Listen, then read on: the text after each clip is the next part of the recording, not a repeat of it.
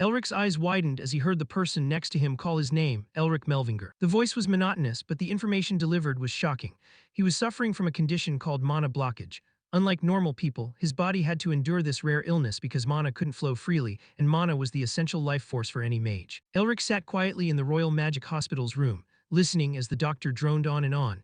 Even though we've tried every possible method on your body, I'm afraid we are helpless. He bowed his head low, waiting for the sentencing of his own future. Unfortunately, it is impossible for you to use magic. Just as he returned to Eden Academy, he heard Hazer whining, Elric, are you listening to me? Hello? He hurriedly blurted out, I'm so sorry, what did you just say? She continued to express her worry, how is your body? What did the doctors say? Did they find a cure? If you need more money, just... Elric frantically interrupted, sis, please calm down, I'm not a kid anymore, you don't need to worry so much, I'll be recovered soon. Hazer immediately retorted, how can I not worry about the only relative I have left? Seeing no other way, he decided to create a diversion. Oh sister, my friend is calling me, I'll call you back later. The long beep helped him breathe a sigh of relief. Elric gritted his teeth and muttered with heavy emotions, I couldn't tell her the truth that I might not be able to return home. From outside the academy doors, a noisy sound erupted. What happened to your grades? It's those damn professors, seriously, I've never been late for class but still got a D. They looked at the scoreboard full of A+s and spoke even more outrageously. How on earth is that Melvinger guy so different? I knew it would be like this. How can his scores be so consistently high in those subjects? The commotion lingered around the hall. Look at your own grades. I think they're just as consistent as Melvinger's. Shut your mouth or I'll slap it shut. Elric's eyebrows nearly locked together, his voice struggling to suppress his irritation. Damn it, I failed again. Indeed, with a report card full of FS, it would be a disservice to his classmates if he didn't fail. This was his fourth time dropping out. According to the Academy's regulations, 4 failures meant. Elric gloomily analyzed the verdict in his head. Expulsion. If I get kicked out like this, I won't be able to bring glory to the clan anymore. He had tried his best to study so he could stay here. He had given his all and learned everything he could. The result was that he had mastered all the knowledge the Academy required. And of course, Elric was at the top of every theoretical exam. Above all, he didn't mean to be arrogant, but he believed that he was special compared to others. Not just in intellect, but his ability to detect and understand mana was also deeper and broader than others. From mastering theory to understanding mana, that was something every mage dreamed of having. However, every class taught how to control it. Absorb the mana flow around you in the air and gather it all inside your heart. That is what we call a magic circle. So what if Elric had the ability everyone wanted? Every time he went to class, he was always surrounded by ridicule. Why is that senior still stuck in the freshman year? Ha ha ha, I can't believe a mage can't even create a magic circle. Even his own professor stood up to advise him, why don't you give up magic and become a scholar? I'll definitely put in a good word for you with the headmaster. Elric sat silently, cursing to himself. This damn mana blockage, just because of it I can't use magic, which means at best I can only be a magic scholar. I can't bring pride to the clan with just some lousy professor position like that. Instinctively, he looked up at the clear blue sky. Elric stood before the giant cast statue and whispered, Grandfather. He was the hero of the Demon War. He himself possessed superior star mage magic. None other than the legend Ustin Melvinger. He possessed beautiful green eyes and superhuman skills. The top magic academy of the Empire was Eden Academy. Elric's mood suddenly sank to the bottom of the cup. If I get kicked out of this place, it means I have personally destroyed the pride of this Melvinger clan. Even in his ears, there was still whispering, just thinking about that guy being the grandson of the first-generation headmaster. He pressed his lips tightly, listening to them mocking, truly a disgrace to the Melvinger clan. Everyone laughed loudly at the concept of being standard without needing to show off. There was even someone maliciously speculating, do you know when a magical royal family will fade away? They walked away as soon as they finished, but Elric didn't let that happen, calling them back, hey you guys. Freshman students of the elemental magic department, right? They instinctively said yes and turned their heads back. He walked over in the confusion of the two juniors. Do you know any teaching assistant called Sean? He's very friendly. Elric stared fixedly at the name tag on the other person's chest. Let's see. He raised the corner of his mouth and asked a simple yet cruel question. What are your names? Elric jumped in front of them and continued his subtle venting. Let me see. I don't think you guys can handle that damn Sean playing with your necks anymore, right? When badmouthing, they were very aggressive, but when the owner arrived, they all ran away. Damn it, seriously. Elric let out a bored sigh. After that, he cast his eyes to the side. The Ustin statue still stood there, and he continued to mentally torment himself. Grandfather, not even if father was still here. No, I must focus. This is not a place for weakness, this cursed body. Elric suddenly clenched his fist, setting his determination in his heart. I will escape this. But when he got back to his small den, he stammered and lamented. No, it can't be right. Oh, Elric clutched the documents in his hand and whispered softly, the Academy's first report. Damn, there's nothing here mentioning the mana blockage condition. Suddenly, a bright flash of light grazed his eyes, catching Elric's attention. Sean rushed in like a whirlwind, pinning him flat under his hand. The students around were so shocked by this act of violence that their jaws dropped. Elric trembled, his hand reaching up to rub the back of his neck. He didn't even think and shouted, "Ah, damn it, who?" Sean calmly proceeded to discipline this defective product on the spot. Damn it, what did you just spit out? He gritted his teeth and questioned his crime. You dared to use my name freely again, right? Elric knew he was in the wrong, so he flipped his attitude faster than turning a page. Oh, who is this? Is it the wonderful good brother Sean Nairster? He didn't bother to react, just angrily pressed him. You bastard, didn't I tell you that you are not allowed to use my name to threaten the freshmen? He wisely sat down on the chair to dodge the issue. Is that so? I understand now anyway, it's a special occasion, so let me buy you something to drink, and why don't you use a nose-reshaping spell? Sean pounded the table and countered, you bastard, I'd rather die than do that. Did I say something too harsh? Elric narrowed his eyes, trying to manipulate his best friend's psyche. Come a bit closer, that's why I told you never to do that. Watching him struggle uncomfortably in his head, he instinctively called the other person's name. Sean. After Elric's clan collapsed, the magic tower was led by the 6 hexagram royal families.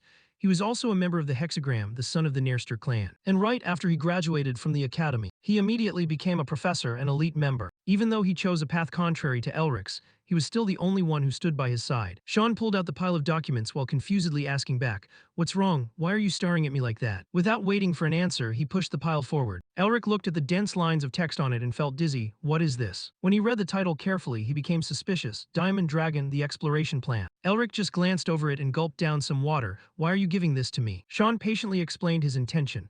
Although this is an ancient species, it is still being explored until now. Recently, we suddenly found one of their nests. I want you to join this expedition. He hurriedly grabbed the pile of papers and shouted, what? In Elric's head, it was suddenly a tangled mess. An ancient dragon species, they were supposed to be extinct, right? Did they really find a dragon cave, the supposed source of magic? This reaction made Sean smile with 10 parts satisfaction. If you find any artifact, do you think the Academy would overlook the expulsion?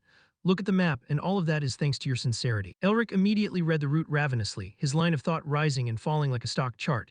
This is amazing. It's not just about the expulsion. Who knows? Maybe the dragon cave could even solve my mana blockage. It's useless. Even if there was something like that, it would just be taken away by the headmaster. Wait a minute. He made a loud sound and slapped the draft onto the table with a thud. Sean leaned back against the back of the chair in fear and cautiously asked back, what are you doing? Why are you slamming the table? Elric was silent, saying nothing, but his mind was surging with waves.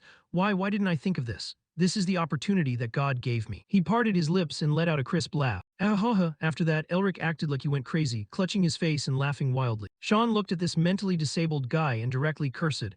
What is wrong with this crazy guy? He ignored the rude words and pointed at the circled point on the map, Sean. Elric displayed a confident look, then dropped the shocking bomb of information. There is no nest here. Elric stood up, pointed to a position on the map and spoke. The dragon cave won't be here. Sean was surprised. What? He hurriedly looked around and clear caution appeared on his face. The person sitting at the table behind Elric was still intently reading a book. Sean glanced behind him. The 2 people at the table over there were talking happily, nobody paying attention to the situation on this side. Sean bit his lip, cold sweat pouring out like a spring. Thank God nobody heard it. Thinking that, Sean leaned close to Elric, put his hand over his mouth and whispered, watch your mouth. Do you know how many professors are involved? You're challenging the big shots all at once. Elric seemed not to care much, shrugging indifferently and asking back, so what? Sean snapped with some frustration, staring at him. I'm going to break your head now. Elric laughed with his eyes curved. Calm down, my friend, you are the son of the Nairster clan. Laughing it off, he sighed, or at least just listen through it first. Sean frowned, looking serious, using magic to create a small matrix on the map. That matrix suddenly emitted a blinding blue light. The next second, that blue light suddenly spread out, covering Elric and Sean's seat. That matrix took Elric and Sean to another space. Looking down from above, the place Elric just pointed to on the map appeared before their eyes. There appeared a long, bottomless crack in the ground. Sean spoke. The crack was formed due to the collision of 2 electric layers. Rays of light of all colors spilled out from that crack. Sean could see them clearly with his naked eye, and he continued. And a large amount of mana is pouring out from the crack. Sean observed them for a moment, then continued. With this much, it must have been stored for at least 100,000 years. No wonder you think the dragon cave is here. Elric stood on the crack, looking down below, then asked Sean, who was standing by his side, what are the 3 principles of mana flow? Sean crossed his arms in front of his chest and glared at Elric. Are you kidding me? Elric nudged his elbow into him and laughed. Of course you have to know basic things like this, right, teaching assistant? Sean was so annoyed that his forehead bulged with veins, but he still patiently explained, from high to low. Looking at the deep, bottomless crack in front of him, Sean continued, from wide to narrow. The scene suddenly transformed. Elric saw himself standing in a cave full of ice. Sean glanced at him, his face full of frustration from hot. The cold air from the cave radiated everywhere. Sean's figure gradually faded and his voice echoed in his ear. To cold, complete the remaining words. The next second, Elric and Sean appeared in the vast emptiness, and Elric confidently said, with those principles, everyone would be certain that the dragon cave is in this location. But Elric pointed in a direction where a streak of yellow light appeared. Because a lot of very hot lava flows through the crack, mana does not gather here, therefore dragons cannot live here. Sean knit his brows, his face showing clear disbelief. No, it can't be. Where Elric just pointed, lava rolled and bubbled. From the mountain peak, flows of hot lava erupted. That place was Akron Volcano, and at the foot of the mountain, flows of hot lava accumulated, winding and flowing down to the lowlands. Elric looked down from above. That's right, the lava of Akron Volcano flows under the continental shelf. In a flash, the matrix dissolved. Elric and Sean appeared back in the original place. Sean looked at Elric and affirmed, but we have recorded the mana wavelength of a dragon in this area. How could the dragon cave not be there? Elric propped his chin up and spoke naturally. I didn't say there wasn't a cave.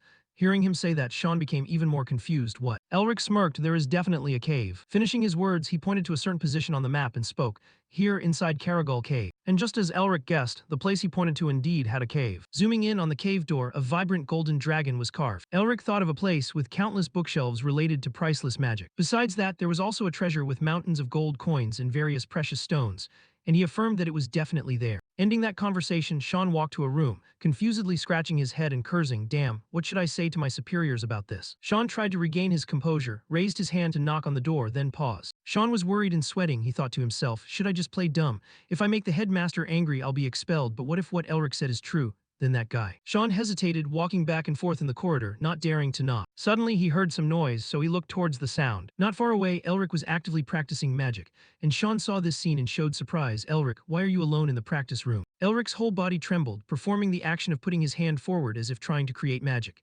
He seemed not to hear Sean's words, still muttering in his mouth, I have to use the healing and banishment spells to become number 1 and honor the clan at any cost. A moment later, Elric was drenched in sweat, his face dark, veins gradually appearing on his face. Damn it, mana blockage. Sean stood not far away, suddenly smirking, then thought to himself, that bastard, he can cure the mana blockage. He patted both his cheeks to wake himself up, then spoke up. If that's the case, as his friend, I must help him. In a room full of books, someone suddenly spoke up. So, that person held the newspaper and watched intently, his mouth not forgetting to keep speaking. What you're saying is, he put the newspaper down to reveal his annoyed face and looked at the person in front, angrily asking, my research report is wrong. The person speaking was the head of Uston Academy named Barracks. Sean stood opposite him, sweating, and stammered, it's not like that, but I want to ask for your opinion because it's possible. Barracks suddenly interrupted Sean's words. Sean, I don't know why you came to that conclusion, if you can't convince me. While speaking, he swung his legs. The next second, Sean's whole body was suddenly covered by terrifying fiery red mana, Barracks emphasized. Then even if you are the son of the Nairster clan. His eyes flashed with a cold light, his face gloomy as he looked at Sean to warn him. I will not let this go. Feeling the terrifying mana source surrounding him, Sean broke out in a cold sweat, thinking fearfully, the mana is so strong, this is the power of a 7th-tier mage. Just at this moment, the mana surrounding Sean suddenly appeared with cracks and then shattered. Eric suddenly threw the door open, looking inside with a confident smile. The little mana remaining in the room gradually dissipated. Sean turned his head to look at the person who had just arrived, shouting in surprise, Elric. Seeing him, he couldn't control his excitement and shouted loudly, are you crazy? Why did you come here? Elric bowed politely and greeted, hello headmaster, please forgive me for barging in like this. Standing next to him, Zin sweated on his behalf. Barrack stared at Elric, oh ho, look at it. He recognized him and spoke up, Elric Melvinger. Yes, is it possible that the teaching assistant deduced this from your opinion? Elric admitted naturally, yes, that's right. Barracks glanced at the clock in his hand and smirked, I have praise for your insight and clear awareness. It's hard to believe a student would think of something like that, but there's no evidence, is it just speculation? Elric narrowed his eyes and expressed surprise, what? This is a basic thing that even a 3-year-old child knows, and you need proof for this. Barracks looked at Elric with a dark, gloomy expression. Elric, showing no fear, stared straight back into his eyes. Sean stood in the middle, shivering, tears streaming down his face as he forced a smile, thinking, is this guy out of his mind? Why are you provoking him, you devil? Did you even come here to help me? You're more likely here to get yourself killed. Barracks suddenly clutched his head and slumped over his desk. The basics, ha ha ha. The moment he looked up, he couldn't stop himself from laughing loudly. I'm so speechless I can only laugh, a little shrimp who can't even condense mana. Hearing him say that, Elric calmly retorted, are you saying my hypothesis is wrong, Professor? Barracks sat up straight, looking at him. Yeah, well, some people just get lucky, I suppose. He kept rambling on, talking about trash who run their mouths without knowing their place. Elric slightly curled his lips into a smile. Like you, for instance, Barracks emphasized. Elric said nothing, the light from outside hitting his back cast a long, lonely shadow. Barracks raised an eyebrow and tapped his temple with his finger. As a professor, I can't just ignore a student's opinion. He suddenly looked at Elric's neck and changed the subject. Oh, that's right. Barracks offered with a dark smirk, why don't we make a wager? Elric seemed interested. He asked back, a wager, what kind of wager? Barracks replied, I will prepare everything you need to set up an expedition team, and let the finance department know exactly what you require. It sounded appealing, but of course, everything came with a price. Barracks emphasized, if you fail, then the Melvinger family heirloom around your neck will belong to me. That priceless treasure was the trump card that gave Elric a chance to turn the tables. He smiled confidently, Barrick's final words deeply imprinted in his mind. The Melvinger family heirloom will belong to me. A magic carriage rolled through the crowded streets, the sound of Sean shouting from inside, "Aren't you frustrated?" Inside the carriage, despite Sean being angry to the point of trembling, Elric calmly held a book, reading intently. "You're going to burst my eardrums, man, take it easy." Saying that, he smiled, his eyes crinkling. "It's fine. They said they wouldn't bother me if I found the dragon's lair, didn't they?" As soon as he finished his sentence, the book in Elric's hand was suddenly snatched away by Sean. Elric, filled with confusion, tried to grab it back. "Hey, it was getting to the good part, don't snatch my book." Sean's face turned as dark as a soot-covered pot as he roared angrily, "What if you don't find it?" He continued, agitated and loud, "If your prediction is wrong, the family heirloom will be taken away, you idiot." That necklace— Elric lowered his head to look at the chain hanging around his neck. The pendant flashed with a silvery light. He heard Sean yelling in his ear, "It can only be given to the head of the Melvinger family." Elric acted as if it didn't matter. He waved his hand and laughed, saying it was true that the guy had always wanted that pendant. Sean put his hands on his hips and pointed straight at him, scolding fiercely, "Can you still laugh? Don't you understand the situation?" Elric suddenly cut him off. "Thanks, man." He smiled, his eyes crinkling. "At least you've always been by my side." Sean buried his face in his hands, exasperated. "Ha, you know full well my life is also ruined if we don't find that lair, don't you? So what's the plan?" Elric finally sat up straight, smiling as he said, "My friend, do you really think this Elric Melvinger would accept a bet just because I was threatened?" Sean looked blank, still not understanding what he meant. "What do you mean?" Elric suddenly bared his teeth in a mischievous grin. "If he dares to covet the Melvinger family heirloom, he'd better be prepared to bet his own life. That might just be enough." Sean frowned deeply, staring straight into Elric's eyes, cold sweat breaking out on his face. "I almost forgot this guy has two nicknames." Thinking of Elric's pitiful, tearful face, Sean silently added in his heart, "One is the disgrace of the Melvinger family, and the other," he thought, envisioning Elric's terrifyingly crazed face, "is the most frightening person in the Melvinger family." Sean stared silently at Elric sitting in front of him, and for a moment both of them were quiet, not saying a word. Elric sat opposite Sean, wearing that crazed look. Sean bit his lip, breaking out in a cold sweat. He was doing it again back when Sean was still a trainee. He didn't even want to recall this incident. Back then, Sean had been drenched in sweat, frowning and shouting. Standing opposite him was a young teenager who gritted his teeth and roared even harder. 7 years ago, everyone was lining up in the mana condensation practice room, talking excitedly. "How's my mana size?" one of them challenged. "Mine is bigger." Elric, only 15 at the time, sat hunched in a corner behind them with his head bowed low. Just then, someone suddenly mentioned him. "Are you even sure you're from the Melvinger family?" Hearing the voice, he lifted his head to look at them. A group of students appeared before Elric. Rivern had condensed his mana and looked down at him, "So even the famous Lord Melvinger can't do this trick." He laughed with contemptuous mockery. "Maybe the clan head picked you up from some gutter somewhere," and the students behind him immediately burst into laughter. They joined in the mockery, saying, "Just stop it, it's hilarious." Elric kept his head bowed, his lips moving as if he wanted to say something, but in the end he chose to remain silent and asked himself, "Am I really that unlucky?" As soon as Rivern's group turned to leave, Elric slowly stood up. He suddenly reached out and grabbed something round in front of him, the answer already clear in his heart. "Yes, I am." The next second, Elric unexpectedly swung that sphere, striking Rivern hard on the back of the neck. The two students walking with him were startled by the sound and spun around. Elric just pursed his lips and kept his head down, saying nothing. He thought to himself, "But it's unlucky for those idiots." The sphere in Elric's hand was still dripping with blood. Rivern was already lying collapsed on the ground. The two students accompanying him panicked and called out, "Rivern, wake up." At the Eden Academy, during the disciplinary committee meeting, Elric faced those waiting to judge him. He calmly spoke up. "The brat from the Viscount family dared to slander me, the head of the Duke family." He looked at them and said, "So I punished him according to the laws of the Empire. Is there a problem with that?" Everyone in the disciplinary committee huddled together, whispering in low voices. Sean crossed his arms over his chest, excitedly awaiting the result. Rivern's parents were shocked and stunned. Elric's gaze was extremely firm. He didn't feel he had done anything wrong. Yet in the end, Elric was suspended because, according to Academy rules, all students are equal. Elric turned and left the disciplinary hearing. He curled his lips into a cold smile, but after that day, no one dared to mess with him again. Back in the present, Sean held his head, deeply frustrated. He suddenly glanced downward. The next second, Sean suddenly jumped up and shouted, "Hey, are you crazy?" Elric acted as if nothing happened, waving his hand. "I told you to stop yelling, watch out for high blood pressure." The hand Sean was using to hold the book wouldn't stop shaking as he shouted, "This is a forbidden book, isn't it? Don't you have anything else to read?" Elric rubbed his head and gave a goofy laugh. "Exactly. If I get caught, I'll be skewered and roasted." Sean returned the book to him, frowning in annoyance. "You really are insane." Elric happily took the book, and that was when Sean looked at him seriously and asked, "What do you intend to learn from the Beast King's body reinforcement technique?" Elric was a bit distracted, replying, "I'm just wondering if this will help me cure my mana blockage." Elric thought back to the battle with the Beast King when the Beast King invaded the Empire with his army of beast folk. They had faced many difficulties because that technique helped him enhance his physical capabilities. When the war ended, the technique disappeared because the Empire had driven out all the beast folk. They even built a fortress wall to block them, ensuring they couldn't cross it again. Sean frowned and said, "Scholars have failed to replicate this technique." Elric, sitting opposite him, flipped through the book with an indifferent expression. "I've already replicated it, but I'm not sure how it will alter my body." Hearing this, Sean couldn't help but be astonished and yelled, "You've already replicated it." He was so shocked his complexion changed.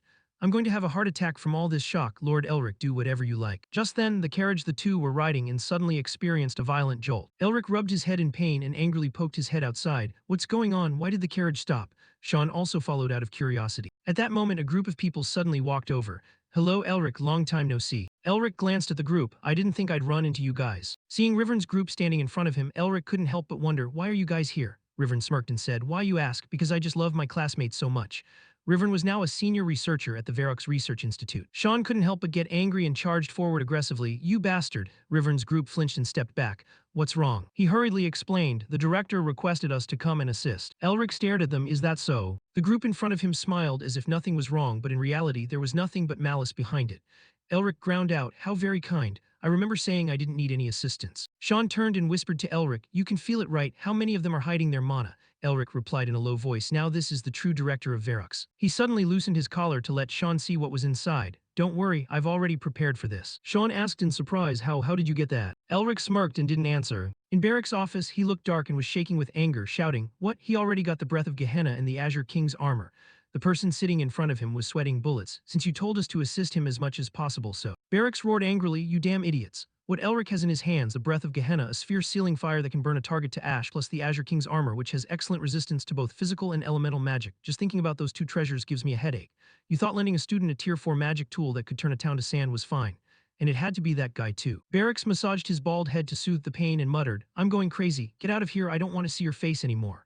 The person standing in front of him was confused and silent, not daring to say another word. The next second he shouted, "Yes, sir," and turned to run from the place like a gust of wind. Barracks looked at the newspaper before him and muttered, "If the other candidates find out about this, it's going to be a big problem." Suddenly, as if realizing something, his eyes began to shine brightly. "Wait a minute," he suddenly grabbed the stack of papers beside him. "If that brat really finds the dragon's lair." Barracks immediately calmed down. "Not bad. I guess that bloodline isn't just a rumor." Finishing his words, he slammed the paper onto the table. "I should replace this whole idiotic research team. They dare call themselves scholars but don't even know the basics." Saying that, Barracks realized he had spoken too much. He froze. The next second, he immediately denied it. "No, no." Barracks smirked, revealing his tongue, which was as red as blood. "Thanks to those fools, I'll have a chance to take the pendant." Barracks' expression was extremely sinister. "As long as I have it, I'll definitely become the next prime minister." Finishing his sentence, he immediately crumpled the paper on the table. His entire body was suddenly covered in an overwhelming layer of mana. "Even if you win the bet, it only means something if you can survive the return trip." Elric flipped through his book, strange incantations echoing in his ears. Rivern's group stood with arms crossed over their chests, watching intently ahead. Sean closed his eyes tightly, focusing on reading the incantation. His entire body was covered in a magic matrix emitting a bright golden light, and the sphere in his hand radiated a blinding glow. He shouted, "Mana search." Immediately, the golden light spread wider, and everyone stared intently at him. Suddenly, someone cried out with a trembling voice, "Look, not far from here." A pillar of bright golden light suddenly shot straight into the sky. Sean looked in that direction, muttering in astonishment. Elric was right. Rivern's eyes widened, unable to believe what he was seeing. Is it really here?" Elric closed his book and said calmly, "I knew it." The next second, he turned to look at everyone and yelled, "The whole team must move quickly before the pillar of light burns out." Finishing his words, Sean immediately wrapped his arms around his waist. "Hey, even if you're shy." He grabbed Elric and suddenly burst forward with high speed toward the pillar of light. "Hold on tight." In just a split second, the two of them were a long distance away from Rivern's group. Rivern's group watched their silhouettes with jaws dropped in astonishment. Rivern couldn't stop himself from yelling, "Hey, what about us?" Time passed and no one knew how long, but Rivern's group finally managed to make it up the mountain. Rivern doubled over, gasping for air, and muttered, "Please wait up. You two have made us so tired." When they lifted their heads, a look of surprise appeared on their faces. Why?" Looking at the golden pillar of light before their eyes fading away, the whole group was confused. They stammered, "There's nothing here." The whole crowd started buzzing. "There's nothing here, not even a cave. Didn't you say the entrance would be here? I knew it, that Melvinger always brings nothing but bad luck." Rivern rubbed his chin. "All right, fine." He smirked and said in a low voice, "I could step forward and see what's inside your skull, right? Someone better pay for this mistake." Just then, Elric suddenly shouted loudly, making Rivern jump. "Sean, look over there." Elric asked, "Can you create a big hole right here?" Sean smiled confidently, "Leave it to me." Finishing his sentence, he gathered mana around his arms. Immediately after, Sean chanted an incantation and released his mana, which spread wider and wider. The mana around him erupted and he muttered, his eyes glowing with fire. Boom, a loud explosion echoed. The ground beneath the pillar of light from earlier was shattered by Sean, sending dirt and stones flying everywhere. As soon as the earth broke open, the magic Sean released suddenly emitted a golden light. The ground collapsed with a rumble, the light spreading more and more. The next second, that golden light erupted like a volcanic eruption, piercing through the layer of soil and stone straight down. Looking at the big hole that had just been created, Elric said calmly, found it. The group following behind were stunned. What? How could this be? Another person suddenly spoke up. In a worst-case scenario, there could be a dragon.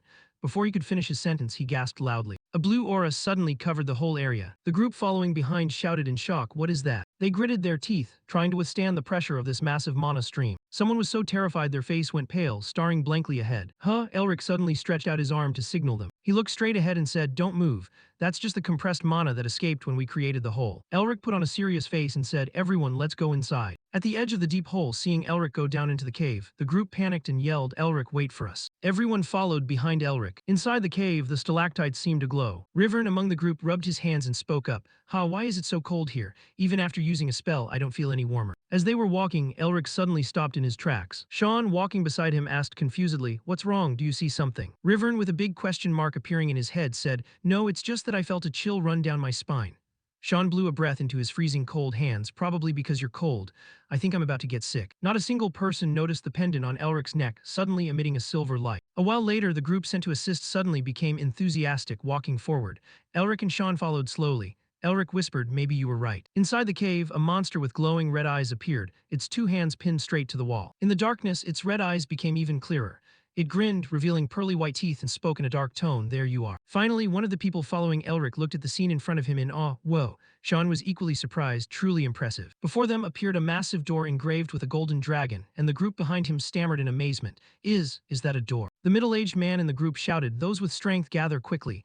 Rivern seemed eager to try, let's all push it together. The young man with long hair suddenly created a blazing red flame in his palm and suggested, no, just destroy it with magic. The person next to him replied, what are you saying? Of course, just as the group prepared to strike, someone suddenly yelled, everyone stop. They turned back, heads full of question marks, to look at the person who had just spoken. Elric sighed and pointed to a corner. Can't you idiots see the dragon's seal on this door? With that, he stared intently at the door where the dragon's sculpted button was located. And all the strange, bizarre incantation characters. I have no idea what will happen if I mess with it. Rivern gritted his teeth in frustration and said, sure, you're the great one, I get it. He was always trying to show off, wasn't he? Glaring at Elric, who was still discussing things with the others on the other side. So, when we try to open the door, stay away from it and… Just then, Rivern suddenly noticed the button next to the door. Rivern sat down to observe it. What is this? Elric, on the other side, was still cautioning the group. First, we must find a way to remove the seal. He turned to ask Sean, do you have any notes on? Elric looked around. Make sure no one acts on their own from now on. I can't be sure what might happen if… Right at that moment, Rivern suddenly reached out to touch the button on the door. Is it gold? What is it made of? Elric worriedly shouted, don't touch it. Just as Rivern's hand brushed against the button, he turned his head. What? The next second, a golden light suddenly erupted beneath his feet. The spot where he was sitting suddenly exploded, sending him flying backward, and he screamed, what is this? Elric gritted his teeth, finally finishing what he was about to say. Seeing the characters on the door suddenly shift, the group below was stunned. What's going on? What's wrong with the door? Elric hurriedly shouted, careful, it's a trap. No sooner had he finished speaking than someone behind Elric was suddenly struck by magic in the midsection, sending him sprawling backward. Everyone stared in astonishment at the magic erupting before them. Elric yelled, everyone shields. Everyone reacted quickly, raising their shields in unison, which helped them avoid the blasts. The group cried out in confusion, what is happening? Sean broke out in a cold sweat and yelled, Elric, what should we do now? Do something. Elric stared at the notes before him and replied loudly, I'll try to decode these notes first. The crowd began to scream, I don't want to die, don't run away, save us.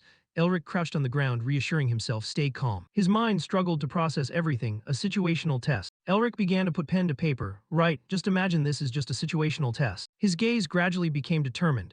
I will definitely find the solution. I believe in myself just as I always do. Elric's writing speed grew faster and faster. One person in the crowd couldn't withstand the rapid-fire attacks. His shield shattered and the attack struck him directly, causing him to scream. Elric tried to stay calm, frantically recording the decoding. Sean raised a shield to protect everyone behind him, while moans of pain echoed. My hands, save me. Elric's writing speed increased as his hand suddenly touched the round button on the door. He began to chant the incantation, silently praying in his heart.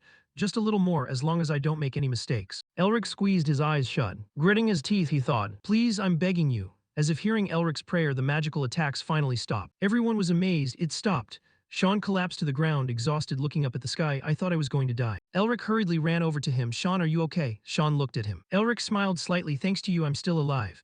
The group was in an uproar. Wait, the wounds will heal soon. That just now took years off my life. Rivern, you're still doing okay, right? Sean glanced toward Elric. You bastard, you're really something else. Elric rubbed his chin and laughed proudly. Heh heh, that's my power, you jerk. Before the group could catch their breath for long, the place where they stood was suddenly covered by a layer of blue mana. One of them looked surprised. The next second, something suddenly rushed toward the group. The blue magical light converged into a spell, then suddenly struck the arm of one of them, destroying it entirely. The next second, he collapsed before everyone's eyes. His body gradually slumped to the ground. Everyone was in extreme confusion. Hey, are you okay? What's going on? Elric stared, eyes wide in shock. Ice magic suddenly manifested in greater and greater numbers. They rained down from above toward where Elric was standing, and he looked up, gasping in surprise. Damn it. At the critical moment, Sean unexpectedly used a shield to block the ice magic attack, though he was clearly struggling to hold it. The group quickly raised their shields in defense. Elric hurriedly took out paper and pen, gritting his teeth. Damn it again, Elric intently calculated and muttered some strange language. He wrote and read without stopping. Sean, unable to take much more, shouted urgently, Elric, hurry up. Elric's eyes lit up as he chanted the incantation faster and faster. A strange image was gradually reflected in his eyes. Elric suddenly saw himself appearing somewhere else. Before him was a giant dragon spreading its wings across the sky, the origin of magic. Elric snapped his eyes open, shining brightly. He yelled, Sean, haste. Sean, who was struggling to block the attacks from above, used magic to speed up Elric toward the gate. The blue magic wrapped around Elric's ankles gradually faded away. Sean glanced at him, sweat pouring down his face, gritting his teeth. I can't hold it anymore, it's too hard. No sooner had he finished than the ice magic blew through, tearing at Elric's skin. He coughed, but ignoring the blood, he charged forward with a determined face. Elric risked it all, whispering, armament. A layer of brilliant golden magic immediately covered his entire body. Rivern stared in wide-eyed disbelief. Could it be? On the other side, the ice magic struck Elric's abdomen directly, but he charged ahead regardless. His outer coat was shredded, revealing the armor he was wearing on his chest, and Rivern shouted in surprise. The Azure King's armor, how does he have that? Elric's hand finally touched the round button on the door. He closed his eyes, gritting his teeth, and whispered, this time for sure. Ice magic rumbled down, targeting the spot where Sean was straining to hold the shield. Whoosh, a massive chunk of ice flew by, missing Sean by a hair's breadth. Elric snapped his eyes open, his pupils dilated. The ice magic was neutralized by Elric, shattering and vanishing into the air. Watching the mana dissipate, Elric muttered, the trap is gone. Elric slumped to the ground and smirked, phew, I thought I was going to die. My expensive clothes are all torn up. Sean, in a sorry state, turned his head to look at him and smiled. The survivors of this incident showed joyful faces after surviving the ordeal. The door before them suddenly let out a sliver of light. Immediately afterward, the door gradually swung open. Elric was blinded by the light from within and shouted, Expedition team, help the wounded and let's head inside. Elric raised his eyebrows, looking ahead with joy. The place was filled with countless bookshelves and mountains of gold and giant gems, truly a massive treasure trove. Seeing the treasure, the expedition members walked in, amazed. So many magical items. Look over there, that's armor made from dragon scales. Elric stared at the bookshelves floating in the air. Amazing, these are all ancient books passed down through history. He smiled happily, thinking, regardless, they are all mages, aren't they? A team member suddenly patted him on the shoulder, smiling with curved eyes. You're amazing, Captain. Suddenly noticing something, he glanced in one direction. The member who had just had his back to him waved at someone. Just then, Sean walked over, draped his arm around Elric's shoulder, and smiled intimately. You bastard, what did you just do? Elric smiled confidently. Who was it that got a perfect score on the theory exams? I just imagined it was like a test, then solved it using spatial geometry and then the theory of elements. He suddenly widened his eyes, a warning bell ringing in his head. Wait, a test. Elric froze, his complexion paling. There's something weird, it's like I was given practice questions before the exam. Sean saw him freeze and asked, Hey, what are you thinking about so deeply? Elric turned to look at him. Oh, it's nothing. Sean suddenly patted his shoulder. On a wonderful day like this, you have to smile. He laughed loudly. Elric Melvinger, from now on, no one can ignore you or your prestigious magic clan. Elric stared straight into Sean's eyes, his own eyes wide with surprise. Sean reached out and ruffled his hair, smiling with his eyes curved. Man, even though that still bothers me, I'll just enjoy this moment. I've achieved freedom. At this moment, a team member standing on a mountain of gold was saying something into a magic orb. Not knowing what was replied on the other side, he suddenly smirked craftily. A moment later, someone suddenly grabbed Elric's hand. Captain, the person suddenly forced Elric to another location. There's a laboratory here too, hurry. Elric froze. HMPH, fine. On the other side, Sean watched them and spoke up. Our Elric is all grown up. He's even called Captain. I should follow them.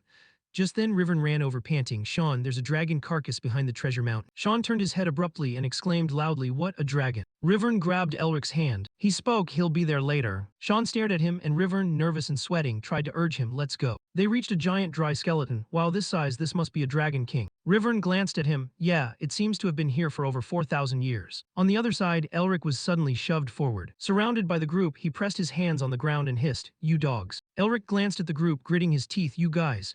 He thought to himself, damn it, I was so excited I let my guard down. One of them squinted, We don't have any ill will, we actually like you. But he looked at Elric with cold eyes and continued, "Work is the top priority." Meanwhile, on the other side, Sean spoke up, "Wait, Rivern." Rivern asked back, "HMPH, what is it?" Sean looked at the white skeleton in front of them. "This thing, didn't it just move?" Sean was curious, "Where are the others?" Elric heard him and looked in that direction. Rivern quickly made up an excuse, probably taking time to explore, "Ha ha ha. Huh, what is that? I've never seen that before." Sean hurriedly followed excitedly, where, let me see." Elric watched the two of them from afar and tried to shout, "Help." One of the men before him suddenly grabbed his collar and squeezed tight, making him vomit a mouthful of blood. Elric's face paled, "Damn it." His eyes gradually turned white, his consciousness fading, thinking, "I shouldn't have trusted anyone." Once they had him there, the person in front of Elric suddenly released fire magic. A bright red flame suddenly burst into his palm. At that moment, Elric yelled, "Everyone get back." The person in front of him was confused. What? Before he could finish, a terrifying, bizarre surge of mana suddenly swept across him. Elric stared in shock as blood splattered onto his face. The figure before him suddenly vanished, leaving only a hand on the ground. Elric couldn't help but be terrified. What the hell is that? Elric turned his head, looking toward where that terrifying surge of mana had just been released. A shocking sound echoed in his ears, and he widened his eyes in surprise. Sean and Rivern, who had been standing quite far away, were now scrambling to run toward Elric. "Dragon, help me." Elric watched the white skeleton suddenly begin to move again, a large amount of mana gathering in its mouth. It moved powerfully, causing the cave to collapse with a roar. He stood stunned, breaking out in a cold sweat. "Damn it!" Rocks and debris from the cave ceiling collapsed with a roar. Elric looked up at the scene before him. Damn it. The dragon skeleton was now focusing mana in its mouth and lunging toward him. Elric's whole body trembled as he thought to himself, "Where is the cave?" "Elric, this is also a test." Seeing Rivern and everyone else panicked and trying to escape, Elric became more desperate, "Just need to find the cave." His eyes widened, silently reminding himself, "Don't get detected by the dragon." Elric's gaze became determined, but the dragon skeleton suddenly froze in place. Elric couldn't help but wonder, why is it still standing there? Elric stood still as old memories suddenly raced through his mind. Magic from a dragon's tongue is just magic. Dragons are truly amazing.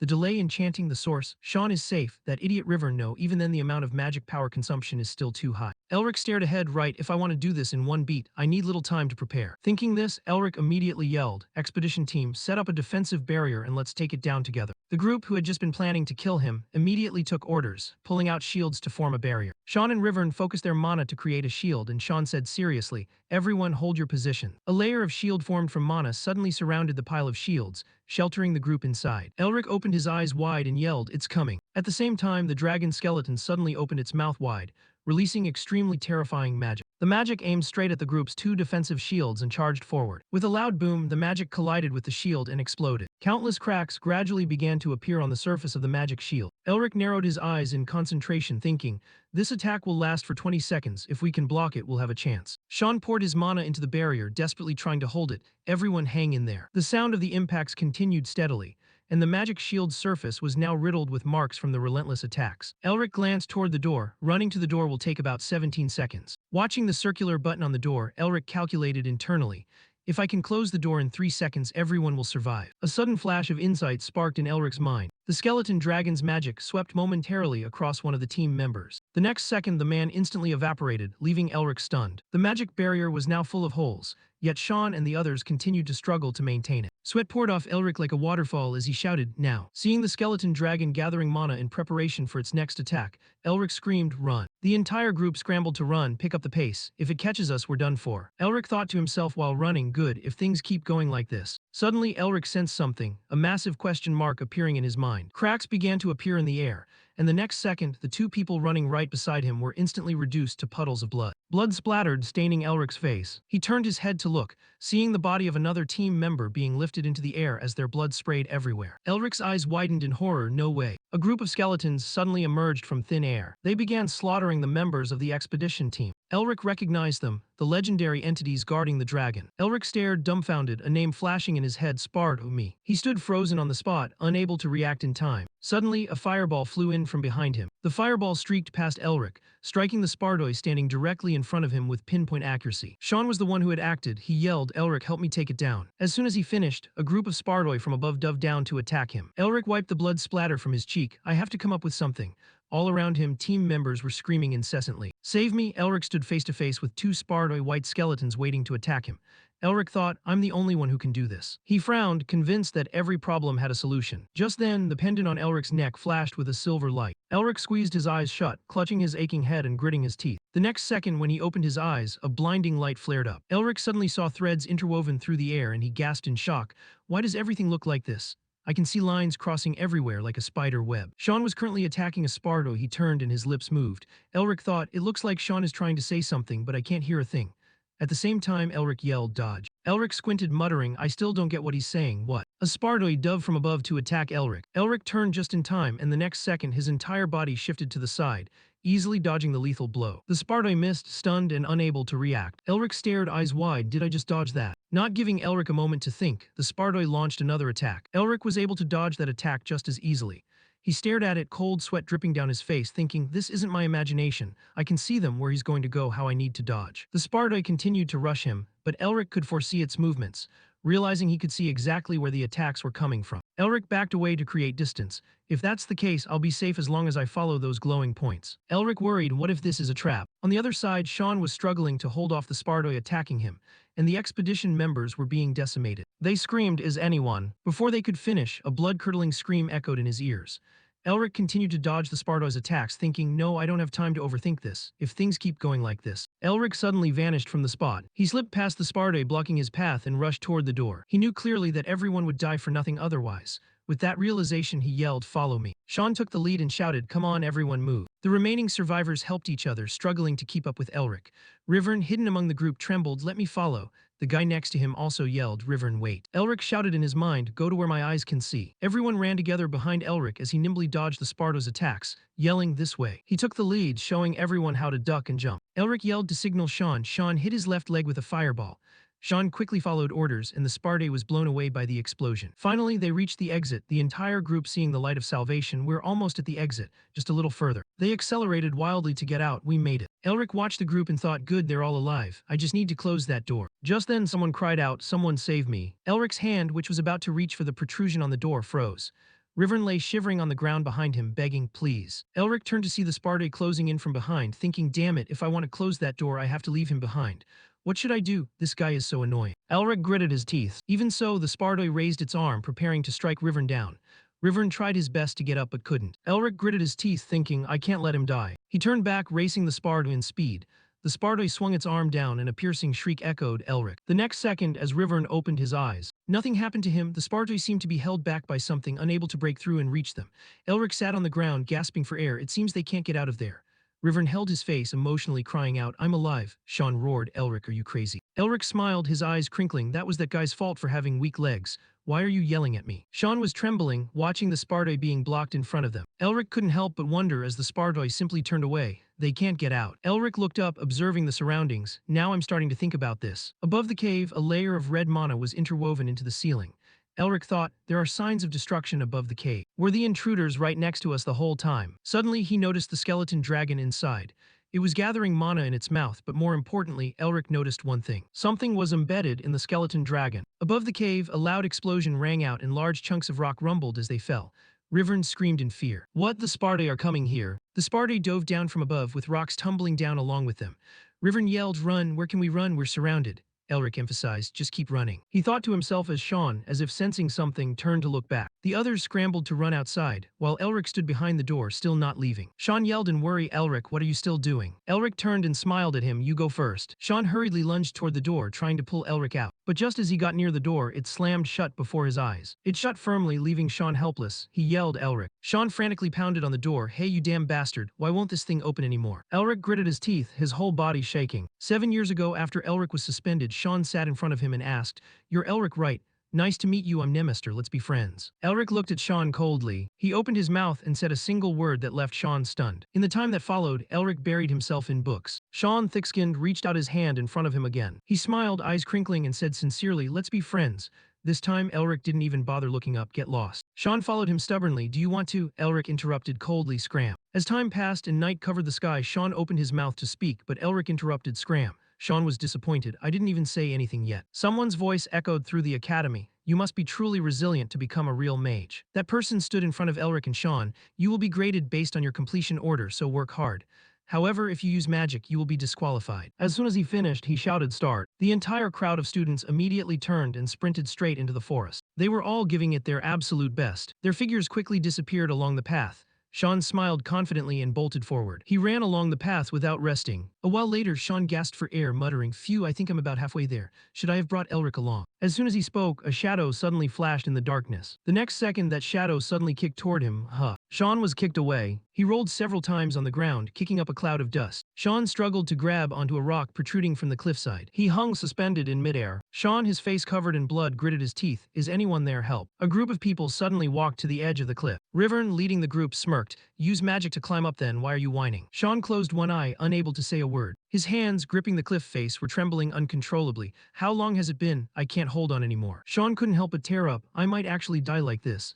Even if I get disqualified, should I just use magic?" Tears were squeezed out of his eyes, streaming down his cheeks. Sean's hand slipped slightly. "If I get disqualified, how can I face my father?" Finally, Sean lost his grip. "Damn it." Just then, someone reached out and grabbed his exhausted, powerless hand. Elric strained, trying to pull Sean up. Sean looked at him in surprise. Elric gritted his teeth, holding on tight. A moment later, the two of them leaned against two trees by the cliffside, panting heavily. Sean looked at his bruised, swollen ankle. "You go first, you're late because of me." Elric stared at his ankle. Looking at the badly swollen bruise, it was clear Sean had sprained his ankle and couldn't continue. Elric was kind enough to help Sean up. Sean started in confusion. "Hey, what are you doing? I told you to go first." Elric looked forward and said indifferently, "You were the one who said you wanted to be my friend, remember?" Sean went blank. The next second, he was so touched his face turned red. "Elric, you." Elric suddenly cut him off. "Forget it. Just give me those artifacts you have at home."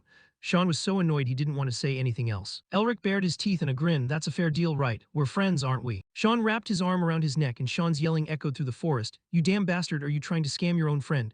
Elric replied calmly. "I saved your life, didn't I? At least pay me back. Besides, your hair looks messy, but it's actually pretty nice.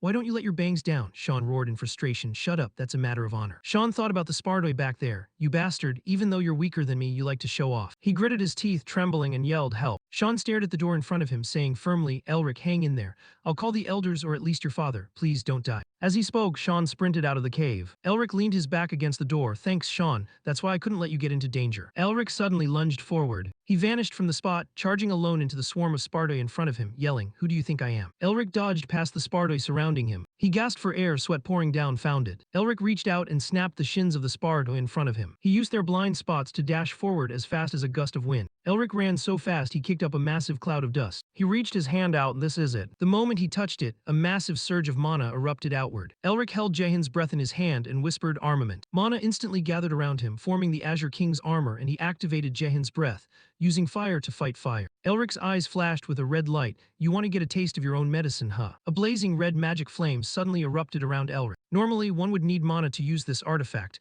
and Elric's eyes began to bleed as he commanded, "Unlock." The red flames burned even more fiercely, as if wanting to swallow everything in their path.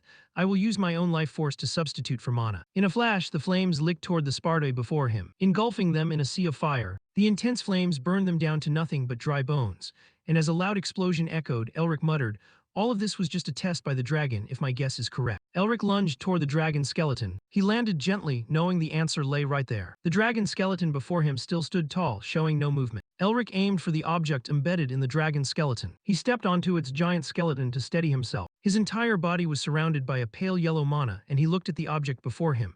This spear was the key and also the answer to the test. Watching the Spardoy climbing toward him, Elric couldn't help but think, what if my answer is wrong? The number of Spardoy climbing the dry bones increased, and Elric was still lost in thought.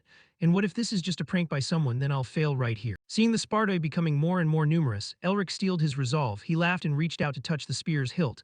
"Because I am a Melvinger." At the same time, the Spardoy also rushed forward and grabbed him tightly. The next second, a blue light flashed, covering the entire cave. As Elric lifted his head, he was stunned. What? His pupils dilated, his face showing surprise. What just happened? High in the sky, a giant dragon was soaring. Besides that, there was a figure standing right before his eyes. The dragon before him seemed to have discovered Elric's presence, and the figure exhaled a breath thick with mana. Although the shadow had a human-like form, the large horns on its head showed it was not human. Elric was dumbfounded. "Who are you?" The shadow suddenly turned its head and offered a grotesque smile, its eyes as red as blood. Elric suddenly felt fear coming from the deepest part of his soul. The dragon in the sky suddenly tilted its head back and roared. The figure suddenly reached out, gathering mana in its palm. The figure released a terrifying source of mana. The dragon in the sky opened its mouth wide, mana instantly gathering into a single point, and it blasted that terrifying energy down toward where the figure stood. At the same time, the figure suddenly raised its spear, pointing it straight at the dragon flying in the sky. The spear tip in its hand was covered in a massive amount of mana. Its eyes suddenly turned a glowing red. It stared straight at the dragon and laughed, looking somewhat insane. The spear and the dragon's terrifying magic collided, exploding in midair. Elric was affected by the shockwave of the attack and hurriedly raised his hands to cover his face, staring in astonishment. This amount of mana, an 8th-tier mage, no. The figure jumped high to dodge the dragon's attack, its spear tip driving straight into the top of the dragon's head, creating a large hole. Elric stood frozen, unable to believe his eyes, and he quickly reassessed. Much higher than that. The dragon's eyes gradually lost their luster. The ground began to shake violently. Rocks and debris crumbled and collapsed downward in large chunks. The figure was still crazily attacking the dragon, concentrating magic into the spear before delivering the decisive blow. A blinding golden light illuminated the entire area. Elric was dazed, the scene suddenly transformed, and he seemed to see the figure of a giant monster behind the person's back. It gripped the massive column of mana connecting to the spear, piercing the dragon's head. The figure stood on top of the dragon, the mana column piercing through the ground and sending rocks flying, and Elric stammered, "What the hell? This time everything has changed." The figure suddenly noticed Elric. "When a high-quality vessel has appeared before me." The next second, a stream of black energy suddenly flooded into Elric, and he stared wide-eyed. The agony caused tears to spill uncontrollably. Elric felt like he was suffocating, coughing repeatedly as cold sweat poured down like a spring. Thinking of what just happened, Elric immediately realized this wasn't a test by the dragon, but a trap by the Demon King. Elric's body was covered in thick black mana, his whole body collapsing to his knees on the ground. The pain of having his body invaded by mana nearly brought him down. "Will I die like this?" Elric's eyes felt as if they were covered by a dark veil, and his whole body lost all strength. He felt as if his ribs were being ground down by friction. His arm bones shattered, unable to withstand that power. The Demon King, trying to possess Elric, laughed loudly. "Ha ho ha, Sean's evil mana is making the vessel's body stronger." Elric gasped for air. Thick black mana poured out from his eyes and mouth. He cursed, "Damn it." Elric saw glowing mana particles gradually covering everything. He remembered his grandfather and the entire clan sacrificing their lives to drive away the demons in the demon war. Elric recalled his parents' funeral. After that, his parents also faced death. His memory returned to the time when two children hugged each other for comfort. "Only you and I are left." Elric thought of those who always preyed on him, the royal family, the magic tower, and the vassal families. They have all shown their rotten nature. And even the person who had always been by his sibling's side, even the person he trusted and relied on the most. He began to show his true colors, trying to seize what belonged to his siblings. His body was being destroyed by the Demon King's terrifying power. As they tried to protect them, he remembered that day. His sister tried to touch the emblem on his clothes. The person they called said, "Uncle, please." Their uncle coldly turned his back, leaving Elric and his sister behind. "We were abandoned." Elric coughed up a mouthful of blood and screamed, the pain cutting into his skin. Confronting those who betrayed and humiliated his family, a small stone suddenly flew straight into his uncle's back. Elric cried in anger, throwing stones repeatedly while his sister tried to stop him. "But what can I do?" Elric helplessly wondered. Both siblings were abandoned in an abandoned mansion as if they didn't exist.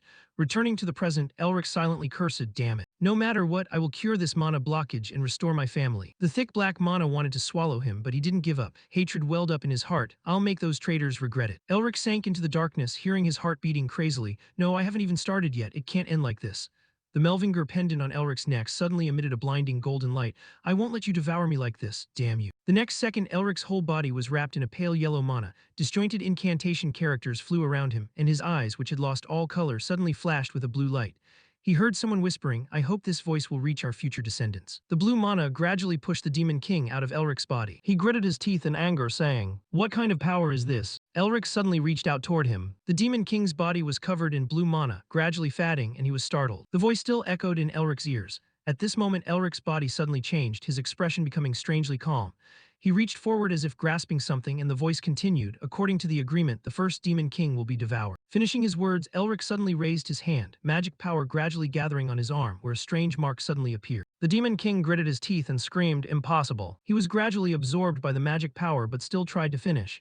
It shouldn't be like this. The darkness covering Elric gradually dissipated, and he remained in the posture of raising his hand. A strange blue animal-like mark formed on his arm. Elric looked at his translucent hands in confusion. "Where am I?" Before Elric appeared a blurry figure. In the sky the horizon was visible. Looking at the person's back, Elric couldn't help but ask, "Who are you? Why do you seem so familiar?" He replied, "We are the first scholars to pursue the peak of magic." Finishing his words, he turned around. Elric's mind was a bit hazy. Is this the voice I heard before? The sun high above emitted a blinding light, but gradually it was covered by a red hue and darkness. The figure continued, "However, those who fought for greater power have brought misfortune to the world because they were corrupted by demons." The darkness seemed to want to swallow the sun, and the figure slowly recounted, "We decided to fix this and to atone for our past." The figure suddenly smiled. "We created an order in this world." Looking at the monster with large horns on its head, Elric thought, "What is that? A demon, the Demon King?" Elric quickly denied no. The monster's giant hand seemed to grasp the sun high above. It was the demon lord. The figure calmly said, an order that could purge demons at their roots. He reached out his hand, and it seemed as if an entire galaxy appeared on his arm. The next second, a strong shockwave rang out. Countless giant dragons flapped their wings in the sky, and the figure calmly continued, destroying all demons is our mission. He opened his palm toward the sky. However, a terrifying demon suddenly appeared, breaking the ground and lunging forward fiercely. Demons will never disappear completely, they will always return. Following it was an army of demons with glowing red eyes, and the figure continued, you must continuously destroy them time and time again.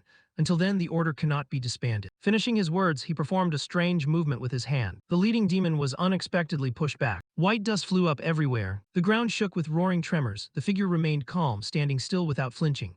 The next second, the entire demon horde rushed forward together. The figure looked up at the sky, smiling. One day in the future. The lower body of the demon lord began to show cracks. It roared and the ground crumbled with a rumble. The next second, its body gradually faded. Its eyes flashed with a red light. The fire magic burned madly, and the demon lord suddenly reached out a giant hand toward the figure as if to grab him. Seeing the hand getting closer and closer, the figure stood still, not moving an inch. Elric almost reflexively shouted in worry, watch out. He raised his hand. Before his eyes was the ceiling and he was dazed. Sunlight from outside seeped through the window frame. Elric sat up abruptly, a question mark appearing in his head. He turned to call the person sitting next to his bed. Sean didn't bother to look at him. Elric curiously asked, are you crying? Sean immediately retorted, me crying. He froze, his whole body trembling uncontrollably. In his heart, he silently screamed, damn it, why did he wake up now? This is so embarrassing.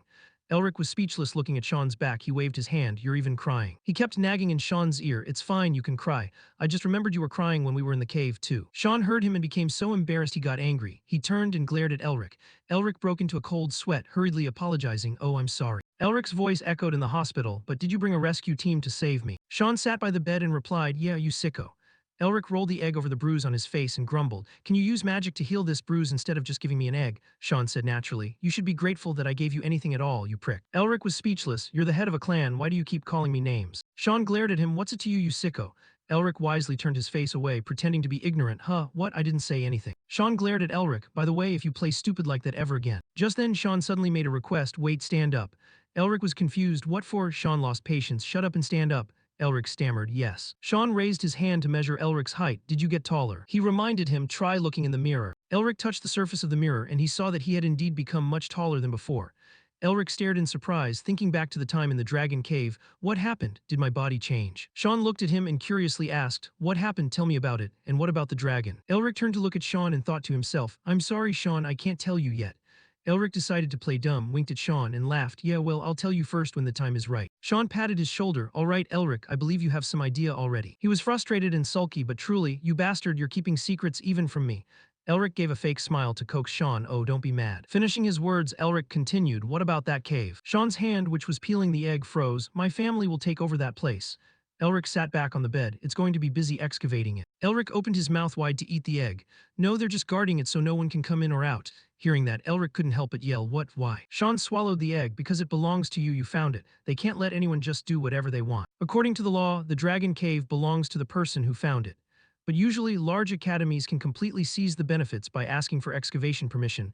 That's how they shake hands with each other. Sean laughed loudly. The magic tower in the academy will be crazy trying to find a way to touch that place, you'll see. Seeing Elric smiling at him, Sean couldn't help but ask, what are you looking at? Elric suddenly became polite, thank you. Sean looked away, embarrassed, not knowing what to say. Elric curled his lips into a smile, thinking, I believe the Nemister family also wants permission to excavate, but they still did this for me.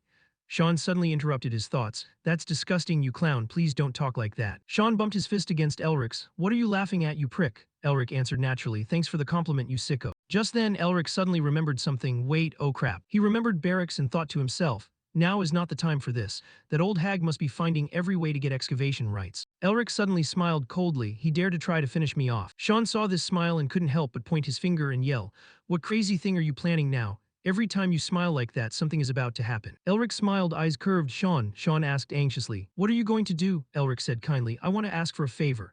Sean had a bad feeling and squeezed his eyes shut. I'm not listening, I'm not hearing anything. Elric acted as if he didn't hear him. Please announce that I was seriously injured. Sean collapsed in a corner. Damn it, I already heard it. Elsewhere, someone was slowly walking forward. That person wore the attire representing the Nemister family. At the Royal Magic Hospital, people wearing the same attire stood in rows, guarding the gate. Barracks frowned. Can you repeat that? The man standing behind the glass door replied, Student Elric Melvinger is currently in a coma due to serious injuries from his trip to the Dragon Cave. Therefore, I request you to leave here. Barracks broke into a cold sweat. I've gone through all this trouble to come all the way here and you're telling me to go back. The person standing beside him asked, what about the excavation rights? Do you intend to just leave the cave empty? The crowd gathered in front of the hospital gate shouted, why is the Nemister family blocking the hospital entrance? Elric, looking down from an upper floor, muttered, idiots. Just then a man pushed the door open and entered. It was Konais, the spokesperson for the Nemister family, who said, please get some rest. Elric remained silent and didn't reply. Light from outside streamed through the window frame. The door to Elric's room finally closed. Elric let out a sigh of relief. And you, he glanced to his side, why don't you stop starring and say something? How much longer do you intend to spy on me, Mephisto? The Demon King suddenly appeared in midair. Crossing his arms over his chest, he said angrily, why don't you show some respect to the noble king standing right before your eyes? The great demon king who once threw the entire world into danger and chaos. He who stood upon a mountain of white bones that terrified all who saw him. He who went by the name Mephisto. However, now. Elric picked his nose and looked at him indifferently. Perhaps I should call you Feliz, shouldn't I? Hearing that, Mephisto's expression twisted in rage and he roared, you. The next second he frantically attacked Elric in vain. Die. Elric thought indifferently. He's just an evil spirit now. A cotton ball might actually be better at massaging than you. At night at the Royal Hospital. Outside the room, Elric stood quietly, listening to his heartbeat. Elric placed his hand over his chest. In any case, he could sense a flow of mana existing within him. Just as I thought, I wasn't imagining things. Dragon Heart, the source of energy containing the absolute power of an ancient dragon. Elric recalled the image he had witnessed in the dragon's lair. The dragon had clearly died after being pierced by the Demon King's spear. Is the dragon heart inside my body right now? The heart inside his chest pounded rhythmically. No, that's not right. I can still feel something different. Elric rubbed his chin. I only have memories of when the Demon King tried to take over this body. He glanced toward Mephisto. Stop staring at me and say something. How long do you intend to look at me like that, Mephisto? Mephisto gritted his teeth in frustration. I told you many times not to call me that. He was the powerful Demon King, the one who had plunged the world into fear and suffering, Mephistopheles. In ancient times, when the gods ruled the world, the demon god who represented darkness had 4 servants. The first representative was Finis, the destroyer, depicted much like an eastern dragon. Next was Insanir, the mad, represented by something resembling a bird. The third representative was Fornications, the lewd, a monster with 3 heads. And finally, Est originale peccatum, the origin of sin, the demon king Mephistopheles, the most powerful and mighty demon king in all legend. This name, Mephisto, is bound to me. Mephisto, unyielding, pointed at Elric's head and shouted, I told you that name was bestowed upon me by the great demon god. Elric opened his mouth and let out a long yawn. Mephisto gritted his teeth, his whole body trembling. You. Elric, while being frantically attacked, retorted aggressively, I swear I'll tear you into pieces. Elric sat quietly on the bed. Good grief, you're noisy as hell. He muttered, Are demon kings always this stupid? I've told you so many times and you still don't understand. Are you deaf from old age? Mephisto was trembling with rage at his words, clenching his hands into fists. 1,000 years, I waited for 1,000 years. I waited for 1,000 years and my mana was taken by someone like this. Mephisto thought of his own identity. I am the Demon King Mephisto. I once made the entire world bow at my feet. He thought back to the past when he stood upon a mountain of white bones, thinking to himself, that is the reason I exist. In the sky, glowing red like blood, a dragon spread its wings and soared high. Even so, the dragon's silhouette grew larger and larger. The dragon opened its mouth wide, roared and lunged forward. It was the Dragon King, Shaynark. Back then, Mephisto faced him without a hint of fear. Shaynark launched a sphere of energy at Mephisto. Mephisto used his spear to deflect the attack, thinking with some irritation, he's in my way. Shaynark created countless magical chains. Those chains wrapped around and bound Mephisto. Shaynark spoke, Demon King Mephisto, you will be buried here along with me. The chains that bound Mephisto also bound Shaynark himself. Mephisto roared furiously, damn it. And just like that, for 1,000 years, Mephisto was locked inside the dragon's lair. I waited forever. His eyes flashed with a cold light as he laughed madly. When he saw Elric's group enter the dragon's lair, Mephisto thought with joy, you finally arrived. He fixed his gaze on Elric, this vessel will free me from this seal. Following that, Elric fought with all his might. The perfect vessel was successfully completed. All those tests were right before my eyes. Elric overcame the trials and stepped to where the spear was stuck in the skeleton dragon. Afterward, Mephisto followed his plan to take over Elric's body. He had almost succeeded in taking control of his body and soul. In the critical moment, something changed. Elric, and Mephisto was completely suppressed by that power. All of his plans had collapsed. Back in the present, Mephisto looked out the window. Now I only have a fragment of demonic energy left. Even my avatar has disappeared. His expression was full of dissatisfaction and hatred. What kind of power could possibly absorb me? Elric lay on the bed, playing with the necklace in his hand and laughing. Stop acting like you're some noble figure with all this power. Mephisto froze. The next second he roared madly, how dare a bastard like you? If I were the me from 1,000 years ago I would, you damn bastard. This must be the work of those Melvingers. What do they think they are? I fought against the entire world all by myself. Elric ignored him and intently stared at the necklace. He narrowed his eyes. I hope our message will reach them. He recalled the scene in the dragon's lair that day and the words he had heard. to my descendants in the future one day. Elric looked at the darkened necklace. He associated it with the statue and the person who had saved him in the dragon's lair. Was that voice yours? Elric recalled the memory of that day. Here, according to the covenant, the first demon shall be devoured. Elric suddenly realized something. He opened his eyes wide in surprise, thinking, wait, could devoured mean that I have absorbed the demon king's power? Elric immediately sat bolt upright. So, is this magical tool a device to devour the demon king? Elric quickly denied it. No, that's not right. It's a tool to devour demons. Having figured it out, Elric turned to look at Mephisto. Mephisto looked at him irritably. What are you looking at? Elric was lost in thought and didn't answer him. Could it devour other demons like Mephisto? He thought of various other demons, the first demon, which means there will be a second and a third. Elric bared his teeth in a cold smile. Get ready, Demon King, you'll all be poor soon. Mephisto involuntarily shivered. What is this chill? The next day, Elric appeared on the cliffside, below which a river flowed rapidly. Mephisto looked at the scene in front of him, unable to hold back his curiosity. Why are you wandering out here all of a sudden? Seeing that Elric was ignoring him, he continued to mutter, an adult asks a question and you should at least have the courtesy to answer. Elric lost his patience. You're doing great, now shut up, you trashy shadow. The hem of Elric's coat was blown up by the wind. He held his hands in front of him, focusing. Before I figure out how to use the power of this necklace, I need to confirm a few things. Elric sat cross-legged on the mat and closed his eyes. He tried to relax, his brow smoothing out. The next second, Elric suddenly sensed everything around him. Blue flowers were blooming brilliantly. A ladybug flapped its wings and flew to flower. It folded its wings and landed on the blossom. A gentle breeze blew past. The air moved through the space like a thin silk ribbon. Everything that was happening right next to Elric. Although his eyes were closed, he could sense them. A thought appeared in his head. A ladybug was flapping its wings, the sensation of a breeze brushing past. I can see and feel everything. Elric slowly opened his eyes, if my suspicion is correct. He reached out his hand, trying to condense mana in his palm. Elric curled the fingers on his hand. Finally, he clenched his hand into a fist. The heart inside his chest was pounding wildly. He whispered, incinerate. The next second, Elric seemed to see light in the darkness. A flame suddenly erupted right in front of him. Mephisto's eyes widened in shock. This is dragon magic. He couldn't quite believe his eyes. A human is using the magic of the dragons. Watching Elric wagging his finger in front of his face, Mephisto couldn't help but think, even with the Melvinger bloodline, this is a bit much. Sparks flared in the air. Elric opened his mouth and tilted his head to look up at the sky. Looking at the flame burning brightly in front of him, he suddenly laughed. Now I can finally use magic. Elric pursed his lips. Finally, the magic blockage that has tormented me so miserably. He recalled the insults he had had to hear since he was a child. The disgrace of the Melvinger family. How much further could such a prestigious magic family fall? Someone like him is the grandson of our first headmaster, unacceptable. Maybe he was picked up on the road by the headmaster. How can a mage not even create a simple circle? Trash who only know how to open their mouths without knowing their place. Elric stood up, looking at the golden evening sky. All those who betrayed the Melvinger family and abandoned me. Elric's eyes turned cold. I will make them regret it. The cameras flashed continuously as they operated. Voices shouted incessantly. Is it true that student Elric Melvinger is in a coma? What about the Dragon Cave excavation? An imposing voice answered concisely, cutting through their empty questions. An official announcement will be made at the Magic Tower, so please await the statement. After handling things smoothly, he went back inside. His whole body trembled as he spoke. Master, please don't make me do things like this again. Sean, who was sitting on the side, tiredly clutched his head and replied, You've arrived. Good work. Carl spoke politely. It's nothing, sir. The commotion you cause every time you're with Elric nearly kills me. He approached while continuing, but if your scam is exposed, the Magic Tower and the royal family won't support you. Can you bear the consequences? This question immediately made Sean freeze. Ah well. Following that, Carl continued while handing Sean a towel. Elric said that he has already calculated everything, so I will trust him. You're covered in cold sweat, sir. Wipe it off. They were all clear on one truth. The greater the risk, the higher the reward. Sean held his head, his body trembling with anger as he thought, Elric, you bastard. Do you know how much I've had to endure? Just then, Carl was wiping his face and wondering, where did Elric go? Sean replied gruffly, I don't know where he crawled off to. A note was left behind with a scribbled drawing and a message that made Carl wonder, with that weak body of his, where could he have gone? He examined it. Afterward, seeing something, he spoke up softly, young master. Sean quickly glanced toward Carl as he approached with 3 words, we've got trouble. Sean asked quietly, what is it? The white envelope in Carl's hand was scrutinized carefully. He stammered, that thing. Before he could add another word, the door was kicked wide open, followed by a grand entrance from a girl.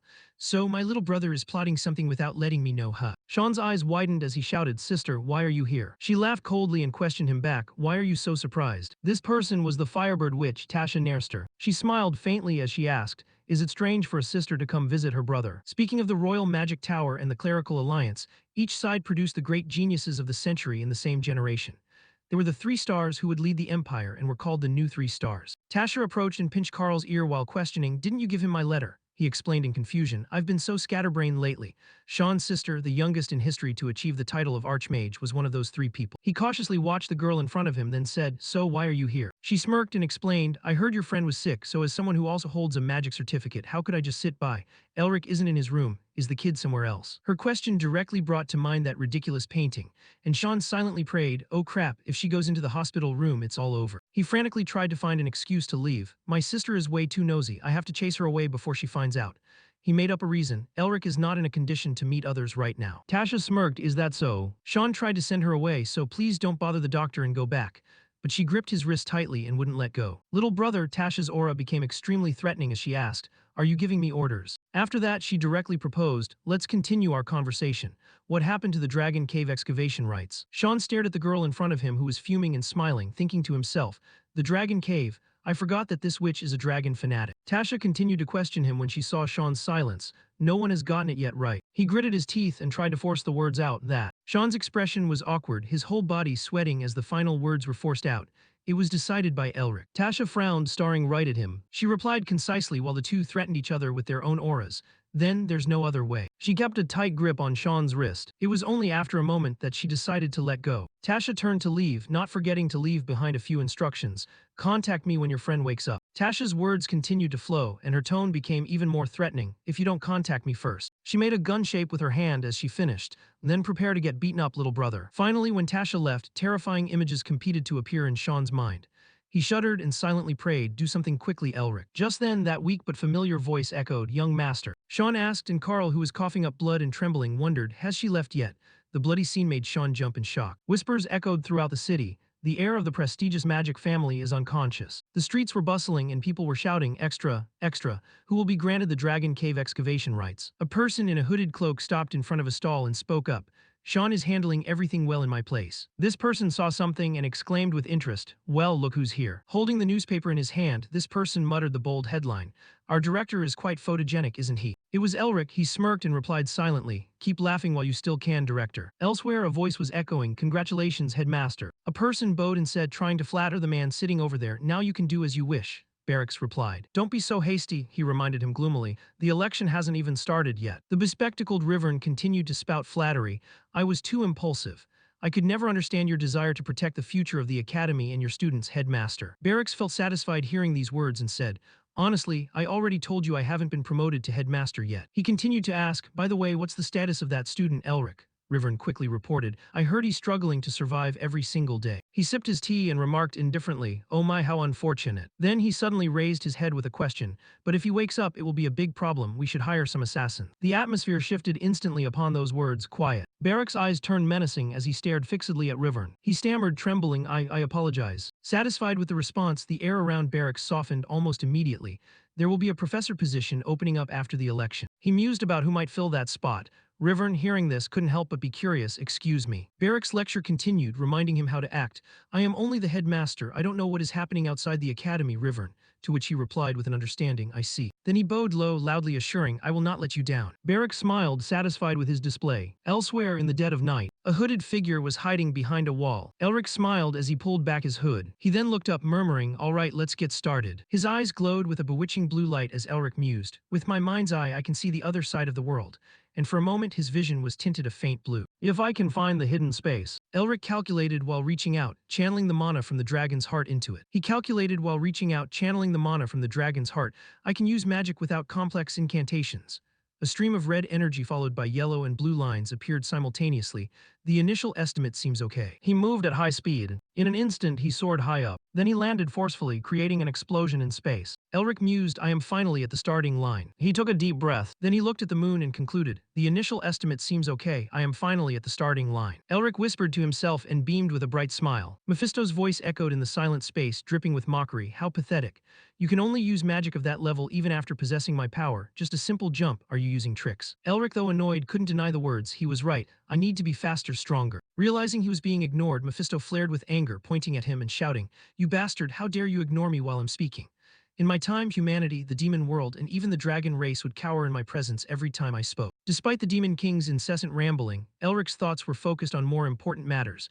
There is something called the mind's eye impression hidden within the dragon's true technique. His hands glowed as Elric applied the power of definition. His other hand did the same as he mused and then spoke aloud. In an instant, Elric's hands interlaced, the stream of power growing larger to activate the magic. Mephisto, standing by, also felt this power, his expression turning sour. And then the incantation was released. Jump! Instantly, power erupted from his feet. He was gradually lifted off the ground. Witnessing this, Mephisto's face couldn't hide his shock. Impossible. Elric shot forward like a rocket after the command, fly. Elric's eyes shone with a powerful blue light as he exerted his power. Before him lay the city. In a split second, Elric came to a halt, hovering in midair, looking down at the sparkling lights with amusement. Huh. But just then, Elric's power cut out and he fell freely, too high. A smile appeared on his face as he thought, wonderful, simple, but extremely effective. He continued to use the flying spell, launching off like a rocket. All right, one more time. By now, Mephisto was tailing him closely. He frowned in annoyance while observing his companion, a mediocre brat who just learned magic and is already using the mind's eye impression.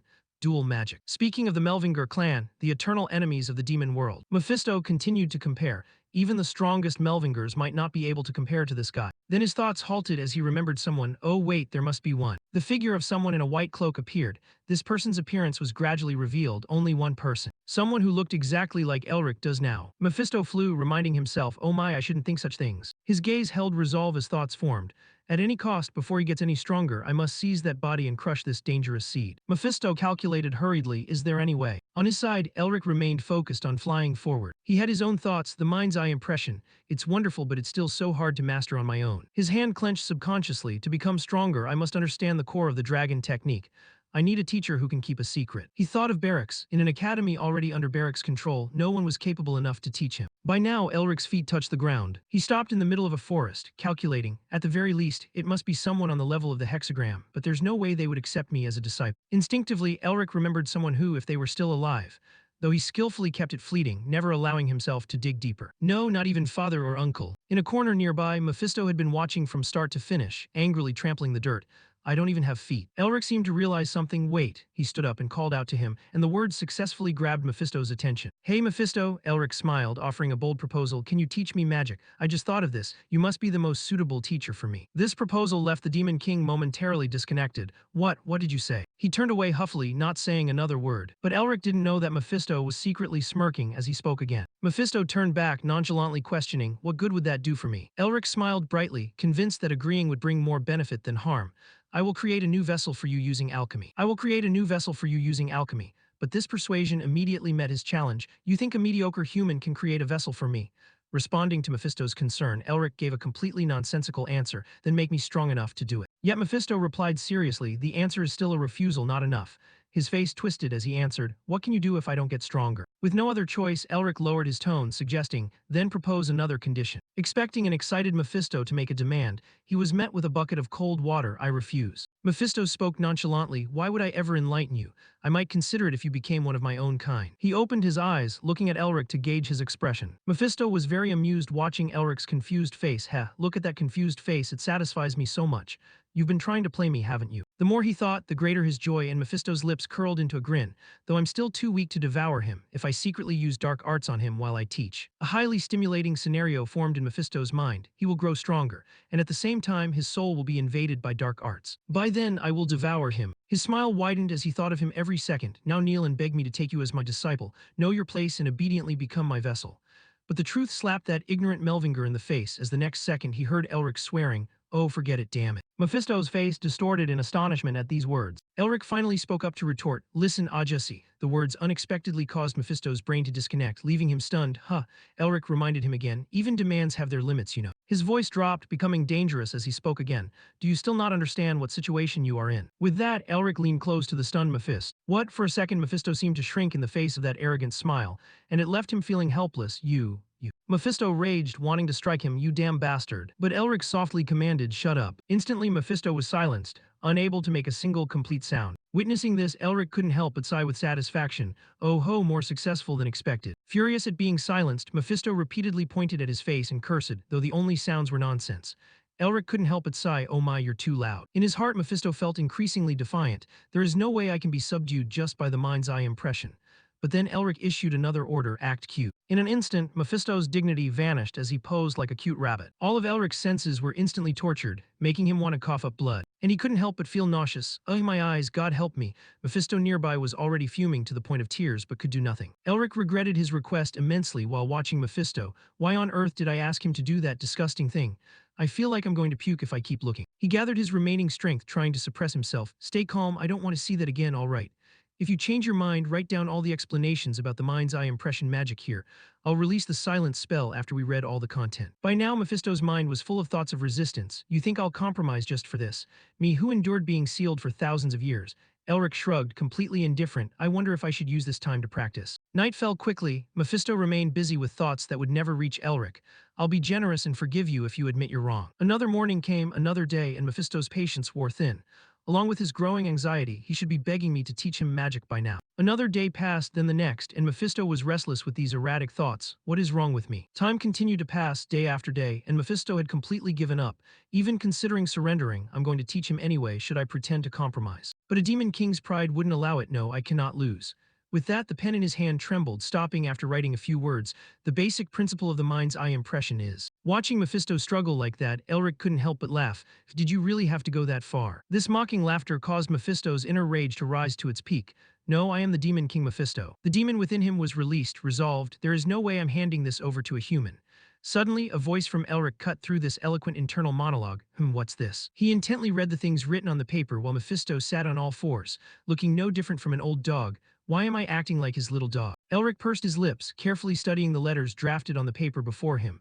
The basic principle of the mind's eye impression is an ancient piece of knowledge that I couldn't find in any book. His hand traced the ink-soaked characters before offering a compliment. Good, very good. Shouldn't you be happy to help me? Elric didn't forget to kindly read the command, deactivate cute action, then reminded him, oh, and this information here. A smirk appeared on his face as he pointed to the drafted content. Can you write more detail? Maybe I'll let you talk. A bit bored, aren't you, because you can't speak? These words struck directly at Mephisto's pride, making him want to explode with rage. You damn bastard. Elric was the one who lost control, loudly yelling in the other's face. What is this? Don't you know you should have written more than yesterday? He was met with Mephisto's nonsensical sounds, which could be translated as ooh, what jerk decided this? Despite that, Elric patiently suggested, how about you write more often in a day, a little more each time? I'll lift the silence for 3 days. What do you think, deal? Followed by a series of other unreasonable demands that made Mephisto tremble with rage. Oh, and your handwriting is terrible, write neatly. Oh, I changed my mind, more often isn't enough, write it all down at once. Have you thought about teaching me some ultimate techniques while you're at it? He promised himself while imagining a flashy future scenario. Just you wait. The dark magic hidden in these notes will completely tear your flesh and soul apart, you little nobody. Elric's line of thought began, I've only learned the beginning. As he performed the magic, but only with. The scale of that power exceeded Mephisto's expectations. This much power. He pursed his lips in disbelief while observing the scene. This is impossible. Why are there no signs of the dark magic activating? I clearly remember putting it there. At this moment, Elric suddenly spoke, cutting off his internal monologue. What's with that expression, Mephisto? Elric glanced sideways and questioned Mephisto, having him completely in his palm. Your face clearly shows you were planning to do something shady to my body, didn't you? But is it disappointing that nothing happened? He instantly turned away, his voice becoming somewhat eager. I don't know what you're talking about. Elric smiled, replying, you think I'm stupid enough to learn whatever you give me without reviewing it. Leaning in close, he maintained that friendly smile while speaking again. That's fine, though. Thanks anyway, thanks to you I've reached a new level. Mephisto was filled with resentment. He knew, damn it, all of this damn thing. Elric's hand continuously flipped through the notebook. Is there anything else? Becoming stronger and stronger, he didn't want to reuse even a little bit. Mephisto couldn't hold his voice, loudly questioning. You dreaming, you human? He didn't slow down, raising his hand with a remark. All right then, continue being silent. He instantly received a satisfying answer from Mephisto, nothing else. Elric opened his eyes wide, couldn't help but ask in surprise what. He continued to explain, though his face still held annoyance. Other than my mind's eye impression magic, there is nothing else I can teach you. The rustling wind also blew something away from Elric. His expression froze for a moment, his mind trying to digest the words just pumped into his brain. That true impression technique, he means the highest level of the mind's eye impression magic beyond the divine voice of the gods. True technique impression. By now, Mephisto was crossing his arms, his expression still filled with contempt as he dropped a reminder. You can't comprehend it all at your current level. You could suffer from chi deviation. Though he was annoyed and scratched his head, he couldn't deny it, he wasn't lying. What now? Mephisto spoke again, kindly helping him understand. Magic can only be perfected on the battlefield. This idea made Elric's eyes widen once more in surprise. That has been the destiny of your Melvinger clan until now. A new truth was revealed. Magic can only be perfected on the battlefield. It was also the end of that memory stream. That is the motto of the Melvinger clan. those who will continuously protect the continent from demons. Elric mused, remembering the image of his gaunt father. His father taught him and his sister about the honor of the Melvinger clan on the territory devastated in the war against demons. He recalled every single detail carefully. Although he said nothing, his father was severely wounded from the aftereffects of the war. Looking at the flag fluttering in the twilight, Elric mused. Surely he still remembered the days of fighting side by side as a mage alongside his grandfather. The stern face of that man surfaced once more, followed by the image of a mischievous young boy speaking, "Father, later when I go to the battlefield, I'll be able to use super cool magic like you, right? The great mage Elric is here." At that time, that man avoided his words and before he could dig deeper, a voice came from behind. Elric, the woman behind him, smiled. "I told you already, if you want to become a powerful mage, what must you do?" Before this question, Elric puffed his cheeks and pouted, "Study," the answer that made her very satisfied. "That's right, study." Then this woman continued to remind him, "You cannot just have the shell of powerful magic like your father. I didn't tell you that he became the greatest mage even before he became the strongest person on the continent, right?" At this moment, Elric's father interjected gently, "My lady, I am still the head of the family," saying that was a bit. But she answered him with her anger, "My respectable husband." She continued to remind her husband, "Stop feeding the kids such delusions. Honestly, no man in the Melvinger family knows how to listen." The lecture continued. Now in this family, everyone is always good at listening to their mother. Nevertheless, he still managed to find a moment when she wasn't looking to lean close to Elric's ear and whisper, "Even so, magic should only be perfected on the battlefield, son." But the moment those words were spoken, his figure vanished. His mother spoke up once more to remind him, "Elric, make sure you finish reading the research summary on the relationship between ancient magic circle systems and new era linguistic systems by the end of the day, got it? Hayes, keep an eye on Elric." Next was the image of a young boy being dragged away by his hair by his older sister, crying out incessantly, Hey, mom, don't. I wanted to play with dad today. Ouch, sister, you're going to tear my ear off. Let me go, damn it, over here." Elric's father spoke up timidly, "My lady, studying is good, but they are just children after all." But she still responded with the sharpest tone she could muster. "That's because you coddle him too much, giving him bad habits. Like father, like son, indeed." The sunset gradually faded, followed by the man's exclamation, "My dear." But then a heart-wrenching cry echoed through the night. "Mom, Dad," the cruel reality crashed down on Elric and his sister like a violent wave. Their father's illness grew worse, and their mother, who had been taking care of him day and night, also suddenly collapsed. Their father spent his final breaths beside their mother, and together they passed away peacefully. The man's face looked strangely gaunt as he let out his final words, "I'm sorry, my dear. You always shone brighter than anyone else in this world. It's all my fault." The woman beside him, struggling, still tried to respond with a gentle smile, "Don't say that. Since I met you and we had these wonderful children, there hasn't been a single day I haven't been happy." Their hands clasped together and he continued, "Thank you. You were the one who raised our children to be such fine people. You are truly a wonderful mother." Afterward, it was the mother's turn to instruct her eldest daughter, "Hayes, are you there?" She replied with her head bowed, "Yes." Her small body trembled with every wave of emotion as she listened to the mother's dying wish, "Take care of your little brother. I'm sorry and thank you." On the other side, Elric's father wheezed his last words to him, "Elric, I'm sorry, your mana blockage. It's all my fault." But the young boy, he was back then, could only cry and call out repeatedly, "Dad." 2 lines of tears streamed down as Elric's inner thoughts were revealed.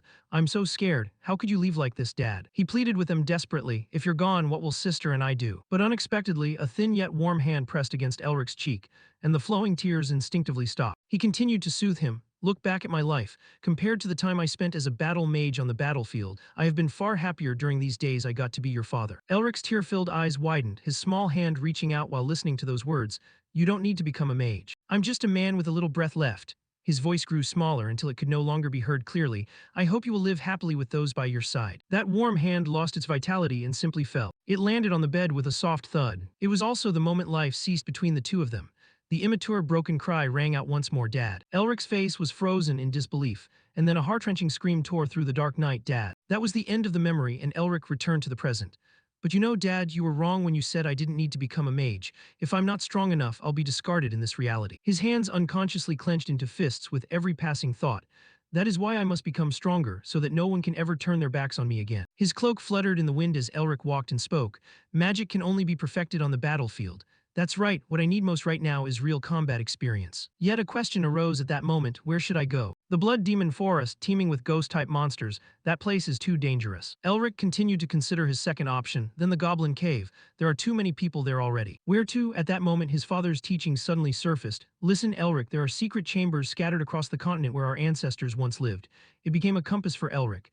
Yes, that's exactly the place. In the present day, Elric spoke up once he had decided on his destination. "Let's go, Mephisto." He crossed his arms and asked succinctly where to. And Elric answered with a single sentence, "We're going to the Yeti territory, the Yeti plateau." Sunlight filtered through the leaves, shining down below. Elric's silhouette was bathing in the stream, completely naked and at one with nature. He swam and thought to himself, it could be a problem if my identity is revealed. I need to change my appearance. Once he finished thinking, Elric immediately chanted the command, "Radiate." The water behind him began to rise. It slowly covered his very body. At a certain point, Elric ordered cut, and instantly a section of his hair was blown away by the wind. The stream and the wind swept away the excess hair, returning the lake to a suspiciously quiet state. Elric chanted once more, "Transform." With a new look quickly dawned, he satisfiedly noted, "Seems okay now, huh?" A completely different Elric than before had been successfully formed. A city in the midst of a cold winter. A voice suddenly rang out from somewhere. "There's a team preparing to depart. You're in luck," the guide branch. Rogan pointed gloomily in a direction while giving instructions. "Nowadays, nobody comes to the plateau anymore. It's a surprise that so many people suddenly want to go there. My team is the one just over there." As soon as he finished, the door was pushed open. "Ah, they've arrived, perfect timing." When the figures from outside entered, an exclamation quickly rang out from below. "Looks like we have newcomers, huh?" Elric's eyes were extremely vigilant as he observed those who had just entered. He muttered to identify the identity and number of each person. 4 herbalists, 3 demon hunters. His gaze stopped on those wearing hoods, and 5 people who were hiding their energy. At this moment, the guy who was smiling near him spoke up. "Then I'll introduce myself again. Our tribe has a tradition of naming everyone based on their birthday. My name is Manhwa, which means the second Monday of the week. You're wondering what the point of this is, right? Today is the second Monday of this week. In common language, that's Tuesday. So as long as you stick close, you won't encounter any danger." In a corner, Mephisto was already furious at this incoherent rambling. "This bastard talks so much, one day I'll tear that mouth off." Elric himself was more relaxed. He raised his hand and spoke cautiously. "Ah, yes, Manhwa, right. Can I buy a communication crystal?" This proposal from Elric immediately sparked a debate among those present. "What for? Our village doesn't have crystals. You can use something like a pigeon or send a letter instead." Manhwa, still with that bright smile, spoke up. "Actually, I remember a hilarious story that happened before related to pigeons and sending letters. Too bad, let's go." Even though he was ignored, he stubbornly followed them. This scene made Mephisto and Elric break into a cold sweat, silently admiring him. "What a shame, I'll tell you on the way, let's go." The expression on his face was now uglier than the score between Manchester United and any other team as he remembered an important matter. "Sister will be furious if I don't contact her soon. Things are getting more complicated by the minute. Anyway, I already told Sean. He'll be able to handle this. Let's go." His expression was extremely ugly as he remembered an important matter. "Sister will be furious if I don't contact her soon. Things are getting more complicated by the minute. Anyway, I already told Sean. He'll be able to handle this." People's voices rang out continuously as the group moved, and then the pigeon suddenly dove into the chimney. But before you realized it, with that information, that chimney must belong to the person who stole the lover of the person living next to the lover of the grandmother of the oldest village elder here. "Yeti Plateau," Mephisto, walking next to Elric, commented. "I have a feeling this place is quite familiar. This is where the Yetis live." Hearing this, Elric's curiosity was piqued again. "You know about Yetis, did you come here before?" He explained indifferently, though his words were a bit harsh. "Of course, they are scum who dared to disobey us." This mind-blowing fact made Elric unable to keep his voice down as he exclaimed, "Yetis are demons." But this direct conclusion of his met with opposition from Mephisto himself. "Don't rank me on the same level as that trash." Elric's eyes widened in surprise as he tried to absorb those words. Just monsters, who would have thought they had ties to the demon realm, truly astonishing. However, their former king was truly useful. He must have received the demon lord's blessing, even though his fate wasn't as fortunate. Elric couldn't help but glance over at Mephisto, thinking to himself, the Yetis had a ruler in the past. Just then Mephisto spoke again. "His grave is probably still around here." This firm statement surprised Elric. "A grave, do you know where it is?" But in response to his eagerness, he replied vaguely, "Even if it's still here, it's probably already been robbed." Elric stiffened. If Yetis are demons, their graves surely have some connection to the family's secret chamber. His own memories were once again brought back by Elric. The secret chamber is an ancestral refuge built to protect the family legacy. He had gently stroked his head and told him the story back then. "Elric, later, when you've grown up and become the clan head, go to the Yeti Plateau first." The request had been made, entrusting everything to the little boy of that day. "Confirm all the family legacy there and pay your respects to the ancestors." The present-day Elric was observing the item in his hand, calculating what the family legacy could be. "I wonder if I can find out more about this magical necklace if I go there." At this moment, Manhwa, who was in the lead, continued talking. "If you follow the legends passed down from generation to generation in the tribe, the first Yeti ever was abandoned by her husband and left on this plateau. The woman died." His nonsense kept landing in Mephisto's ears, making his face twist uncontrollably. After getting her revenge, she met Yukiana, who suddenly appeared, and that's how the story began. Mephisto turned to Elric, shouting furiously, "Can't you use magic to shut that name up? Look, my ears are bleeding." But he just replied, "Try to endure it, since when do ghosts bleed?" Because at this moment he was busy thinking about the snow demons, and again regarding the Yeti that the guy kept mentioning. "Why haven't they appeared yet?" Mingwa's voice continued with his usual heartiness. All right, everyone, the road from here on will be quite difficult. Before we continue, we should eat something. A warm fire was lit. They divided into small groups, each lighting a small fire to stay warm. At this moment, someone approached with a request. Let us sit by the fire too, please. Elric's gaze immediately swept over this mysterious person. He quickly concluded, he's as strong as a noble knight. He then continued to observe the movements of the strangers who had approached them. Elric remarked, seeing them just surround the fire as promised. They don't seem to be targeting me. Are they on some secret mission? His gaze stopped on someone wearing a blue cloak different from the rest. Is that person the leader? He doesn't look like it. Unexpectedly, this person took off their hood. Elric's eyes widened in surprise. Even the members of the party he was traveling with couldn't help but be surprised. Because before them was a beautiful girl with long blue hair. Thank you, we will cherish it, Elric thought in surprise, a woman. At this moment, someone in the group started whistling. Along with him, another guy joined in the teasing. Why are you hiding such a pretty face, young lady? Oh my, I didn't think I'd be lucky enough to have such a wonderful experience here. But the moment he finished, a sword was drawn. It struck the face of the guy who had just spoken nonsense, over here. In a single motion, the person had moved, and when he realized it, the tip of the sword was already at his throat, ready to pierce it. The person's eyes were gloomy and full of murderous intent as he spoke. You've offended a lady by talking like that. Pay for your life. A chaotic scene immediately ensued, forcing the girl to give an order. Chen, put your weapon down. Elric on this side just laughed, enjoying the fighting taking place in front of him. He dared to flirt with a noblewoman. Does that head contain any brains? Unexpectedly, Mephisto suddenly leaned his face close to his, and they immediately turned their heads to look behind, only to be surprised once again by what they felt. On this side, Chen still kept his sword at the throat of the person who had just blathered, trying to justify the action. But my lady, this trash. But the girl insisted that he lower his sword. A moment of hesitation appeared on Chen's face, before he sheathed his sword back into its scabbard. Suddenly, Elric's voice cut across the scene, everyone run. Chen looked toward that direction in confusion. Both guys who had been teasing also turned to look. What? Chen was the one who raised his sword to defend. In a split second, dozens of attacks flew toward him from who knows where. Manhwa and the others couldn't help but feel astonished. When they saw one of the group members being hit, their body was pierced with a large hole. Chen shouted to the remaining members, protect the lady. They stood trembling in front of the girl. On this side, Elric frowned and spoke up, this reminds me of the nest. He then quickly moved. Seeing dozens of arrows flying toward him, Elric couldn't help but exclaim, why are there so many? He stood watching them fly closer and closer to him. They got closer and closer, and now Elric used magic, chanting the command with a single word, block. Instantly, a shield was created, along with the blocking of the objects that were flying toward them. Elric broke into a sweat. His gaze scanned other areas, searching for the remaining members. How are the others? Chen's group struggled to hold off the attacks to protect the girl. While the ordinary people were almost hit by everything, they kept crying out in pain. Blood kept spraying out along with broken cries of save me, save me. They kept falling, cough. Elric's eyes narrowed at this ugly sight. On this side, Mephisto himself was glancing toward a direction. The space was instantly covered in an eerie red light, and it didn't take Mephisto long to identify them as the idiots from the Red Eye tribe. Elric's eyes widened with vigilance as he charged into the forest. Damn it. Very quickly, yellow glowing spots representing the enemy appeared before his eyes. The closer he got, the clearer the glowing spots became, and Elric pondered. I heard Yetis usually travel in a pack 10 of them. Before his eyes now were giant, ferocious beasts. Elric's eyes widened in surprise, his jaw clenching as he thought, but this is too many. On this side, Chen had long since charged forward with an order, wipe them out. A monster lunged to attack. That led to a chaotic battle between humans and monsters. Mephisto, observing from the side, indifferently remarked, the first fight was a bit difficult, wasn't it? Elric walked up to him and called out Mephisto, pushing his luck. Mephisto continued to despise the human in front of him. You're starting to tremble when the time to fight has come, just like humans. And in a split second, he had to regret those words because Elric had cast a spell on him. Shut up. Mephisto cried out in surprise, but Elric kindly reminded him, this is not the time for nonsense. I guess the Demon King is a bit oblivious, At the same time, Chen was rushing forward with a thought in his mind. Have to admit, they're truly astonishing. His sharp eyes widened. As decisive sword strikes were continuously unleashed, Elric silently admired him as he watched. This is how a knight optimizes aura, come on. He frowned and reminded himself again, I want to admire it more, but this isn't the right time. The ones executing this surprise attack are a real problem. Elric's gaze turned toward the monsters hiding in the forest, calculating, but this isn't all of them. There's another Yeti pack waiting for a chance to ambush us.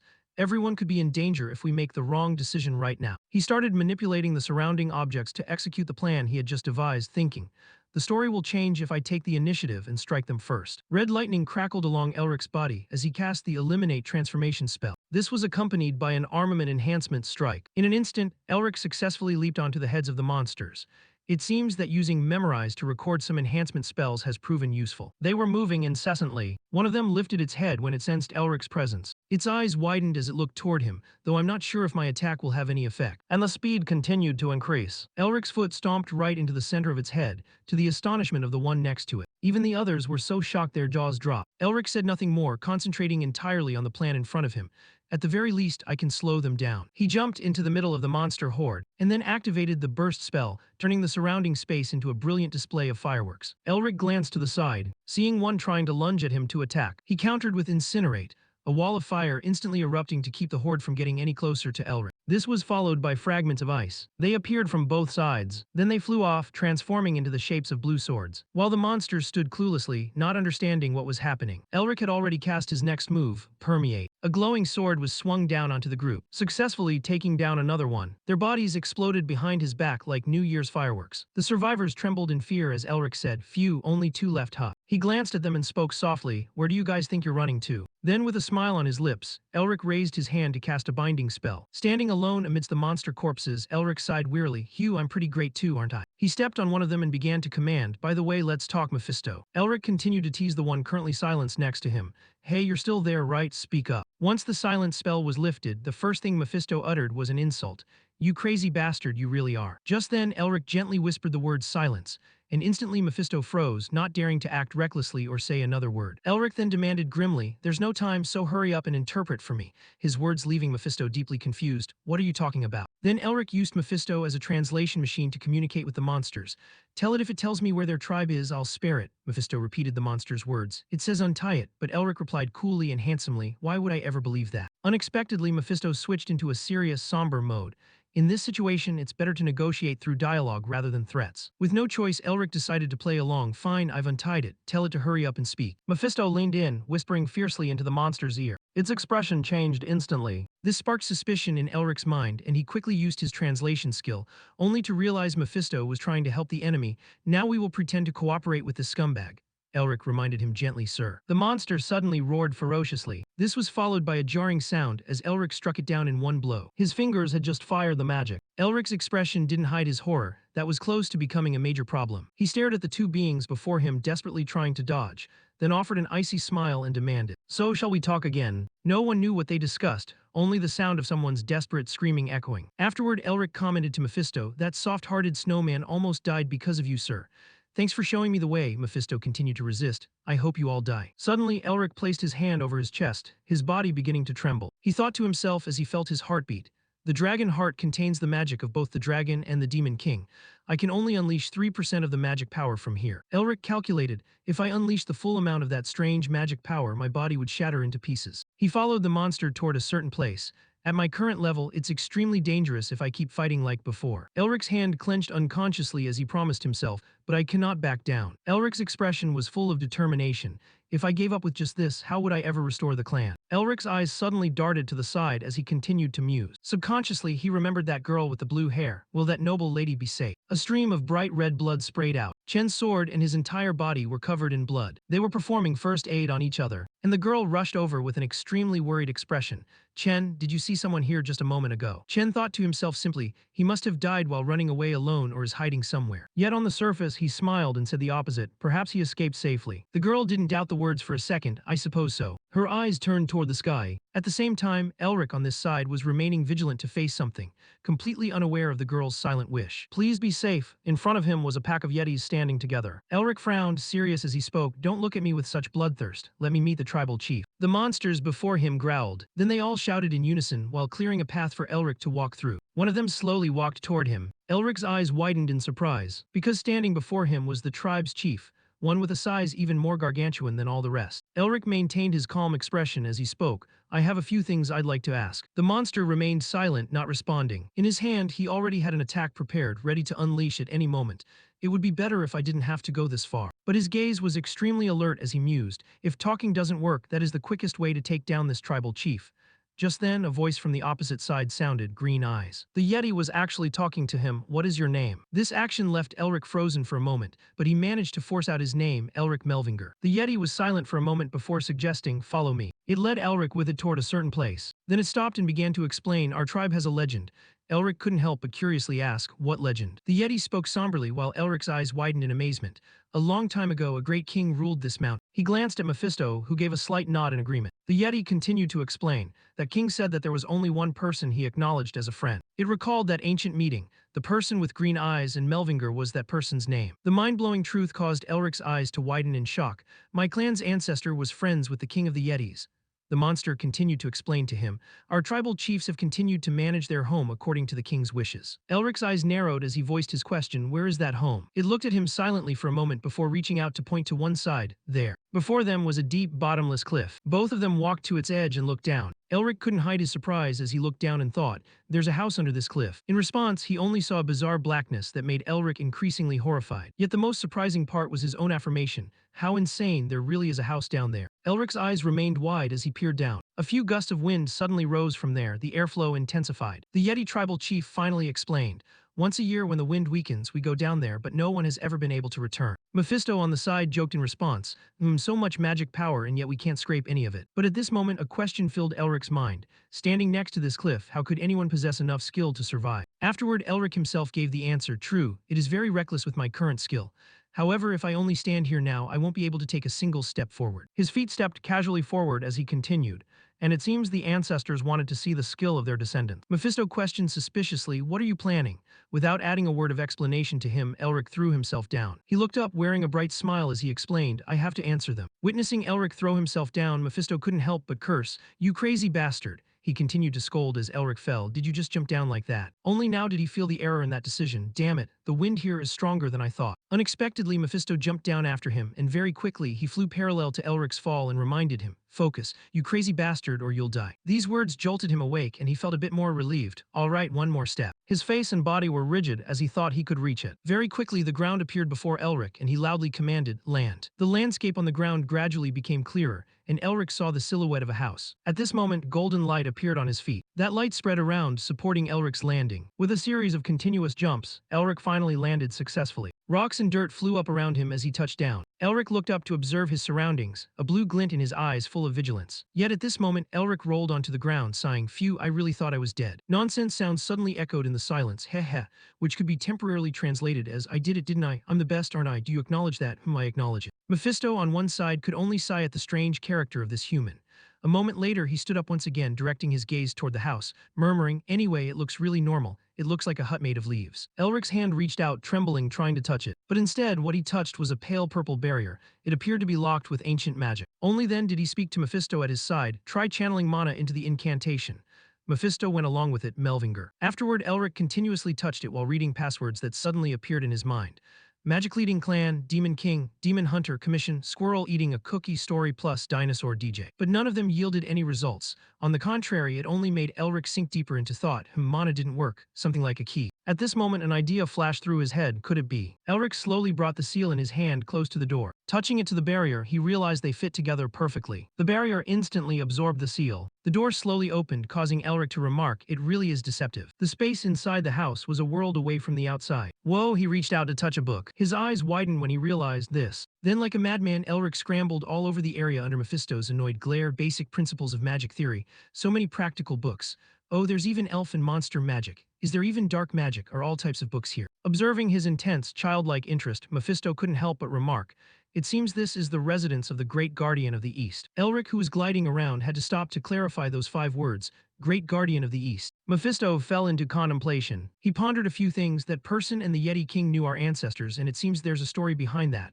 While Elric seemed to realize something as he spoke up, this book. In his hand was a book titled The History of the Melvinger. Elric curiously flipped through the pages, murmuring a few phrases visible on the old pages.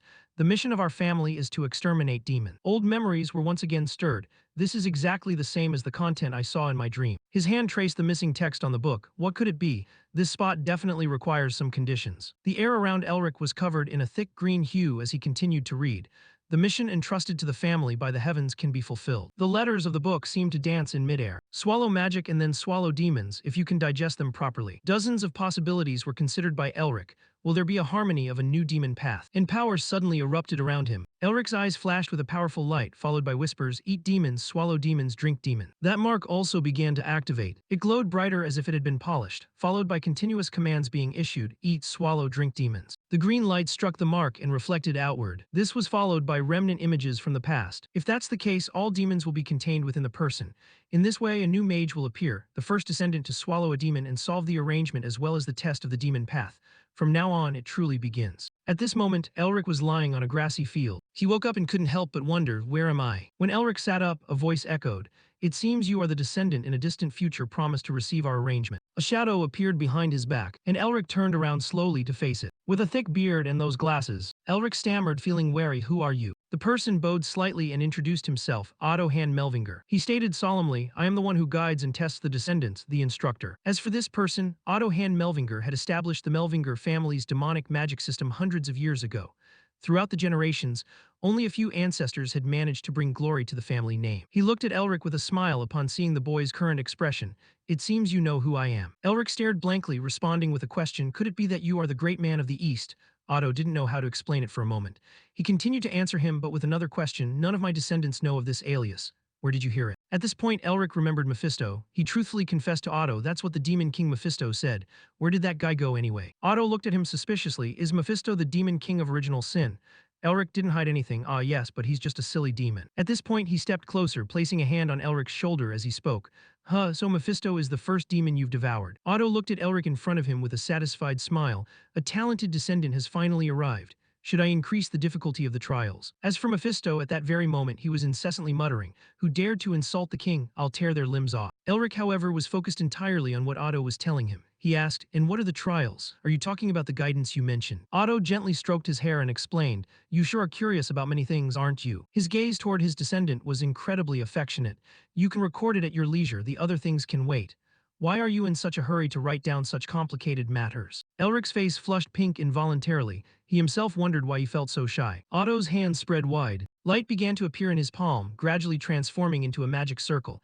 We have prepared something similar to a magic wheel. He held it straight out in front of him and muttered as he explained, once it starts spinning, it cannot be stopped, so I cannot just give it to anyone.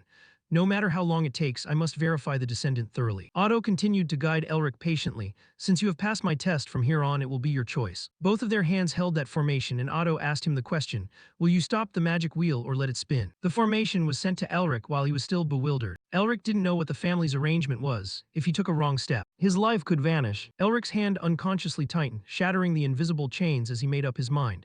Because of that, this is the last chance to escape. Otto said with a serious face, very well, I respect your choice.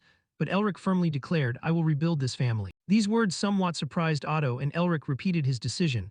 I will carry on the wishes of our ancestors, the great heroes, so that I can leave my name on this land as a great mage. Elric's aura surged. That is the dream I have cherished for so long. Elric pushed that formation forward, successfully creating an explosion just as Otto had done. Not just once, Elric even did it several times over. Otto's eyes couldn't hide his amazement as he witnessed Elric's performance. He patted the boy on the shoulder and commented, well done, such boldness, if it's our descendant he'll surely succeed. Elric naive whined from the impact, ow that hurts. The vast field remained before them as Otto continued his rambling, so then. Elric opened his arms, causing the weather to shift into a contrast. In an instant, the warm scenery in front of them was replaced by snowy mountains falling incessantly. Elric was startled. Shivering while trying to resist, Elric asked, where is this? Otto gloomily explained, this is the place where the first trial is tested. He quickly understood what the man was implying, so here is where I have to go through this test. Compared to now, thinking about a future where he would tower over everyone, the corner of Elric's mouth curled into a smile uncontrollably. Who knows, I might become much stronger. This small gesture couldn't escape Otto's notice. You're smiling. For someone about to enter a test, this mindset is excellent. He continued to guide Elric, looking into the distance. Then look over there. He asked in confusion, look at what? But Otto continued to command Elric without any further explanation, further out. Elric followed, and very quickly he saw something. Look deeper. Thick black streams of energy were billowing. The shape in the center was hard to discern, and Elric couldn't help but ask, what is that? An extremely powerful figure caught his eye, and Otto answered, the king of the snowy mountain. He actively explained to Elric that he was the first and last person to unite the Snow People tribes, that he was the king who ruled the snowy mountain, and that he was a character with the ambition to bring the Snow People, who had been driven out of the demon realm, back into it. As he recounted the past of the king of the snowy mountain, he revealed that in the end he was consumed by that very ambition, left behind like a fallen demon. Elric's face turned even more blank when Otto stated the main goal regarding that demon. This king of the snowy mountain is the second demon you must devour. He understood directly and screamed in horror, does that mean I have to confront that? Otto intended to correct him but only smiled in answer, no, rather you must devour it. Are you scared already? Then Otto's gaze remained fixed in the direction of the king of the snowy mountain as he gave Elric his mission. Now you must devour the demon and seize its root, the seal. he asked in confusion. The seal. Otto kindly enlightened his junior. Primitive and dark emotions like fear, depression, and resentment radiated by the being. Our existence is created from the ego derived from thoughts, where one's own dark thoughts link together to form them. That is the demon race. Elric's expression was shocked as he saw a seal appear on his hand. That's why every demon has their own dark thoughts. That is their class nature and their symbol. The heart where those dark thoughts are stored is called the seal. The seal of the original sin Mephistopheles can be seen. It shifted from black to blue before Elric's own shocked eyes. Is this the Demon King's seal? Otto took the opportunity to explain his true goal. From now on, you will hunt the demon race and seize their root, their seals. He painted an appealing picture of what would happen if he devoured a demon, causing Elric's face to go blank for a moment. All of their power will belong to you. He glanced in the direction where the king of the snowy mountain resided, mentally calculating how strong he would become if he received the power of such a formidable monster. Afterward, Elric quickly made up his mind. I have to try first to know. He used his skill to hover upward. Otto didn't forget to call out after him, remember this. At the same time, Elric had already used his second skill, activate weaponization. As Otto's voice echoed in the space, it's not to defeat. Elric cut across that thick black mist along with the final words of the instruction, but to devour. Elric couldn't help but be confused, thinking, wait, what does eating and devouring mean? What does that even mean? Very quickly, the black streams of energy struck his eyes. The king of the snowy mountain sensed Elric's appearance. This magical power is me fies to mel vin jur. The gloomy voice of the king of the snowy mountain echoed, prove it. Replying was Otto's voice, instructor stop. The king of the snowy mountain's words were extremely ominous as his gaze turned to Elric, who was rushing toward him, our marshal. His eyes widened when he saw something. Black objects moved continuously at high speed, executing the king of the snowy mountain's command, kill him. Attacks landed at Elric's feet, forcing him to be vigilant, while black energy streams appeared simultaneously. As the king of the snowy mountain's minions appeared in unison before Elric, Elric observed the group and started evaluating. There are dozens of them at first glance. To some extent, they are different from the snow people I faced before. His gaze stopped on one particular one and a concern formed, especially that one. With my current abilities, can I win? Elric pondered his counter-strategy. If I only use the seal of original sin with the Demon King's power, I think I could capture even that king of the snowy mountain. The more he thought, the more annoyed he became, cursing, damn it. If I don't know how to use it, it's no different from doodling. At this moment, the leader of that group roared threateningly, and they lunged at Elric in unison, forcing him to decide on a quick strategy. But this is the first test, so with the Demon King's power. A word was uttered by Elric before activating the skill. It wouldn't be called cheating, right? Explode. A terrifying explosion was immediately unleashed by him. The scale and firepower were not ordinary. However, in a split second, Elric's eyes widened in horror when the enemy's spear suddenly pointed at him. Following that was an even larger explosion that sent the warriors flying far away. Elric held his hands up in the air, drawing a bagua pattern erect and pierce. Immediately after, a series of large, sharp ice blocks erupted from under the ground. They quickly pierced toward the warriors, leaving them no time to dodge. Elric's eyes also began to glow. He stood looking at the blood-red-eyed warriors standing before him, not flinching in the slightest. Elric spoke in a calm voice, showing no emotion. I heard you were once part of the demon race but were abandoned.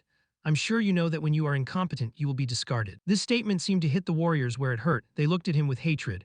Elric silently told himself, I must become stronger. The blizzard grew larger by the moment, yet Elric remained unmoved. If I can become stronger, this kind of trial is just the beginning. Immediately after, he raised his hand and began to summon power. His eyes began to glow. Elric shouted, I'll break it 100 times if I have to. Immediately after, a massive fireball created by Elric caused the surrounding space to be blinded by its light. However, the next second, the sparks from the sphere were suddenly chopped into hundreds of pieces. The warrior swung his sword at Elric, causing him to stagger back a few steps due to loss of balance. He was somewhat surprised by the warrior's strength. Immediately after, that giant fireball shattered, creating a huge explosion, its light rays spraying everywhere. At this moment, Elric was unexpectedly wounded in the abdomen, blood pouring out. The warrior withdrew his sword, his blade still stained with Elric's blood.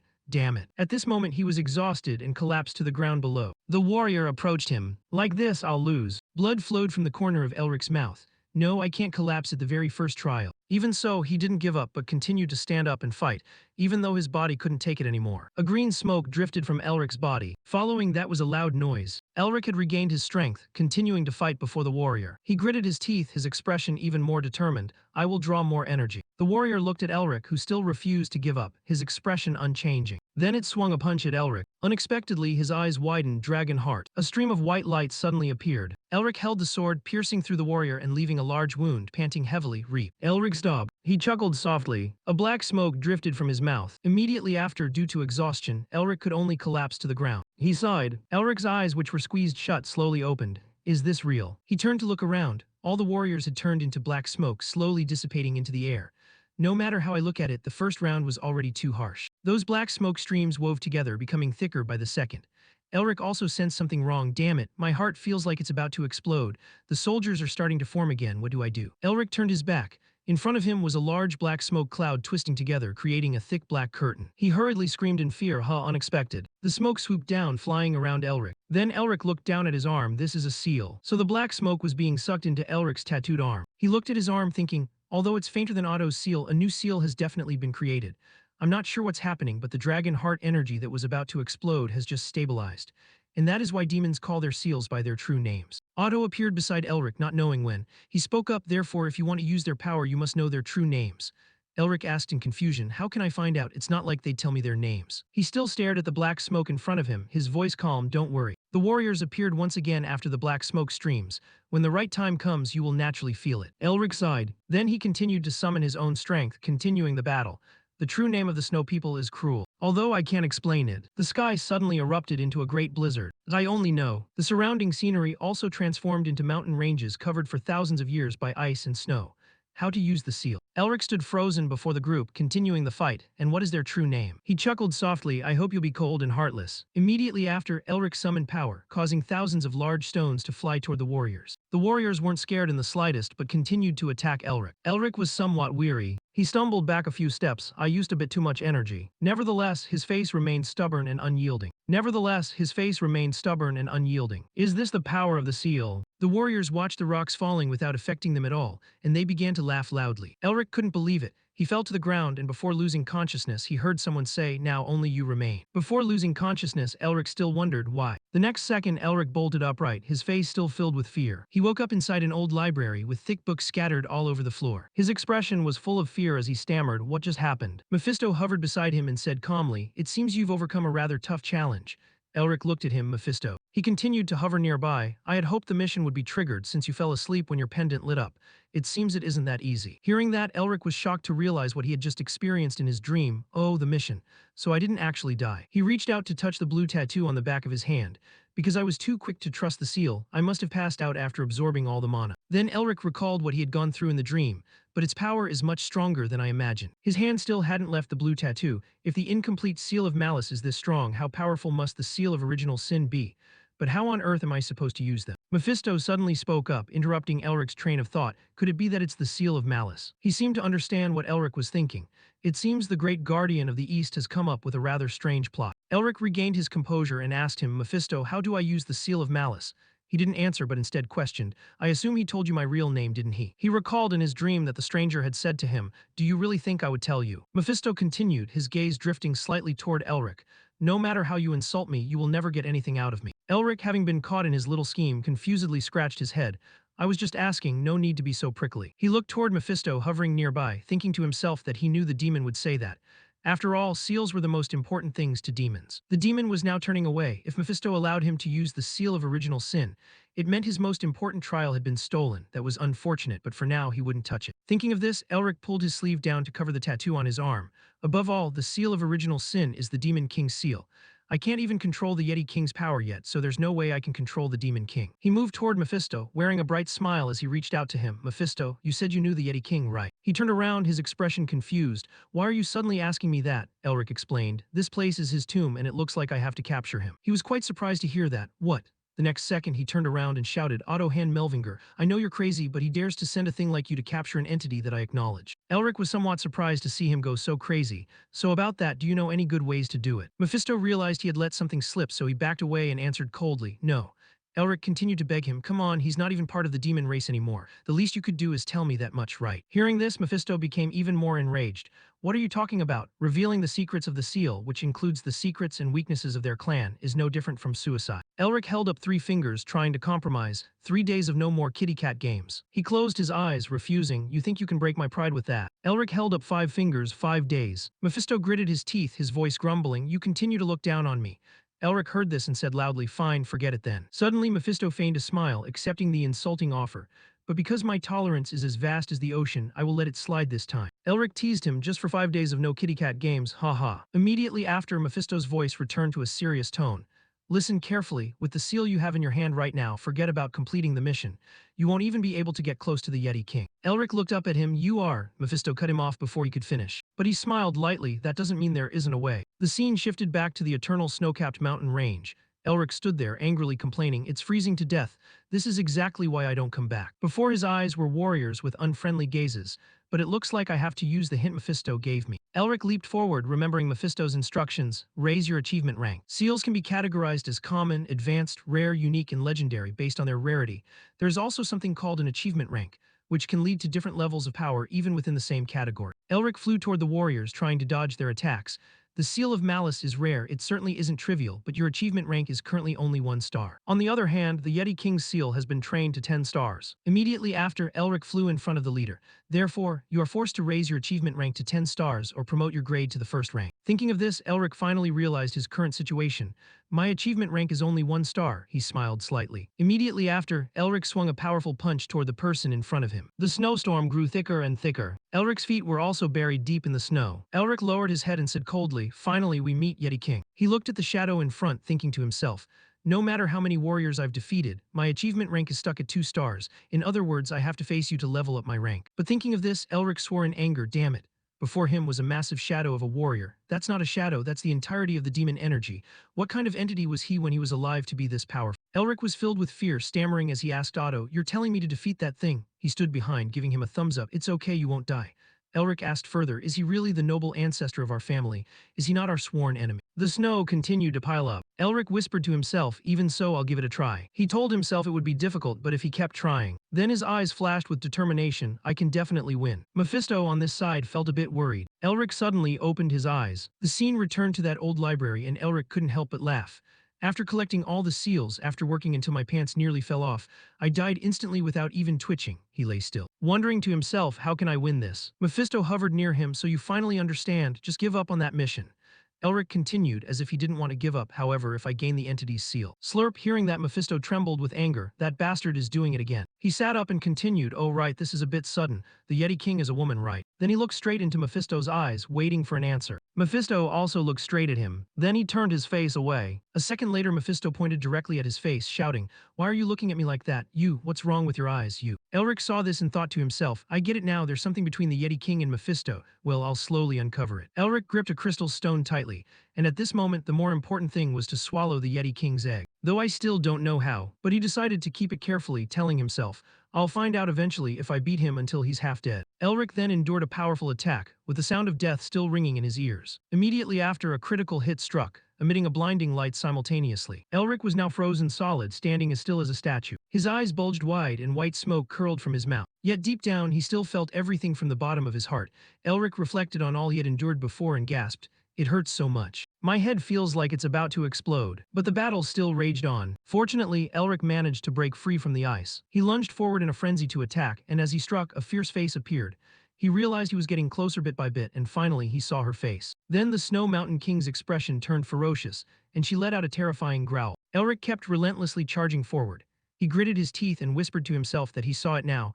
The Snow Mountain King's ruthless use of the seal, even though it was hard for someone who had just obtained a seal to surpass someone who had mastered it so skillfully. Seeing the Snow Mountain King lunging forward filled with killing intent. But he was determined that he would overcome it, and so Elric charged in without a hint of fear. The moment their hands touched, Elric seemed to grasp the habits, actions, methods, and theories. A massive source of power emerged and flickered out a moment later, though Elric's hand still reacted. "Even if it meant I have to strip her of everything." Immediately afterward, a horrific explosion erupted. Elric and the Snow Mountain King were both sent flying far away. Someone else was standing in a corner above, observing the situation. It was Otto. He watched with his eyes and said, "It wouldn't be surprising if his ego collapsed if he keeps dying little by little like this." Otto saw the satisfied smile on his face and blurted out, "But he's smiling. He doesn't just have innate talent, he has an unyielding will and an endless desire to perfect himself." He nodded, affirming, "Yes, that child." Following that was a terrifying attack, which sliced Elric's arm in two. Seeing this, Otto simply uttered, "You will never appear even among our family." A piece of the arm just flew off, with blood splattering through the space. Yet immediately after, his arm regenerated. Otto shook his head, sighing, "A madman." Seeing this new arm, Elric chuckled and said, "Ha ha ha, I've reached 3 stars now." However, the joy didn't last long, as before his eyes, the Snow Mountain King held a sword pressed right against his head. She didn't hesitate and swung the sword. Elric luckily dodged the attack. He fought back with all his might, cursing nonstop, "She won't even give me a moment to breathe." The Snow Mountain King suddenly let go and dropped the sword in her hand. Then a strange source of energy appeared out of nowhere. Elric tried his best to resist, but he was shocked to see walls of force bearing down on him. Next, the Snow Mountain King unleashed a surprise attack, striking directly at Elric. Elric struggled to fight back, thinking bitterly to himself, "Damn it, is this my limit? Just stealing isn't enough." To defeat the Snow Snow Mountain King, I must understand her. Elric looked toward the Snow Mountain King, then gritted his teeth and thought, no, I have to. His body felt like it was transforming. He roared in anger, become her. However, the Snow Mountain King's dark power had already enveloped him. The patterns on Elric's new arms suddenly began to glow. His body shook with a strange sensation, and in his mind he asked, am I dying again? Just then, a hoarse voice rang out, show me. Seeing the familiar figure, he thought in shock, Mephisto. When he saw Mephisto appear, Elric wondered, why is Mephisto here? But he persisted, asking him, prove that you are worthy to be a part of our race. Hesitating for a moment, Mephisto continued, Snow Mountain King. Hearing that, Elric looked at himself, shocked, thinking, I am the Snow Mountain King. At that moment, the hand with the unique pattern moved slightly. Then from those patterns, a mysterious blue light flashed. Next, Elric felt dizzy as a terrifying face appeared before his eyes. Seeing the scene of that demon stroking the Snow Mountain King's head, Elric asked in astonishment, what on earth is happening? A voice echoed in his ears, the demon gods have bestowed upon us a prophet. Our queen, the leader of the highlands. The young Snow Mountain King appeared. The person's voice continued to echo, this mountain range will be ours. I was born to be a king who will rule the Snow Mountain. Elric heard this and thought in amazement, this is the Snow Mountain King's past. The person continued, however, the first in the history of the Snow Mountain to unite the tribes could not be satisfied with just the Snow Mountain. Then the Snow Mountain King's cold, sharp gaze appeared. I must reclaim our former glory. Listen to me, because we were once part of the almighty demon race. Once again, we will return to our rightful place. A war broke out outside the Snow Mountain. We made countless humans and demons kneel before us. The battle was extremely intense and fierce. And in the end, we became part of the demon race again. And more than that, I tried to become a demon king. However, the demon king, Mephisto, his face and sinister smile appeared. Mephisto walked over and lifted the Snow Mountain King's chin. She thought to herself, the wall of the almighty demon king is too high, and I can only taste the bitterness of defeat. The Snow Mountain King paused and continued.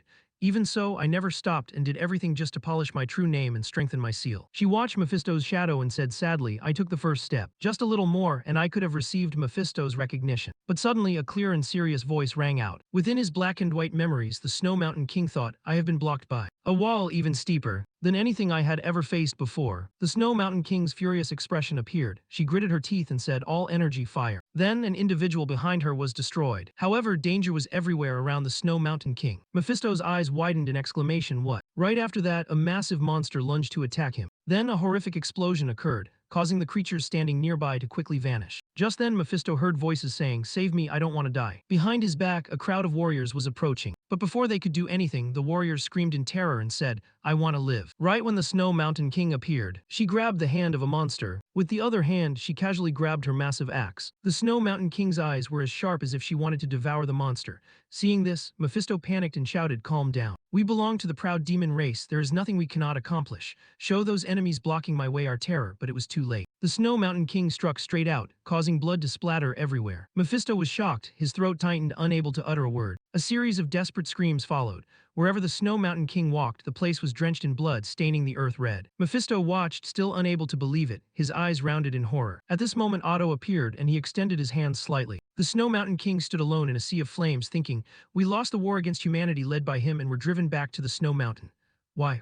The Snow Mountain King let out a growl, why? She looked at Otto with resentment, you humans have everything you wanted. Do you mean you won't let us have even one? The Snow Mountain King growled furiously toward Otto. The pattern on her arm glowed, radiating a unique power. Just like that, the Snow Mountain King lunged forward like a wild beast. In a hazy, subconscious state, Elric watched dreamily and asked, what is this? He looked contemplatively at the scene before him, thinking, your mission. Deep inside his heart, the thought arose, even if you are desperate, you endure. He also transformed back into the shape of a child. He kept staring thoughtfully at the Snow Mountain King and felt empathy, countless hardships. Elric gently extended his small hand and whispered, to reclaim the glory for your clan. Elric and the Snow Mountain King both cried their eyes out, a grand mission. After that day, Otto remained in the Snow Mountain to watch over the Snow Mountain King. And the two of them, after countless duels, gradually respected each other and stayed together for quite a long time, but even so, the Snow Mountain King still said angrily, I must reclaim our former glory. She could not completely escape the temptation of her own ambitions and ultimately became a monster. Because the Snow Mountain King was too arrogant, Otto had to intervene and imprison her.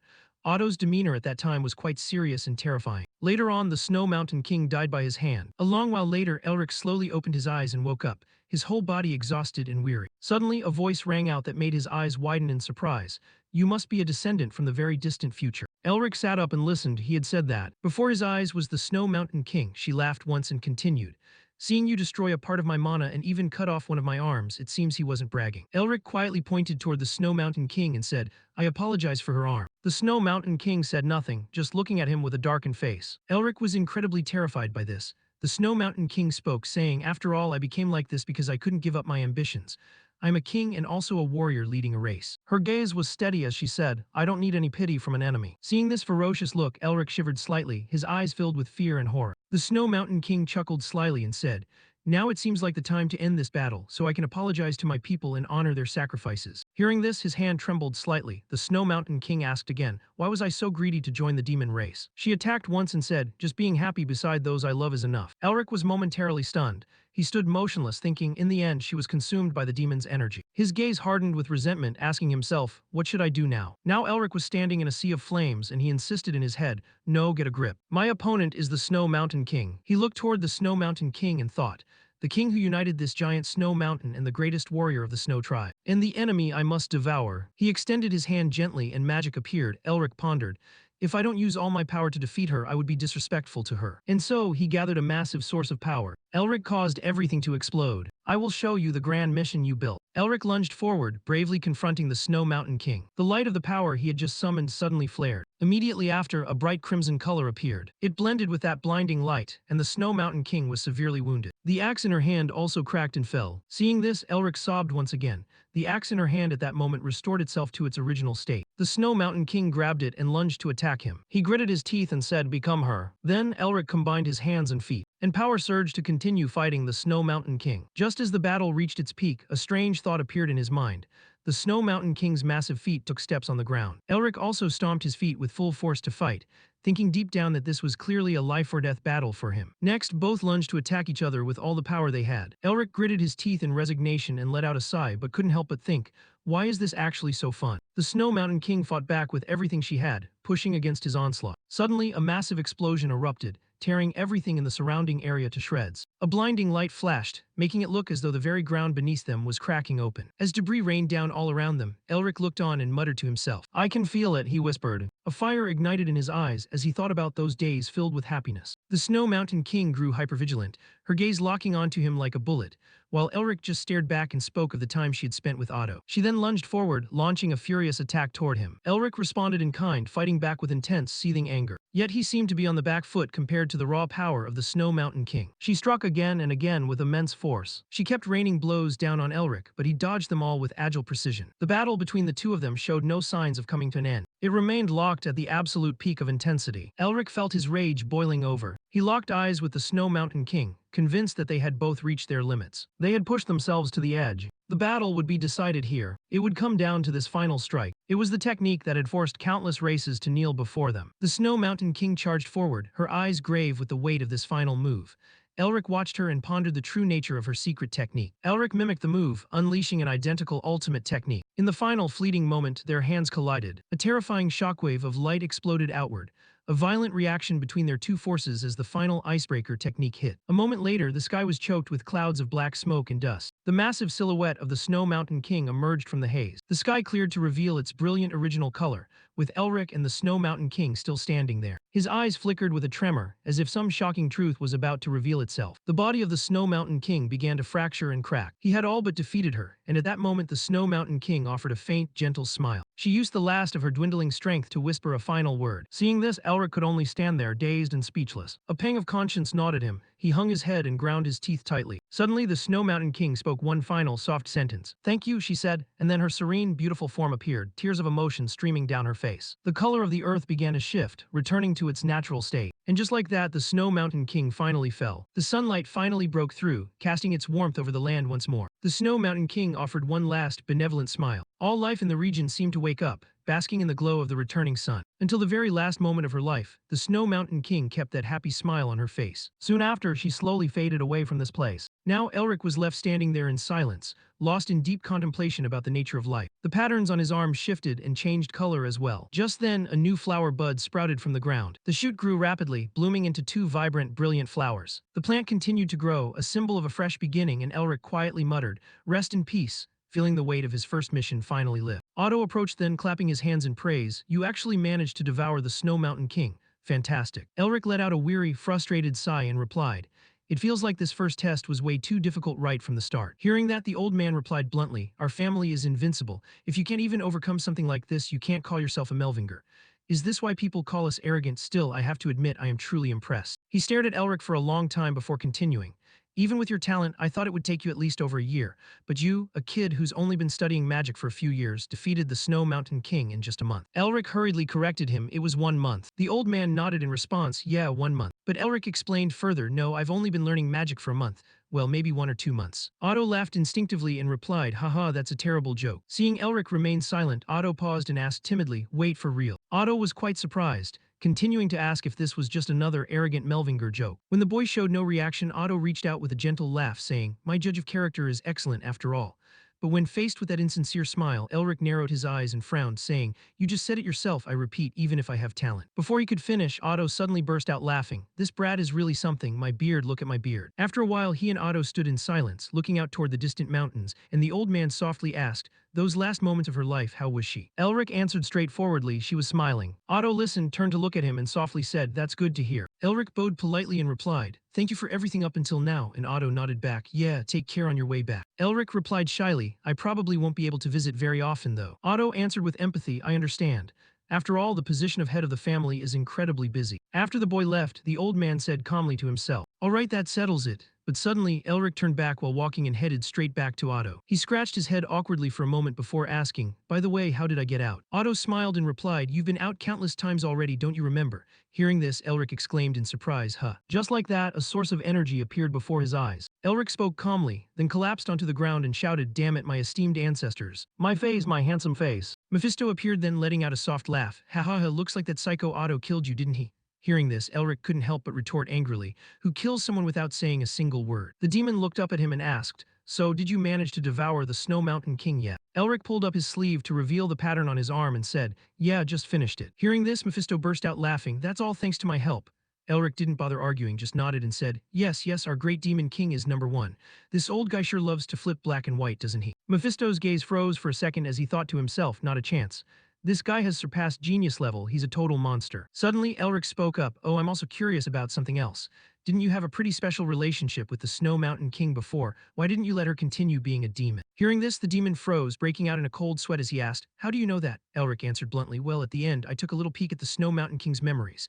And upon hearing that, Mephisto began to recount, I am the Demon King, and she was just low-level scum in the demon hierarchy, nothing more, nothing less. At the time, I was just a bit bored, and I heard that someone in the Snow Mountain King's territory was claiming they would definitely become a demon. So I came to see what kind of person it was. At that point, he gently raised the Snow Mountain King's chin with his hand and recalled, well, she was a bit lacking in the talent required to be a demon, but her ambition and skill were commendable. Recounting the story, Mephisto still spoke with arrogant pride. If she hadn't met the perfectly virtuous and beautiful demon king, that is me, and had met someone like Azazel or Lilith instead, she would have been turned into dust. But anyway, I told her to come find me again when she got stronger and just left her there. Hearing this, Elric said, that's it, you never met her again. The demon became agitated and retorted, why on earth would I have to meet her again? The scene shifted to a land blanketed in white snow, surrounded by giant hills of ice. In the past, the Snow Mountain King had once laughed happily with Otto. Then on the thick layers of snow, there were large, deep footprints. Mephisto stood there watching, a smirk playing on his lips. He stared off into the distance, deep in thought. Later on, Elric slapped his hand in realization and said, I get it now. The demon asked grumpily, get what? And the boy began to explain. Do you know how those snot-nosed brats bully the girls they have crushes on? Hearing this, Mephisto shouted in shock, what? Snot-nosed brats and crushes? Elric continued calmly, that is exactly why even after 1,000 years you're still all alone. The demon raged, screaming at him, you bastard, how dare you mock me? Elric even teased that Mephisto was a lonely dog, which made the demon boil with anger. At this moment, a powerful fist was raised. It was Otto. He raised his fist and smiled calmly. That kid is truly an interesting junior. The scenery around him was peaceful, with green leaves drifting gently to the ground. Otto fell into a deep silence, a look of sorrow crossing his face as he asked, do you think so? His gaze remained calm, and in his heart he asked, are you not angry at me? The Snow Mountain King's voice trembled as she struggled to answer, no, no. She looked at her own hands and exclaimed, with these very hands. She looked around at the battlefield and finished, like this. At that moment, Otto slowly approached and called out to the Snow Mountain King. Hearing that familiar voice, she reacted immediately. The Snow Mountain King lunged toward him in a state of agitation. Otto stood his ground, waiting for the Snow Mountain King to reach him. She ran to him, tears streaming down her face, begging Otto to do it. Looking at him earnestly, the Snow Mountain King said, please kill me. Otto remained calm, his attitude firm yet gentle as he apologized. He then began to weave a spell over the Snow Mountain King. A moment later it was done, and the space fell into an absolute eerie silence. Otto's gaze remained calm and collected. His deep thoughts were filled with things that were hard to put into words, and as he opened his eyes after remembering the event, Otto said sadly, "Oh, thank you." Standing in the middle of a green meadow, Otto poured out his heart. "Cast your regrets and responsibilities onto that child and rest in peace. See you in the next life." He looked straight up at the sky and said, "I hope it will be better than it is now." Mephisto suddenly asked, "What are you digging around for?" Elric, while reading, laughed and replied, "I have to find a few things." The demon asked, confused, "Find what? What kind of thing would make you ransack the entire library?" The boy didn't answer, and just then Mephisto noticed something glowing on his person and exclaimed, "Wait, is that?" Elric pulled the object out and the demon gasped, "An ice crystal." Elric held the crystal up and said, "Take this ice crystal and go find the deity Camellia." "What did you just say? Give it to Camellia? You mean the camellia flower?"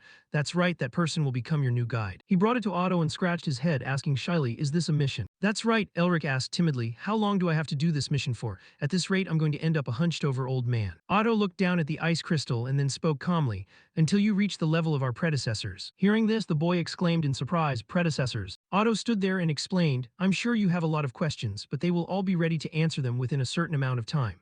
The predecessors have completed their tasks and left many things behind on this land." He looked up at the sky and added gently, "We have prepared many missions to guide you to him, so all you need to do is walk that path diligently." Hearing this, he tucked the ice crystal into his bag and replied, "All right, I just wanted to make sure I brought this thing along." Otto answered sadly, "I'm sorry for placing this burden on your shoulders, but this is a path that only you, Elric Melvinger, the Lord of the Melvinger, can walk." Otto also encouraged Elric, "Go on, go inside." He gave his final, firm instruction, "Complete the winter." Returning to the present, the boy observed the ice crystal and said, "Well, it's just that I was told I had to deliver this ice crystal to the deity Camellia." Mephisto smiled sinisterly and said, "The deity Camellia, I guess he's trying to create winter." Elric held the crystal in his hand and asked, "Winter, do you know what that means?" Mephisto nodded, confirming, "Of course. Those of the four seasons loathe it." He narrowed his eyes fiercely and replied, "It has haunted demon kings like me." Hearing this, the boy showed a look of hesitation, his eyes looking at the demon with caution. A moment later, he jumped up and said, "Please tell me more details." Mephisto asked, confused, "Why should I tell you?" Seeing that Mephisto didn't seem to agree, he offered a deal, 4 days of rest. The demon frowned and replied, "What do you think you can do with 4 days off?" Elric gritted his teeth and said, all right, then how about you lift the silencing curse, is that enough? I can't do more than that." Mephisto smiled with satisfaction and said, "Very well, listen closely." He began to tell him that there were 4 subordinates who had supported their predecessors in laying the foundation of the Melvinger. Because their personalities and characteristics matched each season, we demons usually call them the 4 seasons. Mephisto remembered Otto and continued, "One of them, Otto, corresponds to winter. In any case, the truth is that someone always stays behind to guide these types of missions." Elric was stunned and the demon continued in a serious tone, "Which means he is trying to pass on the power he possesses to you." Hearing this, the boy bit his lip, thinking, so if this mission is completed, I might also be able to receive missions from the others of the 4 seasons. Getting the power of the 4 seasons also means I could potentially obtain power like a predecessor, the person they would support. If I can continue to devour seals as strong as the seal of cruelty, or even stronger than that. Thinking about this, Elric smiled joyfully, "There's a good chance I can rebuild my family." He picked up the ice crystal again and said, "So, how important is this ice crystal to the deity Camellia that he needs it this badly?"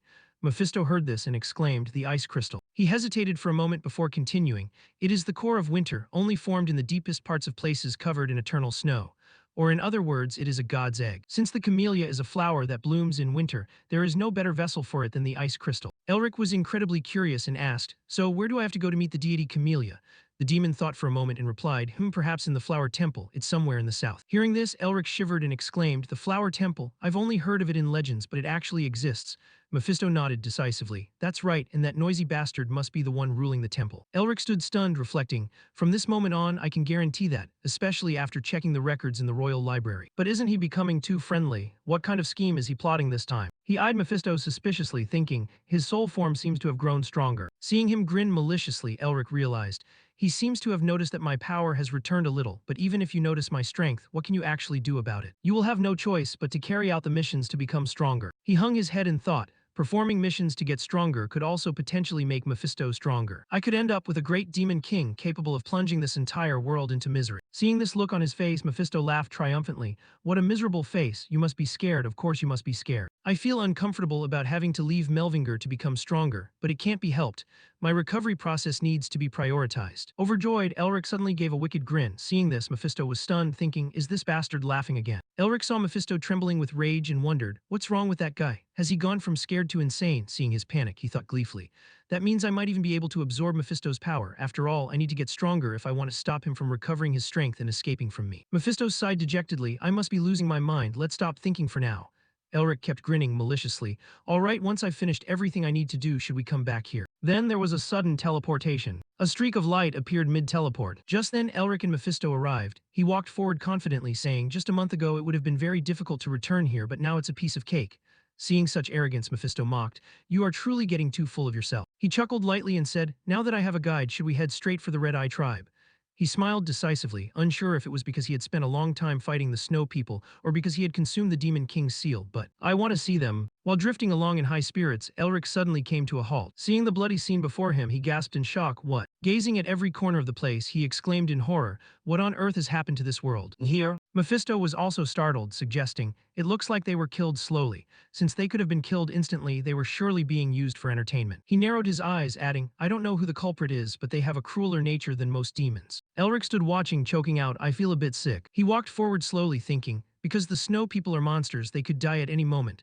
No matter how many Snow People I have killed, I would never treat them like toys. Elric shuddered, gritting his teeth. Is this unpleasant feeling because I consumed the Snow Mountain King's mission? He exhaled a sigh of relief and reassured himself. Calm down, I am not the Snow Mountain King. I have no right to pity the Snow People. Suddenly he froze, his eyes widening in complete shock. Before Elric's eyes was a vast sea of ice. He walked step by step toward the pile of ice rubble. He sat down and began digging through the thick layer of ice with his bare hands. His mouth went rigid, chattering from the biting cold. After digging for a while, Elric discovered something under the frozen ice. He seemed to go crazy while searching under the thick, frozen roots. The snow chunks were thrown aside with force. After more digging, he finally saw Manhwa beneath the snow. Previously, he had been walking along happily, saying, whoa, looks like a newcomer has arrived. Manhwa laughed, from now on the path will get tougher, so let's eat something before we depart. Thinking of this, Elric froze. Mephisto, trailing behind, said nothing. He looked around the frozen wasteland and asked, this is what that bastard caused before, right? He nodded slightly, that's right. Elric froze, eyes wide, and asked, aren't they making me feel even more uncomfortable? Under the dim light and gray sky, the white snow stretched out like a cold carpet. Isabelle. Chen was using every ounce of his strength to flee. Isabelle's body grew weaker and weaker against the biting cold, and her lips trembled. Her legs, running on the snow, grew weary, causing Isabelle to trip and fall. Chen, running behind, stopped, anxiously asking, are you all right, mistress?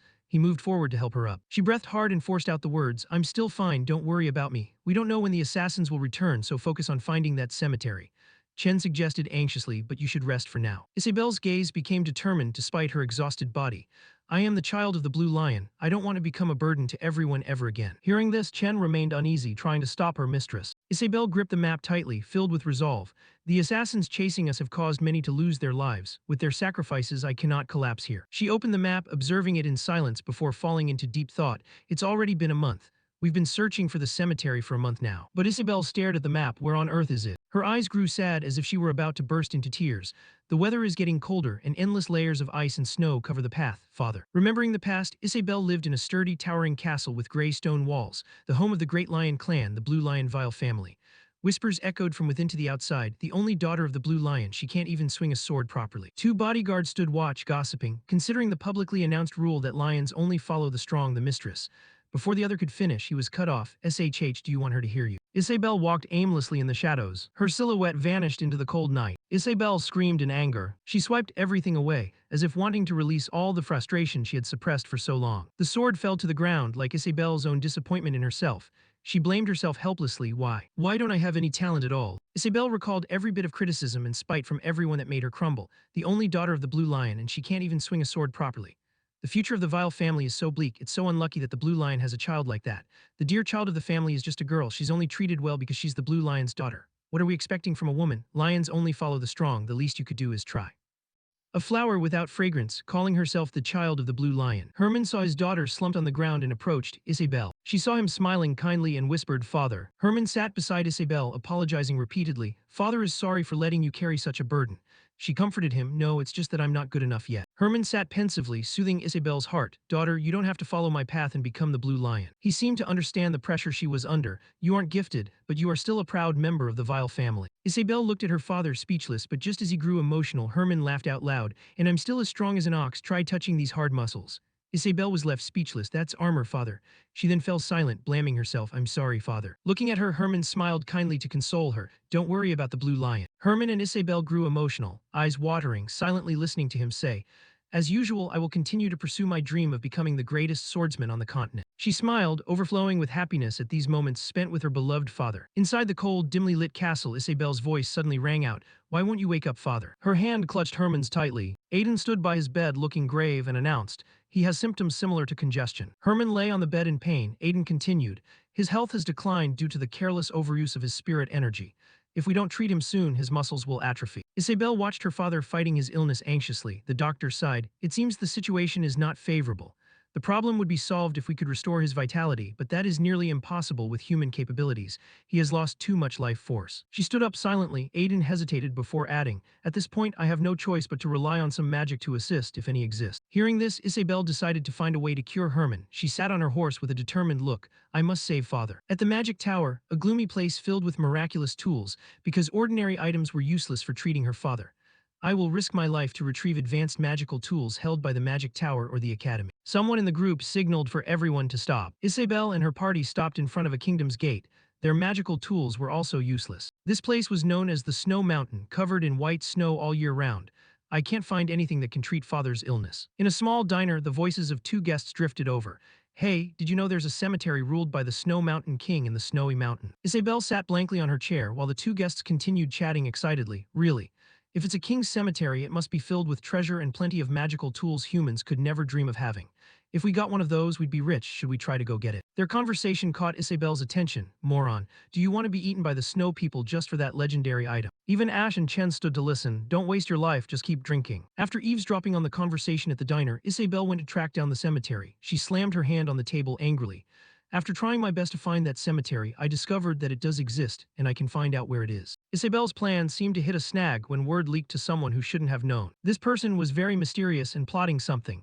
A problem arose because this plan reached my uncle's ears. After the plan was exposed, Isabel, Chen, and Ash were hunted. Chen shouted, "Run, mistress," as the soldiers were slaughtered en masse with only cries for help echoing. Isabel looked back to see the soldiers being wiped out, making her falter. Ash pulled her along. "My uncle Paul Vile has been waiting for the chance to usurp the Blue Lion's throne and sent assassins to kill me because I am the heir." Remembering everything that happened, Isabel was filled with resentment. "It's just." She pressed her lips together, her lips trembling from the cold. "Just how great is his cruelty?" Chen stood behind, raising his sword to defend. "Mistress, go hide." Isabel turned back, puzzled. "Why?" Ash grabbed her hand, pulling Isabel up and gently supporting her, when suddenly a familiar voice rang out. "We've had to scour everywhere to find you." Chen raised his sword with an angry glare upon hearing that voice. "We were wondering which hole you'd crawled into. Either way, you've shown up now." Hanel led his soldiers to hunt the three. "Since you are still members of the Vile family, I will at least let you leave peacefully." Hanel was the sixth Blue Wolf, an elite knight secretly sent by Paul Vile. Ash and Isabel hid behind a rock, not daring to breathe at every word he uttered. "Once you are here, the mistress must be nearby, right?" Chen shouted in anger and lunged. "Nonsense. Hanel, you will pay for the deaths of Isaac and Zard with your own life." He whispered, "Mistress, run and don't look back." Ash grabbed Isabel's hand to stop her. "Don't go out there. We can't stop them on our own." But Isabel insisted, "I have to go, otherwise Chen will die." Ash scolded her angrily. "Chen is risking his own life to buy us time to run. Are you going to let him sacrifice himself for nothing?" Isabel was left helpless and speechless, but she was too terrified to look. On the other side, Hanel shouted, "Mistress." He stepped on Chen's corpse and said arrogantly, "Your loyal servant is about to die. Are you just going to leave him here?" Chen, though lying on the ground struggling to breathe, still managed to force out, "Stupid. Mistress has already gone far away." Hanel used his sword to pierce through Chen's body. He chuckled maliciously. "I guess she abandoned her loyal knight. She's quite heartless too." Now Hanel was covered in blood, and he uttered each word with extreme cruelty. "I will cut off your head." Isabel ran out from behind the rock. "Stop." She cried out in despair, "Are you aiming for me? Then just kill me and let Chen go."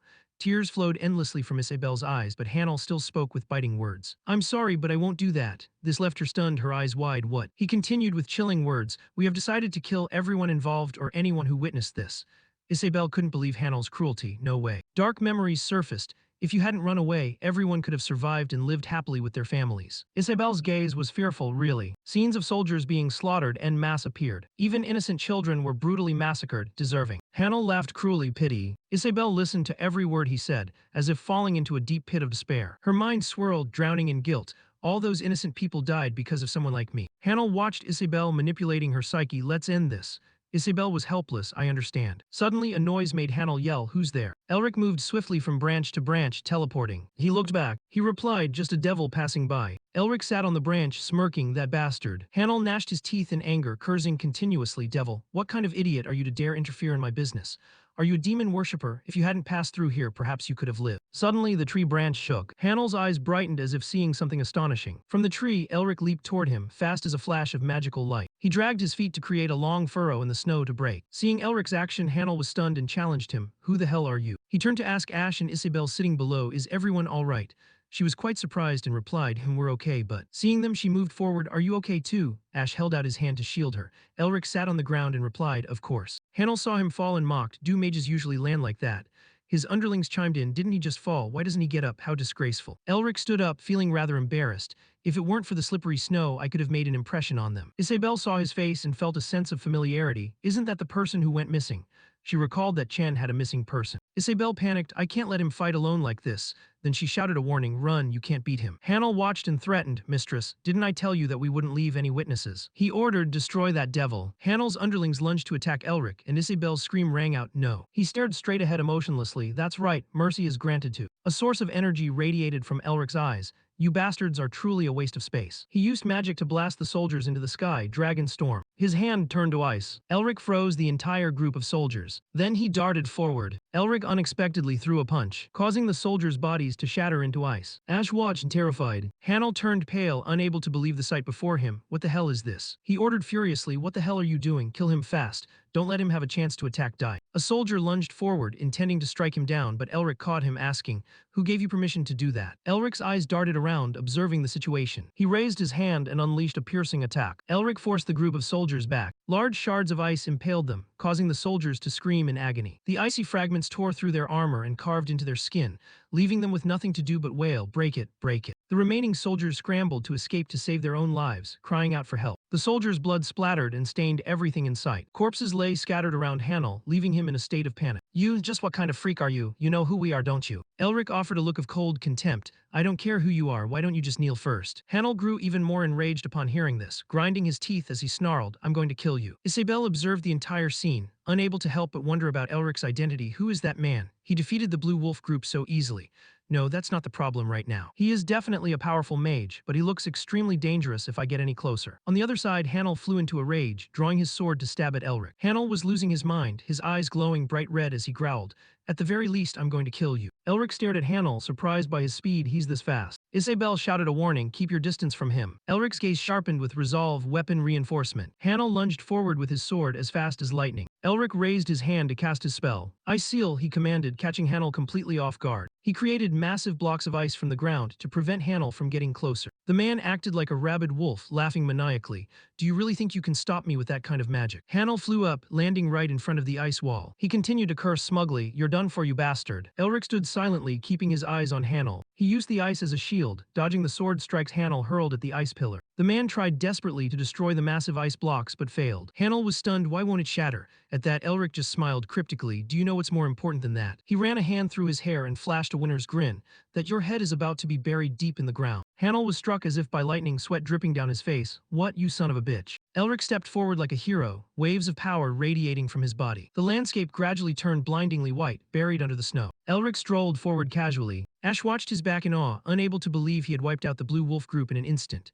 Isabel beside him was equally impressed, pouring out praise. I never thought there would be such a powerful mage on this hill. Ash continued to shower Elric with compliments, truly amazing. Isabel watched Elric's every move, unable to look away. He doesn't seem to be my age, but Elric's figure lingered in the air. How can he be so strong, to be this powerful at such a young age? He could absolutely rival Tasha Neresta, someone from the new Star group. Why don't I know who he is? He really is a mysterious person. Elric's expression turned contemplative. He closed his eyes, standing tall and imposing. He tilted his head back toward the sky. Elric remembered Manhwa, who was smiling at him. Then he remembered the tribe leader and the others who had been brutally slaughtered. He slowly opened his eyes, praying for the souls that had passed. Please rest in peace. Mephisto looked at Elric and Isabel, feeling confused. Hey, they keep staring at you. Why don't you say something to them? They're staring so much that I'm getting goosebumps. The demon turned to greet the two, even though Isabel couldn't see him. Hello there. Elric finally remembered their presence. I forgot to introduce them. Isabel looked at him, dazed. Elric smiled brightly. It's been a while, hasn't it? Chen looked at Elric with suspicion. Even if he helped us, he's still a complete stranger. We can't let our guard down this quickly. Isabel also stared at Elric with doubt. If he has some other motive, he'll be just as dangerous as they were. Chen instinctively turned to look at Isabel. She unexpectedly fell to her knees. Thank you, our savior, leaving Chen shocked. The young lady beside her was also surprised by the action. Why is the mistress kneeling? Elric felt awkward, stammering without words, his hands fumbling. You don't have to do that. Isabel called out to the other two, Chen Ash. They dropped to their knees behind her. Thank you, our savior, making Elric even more embarrassed. He rushed to explain, anyone would have done the same thing I did, so please get up. Mephisto, standing with his arms crossed nearby, chimed in, oh, it looks like she knows how to behave, unlike those two bastards from earlier. Isabel stood up and walked toward Elric, looking up at him with pleading, shimmering eyes. This might sound rude, but can I ask my savior for a favor? Seeing her, he felt flustered. Oh, do I need to go somewhere? She gripped Elric's hand and shouted clearly, no, I want to commission you, which made him uneasy. Oh, my hand. Elric stared at Isabel without blinking. This is. On the snowy mountain peak, night fell, and the entire sky sparkled with stars accompanied by the faint light of the moon. The carriage kept rolling forward without stopping. Inside, Elric sat facing Isabel and Ash. The atmosphere was quite stifling and no one spoke. Mephisto cursed Elric in his thoughts. I can see you smirking, you bastard. Wipe that off your face if you're planning something. Elric secretly chuckled with satisfaction at the precious gift, just as I expected. Because I was given something incredibly valuable. Just a moment ago, Isabel had handed him a gold coin, the symbol of the blue lion. This is gold. And not just that, it's the blue lion. Elric looked at her, unable to hide his curiosity as he asked, are you the young lady of the vile family? Isabel answered shyly, oh yes, that's embarrassing. He stared at Isabel intensely, unable to look away, and had to offer praise. That's why you're so beautiful. Even though Isabel's transcendent beauty had captivated the crown prince and led him to propose, she had still been abandoned. It was only because Isabel was a flower without scent, someone born without any special talent. If a lion's flesh and blood lacks fangs and sharp teeth, they deserve to meet such an end. It seemed Isabel's beauty wouldn't let Elric look away. I heard that after the marriage fell apart, she lived alone on her own land. Isabel's gaze was filled with sorrow. He laughed and introduced himself. My name is Elric. It is an honor to meet the only daughter of the Blue Lion. Isabel bowed her head, her eyes avoiding him as she stammered, why is it an honor to meet someone like me? Elric remained kind and gentle. You should be proud of yourself. From what I can see, your persistence is not something to be ashamed of for the name of the Blue Lion. Isabel blushed. Thank you. Suddenly, Elric remembered something and turned to ask Isabel, oh, that's right, you mentioned a commission, didn't you? She replied timidly, oh, that's right, I don't have much right now, but… Isabel hesitated for a moment. Can you escort us to the capital? Chen interrupted, young mistress, we still haven't found that place though. Isabel turned, her mood heavy and choked with emotion. Chen, I don't want to lose any of you just because of my greed. First, I have to go meet my uncle to negotiate. He started to say something else but stopped. Young mistress, Elric felt curious hearing the conversation. Uncle, I suppose these knights are also part of the vile family. Could there be something hidden within their family? He raised his hand to stroke his chin, calculating something. I also heard that the Blue Lion is suffering from a rather difficult illness to cure. She's probably looking for a remedy. I forgot Sean mentioned that to me before. Suddenly his eyes lit up as if he had just come up with an interesting idea. Wait a minute. Can't I make the Blue Lion indebted to me? If the Melvinger family is rebuilt and I do a favor for the Blue Lion. Elric began to imagine himself shaking hands with Herman, praised by everyone like a savior. Exclusive news headlines plastered everywhere. Exclusive. The Melvinger family is rebuilt and signs a pact with the Blue Lion. Exclusive. Melvinger cures the Blue Lion's illness. Melvinger and the Blue Lion smiling at each other while shaking hands. Exclusive. The relationship between the families is bonded firmly. That would be a wonderful sight, wouldn't it? Imagining the achievements he could reach. It made him smile to himself like an idiot. I really am smart, always keeping a cool head. This left Isabel watching him with a giant question mark over her head. She interrupted Elric's train of thought. It's true that we have no way to repay your help, so I will give you double what I just offered. Consider it a reward for completing the commission. Elric just looked at the gold coin in his hand without saying anything. Isabel felt a bit disappointed. I guess it's not possible, is it? She reached out to take the gold coin back. How embarrassing then. Elric smiled at Isabel. He held her hand to stop Isabel from taking back the gold coin. I will escort you safely, my young lady. Returning to reality as they sat in the carriage. Mephisto hung upside down, looking out at the road, and curiously asked Elric, there's a mountain of treasure in Ashen's Nest, so why do you still need money? He rested his hand on his chin and replied in his thoughts, I've calculated everything. Besides, Elric fell into deep thought. Don't say that. If you had ever been hungry and cold before. Mephisto just watched him silently. Elric faced him now. What am I supposed to do when I don't have a penny in my pocket? It might not matter to you because you're a trashy ghost, but humans need money to eat and sleep. Do you think you understand the feeling of deprivation? Mephisto remained indifferent. This is a human problem. He touched his chin and chuckled, but this telepathy is actually quite convenient. With just a little bit of energy, I can talk to whoever I want. Hanging upside down, the demon also laughed with interest. I taught you that only because I felt so annoyed whenever someone around you was silent. Elric teased, I know why you hate being silenced now. You really are a chatterbox, which irritated Mephisto. How dare you? He still offered biting remarks to the boy. Forget it. Do you intend to sit still like that for the rest of the trip? You look more hideous than you think. What am I supposed to do now? It's so boring. Isabel watched Elric's motionless figure, not knowing where to start. He just kept staring out the window without moving. Isabel wanted to say something but didn't know how. He isn't saying anything. Is it because I commissioned him? Elric sat blankly without moving, but now I need his help. The horse's hooves still clicked into the night, but Isabel's worries did not subside. If my uncle sends even stronger assassins, there's no way the three of us can get past. At the tall tower, it was said that this was the territory of the Vile family. Inside the room, a man was kneeling on the floor, banging his head repeatedly. Above him was a mysterious man sitting on a chair, gripping a lion's head. So Team 6 has been annihilated. Hilton, his body shaking violently, his head pressed to the floor. I beg you. The mysterious man was Isabel's uncle. He stepped down from his chair. If you're going to apologize. His footsteps were full of authority. Then from the very beginning you shouldn't have done anything at all, only to come here now and apologize for your sins. Streaks of red blood flowed out. The ground was soaked in blood, staining the area around the chair. He turned away, interrogating Hilton. Hilton, where do you think Isabel is going? His hand gripped his sword tightly, making the man terrified, because her tracks leaving the snowy mountain have been confirmed. It's very likely that she is heading back to the capital. He speculated with curiosity. If she's heading back to the capital, does that mean she wants to negotiate with me? The man avoided his gaze, trembling as he replied, most likely. He stroked his sword, his mouth never ceasing to criticize Isabel. What a foolish child. How could a talentless girl like that dare to negotiate with me? Saying that, the man turned back and stepped up to sit on his chair, warning Hilton. Hilton, you have only one chance. Each beat of the horse's hooves echoed gently on the road. Chen hurried to turn his head and announce, we've reached Lacenter, young mistress. When the carriage came to a complete stop, a kingdom that was both beautiful and peaceful slowly emerged. Isabel rubbed one of her shoulders, feeling stiff. We arrived in just 2 days of non-stop travel. I'm so tired. Beside her, Mephisto shook uncontrollably. My whole body hurts. Seeing this scene, Elric thought with interest, a ghost that floats like you. He then flashed a look of contempt. Do you not know that proper posture helps relax the nerves? For what reason are you floating upside down? As he was thinking, something outside caught Elric's attention. He spoke in a suspicious tone. What are those? Elsewhere, Hilton commanded his subordinates in a cold voice to summon the second Blue Wolf squad. Hearing this, Jaime asked in shock, what? He couldn't help but question him boldly.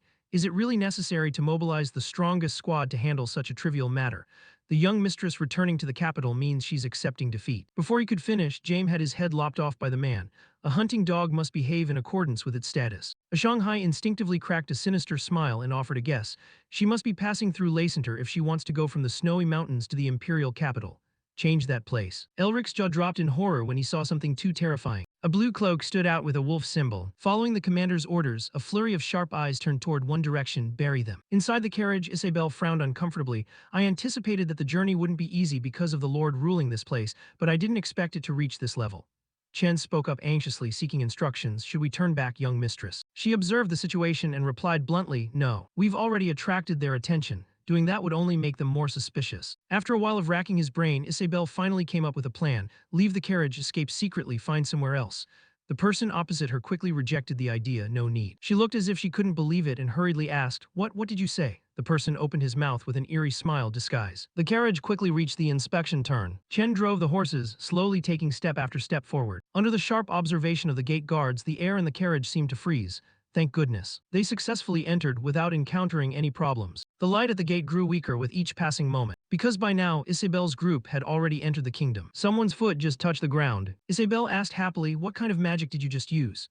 Elric gently cleared her confusion. It's just a simple illusion spell to make our appearance look different. It's no different from a type of hypnosis that can be broken by a minor shock, so we need to be careful. She spoke from the heart. Thanks to you, Elric, we safely entered the city. I am truly grateful to you from the bottom of my heart. He remained attentive and reminded her, stay the night here. I'll be back after I settle a few things. Hearing this, she immediately agreed. All right, return safely. On the way, Mephisto's mouth kept running. Why did you have to use illusion magic when you could have killed them all? Elric communicated silently with his thoughts. I don't want to start a war when I don't know anything about the enemy. Moreover, I need to save mana for an emergency. The demon didn't hold back and directly exposed the truth. What do you think the oath and the soul contract are for? Isn't it just because you're lazy? Then he pushed to probe his next intention. Anyway, you need to hurry to the academy or something, right? Elric replied, neither fast nor slow. Yes, but I need to look into something. Finishing his sentence, he flashed a perverted grin. Some time has passed, but I'm sure you still remember, right? Thinking of the things he had to do, he suddenly became more insane. I need to know Dean's situation to prepare for getting rid of that old man.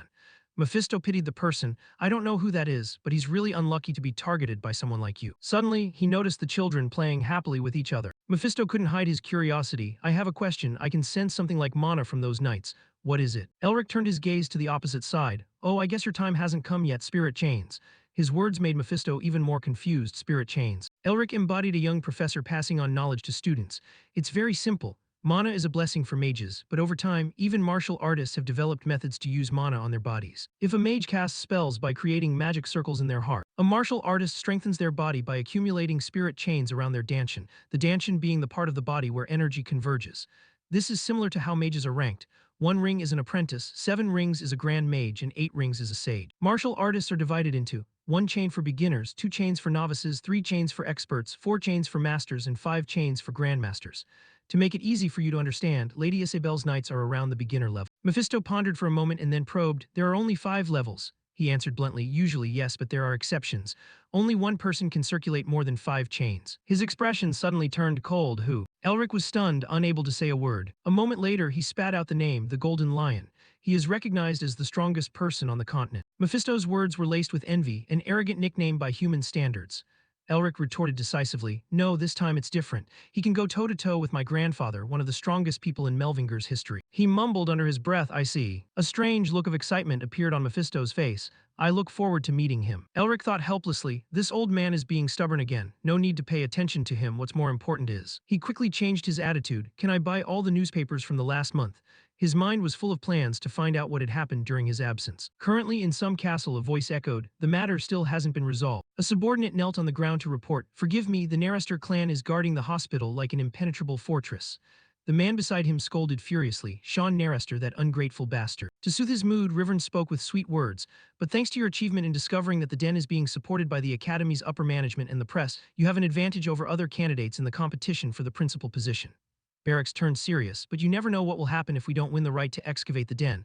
I want an overwhelming victory." He grinned nastily, "Please give the order." He fell silent, as if contemplating some cruel method. Finally, Barracks spoke, entrusting the task, "Put more pressure on those Narester rats." At the same time, Carl was reporting progress. "Young Master, the transfer of the den excavation rights is under too much pressure from the Academy's upper management and the press. Moreover, this situation is no different from you stabbing the senior professors in the back. The Academy's higher-ups are furious." Sean laughed until his whole body shook, which left Carl completely bewildered. "Young Master." Sean couldn't hold back his tears. "As they poured down, my sister comes to torture me every day, and that bastard Elric hasn't contacted me even once. The readers must have forgotten me. I want to appear more. But I've warned myself." He immediately regained his composure. "I will continue to endure until Elric returns." Elric at this moment was also grumbling incessantly with resentment. "Dean is as cunning as ever, and Sean is facing hell because of me." Even though he was smiling, his face was full of bitterness. "The higher you climb, the more you fall. You sure know how to use public opinion, old man Dean." Mephisto stared at him without a word. "I'm getting used to that expression." Elric's hand gripped tighter. "Keep climbing up. It will only make my debut even more flashy." Just as his emotions surged, he turned his attention to another matter. "Anyway, I feel a little sorry for Sean. Is there anything I can do for him?" In the distance, a blinding golden light began to grow. To a certain point, it exploded and created a terrifying shockwave. Mephisto and Elric turned their faces simultaneously. A series of desperate screams rang out. "Mom, someone save us." Elric immediately rushed out without the slightest hesitation. His eyes widened in horror. Pale before him, red flames erupted violently. "What the hell is this?" Someone's questioning voice rang out. "Mistress, do you really trust Elric?" Isabel admitted without hesitation, "He's the one who saved us." Chen immediately offered a worse scenario. "Even if he isn't Paul Vile's subordinate, who knows if he's an assassin sent by the other 7 lions to seize the manor?" Seeing he couldn't do anything, he advised gently, "I'm not sure about this, but we should be cautious." A feeling of annoyance rose in Isabel's heart. "I understand Chen's worry, but ever since we were at Snow Mountain, he seems to be overprotecting me." Thinking this, she turned to reassure him, "Chen, I understand what you want to say." He suddenly became urgent. "Yes, mistress." But Isabel reminded him sternly, "However, don't say that anymore. Doubting Elric is equivalent to doubting my decision." Hearing these words, Ash and Chen stood frozen, unable to say a word. At this moment, Elric's image had invaded Isabel's mind. "I trust him. That look can only be displayed by straightforward people." Chen continued to question in confusion. "I understand, but isn't he just a money-grubbing mercenary?" She gave a gentle smile. "No, he truly wants to help us." Chen, still ignorant, didn't understand. "What do you mean, mistress?" Isabel patiently answered the question. "Even though he isn't paid, he's still helping us, right? That proves that even if we asked him, he wouldn't help for money." Even so, Chen still persisted with his gut feeling, but his expression changed as soon as he found out we were of the Vile family. She continued to analyze. "He calculated that our family's reputation might be damaged, so he deliberately belittled himself like that." Ash and Chen finally understood. "I see, he did that to maintain the Blue Lion's reputation, I get it now." Isabel's face suddenly flushed red. "Chen, so." Before she could finish, a scorching red fire rushed toward them. The arsonist watched his handiwork with interest. "The fire looks really brilliant, doesn't it?" The Blue Wolf, captain of the 3rd Squad, Ashimonen, praised excitedly. "A magic scroll containing 4th circle magic primordial thermal ray is indeed worth it." Beside him, the captain of the second squad grumbled unhappily.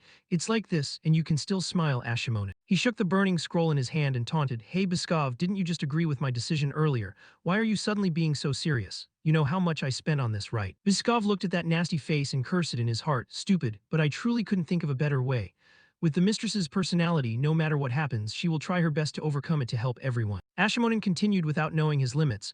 What do we do now? Burn more, should we? He seriously stated his prediction. The sixth squad has been wiped out. According to Hilton's calculations, our enemies still have at least 3 or more people. He said there might be a mage among them, so we must be careful. Hearing these words, Ashimonen became even more complacent. Come on, even if it's the sixth squad, I just need to close my eyes and I can burn them all.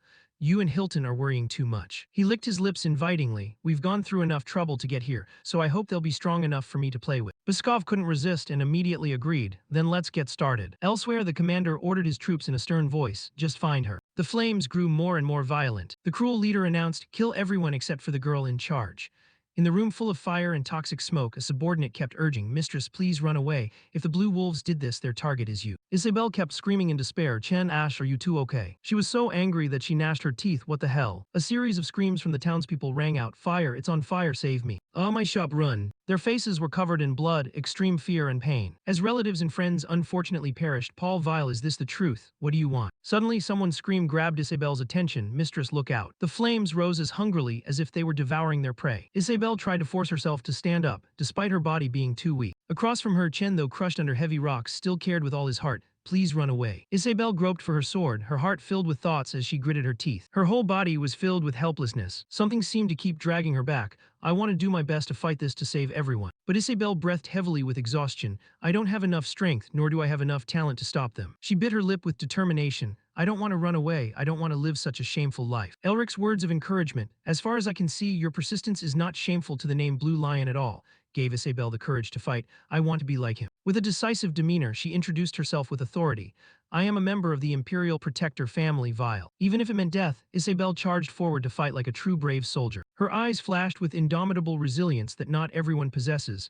I will still fight to the end. Another earth-shattering explosion occurred. Isabel squeezed her eyes shut, her whole body trembling uncontrollably. It took a long time before she dared to look up slowly. The thing she saw now was no longer the fierce fire, but a cool blue light. What happened? In the nick of time, Elric had appeared in time to save them. Every spot being scorched by the hot flames was approached by a stream of cold air that extinguished them. The townspeople witnessing this were extremely happy. The fire is being extinguished. We are saved. Isabel was still dazed. What is this? Intense emotion filled her eyes with tears. Elric at this moment was like a god sent down to save the world. Isabel hesitated, calling his name Elric. In her mind, there was only one thought. I don't know how long it will take. She silently watched each of Elric's running steps, but if possible. Currently, Isabel had truly fallen for him. I hope one day I will be able to stand by his side. Elric looked at the tragic scene before him and felt very indignant. He ran to where people were dying, our unites killing innocent civilians. Mephisto followed gently, a sinister smile visible on his face. Strong people are usually very good at suppressing their anger, but once it erupts, it is hard to extinguish.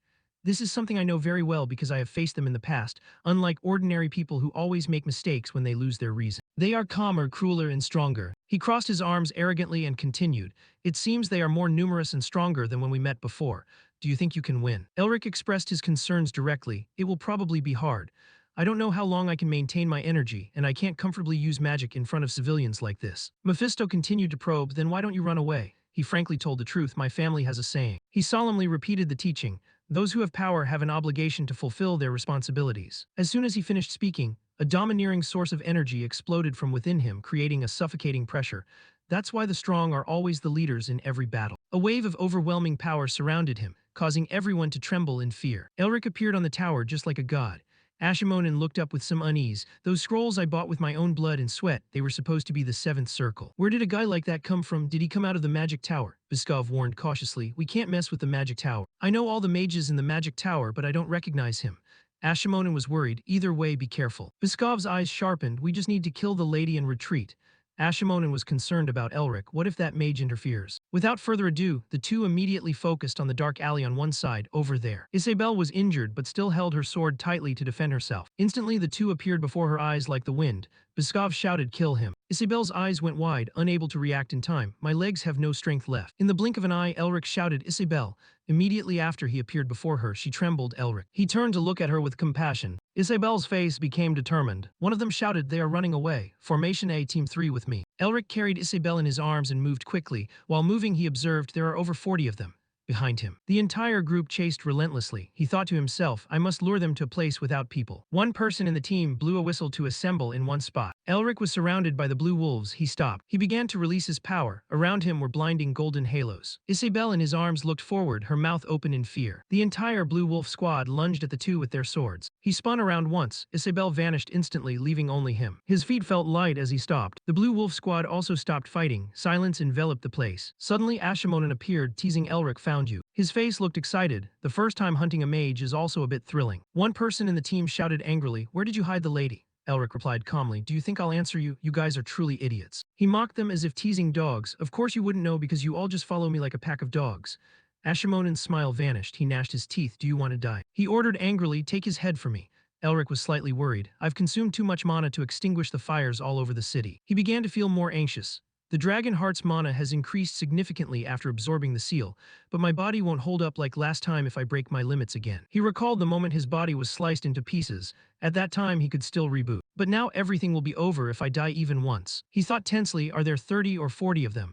I heard they would all come out even to deal with just one person. Just as Isabel said, he couldn't delay any longer. He pulled out his axe to prepare for battle. He assessed, first, I will kill their commander immediately. Saying that, he rushed toward the spot where Ashimonen was standing. He swung his axe to strike but was blocked by two of his subordinates with swords.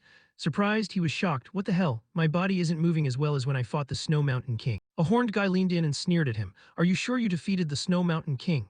Deep down, he insisted firmly, "No, I'm sure that back then my body moved exactly as I intended." The horned guy shouted, "You idiot." After that shout, he was struck by them and sent flying far away. He lay on the ground. Before he could recover, his eyes shone brightly as if seeing something coming. Indeed, he was slashed by the horned guy's sword. Luckily, he dodged in time. He shouted arrogantly, "Do you think the chess game that Otto set up for you is like reality?" He grumbled, "If you aren't going to help, then shut up."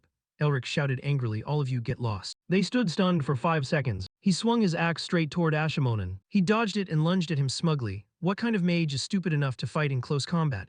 Why don't you use your all-powerful magic? Elric gritted his teeth in frustration and launched his attack. He swung his axe in 2 powerful arcs, aiming straight for Ashimonen, who blocked them with his arms in a defensive stand. He quickly used his sword to deflect Elric's blow and sneered, "Is that all you've got, brat?" Elric's face twisted in annoyance. Not stopping there, he continued to swing his axe, but Ashimonen dodged every strike. The man grew excited, slashing toward Elric as he goaded him. "Come on, entertain me a little more." Elric quickly parried the strike with his axe. He kept raining down axe swings at them. Ashimonen was no pushover, dodging every single one of his attacks. Elric's expression became laced with worry, his mouth hanging open as he gasped for air. A series of rapid-fire strikes created a massive explosion, filling the area with a blinding light that obscured everything. As a brief silence fell, Ashimonen dragged his sword along the ground and stepped forward. He looked toward Elric's blurry silhouette in the distance and said with contempt, "Running away like a rat." Elric was surrounded by a group of men with no way out, and Ashimonen laughed triumphantly. "Now you're just a rat in a trap, aren't you?" Suddenly, Elric fired a spark that lit up the entire sky, saying casually, "Let's end this." The streak of light flew higher and further into the sky. Abruptly, it exploded with a brilliant flash, like fireworks against the night sky. Ashimonen watched in terror. What the hell is that fire? Elric curled his lip into a satisfied smirk. A surge of powerful energy flared around him and he boasted, "You're all trapped here now, aren't you?" With that, he shouted a command, summoning Magic Circle. Sure enough, the magic circle he had painstakingly prepared earlier glowed brightly. Ashimonen screamed in panic, "Stop, cut it out." Suddenly, a pair of sharp eyes glared at him and he could only manage a choked, "Huh." It was Elric's eyes. They glowed in the darkness like lightning, capable of striking down anything in his path, reminiscent of an incredibly ferocious dragon. Ashimonen trembled, unable to believe what he was seeing. How can a human have eyes like that? He immediately ordered his subordinates to kill Elric before he could activate it. At this moment, Elric felt he had a 90% chance of winning and smiled smugly. A soldier with a sword gritted his teeth and lunged toward him. Right then, the light within the circle began to blaze and he challenged them, "You want to kill me?" The scene flashed back to the moment Elric arrived to rescue Isabel earlier. He turned to look at her with intent. She looked back at him with firm resolve. The two began to run away together and one of the men shouted, "They're running, Squad 3 with me." Elric, while carrying Isabel, asked, "How do they fight?" She answered honestly, "They always attack in a group, even if they're just killing one person." Behind them, a relentless group of men was in hot pursuit and Elric remarked, "Just like their name, they're like a pack of wolves." Isabel in his arms shouted out, "Then I just have to lure them to the plaza and wipe them all out." She added, if we can set a trap, that's even better. An idea flashed in his mind and he gave a slight smile, a trap, huh? Elric's body suddenly stiffened and Isabel called out to him in worry, Elric. He pleaded for her help. Isabel, I'm sorry, but can I ask you for one favor? What followed was the scene he had painstakingly staged. The spark was fired, it shot rapidly into the air, and then boom, it exploded. He gave her careful instructions, right at the moment of the explosion, after she had evacuated the civilians from the plaza. Next, tear the magic scroll, that's the signal. His power erupted. At that moment, he was like the Grim Reaper delivering a death sentence to the entire Blue Wolf squad. I'll kill you all. He aggressively slaughtered the people in the plaza. A massive block of cold ice appeared inside the circle. One by one, they were frozen with no way to escape. Elric looked satisfied. The magic circle is really great for mana recovery. Ashamonen used his remaining strength to stammer. No way. Elric mocked him. How stupid do you have to be to not see me drawing the magic circle? He reached his hand out toward him and unleashed his magic. The man trembled in fear. Stay back. I won't be able to die in peace. Suddenly, he noticed an intruder appearing. One of the men from the Grey Wolf squad jumped out, landing a punch that separated Elric and Ashamonen. It turned out to be Biskov. He offered praise, not bad, but your luck has run out. Elric glanced over coldly, his eyes widening in alertness. This time he was surrounded again and Biskop ordered, Formation B. He looked at Elric, who stood motionless, calculating internally. He lured us close to slaughter us with the magic circle. He had to be confident and have everything thoroughly planned to do that. After the tense moment from before, Elric smiled again. It was so different from what Biskov expected. Is he smiling? Does he know we've been hiding and watching him? He grew a bit worried. No, there's no way he knows we're here. If he knew, he wouldn't have used the magic circle. Thinking it over, he chose the safe path. I'll spare your life if you hand over the young mistress. Elric replied casually, is that so? But the problem is. He growled, I don't intend to let you live. He was now surrounded by a surge of powerful ice attribute magic. He looked at them with half-lidded, contemptuous eyes. You shouldn't have done this. Corrupt knights will not be shown mercy. One of the men in the squad silently drew his sword and lunged at Elric. He protected his body with spirit energy and maintained the formation. Elric turned toward his blade, raising his hand to cast a spell to dull the edge, but the blade. He turned toward his blade and raised his hand to cast a spell to dull it, but it remained intact and swung toward him. He wondered, so lightning elementals won't work. After the attack, the man quickly turned around. On this side, Elric unleashed another spell that blew away the man, but it seemed like child's play. The man's sword still flew toward him. Elric was surprised. The whirlwind is much weaker too. Is it because of the seal curse? All magic that isn't ice-based is weaker. Does this mean I have to obtain seals of the same element to use them? Even if that's the case, is the seal curse easy to use?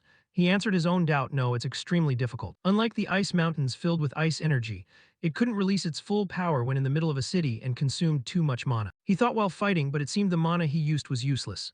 Finally, he made a decision. He pressed his palms together, each hand holding a different stream of mana, and mixed them together. He began to attack the Grey Wolf squad, who quickly raised their swords to block the mana bolts. Slowly, the mana began to seep into their swords. Seeing this, he created a larger chaotic mana orb, thinking to himself, it's not that there isn't a way. He swiped his hand forcefully and shouted, run. The Grey Wolf squad stood dazed in place. They didn't budge, only crouching down to brace themselves as if they had just encountered a gale. One man snapped out of it, raised his sword, and shouted, stop them. The sword slashed through the ice, advancing toward Elric. He stood there and waved both hands downward. He dragged the man's attack off to the sides. Biskov angrily slashed at him again. He used mana to dodge the strike and gradually closed in on Biskov. Small cuts appeared on his hands with blood seeping out. Not only that, but cuts also began to appear on his face. Elric's finger pointed forward, moving gently. His eyes glowed and the mana surged around him. He agilely darted past them while launching mana at them, saying, that's enough. I don't have time to play with you people, so I'll end this here. He turned his back, end of the line, I'll kill you all. The whole group was hit by the mana and froze, stammering what? Biskov was trapped in the ice that was spreading. Elric explained pleasantly, you only need to touch the ice poison to get frozen instantly. Your mistake was trying to block it instead of rushing in to attack. Biskov's eyes were bloodshot with rage. He stammered, I've never heard of a curse spell like that. Elric mocked. What are you so surprised about? He laughed victoriously, remembering the moment he cast the mana. I just added a curse to my ice spell. In the chaos, Ashamonen had escaped. He laughed arrogantly. Heh, the captain of Squad 1 really is the dumbest of the bunch. He shouldn't have just sent us. He sneered contemptuously at Elric. I admit you're very skilled, but you will soon regret daring to mess with us. He laughed loudly. You will die by the captain's hand soon enough. The man beside him asked curiously, so is that him? An image appeared, hinting at the person he was speaking of, the one who had plotted this. On this side, Elric didn't wait any longer. He fired a mana bolt at him and promised on his honor, on your way to hell you won't be lonely. With just a glance from him, the mana shattered Biskov and the remaining ice fragments flew everywhere. I'll send him down to join you soon. Ashamonen and his men stood on the city wall witnessing everything. He hurriedly rummaged for something, ordering his men to grab it while his accomplice asked suspiciously, what is this? He explained, it's a scroll containing a tier 6 fire attribute magic circle. We escaped him only because Biskov held him back, but He said with honor, our Blue Wolf Squad are the swordsmen of Lord Paul Whale. You will be the next Blue Lion. We can't just tuck our tails and run away like this, we can. He acted as if he were insane, rambling while running around. Run until your feet are blistered, set them on fire, and if that's not enough, set yourself on fire and run. His eyes were frantic. He held the scroll in his hand, igniting it. It doesn't matter if the young mistress dies. Use your life to burn this city to the ground. Mephisto reminded Elric, heh, looks like they're planning to pull some crazy stunts again. He asked why. Suddenly, his eyes widened as if he had discovered the key point. Without hesitation, he launched himself into the air, flying while cursing, you bastards. A terrifying laugh rang out, followed by a voice. In this world, the only species capable of being more cruel than demons are humans. Elric listened while moving frantically around the village. Ashimonin continued, no matter how much they pretend to be civilized, in the end, their true faces are just like this. Elric searched frantically, already a bit tired, breathing heavily. Currently, there are only 3 wolves left. I don't see anyone. More dangerously, the magic scroll is in their hands. In Ashimonin's hand, the scroll began to ignite, burning faster. Elric's heart grew more urgent with every passing second. At the very least, it's a tier 6 spell.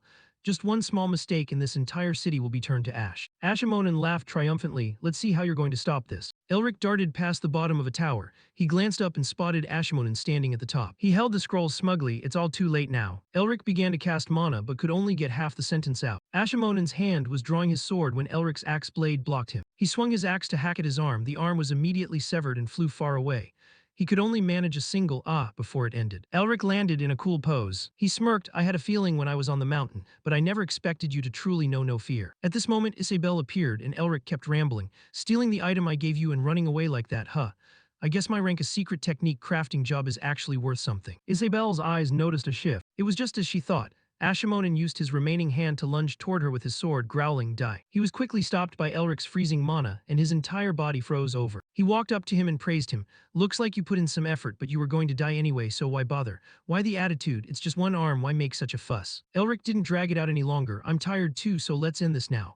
But Ashimonin let out a smug tone. You think that's the end of it? Elric was confused. What? Ashimonin reminded him, did you forget those two? An image of the blurry village appeared instantly, and the village slowly became clear. Ashimonin was complacent. While you were playing around here with me, my subordinates had everything prepared. His voice carried a touch of pride. Even though I lost to you, we blue wolves, the trump card of the Lord, will never lose. He was smug. Your mages are too careless. This place will soon become a hell of resentment. Elric let him enjoy his final moments before he smiled back, cutting him off with one sentence. I've already stopped them. His body trembled as he stammered. What? He teased. You mean to say I used the very magic you were so proud of? Remembering the scene from back then, the moment he caught sight of Ashimonin on the rooftop, he was channeling mana. While wearing a sly grin, he shouted the rest of the mana. The mana beam instantly fired, splitting in two. He was very proud. See that? One beam hit one of them right in the face. The other beam hit the other in the stomach, and he could only open his mouth in pain. Elric was thrilled. You don't even have your trump card anymore. Ashimonin's smile vanished. Now he was just like a candle flickering out in the wind. He screamed, trying to find a final hope. No way, it's a prank, it's definitely a prank. He glanced toward Isabelle, pleading earnestly, Mistress, please listen to me.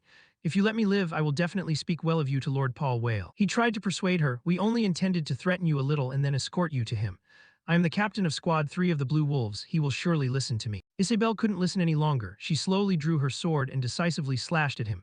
Do not stain the reputation of the Whale family ever again. And so, Ashimonin's life ended under Isabelle's blade. She felt a bit guilty. I'm sorry I was too hot-headed. Elric comforted her. It's fine, I intended to leave him to you anyway, and asked kindly, are you hurt anywhere? She suddenly trembled, stammering, I'm fine.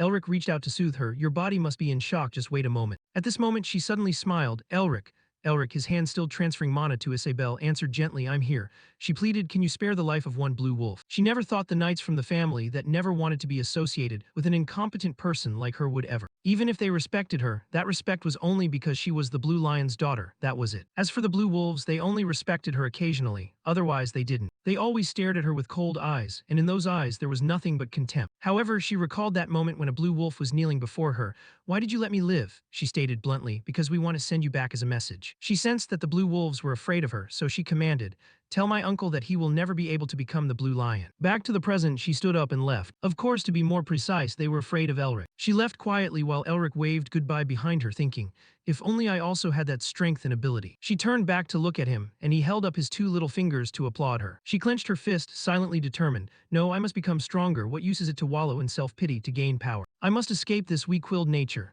Elric asked curiously, where are you going now? She smiled, I'm heading to Karn, where my father is harboring future plans. He asked curiously, you want to expand your influence? She did not deny it. Yes, I will ask for help from old acquaintances who once owed my father a debt. He praised her. That's a wise decision. No one would dare mess with the Blue Lion's place. She looked pensive, yes, because that's where the Blue Lion is. But if her father didn't wake up, it would be a tough battle. If Elric helped them, there might be a chance, but lions shouldn't get involved with wizards. She felt a bit of regret, whispering to herself, besides, I already owe Elric too much. I don't want to rely on him anymore at this moment, she thought, then said her goodbyes. Elric handed her a stack of papers. Take this. It made her curious. What is this? Documents. His voice was sincere. I apologize for being so abrupt, but I heard the illness the Blue Lion is suffering from seems similar to congestive disease. I don't know if it will help. No, he said, smiling foolishly. It's like a cure for the illness. She shouted in appreciation. What? While Elric was treating Ash, he asked in pain, what do you mean? Chen, sitting beside them, looked suspicious. Congestive disease. Under Elric's treatment, Ash's wounds quickly recovered. He looked at his arm in endless amazement. Suddenly, Elric stood up. I would like to introduce myself. Isabel shyly introduced herself instead.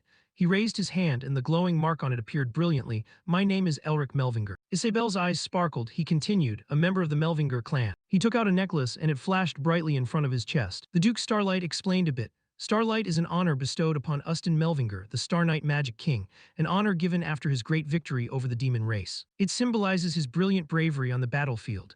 Although it's just an honor, his name alone is enough to make it a symbol of glory, the Starlight Magic King. Isabel asked curiously, do you mean the person who's still in a coma at the Royal Magic Hospital? But I heard that person had. He explained gently, I cannot tell you the full story, but it is true that I once suffered from a congestive disease. Now she looked in surprise at the paper in her hand. The thing you are holding is the medicine that helped me recover. The Blue Lion's condition seems similar to this disease. Perhaps it will help a little. He encouraged her, which left her bewildered. Don't you want to take your revenge? If the lion doesn't get to see that scene, it would be a pity. In that moment, she was dazed on the spot. And then a tear rolled down her cheek, a tear filled with gratitude. She sobbed, how can I ever repay this kindness? He gently patted her head. It's okay. He smiled. I will ask you to repay this kindness later. The two said nothing more. They just stood there in silence. His gaze looked at her kindly. Her tears fell, but they were tears of happiness. She smiled at him. She suggested, so to partially repay this time I will call you Sir Elric, okay? She smiled slightly. Do you want me to help you become a hero? Their conversation ended. Now everyone in town was busily cleaning up the mess caused by the battle. Someone shouted, make way for the patients. Another yelled, come over here and give us a hand. Mephisto felt a bit anxious. Is it okay to reveal your identity like this? To say he wasn't worried would be a lie. Elric thought to himself, that guy named Paul will use every means to find me. He whispered to himself that he had killed many of his blue wolves. Surely he was a guy who hated losing. He felt uneasy. Moreover, my magic is very special. Once I turn the academy upside down, my identity will certainly be exposed. Mephisto said in a mocking tone, then you'd better prepare your script because you'll be exposed anyway. Finishing the job, everyone waved goodbye to him happily. He whispered to himself, because I helped the Blue Lion, it will be a good step forward for the resurgence of the Melvinger clan later. He also excitedly waved back. Mephisto praised, you not only created a loud name for yourself but also built a solid path for the future.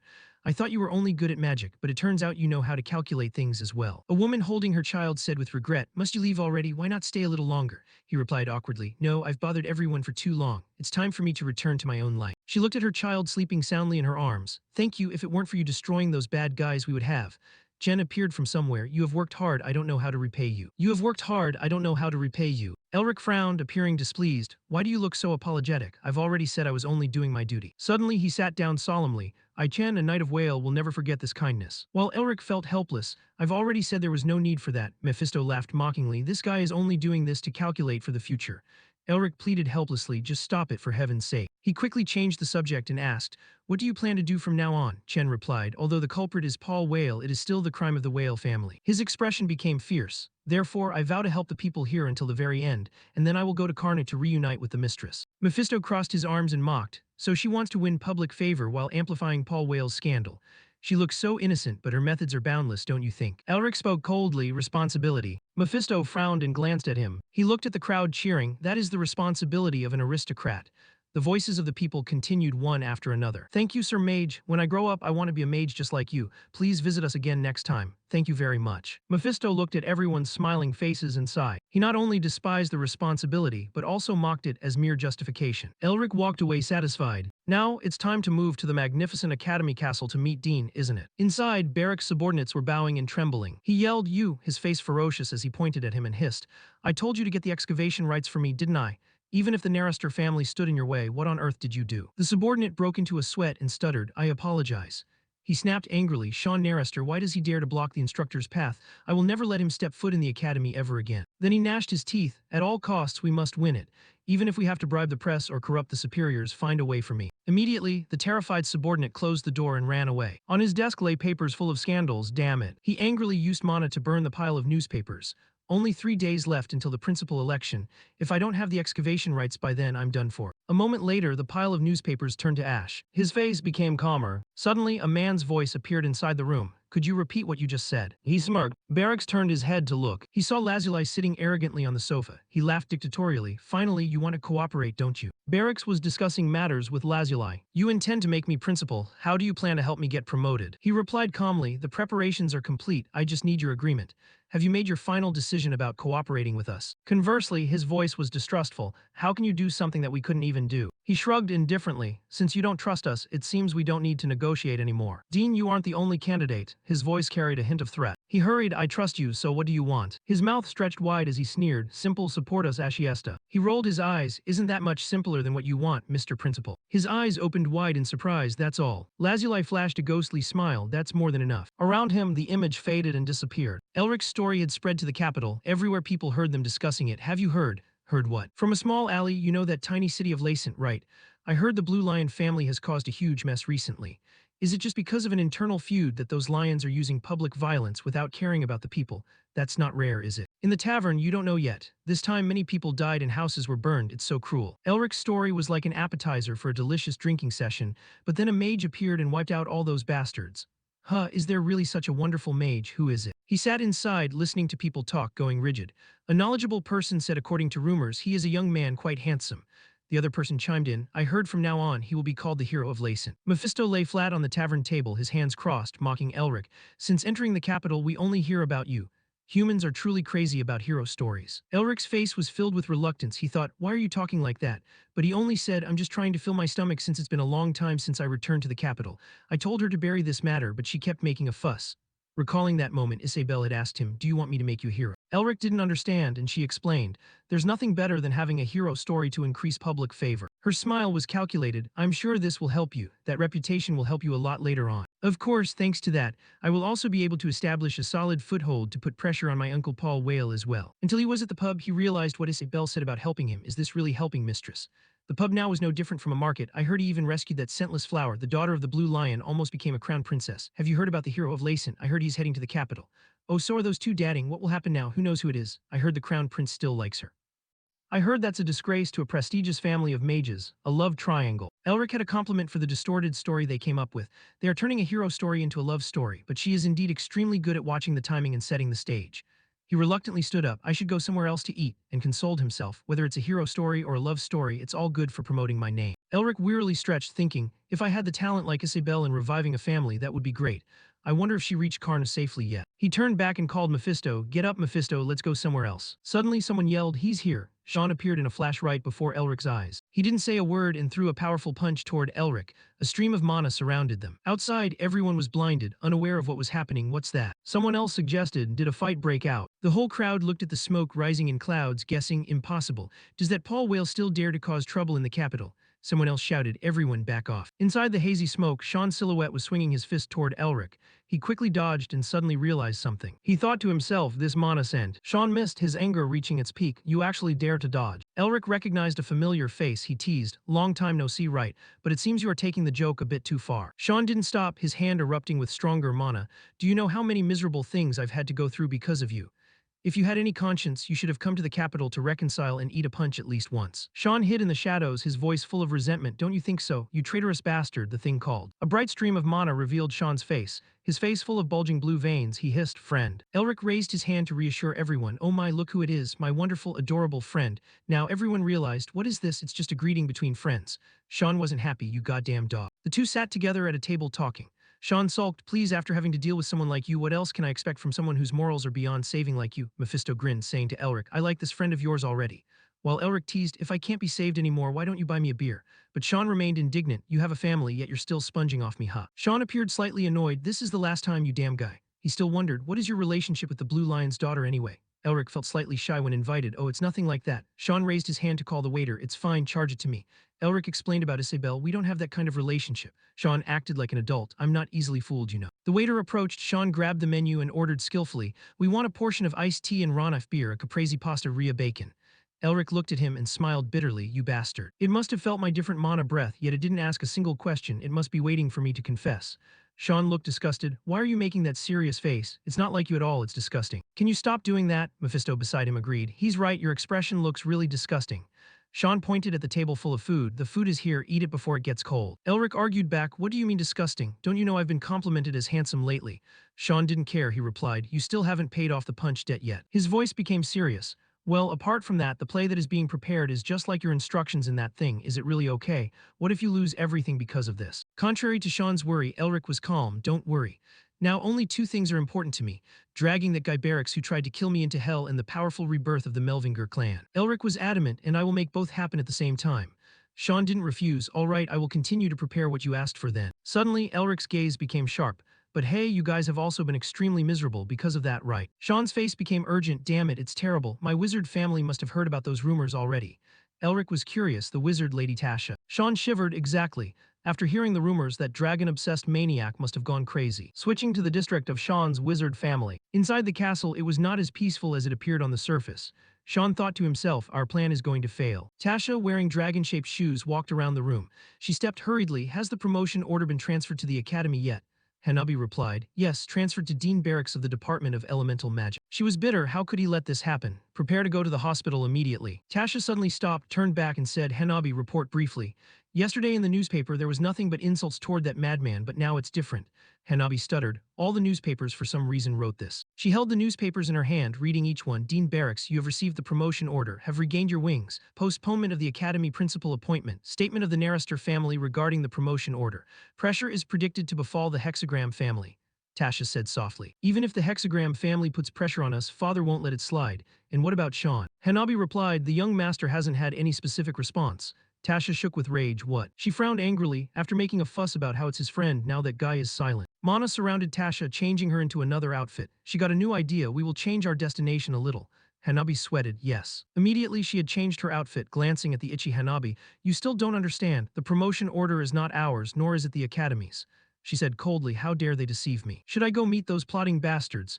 At the drinking table of Elric and Sean, Elric seemed to have sensed something wrong. The position of principal of Uston Academy, although it seems to be just the normal head position of a magic teaching academy, that position holds immense significance and power. Not only on par with a marquis, this title also has a huge influence in academic and political circles, comparable to the master of the Hexagram Tower, the head of the Imperial Magic Knights, and many other titles. One of them is the title Wizard of the Stars, an honorary position for the descendants of Uston Melvinger. Today is the principal selection day. A gentle voice echoed, thank you everyone for traveling from afar to come here for the future of our academy. Barracks patted his chest proudly. As you all know, the discovery of the Jade Dragon's Den is unlikely to happen again, and I, Barracks, was present at the center of this historical event. He tried to appeal, if you choose me, I will establish a system that allows us to continue discovering extraordinary things like that.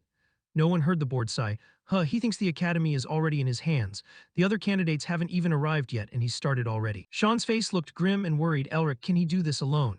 He recalled the conversation from the other day, feeling uneasy. Elric, the agreement rate for Principal Barracks is way ahead. I know you have a meticulous plan, but the supporters have been bribed, so it won't work on them. He worried so tomorrow, but Elric just laughed indifferently. Well, they can do whatever they want. Back to the present, at this moment Lazuli walked past, complimenting Barracks' excellent speech, Principal. He laughed modestly. Ha ha ha, I haven't even been chosen yet, so why are you putting me on such a pedestal? I will act according to Siesta's wishes, so you don't need to worry, even if you weren't acting this way. Having said that, he politely dismissed her. The other candidates are giving their speeches, so let's talk later, shall we? Lazuli's eyes curved into a smile. In that case, I will trust you. Barracks harbored his own secret agenda. That's right, you fool. I'll become the headmaster without a single worry.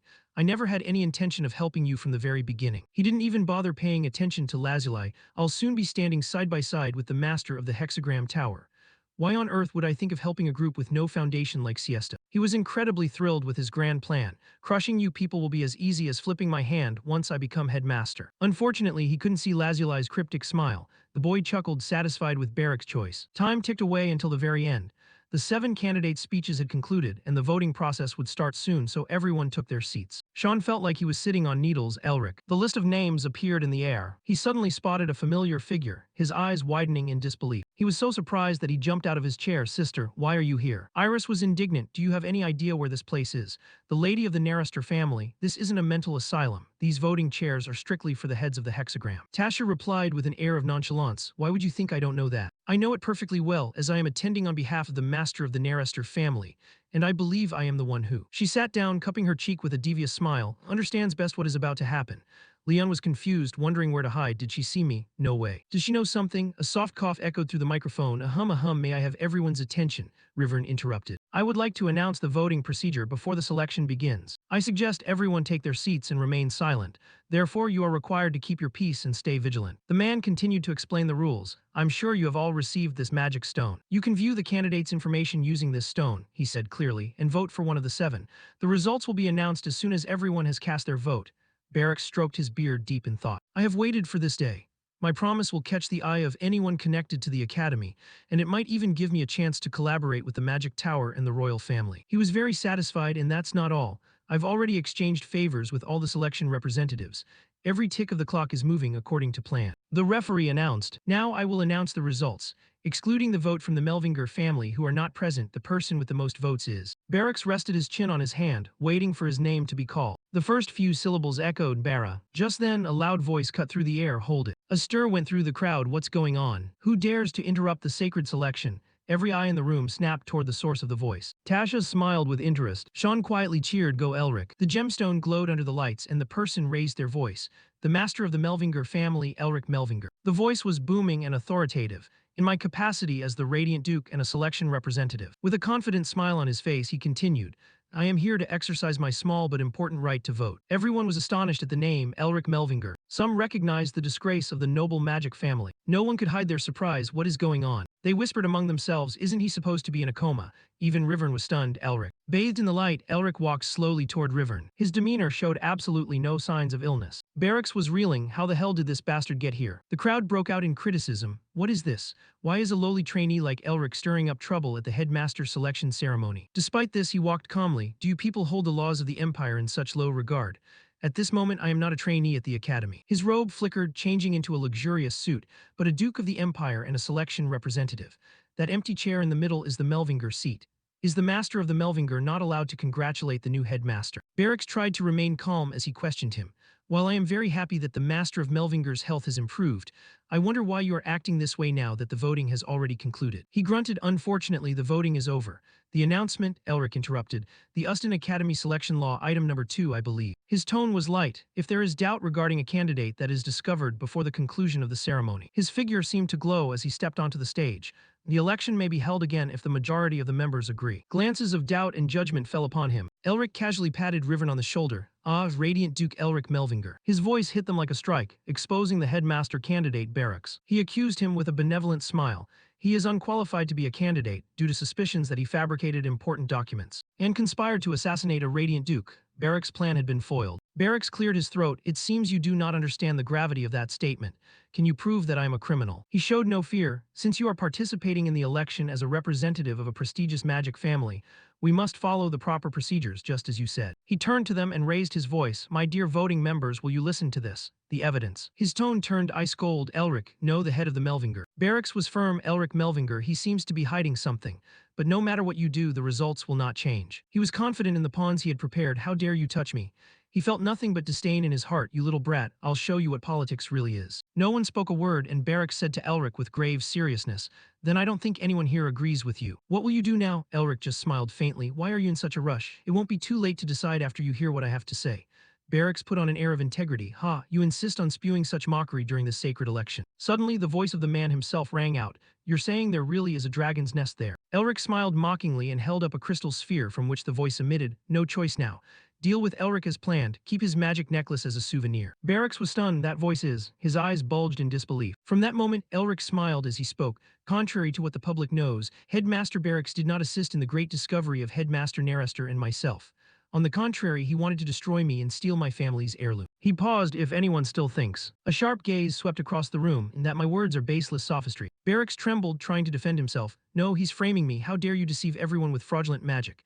Elric put his hands behind his back and asked sternly, deceive you? How could I deceive you, a 7th circle mage? Are you implying that I belong to the 8th circle? The crowd sided with him. That's right. How could a common fraudulent spell deceive everyone here? The idea that a patient suffering from a sealing curse could belong to the 8th circle is even more ridiculous. They were shocked by the truth. So did the headmaster really try to kill a radiant duke? The sky within barracks collapsed. The crystal sphere, that's the item I gave Rivern when I ordered him to kill this guy in the lair. How does he have this? A soft sound echoed, letting him know exactly who the culprit was. You bastard. Rivern acted professional. Now ahem, the election committee members are having an important conversation, so I request that our guests remain silent. Barracks was currently furious. Damn you, Rivern, how dare you betray me? Back then, Sean had provided information. Oh, that's right, we caught someone suspicious wandering around the hospital last night. It was Rivern. Elric had felt pity at the time, really. I bet that bastard Barracks ordered him to do something else. How pitiful, but then he heard Sean deny it. No, this time it seemed like he had something he wanted to say. He said he had something to give you, so he would wait until you woke up. He was curious, really. On the academy side, there was a major uproar. Find a way to take it, even if we have to use the press or bribe the upper echelons. Barracks scrambled frantically. He chased someone out and screamed in his room. Those bastards keep bothering me, I know. Even that bastard Rivern is truly useless. Curses echoed and the man ran off. That was how the present came to be. Luckily, Rivern had kept the evidence safe. Of course, the evidence he had was enough to destroy Barracks, but this made the job much easier. At the same time, Elric grew suspicious, but why did Rivern record the conversation? Was it for insurance? Perhaps saving him in the lair was worth it. He added, this isn't everything. According to the law, the ownership of a dungeon, such as a dragon's lair, belongs to whoever finds it first. However, Headmaster Barracks seized the mining rights to it without my consent. This information was even more shocking. So, not only is he charged with conspiring to assassinate a Radiant Duke, but he also tried to take the Melvinger family heirloom and the rights to mine the lair. He declared gloriously, not only do I request that Headmaster Barracks be stripped of his candidacy, but I also demand that he be punished for his crimes. The other members whispered, what should we do, need you ask? If he doesn't have the mining rights, Headmaster Barracks is worthless. Ik had a question, but Elric, I can feel mana coming from you. Are you no longer afflicted by the sealing curse? The others joined in. I also heard you were in a coma, but you seem perfectly fine. Representative of the Narester family, you seem to know something. What is going on? Tasha seemed to enjoy this drama, responding idly, I didn't know that the person associated with the Melvinger representative was my younger brother, and that doesn't matter, does it? Barracks tried to defend himself. I am certain that the crystal sphere has been tampered with. I am sure that if I analyze it, it will be revealed. He was still ambitious, damn it. At this rate, the headmaster seat will vanish and my head will go with it. I'll just deny everything and ask for Siesta's help. Someone couldn't hold back and burst into laughter. Barracks turned toward the person, his face filled with mockery. Lazuli, why is he standing next to Sean? He suddenly realized, staring directly at Lazuli as he bared his teeth and removed his glasses, that bastard is. And then he transformed into the true appearance of Carl, Sean's accomplice. Elric and Sean had planned this from the start regardless. Carl is very miserable because of that. Calling him a smartalek won't work, will it? He relieves his stress by playing with Barracks, and that Siesta guy isn't even that bad. Barracks turned purple with rage, facing Elric. Did you plan everything from the very start? I, Barracks, have been fooled by a bastard like you. NH turned around excitedly. My dear voting members, it seems everything has been resolved. His face beamed with a bright smile. We can hold a re-election now. He was incredibly excited. Does anyone want to buy the headmaster position? After a long debate, someone was chosen. Thank you for entrusting me with this noble position, headmaster of Uston Academy. Mephisto was speechless. I have no words left. I never expected you to be so blatantly deceitful. Are you brave or are you just insane? Elric smiled victoriously. If it weren't for moments like this, how would I get my share? I have to postpone my academy patrol and my scholarship program for this. Sean, what do you know anyway? He glanced dismissively at the new headmaster. Also, do you really intend to accept that kind of guy? It looks embarrassing. Elric answered flatly, oh, you mean that bald guy? He couldn't help but laugh. That laugh made someone's legs lock up. Elric intentionally teased, oh, I'm sorry, you received my telepathic transmission. I didn't intend to send it to you, sorry about that. He laughed heartily, you're still a 7th circle mage despite being bald, always able to hear my transmission. That's amazing, but why didn't you say anything? You can use telepathy, right? There is nothing more refreshing than trolling someone, well, being able to hear it at all is an accomplishment. Oh, I get it now. You could hear it not because of talent, but the corners of Elric's mouth stretched from ear to ear. It got into your head because there's no hair, right? The linguistic spell was read, forming a lightning bolt that struck his head. Barracks couldn't take the insult. You brat, how dare you mock me? Being startled in the middle of peace. What's wrong, Headmaster Barracks? Everyone fled in a panic. Barracks gritted his teeth venomously. Die. Elric smiled stiffly. A powerful lightning bolt struck where he was standing. Elric kept a faint smile on his lips. The tattoo on his right hand glowed. Boom, in the blink of an eye, a magic circle appeared, shattering the lightning bolt. The entire plaza seemed to tremble. Everyone wore a look of terror. Since when was there a giant snowflake above their heads? A 5th circle magic circle. Who blocked it? Barracks continued to attack like a madman. The silhouette vanished. It flashed in front of him. The two magic circles collided, shooting out sparks. Eric couldn't believe that someone from Lacenter could block a sixth circle lightning magic circle. Everyone in the chaos noticed something. Wait a minute, this person. They exclaimed in horror, it's the failure of the Technic family. How can a cripple like him use magic? Meanwhile, Elric was very excited. I thought he'd be easier to deal with because he's old, but he is a seventh circle mage after all. It's going to take a bit of time to deal with him. However, a powerful strike was launched and he waited. I think he forgot where he's standing. A gout of fire poured down. A charming voice echoed, if this old man keeps acting in a way that annoys people. The air grew hot. There will be someone who finds him an eyesore and eliminates him. The person who acted was Tasha. This time everyone was genuinely shocked. A phoenix is a fire magic bird. Elric calculated, the youngest seventh circle mage capable of summoning a phoenix. I don't know if Sister Tasha is involved in this, but the battle starts right now. All the members stepped out in unison. From now on, all of your actions will be considered acts of terrorism and will be punished. Dean Barracks spoke up again. Stop. It seemed he had a different plan. Oh, six great families and guests. Rivern was confused by the unfolding events. The chaos poured in. The master of Melvinger has been attacked. Arrest Barracks. Mephisto lamented after this. I don't know if I can even claim to be the Demon King anymore. He clicked his tongue. Really, if you were born a demon, you would definitely become the new Demon King. At this point, the corner of Elric's mouth lifted. Don't you realize? The person who had been captured struggled in the pile of ashes. This is the outcome for those who dare to stand in my way. After that day, everyone whispered to each other. Have you heard anything about the incident at Uston Academy? About Elric Melvinger's outburst? The guy who was in a coma? What can the illegitimate son of the Technic family even do? One person relayed the news to another. No, you fool. Do you even know who Elric Melvinger really is? What the hell are you talking about? The rumor spread far and wide. I heard he's the one who saved Lacenter. Many found it hard to believe, The news reported that Dean Barracks had been expelled from the academy, then arrested and charged with murder. Elric Melvinger, the grandson of Uston Melvinger, is a mage currently protecting the Demon King. They all wondered how he could cure diseases deemed incurable. Could it be that he discovered some secret while entering the dragon's den? Elric Melvinger made the Narrister family pay a proper price for their actions. A person read word by word from the newspaper. The Melvinger family is gradually reclaiming their honor. A hero has appeared, even though he was once mocked by many. Sean shouted, my ass, why do I have to read these things for you? Elric responded lazily, I'm a patient after all, the spot Barracks hit still hurts a lot. Outside the mansion, it was packed with reporters. Please let us meet Sir Elric Melvinger. Narrister, open the gate, we have the right to know. Damn it, you're just good at pretending to be a hero. Don't you see my guards suffering out there? Sean pouted, watching him stretch. Those reporters should know the truth about this arsonist. You just used some cheap tricks, but now you've become a legend in people's mouths.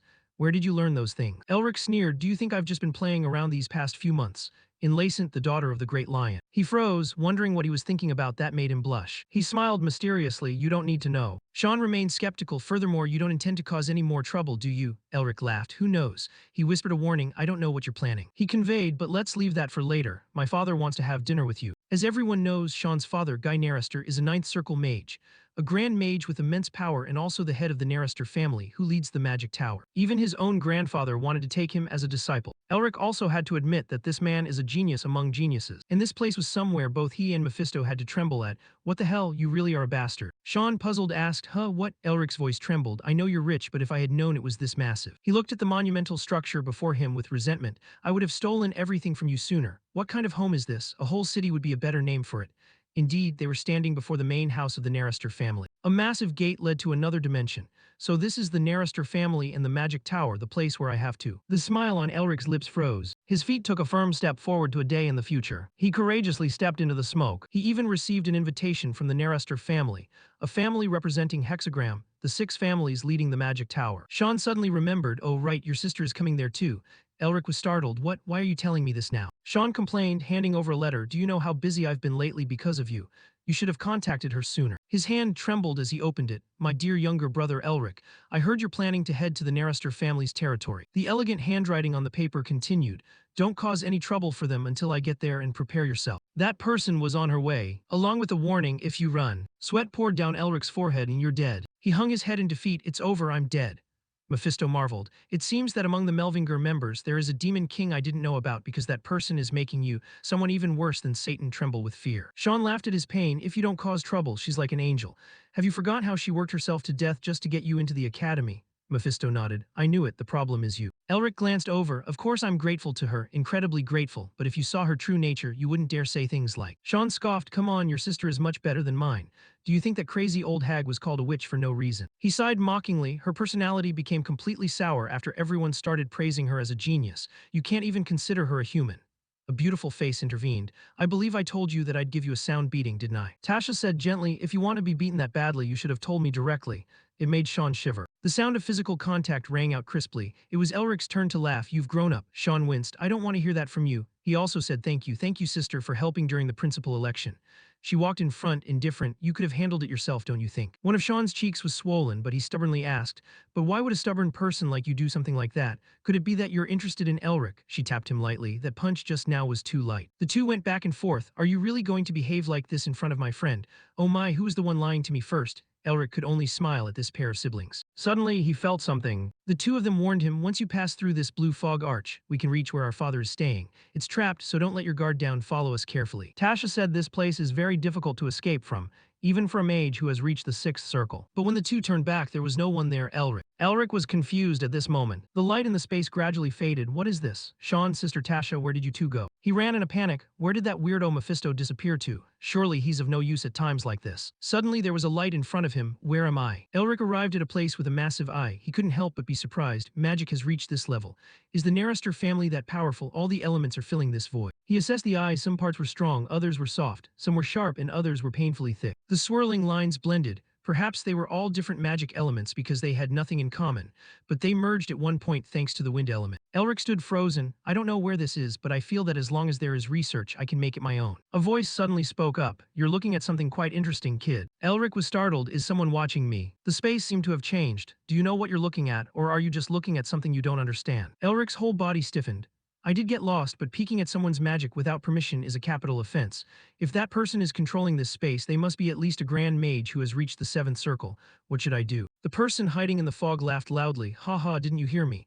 I'm sure you reacted. Didn't you hear me, kid? His mind quickly shifted. Objectively speaking, this is the fault of the Narester sisters for not giving me clear directions, so I have no reason to be questioned.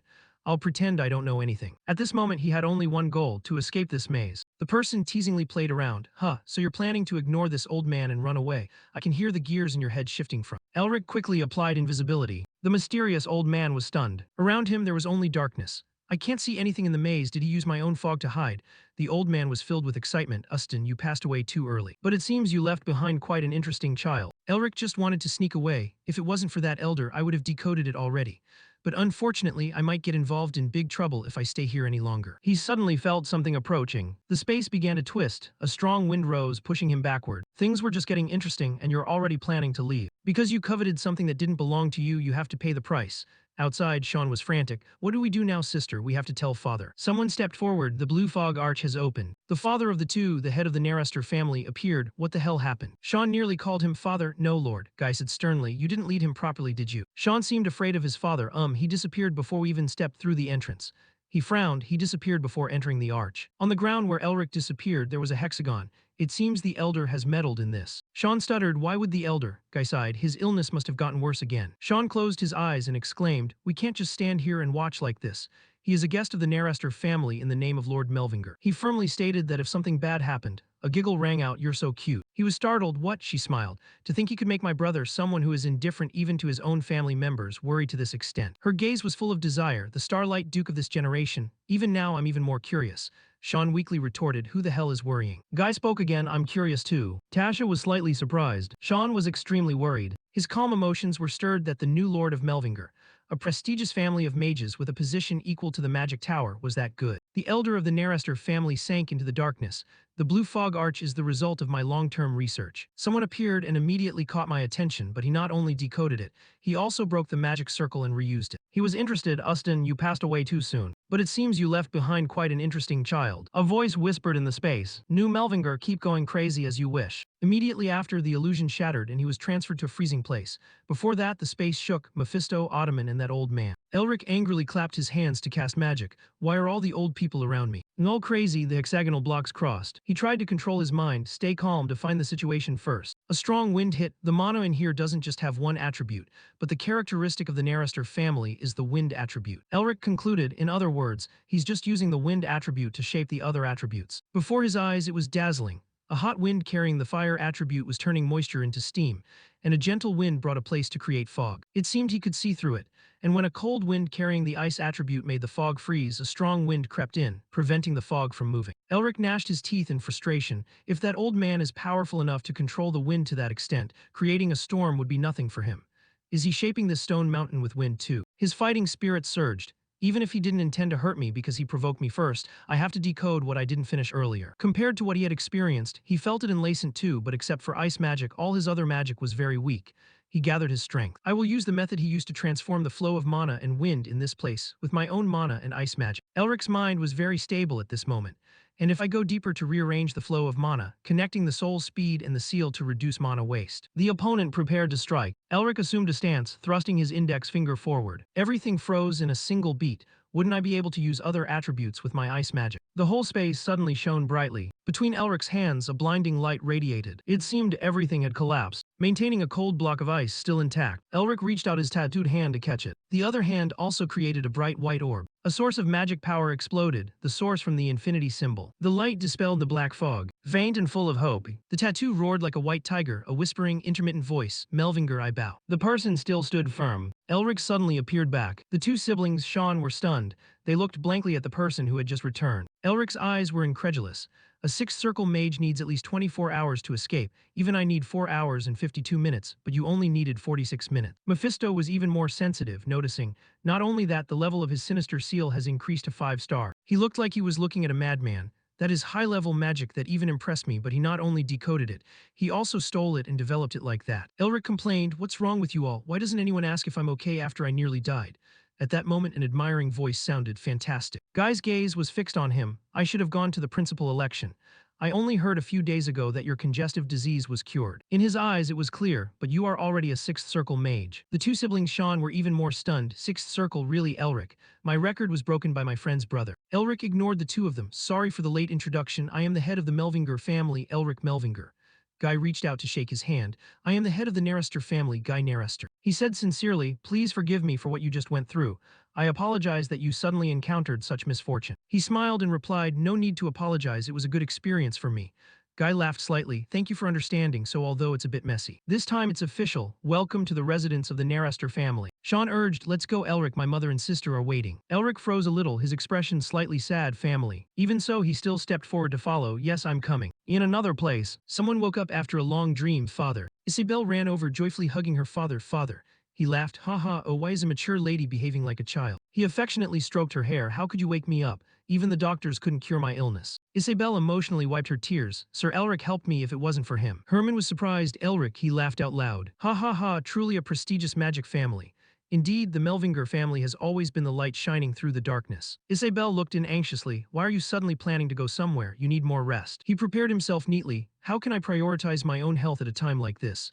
If there is such a talent, I must find him even if I have to go to the end of the continent. The tone was joyful because in this decaying world there is such a righteous child. His charisma was brilliant. Isn't that even more of a reason for me to go? In another place where darkness was overflowing, the person on the platform spoke. The massacre of the Blue Wolves, Isabel's escape. His tone was full of authority. He was cured and the Blue Wolf returned alive, then exploded right before my eyes. Was it all caused by that mage? Under the floor were countless fragments. Hilton reported he must have cast a spell on his body. He asked, what about him? The information received was that he was traveling with a blue eagle, and it seems he was trying to contact Elric Melvinger, who is currently at the Narester family's residence. The mastermind was confused. Blue eagle. He didn't come to attack me immediately, but summoned his sworn brother first. Paul clicked his tongue in disdain, assuming the Lamsu must have grown weak. He gave the order. Hilton and that damn Melvinger were not to meet.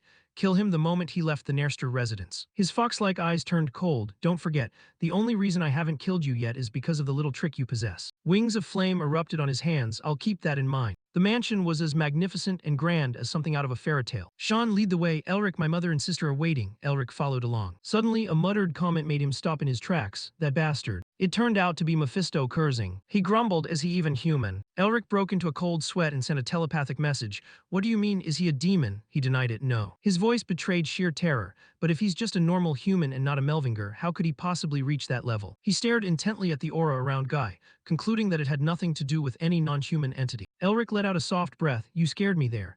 Do you think humans just sat around playing for the thousands of years you were sealed? He rambled on. The other lords of the Magic Tower, the Lions of the Great Lion Clan, the Imperial Intelligence Agency, the Revolutionary Army, the Beastmen, the Opposition Alliance.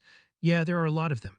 So why do you think people call this era full of monsters? Mephisto acted as if he just discovered a new continent.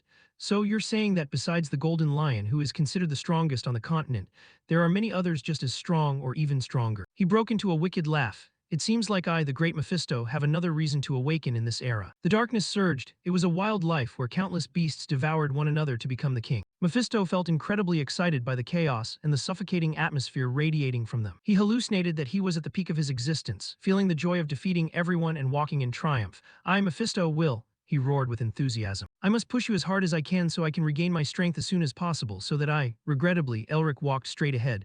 Adults are talking to you. They entered the dining room where 3 people were already present. The little girl pointed at the boy opposite her and shouted, "Mom, Mom, this idiot dropped his food again because he was staring at Brother Elric."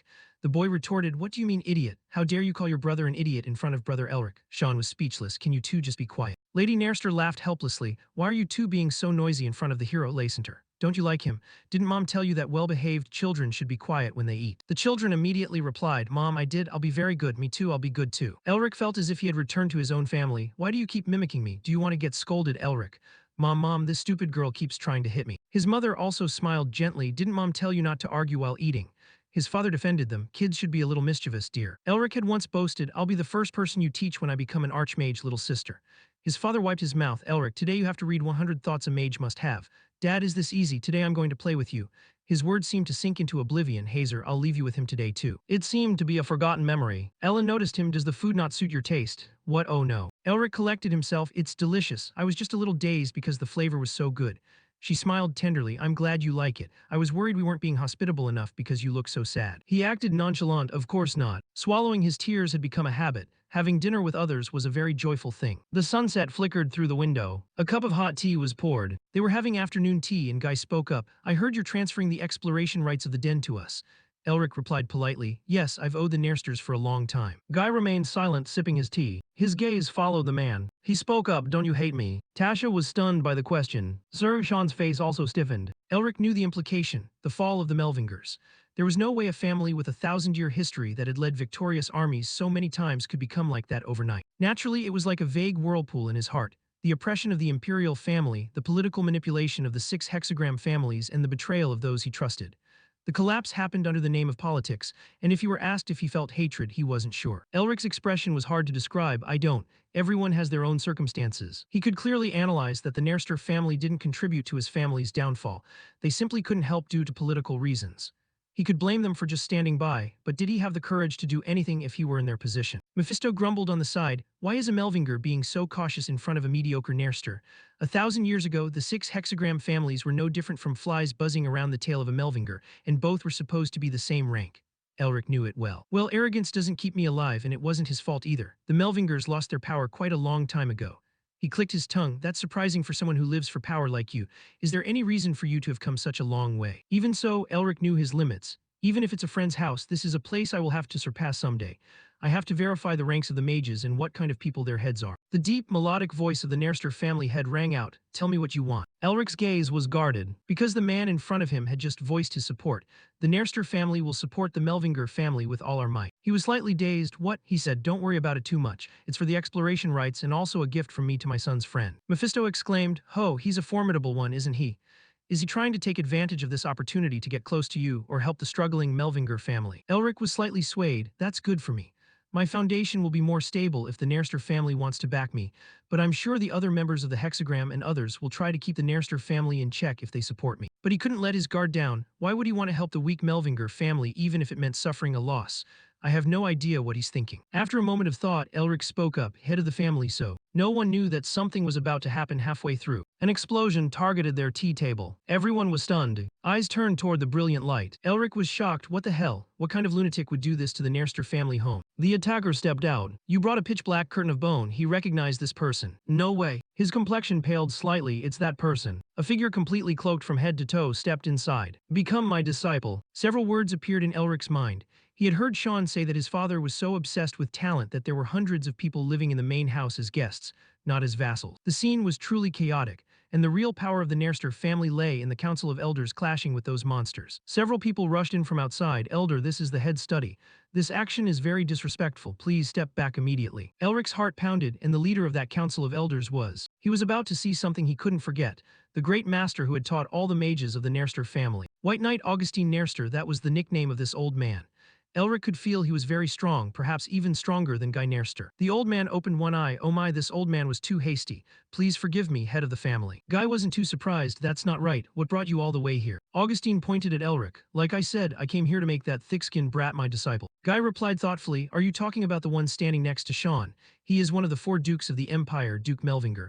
I think it will be quite difficult to make him. Suddenly, Elric interrupted Duke Melvinger. Amidst everyone's astonished eyes, Elric Melvinger. He bowed to Augustine, respectfully greeting the head of the Council of Elders of the Nerster family, Master Augustine. Mephisto was caught off guard. The 2 siblings, Sean and his sister, were panicked. Elric, what are you doing? Augustine felt amused. Oh, you recognize this old man? Elric replied politely, how could I not recognize the great elder of the Nerster family?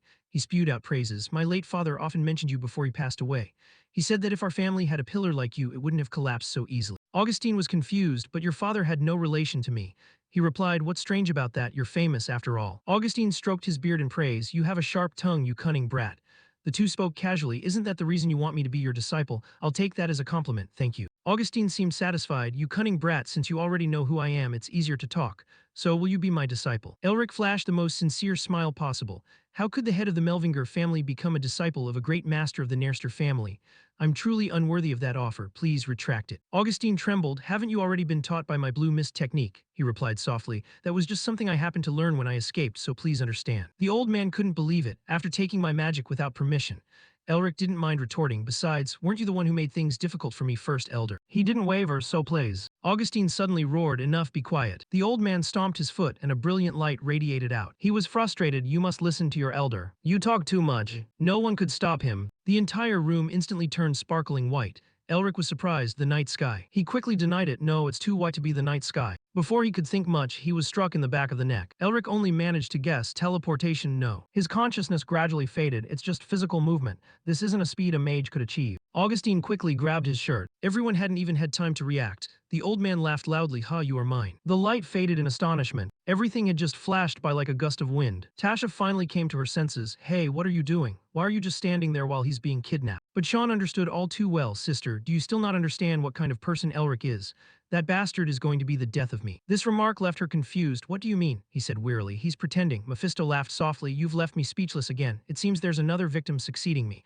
You're really brave to choose that old monster as a master. He was genuinely surprised, not playing the pawn. His eyes seemed heavy. Elric blinked awake. Before his eyes was an old man with a jagged, long beard. You're awake. He jumped back in surprise. Ah, what the hell is this? Elric hadn't even realized where he was. Ah, where am I? His back fell into thin air. Augustine reacted with lightning speed. He quickly grabbed Elric by the collar. His body hung precariously. Be careful. The old man said nonchalantly, I almost lost my first disciple in 90 years of life. In Elric's heart, 1,000 deer were running wild. He had intended to take a gamble to fully exploit the man because he was a great master of the Nerster family, but he couldn't believe the man had kidnapped him when he was playing hard to get by forcing him to find a reason to make him a disciple. He realized he was standing on a towering rocky mountain. Did I just poke the wrong person? He tried to breathe evenly, calm down first, circulate mana. But then he realized, why isn't my mana moving at all? It's like I've returned to the time I had the congestion disease. The amused voice of Augustine rang out. It seems you've discovered it. Your senses are truly sensitive. Elric was stunned. What did you do to me? The old man spoke as if it were none of his business. Well, we'll talk in detail as we walk. Don't rush. Do you see anything down there? He intended to answer vaguely, I don't see anything at all. But before he knew it, the old man let go. Then go see for yourself. It took a second for him to realize he was falling. You damn old man. A gloating voice whispered in his ear. Finally, you've met an opponent worthy of you, right? He was surprised. Mephisto, how did you get here? He proudly boasted, finding you is as easy as turning over my hand. Do you realize my importance yet? But that's not important right now, forget that. Save me, if I die you die too. Mephisto nodded, sure, what can I do to help you? Elric said urgently, the sinful seal, you have to teach me that so we can get out of here. Mephisto sneered, who do you think you're fooling? Your mana is blocked, but you can just use the mana in the air, right? Click. Elric's body regained its balance. His hands created a white glowing orb. Flow, the force of the wind prevented him from falling freely. He was furious, can't you be fooled even once? The distance to the ground grew closer. His falling speed also increased. Elric dove straight toward the ground. Thank goodness, I really almost died and my mana was sealed. It feels just like when I had the congestion disease. He gasped for air, blood streaming down his head. Setting that aside, where am I? I know the geography of the entire continent, but there's no place like this. It's similar to the Blue Mist Labyrinth. The old man's voice came through. This is the Blue Mist Labyrinth. The Blue Mist Cave is only a part of this place. The old man even kindly complimented him. And one more thing. I have sealed your magic, but you used magic from the air to cast it. It seems I've chosen someone quite talented. Elric was furious. I almost lost my life. Why did you do that? You said you wanted me as a disciple. Augustine kindly reminded him, and I still want to, but I won't teach you things that belong to the Nairsters. Like you said, I can't teach you the magic of the Nairster family. Elric looked up. Then what the hell do you want to teach me? The next word surprised him. Even though I am the leader of the Council of Elders of the Nairster family, I am also the principal of a school called Grassland. The old man said, its magic is only passed down to one single person and has nothing to do with the Nairsters. I assume you won't have any objections to learning it, right? While Elric was still confused, Grassland what? How have I never seen that in any history book? Mephisto beside him exclaimed Grassland. He seemed nostalgic. I can't believe it's still operating. Those bastards are persistent. He asked softly, you've heard of it, I've never heard of it. Mephisto's lips moved. They came from the west and were a place that annoyed me very much when I was still active. They use magic combat instead of magic. It was the first time he had heard of this. They operated 1,000 years ago in the west, that's all. But what is magic combat? Is it like the martial arts of a martial artist? His gaze flickered over him, similar. It is a martial art that uses the flow of mana as a foundation to enhance the body. He said plainly, in short, it teaches what you need most at this moment. Grassland is a school specialized in harmonizing various types of magic, so it's perfect for balancing out the chaotic mana inside me. Elric gently placed his hand on his chest, feeling lost about what to do with the chaotic mana raging within him, but he couldn't deny how convenient this situation was. Finding a master like this was sheer luck, though it really went to show that the world was unfair. So this was the reason the old man had sealed his mana away. Feeling the pulse in his heart, he couldn't believe he could actually learn techniques perfectly suited to him without falling under the thumb of the Nairster family. There was simply no better opportunity than this. He made up his mind and asked, so, are you really going to teach me the martial arts of Grassland? Augustine exclaimed. You even know about that despite there being no remaining records of it. You continue to amaze me. The old man spoke up. If that's the case, let's get started right away. You are currently on the territory of the Hell Wolves. They are 3 times stronger and larger than regular wolves. Elric could feel their presence, and the old man's voice seemed to drift in the wind. I'm sure you're aware that Grassland's martial arts are taught through practical experience, right? So just try to survive. Those were the last words he heard before countless wolves erupted from the darkness. Even so, Elric couldn't just accept this. You crazy old man, you're the one sealing my mana. What do you expect me to do? Someone spoke up behind Augustine. Boss, is it really okay to keep watching like this? From what I've heard, he's just a rookie who has only been studying magic for half a year. The old man replied in a low voice, you've arrived. He is indeed a rookie in terms of experience, but not in terms of skill. Oh, and thanks for lending me these hell wolves. The other man looked worried. It's going to be a big problem if they get a taste of human flesh. Seeing Elric getting beaten to pulp, he added, isn't your disciple in trouble? He said in confusion, if this keeps up, he's going to die. But Augustine simply said, just keep watching. A pale blue light emanated from Elric's hand. Elric landed a blow that broke one of the wolf's teeth, and Augustine nodded in approval. Didn't I tell you so? He offered a remark. He really is quite something. The old man asserted, I'm certain he can pass my test and fulfill the aspirations of Grassland for the past millennium. A gentle breeze blew past, but he was still weak. The old man issued a request. Agility, you will have to step forward as the developer of the Revolutionary Army. The Revolutionary Army, even the Imperial Intelligence Agency couldn't uncover all of their identities.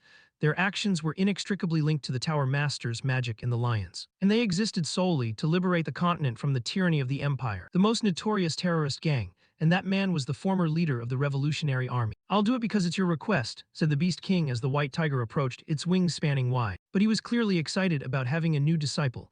Agility Tense sat on the large white tiger with a hawk perched on his shoulder. Are you really okay with losing him? The old man set the task. Go and hunt down every single hell wolf living in this place. Taking down one wolf was already difficult enough, Mephisto spoke up.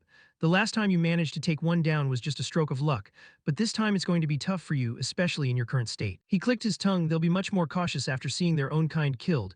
You can't rely on luck anymore. Elric panted while staring at the wolf in front of him. He was right. He could only absorb the surrounding mana a couple of times at most. That crazy old man, how am I supposed to kill these things with my bare hands? He didn't let his guard down for a second. If only I had the weapon I used on the snowy mountain. If I had known this would happen, I would have trained my physique a lot more. He suddenly stopped. Wait, training my physique? Right, body strengthening art, researching the increase of physical strength based on testing multiple factors. The body strengthening art I learned is exactly about physical conditioning. A smirk tugged at the corner of Elric's mouth, so I just need to mimic it right. He recalled what was written. The type of physical prowess passed down by the descendants of the Tiger King, the body strengthening art. It was a combat technique that made human bones as hard as steel, increasing physical strength many times over, and it even taught practitioners how to fight using those abilities. Elric took his stance. The tiger folk, the kings of all humanoid monsters, once said, "The human body is a miniature version of the world created by God." His feet moved like a tiger, just like the flow of water in nature. The breath and energy circulated to every corner of his body, and the human body transformed based on how one breathed and thought. He held his breath, and from the thoughts that kept swirling in his mind, countless potentials would be unlocked. Among them, one was chosen by instinct. Elric took a stance to face the wolf. His transformed body would act on intuition. He cleared his mind. "I don't expect anything. I will just accept this world." Dodging instinctively, instinct and intuition, a combat style based on the thin line between the two. Elric acted as if he had suggested to himself that he had no plans or reasons at all. He raised his fist. "I only know that this choice is the right one." He shattered the pitch-black night, the combat skills of the tiger folk. Mephisto was stunned by this display. He couldn't help but blurt out, "You crazy bastard." Elric was frantically launching attacks, and he felt only confusion. Why would a human want to fight like a monster? The wolf's sharp fangs gaped wide. But at that moment, Mephisto was witnessing an unbelievable scene. Elric was almost taking the initiative. How is he doing this? The next wolf went down. His breathing was heavy. Augustine clicked his tongue. "Just as I expected from my disciple, you've already taken down 2 of them. It seems I should increase the difficulty of this game, don't you think?" The old man kindly suggested, "But since I can see you're struggling, I'll give you a hint. You'll find some moss growing on the shaded part of the cliff. Go pick it." Mephisto's face twisted. That old man is crazy too. He must be thrilled to see your current state. Elric scoffed, "Don't lump me in with that old man." But he still had to drag his carcass to go get it, damn it. Elric tied up his blood-soaked shirt. "He wants me to hunt all the wolves here, right? Truly a resilient will. Let's see who wins." Another wave of attacks. The wolves followed one after another. Elric fought without knowing fatigue, and so 10 long, short days passed by. He arrived at the location Augustine suggested. "Is this the mana healing flower?" Mephisto was also puzzled. "Yes, I don't know why it's here either." He exclaimed, "It's so beautiful, red moss. It's a plant from the demon realm, rebirth herb." At the same time, he wondered if it could heal mana. Would eating it restore his energy?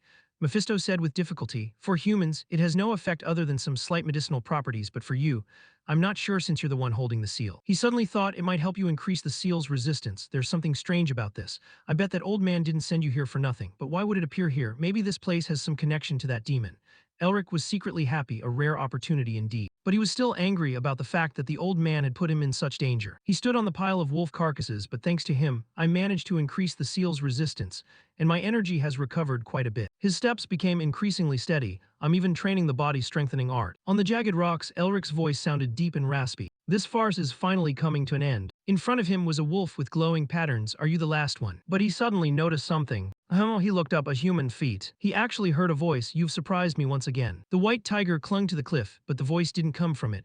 "I heard from the big boss that you're the strongest person from Uston Academy." A man sat comfortably on the back of a wolf, "But I didn't think you'd perform so terribly." Agility jumped down in front of him. Under his guarded gaze, he said, "I've made up my mind. If you can take down this hell wolf." His golden eyes flashed brightly. "I will take you as my disciple." As soon as he finished speaking, a loud shout rang out, "You crazy bastard." A man jumped down to where they were. Augustine pointed at him in disbelief. "Do you know how hard it was for me to find this kid, and yet you're still trying to steal him from me?" Elric looked dazed. "Master." The two began to argue, and Agility lamented, "That's what I should be saying. Do you know how hard I had to work to raise these hell wolves that you massacred? I had to go find wolf pups all the way from the south of the Dragon's Lands over 5 years, only feeding them rebirth herb and then." Mephisto was speechless. "Am I not that good looking?" Elric didn't know what else to say. "You can't say you aren't." He spoke up in annoyance. "Shouldn't you guys ask for my opinion?" Agility rushed in. "Sorry, I saw such brilliant potential that I got a little carried away. You probably know who I am from the wanted posters, right? Do you want to become the disciple of this beast king?" His answer was concise. "No, huh." Elric flatly refused. "Even though my master is a bit of a weirdo, I'm already Master Augustine's disciple." Mephisto couldn't believe it. What is wrong with him? Meanwhile, Augustine was touched. Elric tried to refuse, "So I cannot become your..." Suddenly, Agility said, "I will teach you the shadow eyes." He laughed and pointed, "The technique that allows you to control magic beasts at will, and the one that allowed me to earn the title of Beast King. You've seen me control the white tiger and the hell wolf already, right?" Elric immediately flipped his attitude. "Taking only one master is nothing more than a hollow social rule.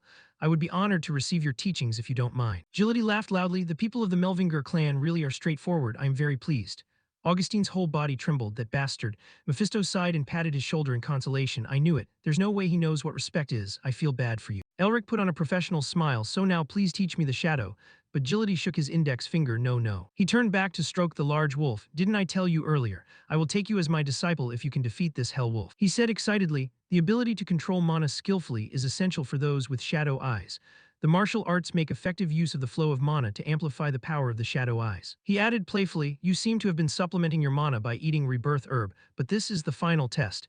If you can defeat this one using only your magic martial arts." A gust of wind brushed past his head. The wolf had already been blown away, and the person who delivered the strike was exactly Elric. One was happy and the other was stunned. Mephisto wasn't too surprised. Elric shrugged, "Are we done now?" Agility replied weakly, "Yes." A man walked up. Elric looked at him. "The person who is enjoying my suffering has finally appeared." He said seriously, "Are you satisfied now?" He didn't look happy at all. Augustine watched him silently. The old man suddenly put his hand on his shoulder. "Well done." His hand emitted a golden light. "It seems like I might finally be able to." Elric seemed to feel some kind of emotion. Augustine finished, "Teach you about the grudge of the Chronicle of Darkness." The shy flowers swayed. Elric was taken to another place. A decrepit place covered in nameless flowers. "Where are we?" The old man explained, "The Temple of the Chronicle of Darkness." Elric was amazed. "A temple?" He frowned, a gloomy and mournful flow of mana. "Isn't this demon energy?" Mephisto was equally surprised. "Why is there a demon realm here?" He stared in shock. "A demon realm? Isn't that a territory that only a demon king can create?" Mephisto's expression was serious. "No wonder the rebirth herb, which only grows in the demon realm, appeared here.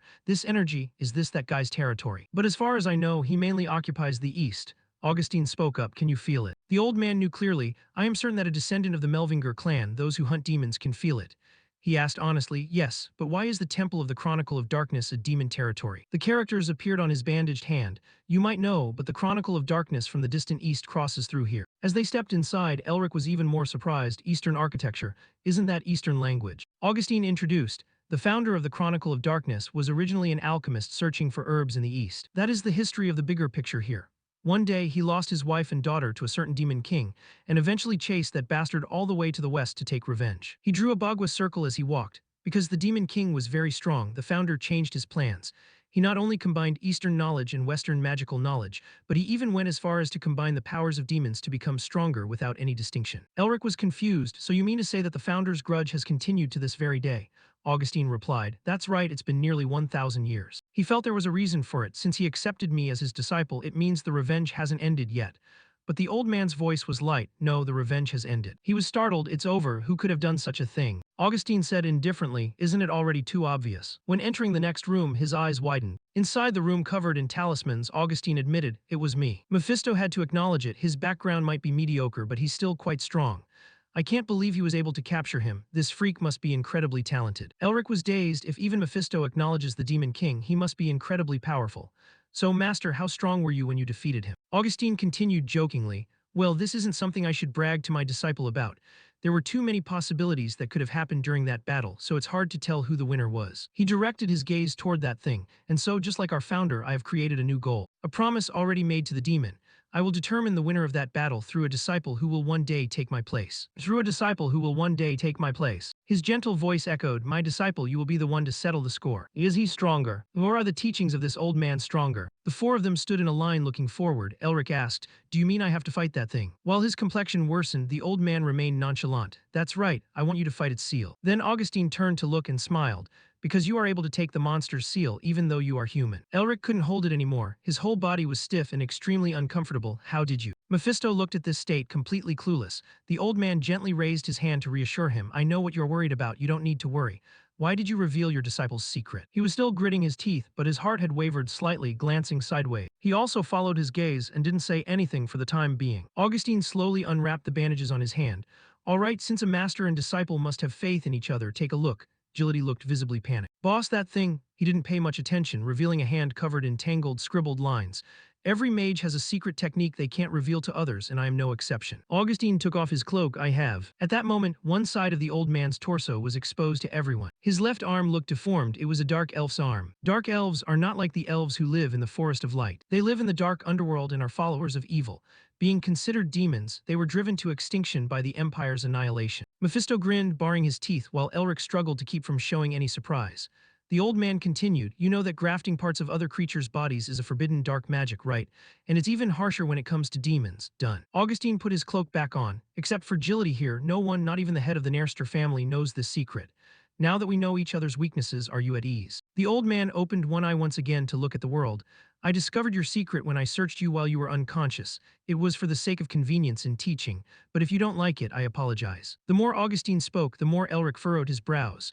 "But now that I know you can absorb the demon's seal and activate them, I can't let you go because of this hatred." The two stood facing each other, but the presence of everyone else felt like thin air. "That's just this old man's greed. So from now on, just do as you please." A white tiger peeked its head out from beside him, smiling gently. He looked sad. Now was the time for him to really think it through. Greed, yes, that's it. It might just be his greed to be satisfied with something that has disappeared. Looking back at Augustine, Dragon kept asking questions, but is greed a sin? Isn't it just having a goal, just like me, Master has his own goal? Thinking of this, Elric involuntarily opened his mouth. How could I refuse someone who is pursuing a goal? He took a step forward. He clenched his fists tightly. He bowed at a 45-degree angle and said solemnly, I, the head of the Melvinger family, Elric Melvinger, respectfully greet the successor of the Night Chronicles, Master Augustine Nerster, as your disciple. Elric smiled, his eyes smiling along with him. Upon hearing this, the old man couldn't have been more satisfied. Thank you, my disciple. At this point, he hurriedly turned his head and cut straight to the point. In that case, I just need to absorb the Demon King's seal, right? What is its name? Augustine looked at him with gentle eyes and replied, I'm not exactly sure either. On its journey from the western coast to the Empire, it has had a new name every time it appeared. He lowered his voice, but we call it the Berserk Beast. You, the Berserk Beast. Only now did Augustine truly open both eyes. His wrinkled face looked pitiful. Elric was determined, his eyes sharp enough to cut paper. Then let's begin. He thought to himself, the Berserk Beast is a demon king recognized even by Mephisto. If I can absorb the seal of such a creature, I will do it. Elric looked at the tangled lines before his eyes with some hesitation. I will do it, but... He stood stunned, using telepathy to ask, Mephisto, how do I absorb a seal? He was furious. I've been talking for this long and you still don't know how to do it. Elric continued to send signals without speaking aloud. He asked, so how could I dare to refuse? You said demons become stronger by stealing each other's seals, right? So how is it done? Mephisto took the opportunity to lecture him. Before you eat, do you need to be taught how to eat? Stealing a seal is just like eating for us, so how am I supposed to teach you how to do that? His brows knitted tightly, tense as a violin string. This is bad. The magic seal isn't reacting at all. In the case of the evil ring seal, it happened naturally because... Suddenly, Elric's eyes widened, shining with a glimmer of hope. Could it be? He used his own energy to absorb it. Everything around them vibrated continuously. Even Gility had to wince and frown. He held a steady, firm stance. When everything was under control, Elric smirked. The things he prioritized learning during the week of training weren't just magic combat or body strengthening, but also balancing the various types of mana in his body. A smug look appeared on his face. I experimented with it by connecting my seal and the spirit magic, just as I thought it worked. A moment later, the scenery around him changed. It was a forest, and he looked around left and right. The mind whirled. Do I have to complete the test and be acknowledged like the case of the Snow Mountain King? Elric took careful steps, examining everything closely. Is there anything here? A swamp should have insects or birds, but there's nothing here at all. I don't think it's just because this is a mind world. It's too quiet, as if everything has been devoured by something. He stepped slowly, cautiously feeling the rustle of swamp leaves rubbing against each other, and something abnormal, gloomy but intense. By this point, he had switched to running. There was a predator in this place that was hard to approach, and there was a change. Making Elric alert, he quickly glanced in that direction. The light turned a deep red, but he did not stop running. Had something just moved? His face darkened. He couldn't play around anymore, in the forest, or in the sky, no. He gasped in shock, unable to even make a sound. I can't sense it anywhere at all. At this very moment, a giant creature appeared before his eyes, its body seemingly large enough to cover the entire sky. There is an interesting human here. But the Demon King's sharp teeth were aimed at Elric's neck. He faced the giant monster alone, its shadow and teeth appearing faintly through the sunlight filtering through the leaves. The rest was endless darkness, yet Elric was determined to fight just as he had defeated the Snow Mountain King. He struggled intensely. Is there no other way? I still don't know how to absorb you seal. I should observe the situation first. Maybe there's another way. I'm not sure I can win. You spoke up. Melvingers usually act first and think later, but you seem strangely patient. Elric clenched his fists, trembling slightly, his teeth biting down hard. That is not the only strange thing about you. It continued, there is something not right about you. You carefully examined every detail on his body. An ordinary human with a seal, and isn't that Mephisto's seal? Elric grew more anxious. He could feel its hunger from its voice like a predator. You continued to interrogate, and even though you have a lower rank, you have one more seal. It's a dragon's heart. You even know how to use spirit magic, he thought to himself. To him, I'm just prey. Finally, Elric made a decision. All right, let's do it. I will attack as soon as he glanced slightly good. If you were an ordinary human, I wouldn't even care, but... He stood still, staring at it. The berserk beast opened its mouth as wide as it could, as if it could swallow everything it hated. You seem valuable. Little Melvinger, keep on desiring. The more it talked, the more Elric found it incomprehensible and unpredictable. The berserk beast continued to speak. Desire more, fill your greed and ambition. He was surprised to discover that his body could not move. Its eyes lit up. If you do that, you will. Oh, meet me again. A second later, Elric had returned to the room. In disbelief, his stance remained the same. Mephisto found it hard to believe. Is it done? Augustine replied nonchalantly, I think so. You don't understand anything. Who else but him? Mephisto flew over, visibly annoyed. That lunatic, he actually said his real name. Elric stared at his two arms, his jaw dropping in surprise. Is a seal usually this easy to take? That's impossible, right? Mephisto was annoyed and snapped. He only had that one option left because he had to keep the seal from dying for a long time, so he reached his limit. He paralyzed your body to return to his previous form. Tusk, he even gave you a much lower grade seal than the original one. He looked at the mark on his arm, saying everything he heard. He said I will meet him again if I keep desiring. Does he mean I should upgrade this seal back to its original form? The two kept going back and forth. You have a new family member, Mephisto. Can you tell me his real name? I won't lower myself to survive. Augustine interrupted this discussion. Yu's real name is the god of evil. The old man stepped closer and said, his rank must have decreased after losing to me, so it might be quite intense. The other two were not very happy. He grumbled, this human is crazy. Who asked him to interfere? He even knows the value of a real name. He must be possessed. Elric paused for a beat, his eyes filled with many questions. I was about to ask Master if Mephisto refused to say it, but why did he suddenly? Augustine laughed heartily at being called evil. He lowered his eyes to see what was about to happen. The old man stood in front of Elric, laughing as he spoke, the seal of cruelty. Then Augustine turned serious and rattled off. Yu's original form is a demon named Hungry Ghost. They are demons at the bottom of the food chain and are always fearful of dying at any moment, but they remain greedy due to their starving nature. The more the old man spoke, the more stunned he became. That's why you can sense danger like a hungry ghost when you have used seal, and can find the strength and weaknesses of the enemy faster to counter them. Augustine's mouth kept widening, tears rolling down, the awakening of the sixth sense through mana circulation, the thing that magic combat always wants to simulate. He felt his heart pounding and all his senses becoming restless. The old man was truly crying, 2 lines of tears streaming down his cheeks. I call it the hungry ghost sense. The Night Chronicles have finally achieved Yu's seal in the hungry ghost sense. Now you just need to upgrade this seal and fight Yu. The importance and usage of this seal were details you couldn't find in any book. He didn't know how hard the ancestors of the Night Chronicles and the Master had worked to obtain this knowledge. Augustine didn't stop crying, nor did he stop speaking. The knowledge and dream of the Night Chronicles for the past 1,000 years is to achieve this single goal. The mark on Elric's hand glowed maliciously. His complexion darkened. He could feel the energy about to come. It was now his turn to shoulder this goal. Elric hesitated, a drop of sweat trickling down. Master, you said the hungry ghost sense happens when the heart pounds and the senses feel restless. Why did it activate all of a sudden? At that moment, someone appeared and shouted, Elric. Sean appeared with a sense of urgency, covered in sweat. He wondered, Sean, how did you get here? He said hurriedly, that's not important, there's big trouble. Outside, the other two were still in a sad mood, sniffling and comforting each other. Not knowing what he had heard, Elric's face turned deathly pale. What? At that mansion. The servant rushed to announce, Lady Tasha, you must go out to see this. She propped her chin up in boredom. What is it? Is the Duke finished training? The whole person shook when hearing the story, his 5 senses disheveled. Her eyes sparkled and she gave an order. Tell them to stop her first. I will go meet her myself. On Elric and Sean's side, they were racing against time. Elric was extremely hurried. You should have tried to stop Sister Tasha earlier. Sean was reluctant, both annoyed and in a hurry. How do I have the ability to stop that crazy witch? Besides, why are you dumping everything on me when it's your mistake? He frowned, lowering his voice. The situation is terrible. Her aggressiveness has flared up again because of you. Elric prayed while flying. I hope nothing happens. His expression flickered with joy, smiling involuntarily. Sean said that the Duke's older sister Tin Kwang had sacrificed her life for him. In other words, the sister who didn't have a talent for magic like her younger brother was suffering from the congestion disease. After all, it was hard to form a talent from a fallen family. Tasha asked herself, the person the Duke's sister is most afraid of is his own sister. Things surely aren't simple just because she's his sister, right? I don't know what kind of person she is. At the same time, Hazer had now appeared at that castle. Sean, pardon me, is my little brother, Elric Melvinger here. She was tiny, but her hand carried a suitcase twice her size. The guard blocked her. The Duke is here, but you cannot enter without an invitation. Hazer slightly bowed her head, looking awkward as she asked, apologies, why? Can you call the third young master Sean? I'm sure he knows I'm here. They were extremely firm, no. Besides, we received a request from the young mistress not to let you in. Sean's sister, why did she? Just then, someone appeared and interrupted the conversation. Nice to meet you. She turned her head to look, slightly furrowing her brow. Tasha had just arrived and introduced herself. I am the daughter of the Nairster house, Tasha Nairster. Hazer bowed low, respectfully greeting her. My name is Hazer Melvinger. I have heard many things about you from Elric and your younger brother. Then a second later, she seemed to turn into a different person, leaning close to Tasha's face with a smile. I heard you are a charming person, as strong as a brilliant flame, but it seems those rumors are quite true about you. Honored to meet you. This surprise caused Tasha to shiver slightly. Thank you. Hazer slightly opened her blue-yellow eyes, which were bewitching, but I beg to ask, why are you blocking me? I can't think of any reason for you to stop me. Tasha felt like she was being choked, calmly replying while not even daring to blink.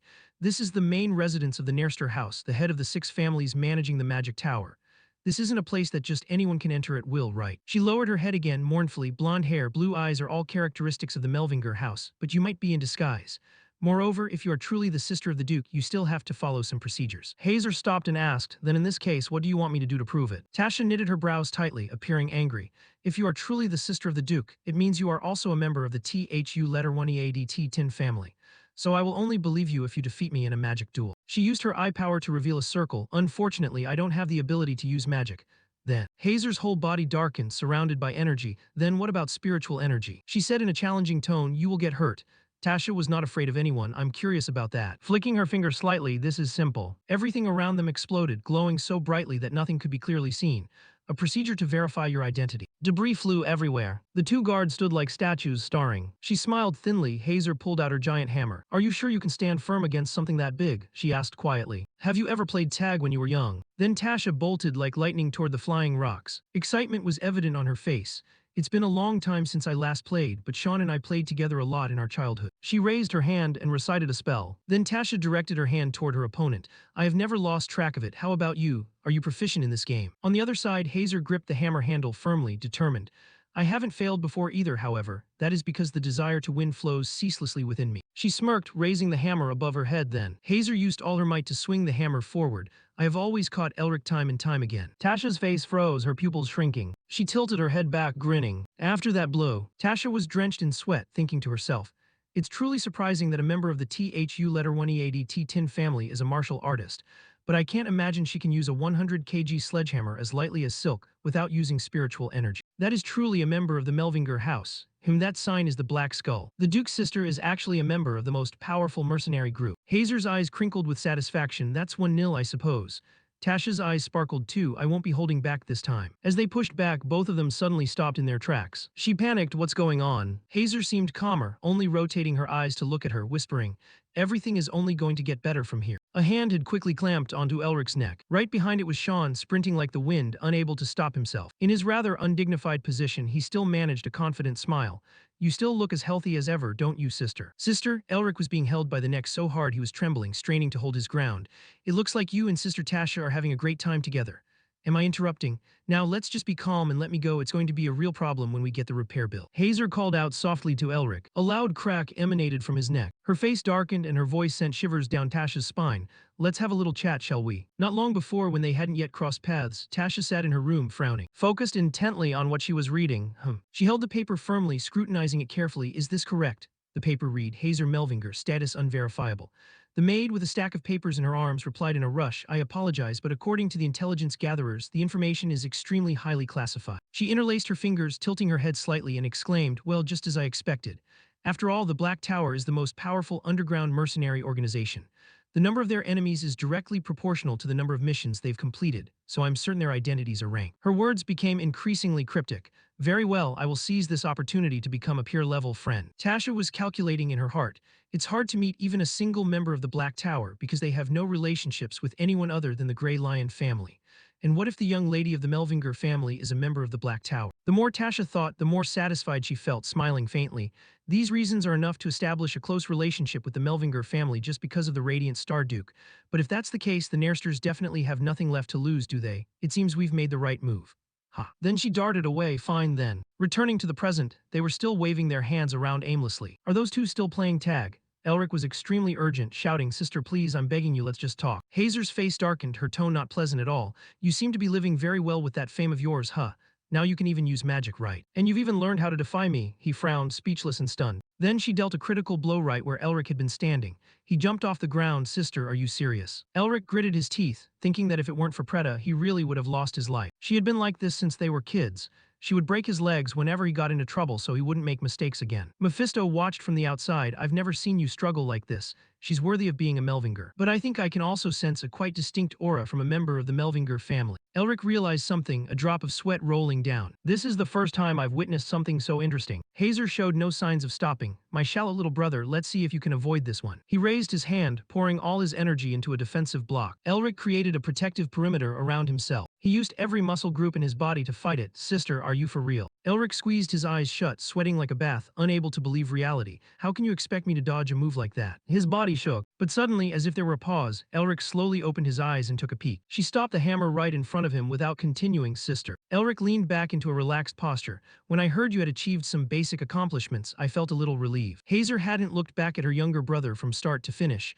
I know you've had a hard time because of the mana congestion, but you still tried to do everything. So I wanted to support you as best I could. She questioned him continuously, putting him in a difficult spot.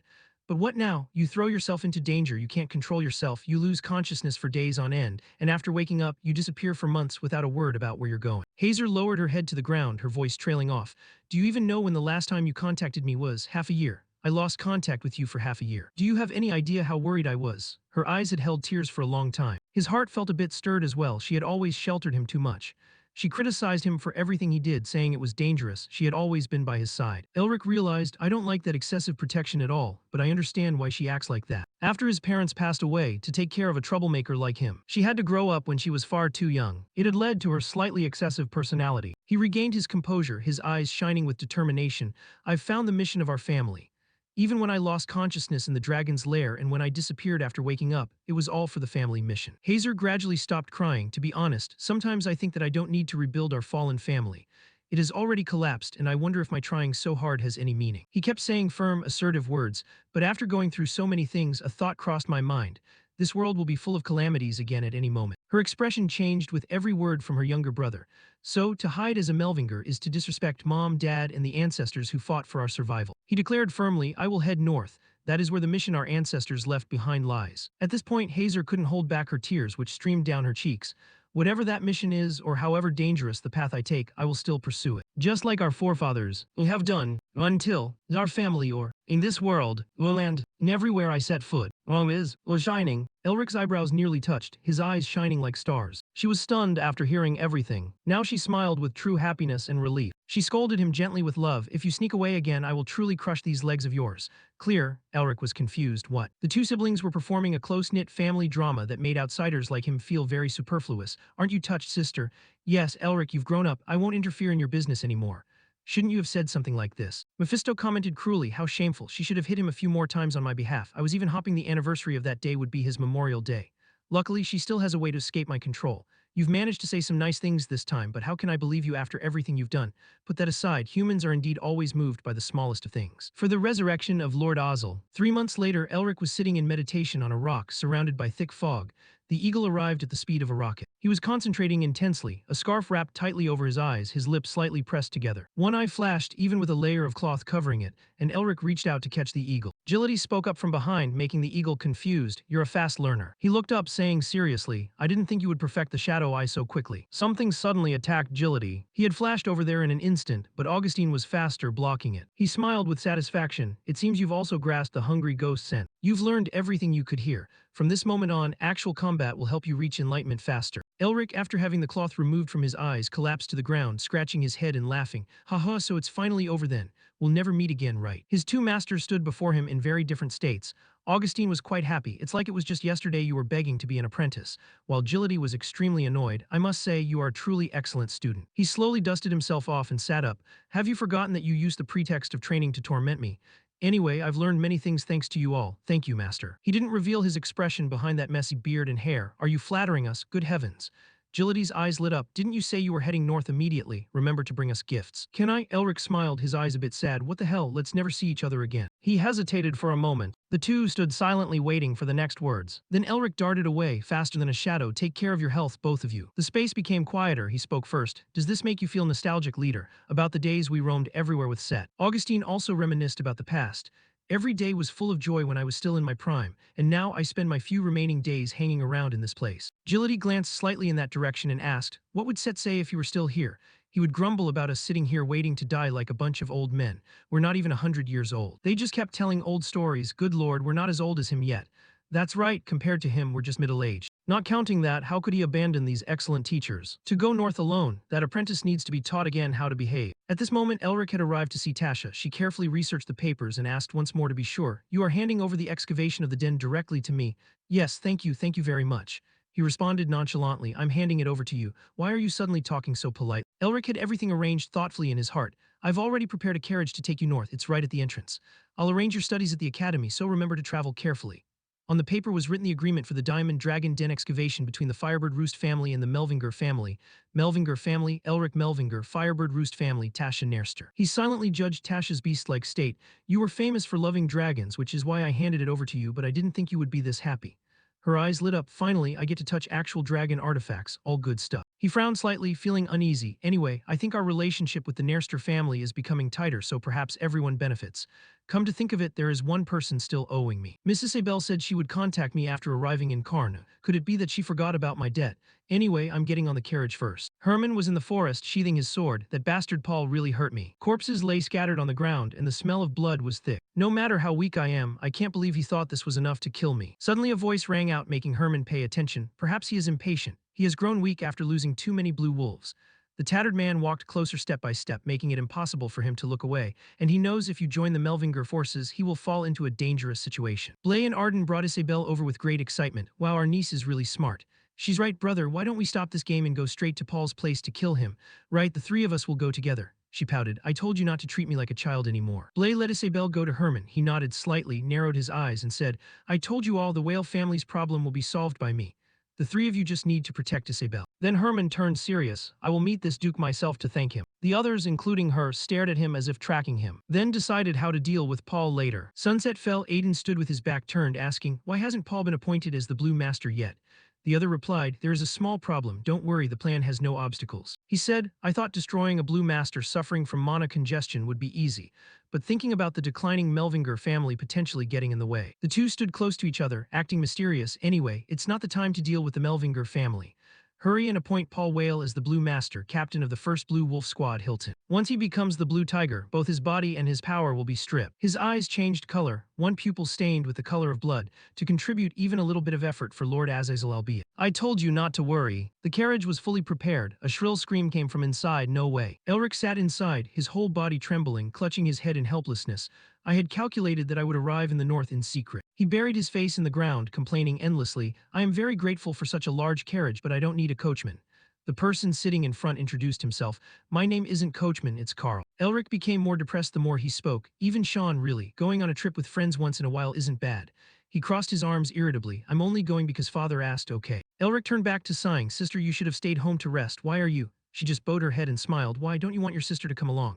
He had to say words that were obviously disingenuous. No, I do. I'm so happy I could jump because I get to be with you. Elric still hadn't been able to lift his head to look at life. Too much trouble. Master, you old folks should just sit still in one place. He clicked his tongue. Tisk, you don't allow old people to go out and have fun. Augustine sat with his legs spread, hands resting on his knees like he was meditating.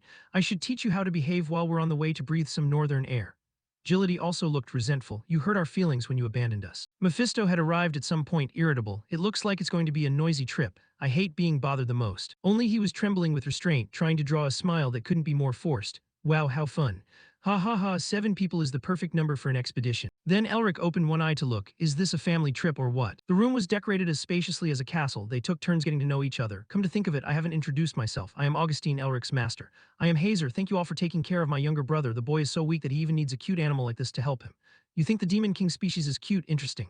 Can you stop sulking? Elric, do you think I want to go anywhere? Sean propped his chin up, unable to relax his facial muscles. The white tiger stretched lazily and let out a yawn. Agility watched this scene and burst into amused laughter. Master Augustine also stole a glance. In this moment his heart seemed to soften. His eyes sparkled like crystal. Perhaps having a family like this wasn't bad at all. Guy sat silently in the room, pensive, stirring the cup of coffee in his hand. Then he set the coffee cup down on the table. So Guy glanced at the person beside him, coldly asking, have they all left for the north? Corin closed his eyes and answered concisely, yes. He asked curiously, Chief, is there something good? Guy only directed his gaze toward the window, his eyes narrowing slightly. Isn't it very interesting? Look, outside was the scene of the magnificent carriage rolling along. What an absurd combination. Hazer's eyes crinkled with satisfaction, gently reminding, Elric, didn't I tell you to pay attention to etiquette in front of elders? Look at Sean, that's an exemplary man. At that moment he was laughing until tears were streaming down. Elric was extremely annoyed, crossing his arms, exhaling in disdain, exemplary my foot. She burst out laughing. I was just about to teach this rebellious little brother of mine a lesson. Do you mind? Augustine seemed quite pleased with the situation. Not at all, leave it to us. Jai also had to hold his stomach, laughing. That's right, discipline should be taught by the family. Hazer regained her composure, gently placing her hand on her chest, bowing slightly. Thank you for your understanding. A hand quietly patted Elric on the shoulder. Really, you're this age and you still have to relearn discipline. She appeared behind his back with a terrifying face, baring her white teeth. Elric, let's go for a walk for a moment. His soul fled his body, his face twisted in horror. Hazer, if you want to walk, then leave that scary thing behind. Before he could resist, Elric was dragged away by his ear. Ouch, Hazer, let me go. Mephisto jumped up at this moment, grinning wickedly. I never thought I'd live to see the day I'd see Elric get dragged away. He laughed with great satisfaction. The carriage continued to roll steadily and leisurely. Just then, Carl noticed something unusual and pulled the carriage to a halt. him. The wheels slowed down gradually before coming to a complete stop. He poked his head out immediately and asked in confusion, "Is something wrong, Carl?" Blocking their path were three individuals, a mix of old and young men. He. The old man stuck out his tongue to lick his blade, and the youngest one spoke up. "You guys have a lot of nerve stepping into our territory." He stepped forward, brandishing his knife as a threat. "Hand everything over." Elric's group stood frozen for 5 seconds, staring blankly, unable to comprehend what was happening. The village head standing nearby was just as bewildered, sweat trickling down his cheek. He remained in his pose, face looking completely dim-witted. Enraged, he screamed loudly, "You bastards, you want to shed blood, huh?" Driven into a corner. Elric had no choice but to jump off the carriage, thinking to himself, what a pain. Agility grabbed his shoulder. Elric. He stepped down, brimming with confidence. "Leave this to me, this is an opportunity." As it turned out, Agility had already planned this out, intending to prove to Elric just how talented his master was. Faced with the appearance of the white tiger, the group of men retreated several steps, and the old man turned pale. Not daring to move as a tiger, Agility's eyes glowed bright red. "Elric, watch closely. From now on, I will show you why they call me the Beast King." He shouted eyes. Immediately between the two groups, jagged shards of ice erupted from the ground with a blinding flash. The three men had collapsed to the ground, their entire bodies trembling uncontrollably. Agility looked at him with disappointment and sorrow. "Elric, I could have handled them. Why did you interfere?" Unexpectedly, he asked coldly. "Were you planning on turning this place into a bloodbath?" Elric watched the scene before him quietly without much enthusiasm. "Those guys definitely aren't bandits. They're just poor, starving wanderers from a nearby village." Suddenly, the man knelt flat on the ground. All three bowed their heads low, pleading repeatedly, "Please spare our lives. We have families at home, please let us go." He said, "If by chance, we were just helpless good people with no way to defend ourselves." Elric's eyes glinted, his voice cold as ice. "Would you still be begging like this?" The village head and the younger man exchanged glances, too terrified to speak. He didn't rush to say anything either, just watched them in silence. Unexpectedly, the man banged his head against the dirt. "Mage, you're right." The village head, maintaining that position, closed his eyes and confessed, "But they only came here because I forced them to, so please, just punish me instead." Seeing this, he felt uncomfortable. "Village head, why say that? You were only doing it for the sake of this village, right?" "That's right, we agree too. It's not his fault, please punish us as well." He squinted and waved his hand. "Fine, let's see if what you say is actually true." Amidst the sweltering heat, the group walked a long distance to a place filled with dilapidated old buildings. The village head explained as they walked, "Due to the ongoing drought and famine, our lives have been extremely difficult over the past few years. We figured that since we were going to starve to death anyway, we might as well turn into bandits." He suddenly realized, wait, this energy. Not only does it take 5 days of constant horseback riding to reach the next village, but we also couldn't leave the village to find work because the livestock would starve to death. The village head covered his face and blamed himself. "It's all my fault." Augustine stroked his beard, peeking with one eye. "Unfortunately, the laws of the land don't reach this place.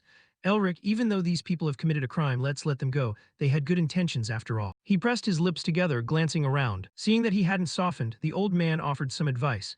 "Isn't taking care of the people our responsibility as nobles?" Hearing these words hit close to home, the bridge of his nose reddening. "Right, this isn't entirely their fault." The village head bowed at a 90-degree angle. "Thank you, my lord." He reached out with both hands, acting remorseful. "We will never rob anyone ever again. It's fine." Mephisto had been flying around aimlessly, and seeing this, he wondered, "Mephisto, why do you keep hovering like that?" He bared his teeth, his face mysterious, although it's very faint. "I can sense demonic energy around here." Demonic energy? Elric's face grew serious, sensing a bad omen. Finally, Elric and the others arrived, but looking at the scene before them, Augustine had to exclaim, "This land is so desolate." Before them, there was nothing but the yellow of barren soil. There wasn't a soul in sight, nor a single green tree. Augustine used his power to inspect the surroundings. "Disciple, I can't sense anything at all. Is there anything here?" Elric also found it suspicious, but he didn't know how to describe this feeling. "This is definitely the place, but..." Suddenly, Mephisto appeared in an ethereal form and said, "I'm sure I buried it somewhere near here." At this point, his face turned sour. "Since I helped you, you have to give me the magic potion as soon as you find it." Elric gritted his teeth in response. "I knew it, you tricked me." Without wasting words, he got straight to work. "First, I need to dig." Everyone stepped back. Only a blue flame was seen erupting from his hand. Elric focused on the ground ahead and spoke in a piercing voice. As soon as he finished, an explosion occurred, shaking heaven and earth. Everyone was frightened by the sight. My god, he dug such a massive hole in the blink of an eye. Elric was the complete opposite. He was confident and knew exactly what he was doing. He jumped down from the height and discovered a strange object. Looking closely, he quickly identified a box. Augustine jumped down after him. "Did you find something, disciple?" He replied, "Yes, a box buried deep underground." The box was opened before they could even steady themselves, and a stream of dark energy escaped along with it. Elric and Mephisto stared at the box in his hands in astonishment. Augustine was also stunned. Demonic energy. Only after a while did the dark air dissipate, revealing an object inside, a statue. Mephisto frowned in confusion. "Why is it here?" Speaking of this item, one had to mention the 4 great demon kings, the descendants of gods and demons and the rulers of the demon realm. One could count Mephisto of original sin, that was himself. Besides that, there was also Satan the Apocalypse, Lilith the Revolution, and the tyrant who possessed the largest demon army among the demon kings, the demon of madness, Azazel. Azazel was described as a very greedy demon who wanted to possess the human world. During his invasion of the human world, he didn't just destroy 12 villages. Elric guessed this is the symbol created by Azazel's disciples, isn't it? Mephisto continued. It was specifically created for human sacrifice. Mephisto was startled. Wait, how do you know about Azazel? Elric actually knew quite well. I read it in a book from Otto's storage. Combined with what Mephisto just said about human sacrifice, did it mean that everyone in those villages had to be sacrificed to summon Azazel? Mephisto didn't confirm it. He looked up to examine the surrounding landscape and the state of the village. A ruined land confirmed that to be true. That seemed to be the most logical speculation. Elric was irritated. What are the demons hiding in the human world and what are they plotting? Mephisto kept nagging at his side. Now, absorb the magic and transfer it to me as you promised. Augustine spoke up from somewhere. Disciple, investigating the traces of demons that were wiped out 30 years ago is very dangerous. The old man suggested, I think we should give this to the members of the Magic Council. Naturally, Mephisto disagreed. Nonsense. But unexpectedly, Elric smiled and agreed. That's a good idea. Mephisto was immediately panicked. Hey, didn't you promise to tell me? Elric feigned helplessness inside. He said he'd give it to the Magic Council, but if I absorb this demonic energy, what am I supposed to tell them? Mephisto couldn't argue with that. In this matter, he wanted to lure Mephisto into a trap he had set to make him spill the beans. If you tell me how to use Miffy's seal, maybe I'll try. Mephisto roared, not a chance. But when he saw the item in Augustine's hand, Mephisto was both terrified and regretful. Seeing the old man holding the box in preparation to hand it over to Sion, send this to the Magic Council immediately. Mephisto became flustered and stammered, don't you have any other requests? Aside from telling you how to use the seal, anything else is fine. Augustine didn't forget to instruct him, make sure to send this item as fast as you can. Just then, a mysterious voice echoed, looks so delicious. A stream of energy suddenly escaped from his hand. It headed straight for the two of them, or rather for the box in the old man's hand. The energy transformed into the shape of a dragon and swallowed the box whole. Mephisto's scream rang out, no way, my magic. Augustine asked blankly, disciple, what is this? Elric rubbed his head in embarrassment, not knowing how to explain this. Oh, it seems like this thing tricked me. The evidence I've been struggling to find for so long has vanished. Mephisto was now steaming with rage, though no one could see him except Elric. You bastard, how dare you steal what belongs to me? Elric was calm, focusing on his master. It seems this village won't turn into a desert just because of one relic. To be safe, let's go look for something else. Elsewhere, inside a pitch-black cave with only the light flickering from a candle, a group of people stood before a statue, performing a ritual. The leader clasped his hands and bowed low. An intuition flashed in his mind. The person standing behind him saw this and asked, what is it, priest? He stood up. Some heretics have dared to interrupt his lordship's summoning ritual. These words immediately caused a stir among the people. Who would dare do such a thing? His gaze turned cold, as if he wanted to devour the person who ruined the ritual alive. He stood below and shouted at the statue to show his loyalty. High priest, we will deal with those heretics. Please do not vent your anger on us. It seemed these people were related to the statue in that box. The priest tried his best to scream. We will definitely fulfill your great design on this continent. We will resurrect you. Afterward, he turned to his accomplices. My order, reach Joda before heading north. His expression was ferocious. Meet up and proceed with the summoning ritual. Returning to Elric's side, he and the others stood by the lake as the evening glow gradually faded. Elric said with a thoughtful yet somewhat joyful expression, how come no one noticed what the demons have been up to all this time? The villagers saw that the river had been restored and everyone was visibly happy. Now we can farm. Look, the water level is rising rapidly. But there were also those weeping due to the demons' cruel acts. They had taken the lives of many innocent people. Augustine patted his shoulder in consolation. Since we gave the evidence to the Magic Council, they will start an investigation soon. Not to mention, everything that happened would be blamed on the lords of this region. He understood his state of mind. I want to chop off the heads of the bastards who set all this up too, but it seems that is beyond our reach for now. Elric said nothing more. He thought to himself, Master is right. Since the council will intervene, those bastards will act quickly.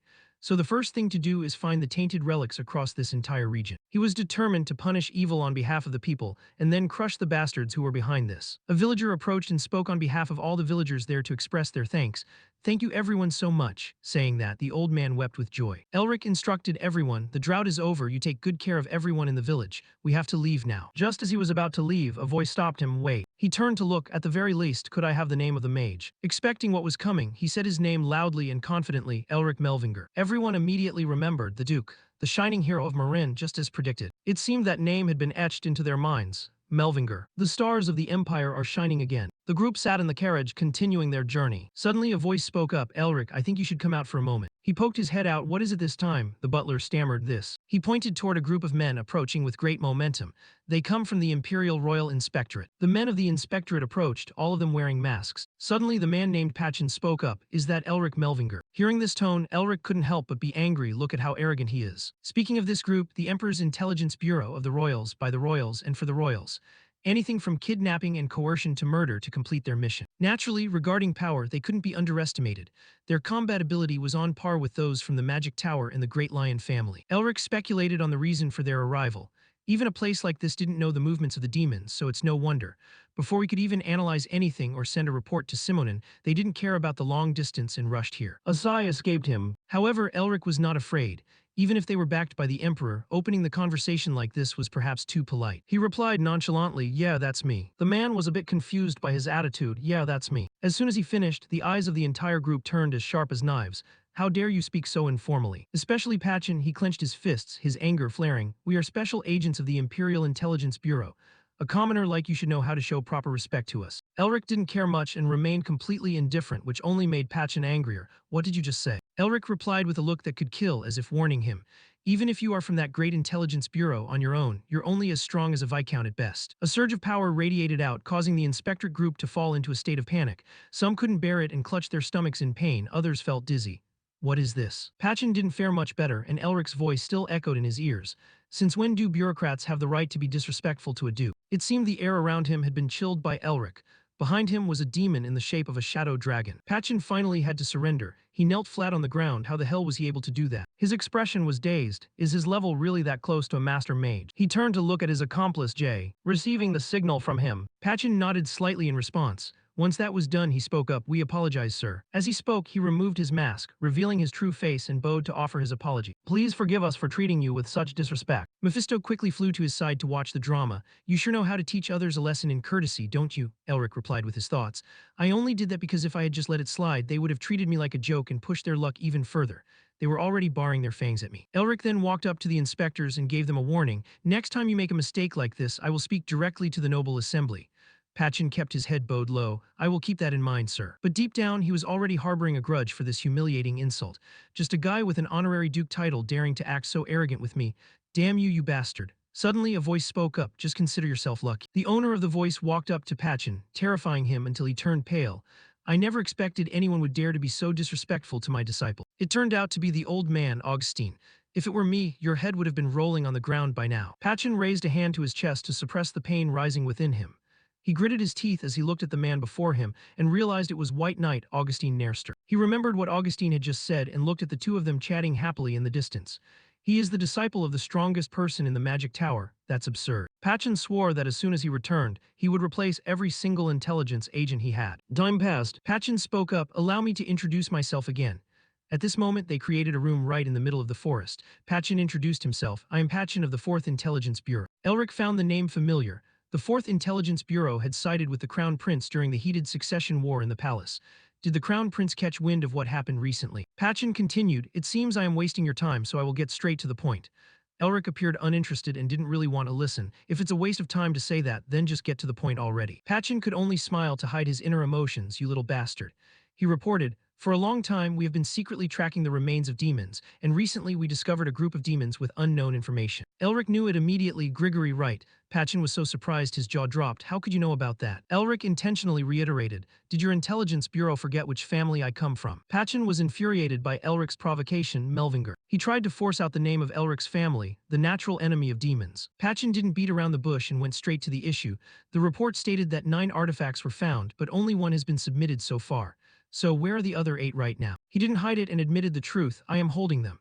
Naturally, the members of the Inspection Council did not agree with this action. What? That's illegal. That's illegal. He recited the law to remind him. According to Article 11, Paragraph 2 of the Imperial Law, the Imperial family holds all items related to the demon clan as evidence. But Elric interrupted him in time. Article 8, Paragraph 1 of the Property Law. If the Administrative Bureau permits, an individual may own items related to the demon clan for research purposes. He didn't want to hand over those items to them. I already have a permit from the Administrative Bureau.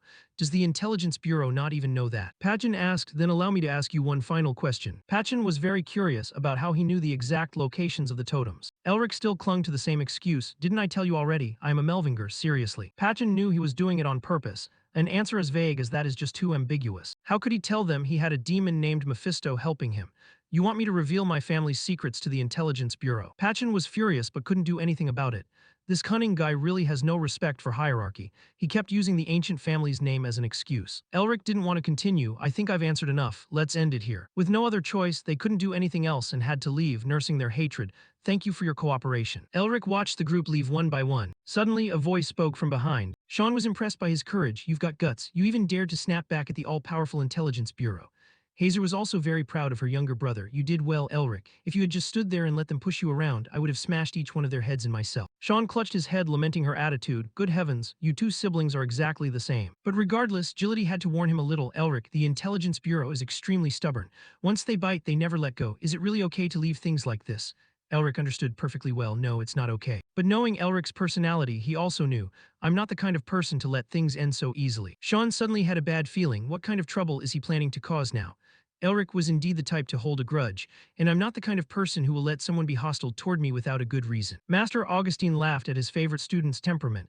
It's true that only you would dare not let those people leave so easily. The moon rose high, replacing the twilight. Deep in the forest, the night had arrived. The sound of a light breeze accompanied the glow of fireflies. In one corner, Patchen was kneeling. I am truly a disgrace. I apologize. The person sitting on the high seat spoke up. Raise your head, Agent Perrin. On his hand was a glowing ring, and as it did, the clothes on his body were changing. The one who should feel ashamed is not you. Soon his true face was revealed. It turned out his real identity was the Crown Prince. He said to Patchen, the one who should feel ashamed is the Crown Prince me. They didn't know that a bat hanging from a tree branch nearby was witnessing everything. And the person controlling the bat was none other than Elric. He smiled. A big fish has appeared. The Crown Prince called out, and Agent Perrin raised his head. He frankly admitted his mistakes. The one who should feel ashamed is not you but me, the reigning Crown Prince. Everything that happened, I was the one who wanted you to meet the Melvinger family. I was also the one blinded by jealousy, underestimating my enemy. I was the one who acted carelessly. Patchen was stunned by these words. My lord. The Crown Prince continued. I have already forced you to suffer the humiliation of your incompetence. Patchen was a bit frightened. My lord, please don't say that. But before he could finish, the Crown Prince raised his hand to signal him to stop. However, everything that has happened so far has been personal matters. At the same time, he reiterated the main mission. Our priority is to eliminate the hidden remnants of the demons.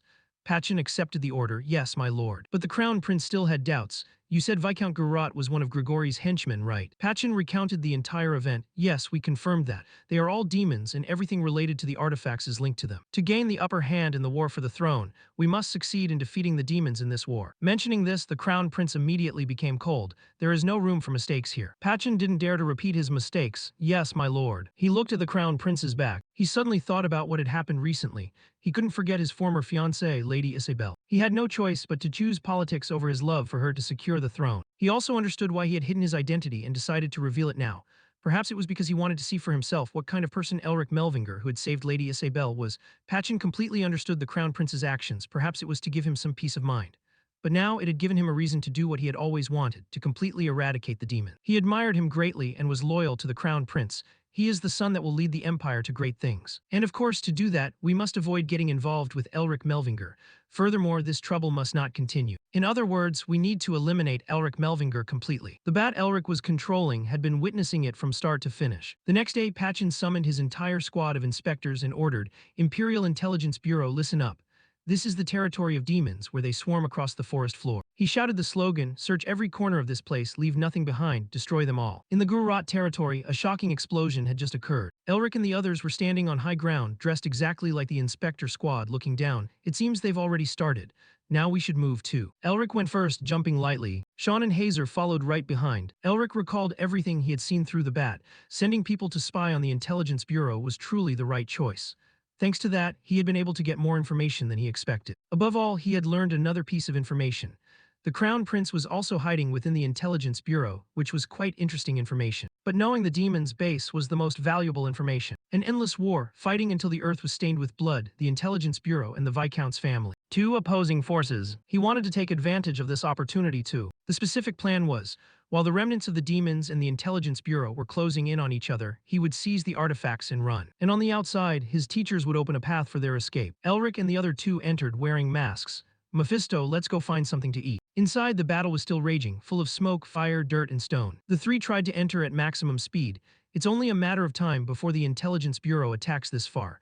We need to infiltrate the mansion as quickly as possible. Sean ran while looking back at the people in the city. A long while later, he finally replied, understood. Then all three headed straight for the destination. Elric used his power to create another explosion. Let's break this wall and get through. Immediately, arrows were formed. They followed his lead, piercing straight into the mansion gate. The gate was utterly demolished into clouds of dust. The soldiers saw this and were terrified, sweating. What? The wall has been breached. Has the Intelligence Bureau made it this far? Elric leaped high and shouted, Sean, watch closely. The arrows transformed into rain and fell down once more. The people inside the mansion couldn't escape, but strangely, they didn't feel any pain. Suddenly, one of them transformed, a demon in the guise of a human. That was also what Elric wanted Sean to learn. Don't be deceived by their outer appearance, because of what's inside, this is the truth. He also reminded Sean that his teachers would protect the kind-hearted people here. The demon saw its prey and rushed forward, die human. Elric stood on the side, trying to encourage him, Sean. Don't hesitate, unleash all your power. Sean reached out his hand to form wind blades. A gust of wind blew past, slicing the demon in two. The others also quickly vanished under Sean's wind blades. More demons from inside the mansion kept coming in growing numbers. Over there, stop those humans. Next was Hazer. She rushed in, carrying her giant hammer. Anyway, just smash the head of anyone who appears in sight right. She moved lightly, sending three of them flying away. Elric was used to it. He looked back and saw Sean, whose eyes were wide with shock at her strength. After finishing off the demons, Hazer slung the hammer over her shoulder effortlessly.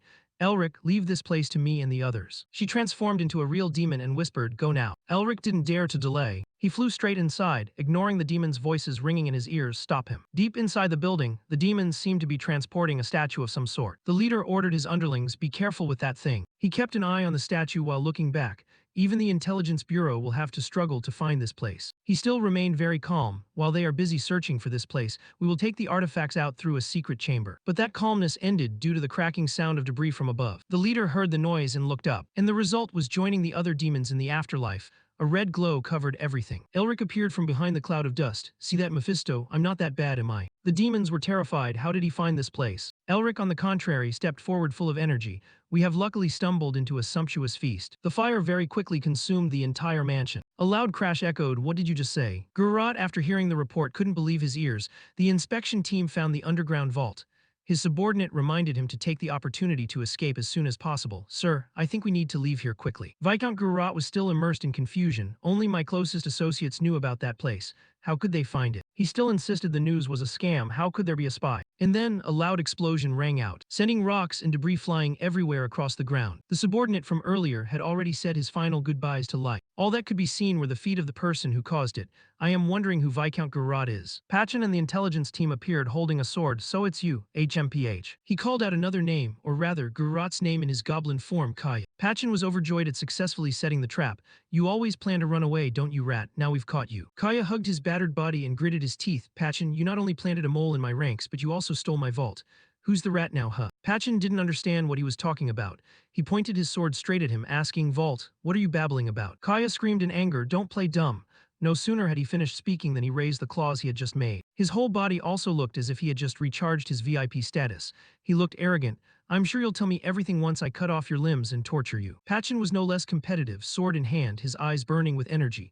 From now on, in the name of the Imperial family, I execute the traitor Kaya. Having said that, the two sides rushed into battle. The atmosphere between the two sides was incredibly tense. At the moment they were about to clash, an explosion occurred. The tremor from the explosion also reached Elric and the other two. Sean mistakenly thought it was Elric causing trouble again. Is Elric causing trouble again? Hazer didn't answer, she just fell into a brief moment of deep thought. Suddenly someone called out to her, Hazer. Elric dashed out from inside the mansion, signaling to her. It's time, Sean said, looking at the expression on his face before teasing him. How can you be smiling at a time like this? Hazer was seen spinning her hammer in the air, accompanied by a wild, savage laugh. The sound of the walls crumbling echoed around them. The demons inside also realized something was wrong. They hurried to get out, shouting, the mansion is collapsing, we need to get out of here fast. Taking advantage of the chaos, the three of them quickly escaped to find their master. Everyone pushed forward with all their might toward the gate they could already see in the distance. They reached old Augustine and Gility, their masters. Augustine suddenly smiled teasingly. It's not every day you see a student bold enough to boss their master around.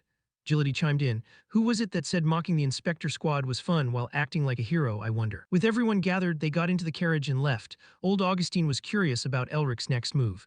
Elric, the civilians have all been evacuated. What do we do now? Elric grabbed the carriage door and stepped in. What else? It's time to leave this place. The next morning, at the Nerster estate which had been reduced to ashes, Patchen was furious.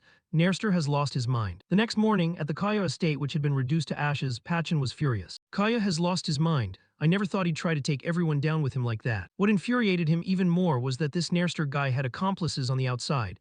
That bastard. Suddenly, a subordinate rushed in to report, Vice Captain, we've found the vault you mentioned. Patchen went to supervise.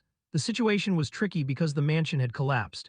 His mission was to find traces of the Demon King and present them to the Crown Prince. He wanted to use this opportunity to help the prince usurp the throne with this achievement, which would earn him a promotion in the inspector squad. Watching the basement being opened, he became even more jubilant. If I can find the fake traces Elric left behind to link him to this accident. With a sinister smile, he thought, I'll be able to put an end to the Melvinger family. Suddenly, a call interrupted him. Vice Captain, look over here, please. Patchen hurried over, panicked. What is it? The subordinate just stuttered, pointing inside the vault. It's empty. Patchen growled, damn it, don't tell me the demon clan looted this place already. The subordinate didn't know how to explain, saying, I'm not sure. Recalling Kaya's expression, Patchen was certain that he hadn't known about their ambush. He truly suspected they had a mole. A thought suddenly crossed his mind. Wait a second. He finally understood. That's right. That's it. There's a demon clan mole in the inspector squad. While some were mourning their failed plan, Elric was laughing heartily, leaving even old Augustine confused. What's so funny? Elric replied. I just find it hilarious to imagine the look on the inspectors' faces when they see that empty vault. Augustine laughed helplessly. Those damn inspectors messed with the wrong person, truly my student. Mephisto was still angry about being played by him. Elric checked on him. Are you still mad, old man? He shook his head. I let you absorb the demonic energy as promised, didn't I? Why is such a great demon king so petty? As he spoke, he intentionally set a trap for Mephisto. If you had told me about your seal, I would have gone easier on you. Looking back at the moment in the mansion, Elric hugged the pile of treasures, his eyes dazzled. Wow, how many are there, for heaven's sake? He sang a song of joy. Mephisto gave him a reminder. If you don't keep your word this time, there won't be any more deals between us from now on. Elric didn't want to provoke him further. I know. He used his power to levitate the treasures. He just flicked his hand. Then he said, absorb. Mephisto was so overjoyed to receive such a treat that tears rolled down his cheeks. Finally, I got some demonic energy. I don't know if it's because it belonged to Azel, but it tastes so good. But before he could eat much, Elric stopped. What is this? Why did you pull it back? Elric flicked his wrist slightly. Come on, this isn't our first deal. You have to give to get. He smiled cunningly. Hand over the method to activate the original Sin seal, and in return, I'll give you this much energy. Mephisto was about to explode. You. Looking back, Mephisto was still furious. You are truly a lowlife. Elric ignored him. This was a profitable, exploitative deal. He thought to himself that to use the seal, the person had to be qualified, and to be qualified, they had to understand the seal. Remembering the mark on his hand, if I want to understand the original sin, first I need to receive its seal. The problem is Mephisto doesn't know who is under his command because he only cares about himself. Since the image carved on the crest is a wolf, I'll try to find clues from there. Suddenly, he realized something was a bit off. He looked out the door where a black aura was approaching. The source was an uninvited guest. He took a step toward Elric's carriage. It was Kaya. It turned out he hadn't been logged out yet. Kaya's eyes glowed a fiery red. He raised his voice, found you. You thieves. Kaya dashed through the night, his voice growling with malice. Patchen's intelligence bureau. Kaya thought as he ran, I will never give up that easily. He suddenly vaulted into the air. His entire body radiated killing intent. Kaya asserted that the totem they stole had a scent that only he could smell. He pulled back his shoulder armor, revealing his bicep branded with a strange demon pattern. Kaya threatened angrily, once I absorb the totem and enhance my seal, I will tear you to pieces. In another turn of events, Augustine crossed his arms and said, a demon that can walk under sunlight. It seems he's angry at someone. Hazer stood up. I'll go check, sir. The old man ordered her to sit down. Sit down, child. There's nothing for you to get involved in. Hazer was surprised. I'm sorry, do you mean it's best if the person who didn't send the invitation to him goes instead? On the sofa opposite, Elric held the totem in his hand and sneered. That's right, Hazer, I'm the one who called him here. I think there's still a lot to exploit from him. She was startled. Don't tell me you're aiming for the seal. Elric was smug. If the cat is presented with fish and refuses, it would be very rude, wouldn't it? A few hours later, Kaya discovered a carriage parked at the edge of the forest. He was contemptuous. A royal carriage without any guards. Unbelievable, they think they can trick me with this, idiots. Kaya resolved, I will take back the totem. Just then, a voice came from a distance, cutting through his thoughts. I was worried you wouldn't come, but you actually showed up. Elric stepped forward, his face covered by a mask. He held up the totem, provoking Kaya. You're here for this, right? He was wary. Elric, who are you? He touched his mask. Me. Elric removed his disguise. He wore a faint smile, as if it were all a joke. Kaya stared in shock at the mask in his hand. That cheap mask. He was startled. No way. Kaya gritted his teeth. You. He lost control, going insane. How dare you deceive us? Kaya lunged at Elric. I will tear you to shreds. Mephisto reminded him. Are you sure you'll be okay provoking him like that? Even if he lost an arm, he's still a demon possessing a fairly powerful seal. Kaya channeled all his power into his fist. Die. The blow landed like a thunderbolt. Elric tilted his body to dodge, exclaiming, excellent. I've always wanted to know how much stronger I've become since I left. Kaya immediately changed his tactic, his sharp claws swiping at Elric's heel, but he jumped up just in time, leaving him to claw at thin air. Elric muttered, and I've decided on a few things I need to do. He landed calmly. Then he activated the seal, declaring, "I will exterminate the demons." Brilliant rays of light surrounded Elric's wrist. He shouted, "Pierce!" Elric summoned a series of light stones from the void to attack Kaya. His pupils glowed a fiery red. Kaya gathered power in his palm. With a single powerful swipe, he shattered all the crystals rushing toward him. He was smug. "You think magic like that can stop me?" Kaya rushed straight at Elric. "A mage like you dares to let me get this close." He growled while launching an attack at him. "You're done for, you bastard." Elric didn't hesitate to counterattack. Two fists carrying two terrifying currents of power collided, causing the entire space to explode violently. Kaya stumbled back, reeling. How can a mage be this strong? The smoke and dust gradually faded, and his silhouette appeared in the clearing. Elric looked down, bewildered, at his hand covered in a viscous, slimy liquid. His pale skin began to turn purple. The toxin from below was seeping deep into his blood vessels and meridians. He thought to himself, when fighting him, this could be very dangerous. The poison in his demonic energy will burrow into every tiny pore on my body. Elric hurriedly froze his poisoned arm. Is this his seal's power? I'll freeze it so the poison won't spread further. But this is only a temporary measure. I must be careful not to be exposed to any more poison. Kaya witnessed this and mocked. He's stopping the poison from spreading by freezing his hand. What a cheap trick. The strange pattern on his biceps suddenly flared. If that's the case, Kaya roared, let's see you handle this. He spread his wings, creating a storm that blew toward Elric. Let's see you freeze a wind of poison. As soon as he finished, the poison aura on Kaya's body erupted. It surged and spread in all directions. Elric struggled immensely to defend himself and couldn't even get close to the enemy. He cursed, "Damn it, his poison is seeping into my body. This isn't something I can just freeze to contain the miasma." Elric suddenly had an idea. I can still do something to break his attack. He used his skills one after another, freezing, reversal, and finally total eradication. Elric's gaze became determined. "I will blow this poison wind back at you." All his power gathered, forming a giant stream of light that engulfed Kaya. He skillfully dispelled his magic while coldly huffing, "How foolish. You think the magic I use can affect me." However, when Kaya glanced at the spot where Elric was standing, he instinctively startled. What? He didn't know when he had disappeared. He was frustrated. Where did he go? Elric suddenly appeared behind Kaya. He cast a binding spell. He successfully restrained him with chains and a heartbeat. Kaya was shocked. "Wait." Elric mocked, "Come on, if I end you here, it wouldn't be very interesting." Taking advantage of his opponent being unable to move, he struck him directly in the chest. "It's been a while since I used this move." The next second, thanks to the Snow Mountain King's secret technique, Elric pierced through Kaya's body, leaving a fatal wound. He knelt to the ground. Kaya clutched his chest, gasping, and questioned, "How can a human use the power of the Snow Mountain King?" He silently gripped the top of his head. Elric refused to reveal. "You don't need to know anything." A sound of absorption echoed. Kaya screamed in agony as his entire body slowly shattered. He staggered and collapsed, showing no signs of life. After it was over, he just frowned, looking indifferently at the corpse under his feet without a trace of emotion. Mephisto, standing behind him with his arms crossed, calculated. "Exterminate the demons." He dared to say that in front of me. He suddenly broke into a twisted smile. "That means even though we don't have a choice but to work together now, we will inevitably become enemies we have to fight in the future." A wave of exhilaration surged within Mephisto. "That's wonderful. That's exactly what I was thinking." Elric gazed listlessly at Kaya's cold corpse lying on the ground. Suddenly, a salty, metallic taste rose in his throat. Elric knelt down and coughed up blood. Hazer and Augustine rushed over in a panic. Elric went pale, gritting his teeth. "The poison is accumulating in my body." Witnessing Elric's whole body trembling, the old man used magic to force the poison out of him. Hazer gently supported Elric's arm. He staggered to his feet. Augustine asked with concern, "Elric, are you all right?" Elric replied, dizzy.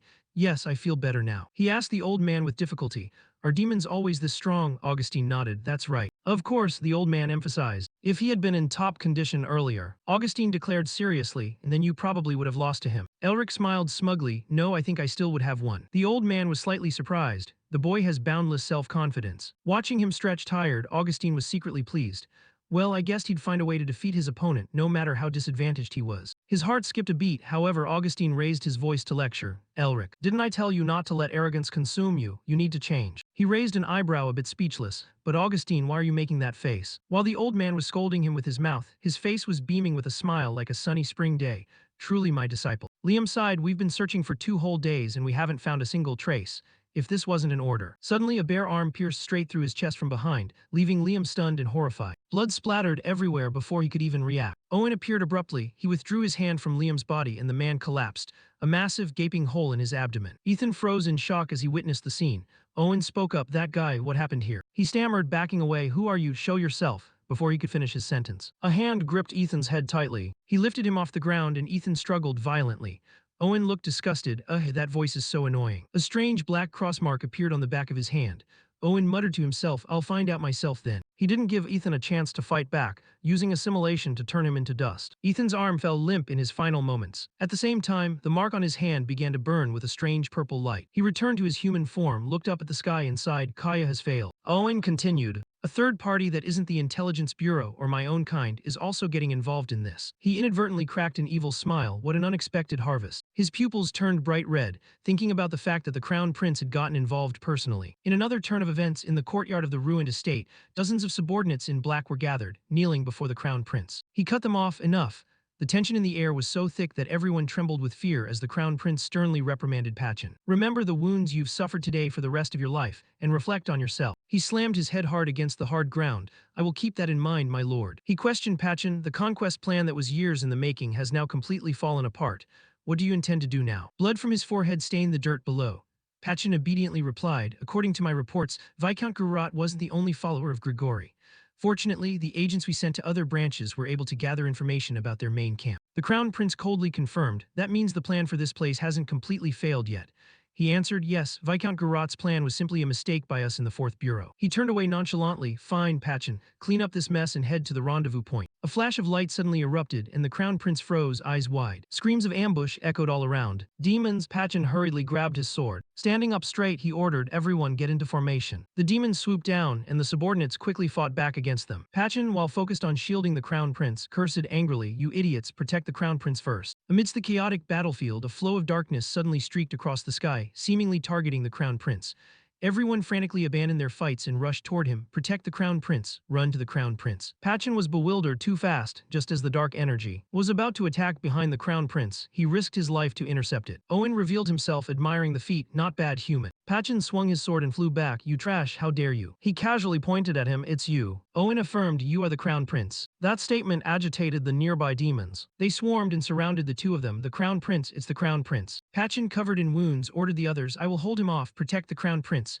The subordinates immediately escorted the Crown Prince. Please follow us, when only he remained. He revealed his power in anger. Aetho Pachin will begin executing the enemies who dare to harm the Crown Prince. Owen excitedly manifested 6 hungry mouths and mocked him. That guy tastes pretty good. Shall we start too? The very next second, both sides lunged forward powerfully. A earth-shattering explosion occurred. On the other side, the demons and the loyal subordinates protecting the Crown Prince were attacking each other. They hissed, we will get the seal if we bring the Crown Prince's head to the envoy, right?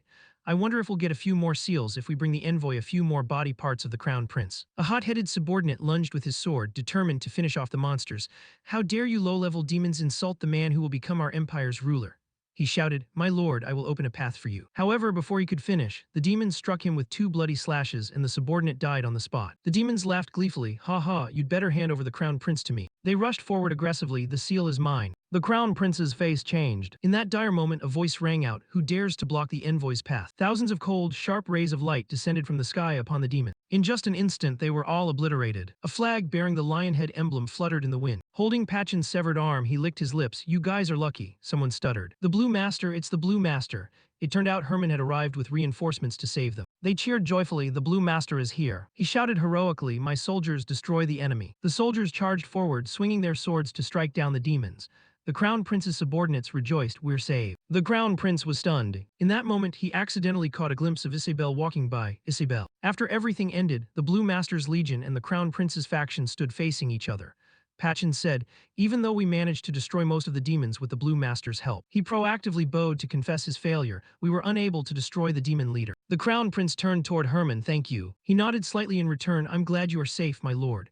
I will escort you back to the palace, but since you have the Intelligence Bureau by your side, I will take my leave here. He told Herman, you must be very busy, so feel free to go. He replied, thank you for your understanding. The Crown Prince wondered, but may I ask where you are going? Herman glanced at Isabel, who was standing beside him blushing, and happily announced, I am looking for Elric Melvinger. He watched them and observed her. I see. Isabel blushed and said nothing. The Crown Prince turned and walked away. Very well, farewell. His face suddenly darkened. Elric Melvinger, it's that guy again. In another development, the carriage plowed through the thick screen of snow. Elric tried to stick his head out of the window to watch the white snowflakes falling scattered all around. Soon they reached their destination, the Great Wall. He exclaimed, this is even bigger than what I heard. Elric thought to himself, the flower temple must be somewhere behind this wall. In front of the Great Wall gate, soldiers suddenly appeared to block the carriage. Please stop. Carl explained, you must be the border guards. We would like to cross the border. One man raised his hand to interrupt him, saying, "Apologies, but you cannot pass." Logan raised his hand to block them. "Very sorry, but you cannot step foot past this point." Elric climbed down from the carriage and wondered, did something happen on the other side of the wall? He explained, "The monsters outside the wall have been causing chaos lately. Unexplained phenomena have also started appearing, so the guards are in a state of emergency." Elric looked up at the vague traces floating in the sky. "I knew it.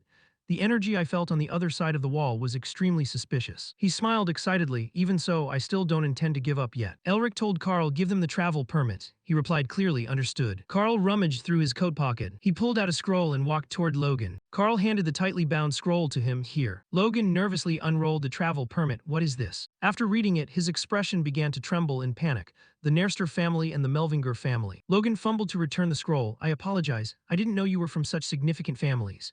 Usually people are not allowed to pass, even with a permit, but I will make an exception for you since you are from the Nerster and Melvinger families." He advised Elric, "Please run to the highest shelter possible if you encounter any unexpected trouble." He asked curiously, "If I hide there, will someone come to save me?" Logan replied bluntly, "No." He even threatened him aggressively. "If that's the case, it will be easier for us to find your corpse." The screen shifted. A sandworm opened its mouth, which was shaped like a flower full of sharp fangs, and roared at Elric. The sandworm suddenly retracted its jaw, closing its mouth into a sharp point like a flower stamen. It shot toward Elric like an arrow. The very second it was about to eat him, Elric activated. He summoned a block of ice and pierced it straight into the monster's fatal spot. Elric gritted his teeth in frustration. "These sandworms keep lunging here like lightning." A second sandworm suddenly appeared behind his back. Elric immediately shifted his gaze, alert. He arched his back and leaped high. During that time, his brain started racing. "After the battle with the demon last time, I feel like I can't really use what I achieved skillfully." Elric thought, "If I obtain more seals in the future, my mana capacity will be a hindrance, and I won't be able to use them to their full potential." A shout rang out, and the sandworm was pinned straight through by a myriad of ice shards. It fell down and died on the spot. He landed lightly right next to the monster's carcass. "Magic just for myself. I need to create an entirely new kind of magic." Elric became determined. "Only then will I be strong enough that no one can look down on me ever again." From behind came footsteps accompanied by a complaining voice. "Are you done yet?" He turned his head and saw Sean and the others approaching. He was shivering and pulling his cloak tighter around himself. "Even though I've wrapped my body in mana, it's still extremely cold. I'm almost out of mana too." Elric doubted. This place should have been as hot as a desert. "I didn't expect it to be this freezing with such strong winds. I wonder if this is one of the strange phenomena they mentioned. This place is called the Black Snowfield." The name Black Snowfield is just an association because the land here has been poisoned and turned black. It looks like a black snowfield, which is the meaning behind the name. This place is also completely teeming with monsters, and even the Empire has had to abandon taking it. He estimated this to be a restricted area where even 8th Circle archmages might not be safe. A hand suddenly rested on Elric's shoulder. Sean draped his arm around his neck and sighed. "Hey Elric, is the Flower Temple really a place forsaken by the gods?" He was completely confused. In fairy tales, the Flower Temple is a peaceful garden where the god of flowers lives happily with humans. Does this place look like a flower garden to you? Elric brushed Sean's hand off nonchalantly. "The Flower Temple exists. I can confirm its existence based on my ancestors' records in the Imperial family." Augustine was shocked. "Then you know its exact location. I don't believe you could find that just with information in those records." He expressed his opinion. "I'm thinking of finding the demi-humans guarding the Flower Temple." The old man was skeptical. "Demi-humans have a deep hatred for humanity. Are you sure it will be okay?" Elric answered confidently. "We will be fine. I have a way." Augustine stroked his beard thoughtfully. "I don't know what you're intending, but I'm really looking forward to it. It would be even more fun if I knew what your plans were." The old man asked, "But how do you intend to find demi-humans in such a vast place?" He replied, "That is what I am still thinking about." Mephisto crossed his arms and asked Elric, "Do you have a map or any road signs? We can't turn this whole snowfield upside down." He hesitated. "No, we don't have anything. If only we still had a compass." Mephisto suddenly reminded Elric, "Hey, the ice crystal is glowing." He heard that and hurriedly put his hand into his cloak. Then he pulled out the sparkling ice crystal. Elric was bewildered. "Why is it suddenly glowing?" The ice crystal suddenly flew out of his hand. Sean witnessed this and was startled. "What?" The ice crystal hovered in midair. Then it suddenly shone a shimmering ray of light down onto the ground. Elric immediately understood. "The light from the ice crystal is opening a path for us." He happily announced to everyone, "I think we've found the way." Midnight, the moon hung in the middle of the sky, the sound of the wind rustling through the leaves, the carriage carrying the group deeper into the forest. Elric suddenly spoke up. "Carl, stop." Carl obeyed immediately. "Yes, Elric." Sean was curious. "What's the matter?" He stared intently at the ice crystal in his palm and speculated. "The ice crystal stopped glowing after we entered the forest. I think we need to search around here." In the parched forest, a flickering glow flashed from all 4 directions. That light originated from the flame in Sean's hand. He worried, "Will we really find anything here? I don't see anything at all." The pupils of Gility, who was walking beside him, became bright.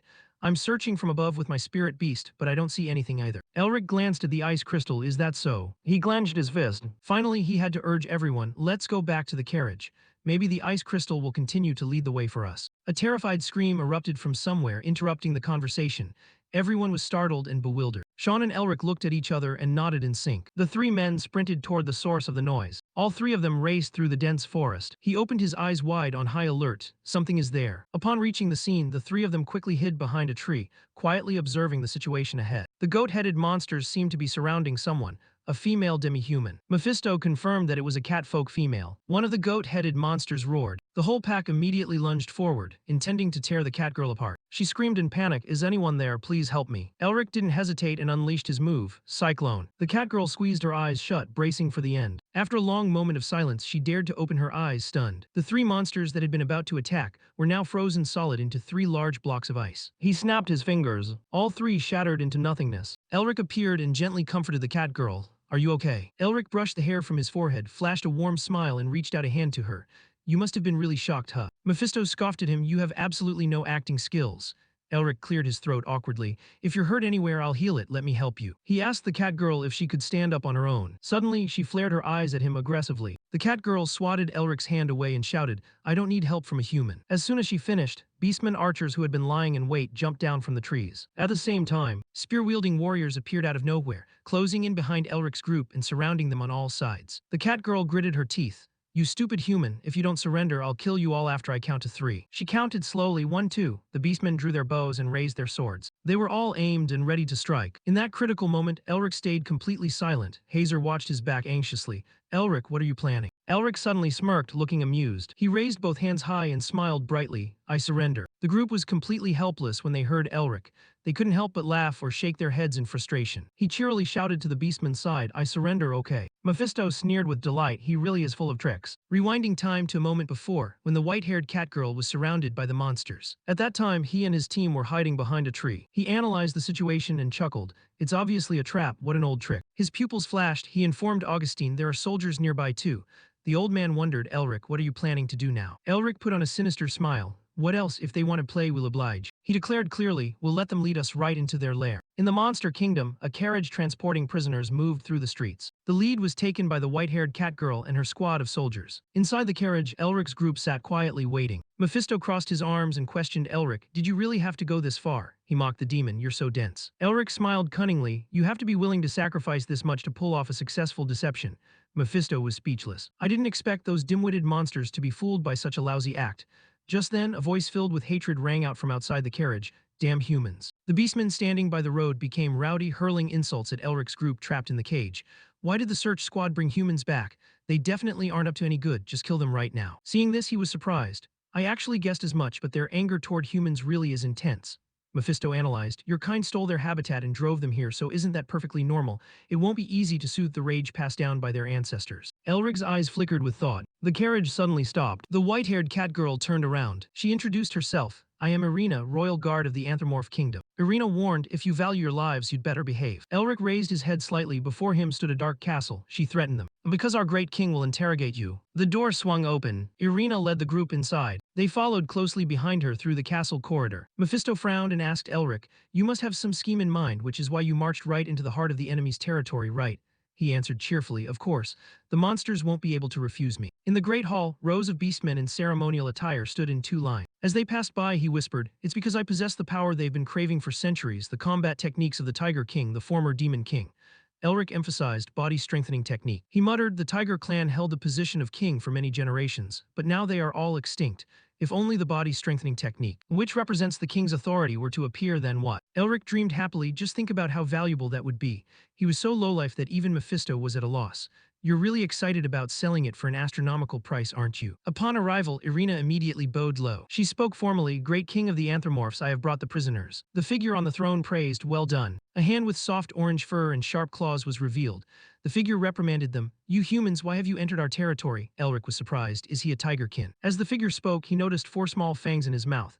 "If you dare to lie," he was stunned. "No way." Elric's expression stiffened. "The king of the monsters, the Tiger King." A young, immature beastman with smooth, pale skin appeared. His voice was stern. "Then you won't leave here alive." He was dumbstruck. "He's just a child." Hazer blushed with excitement. "How cute. He's just so adorable." Mephisto mocked Elric. "The Tiger King is young. You might not be able to profit much from this." He froze, unable to argue. It's good that the Tiger King still has an heir, but he's just too young. Elric walked forward hazily, fueled by a sense of adventure.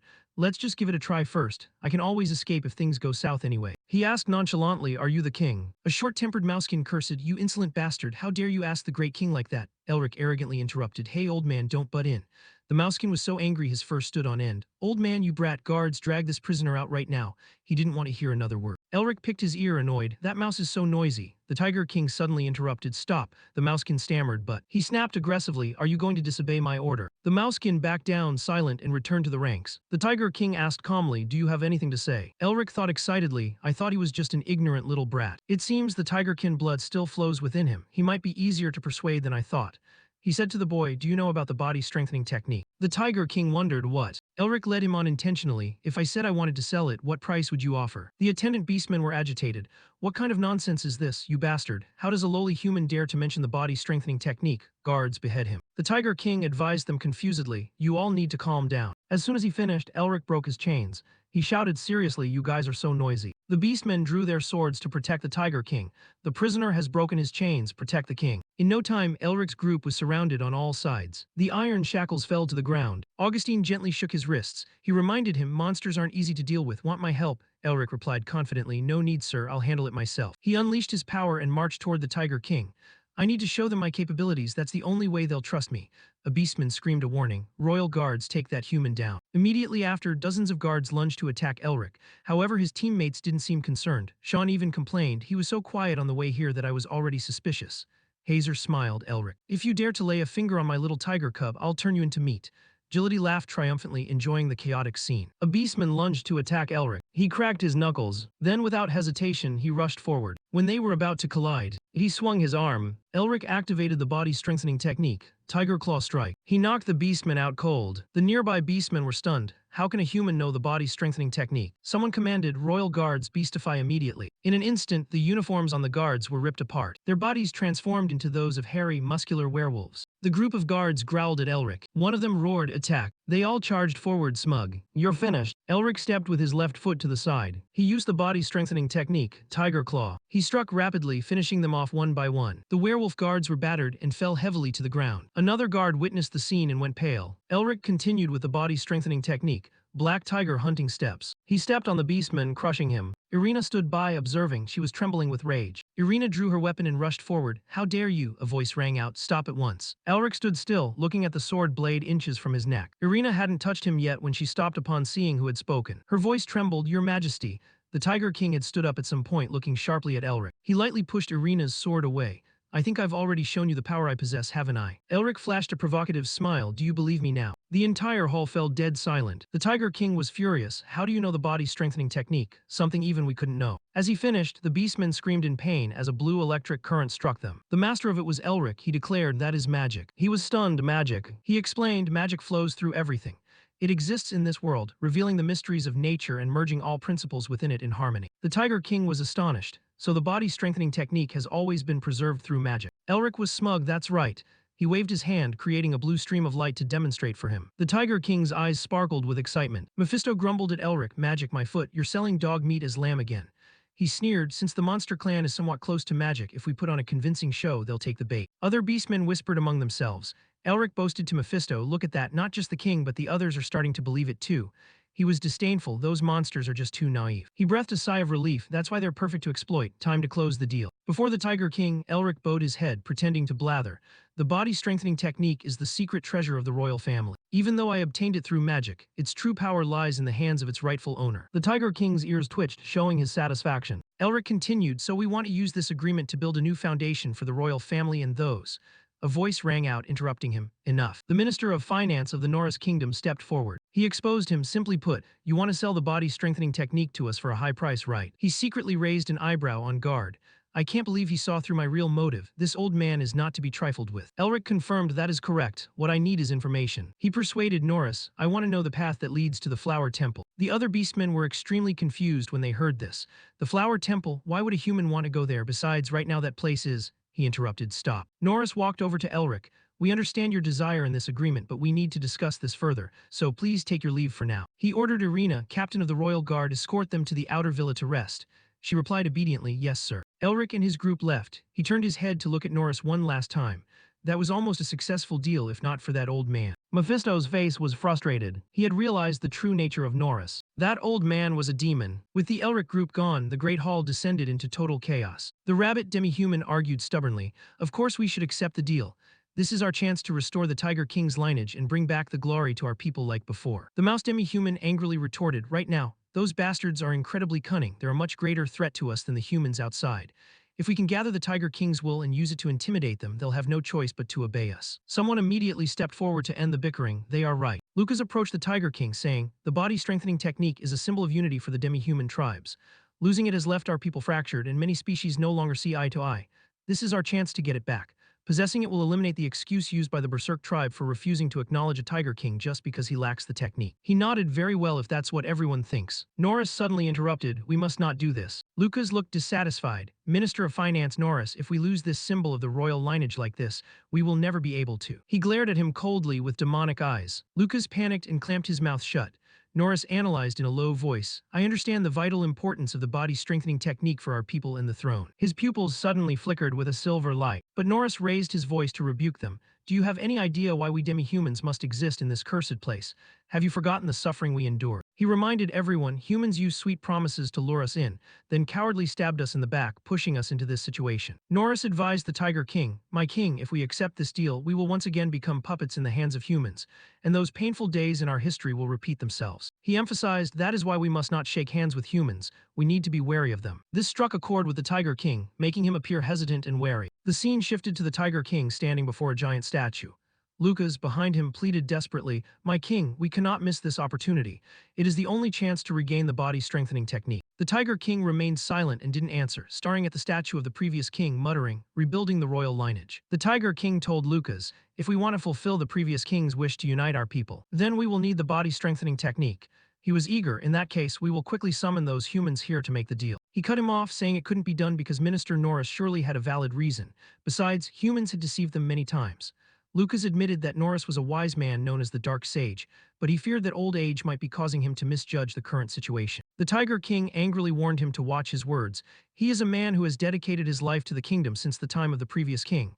I do not doubt his judgment. We must be cautious of humans." Lucas bowed his head fearfully to apologize. "Please forgive me for speaking out of turn, my lord." Finally, he had no choice but to give up and retreat from the royal chambers. Left alone, the Tiger King quietly turned around. Sunlight stretched long across the hallway, and his figure carried an indescribable loneliness.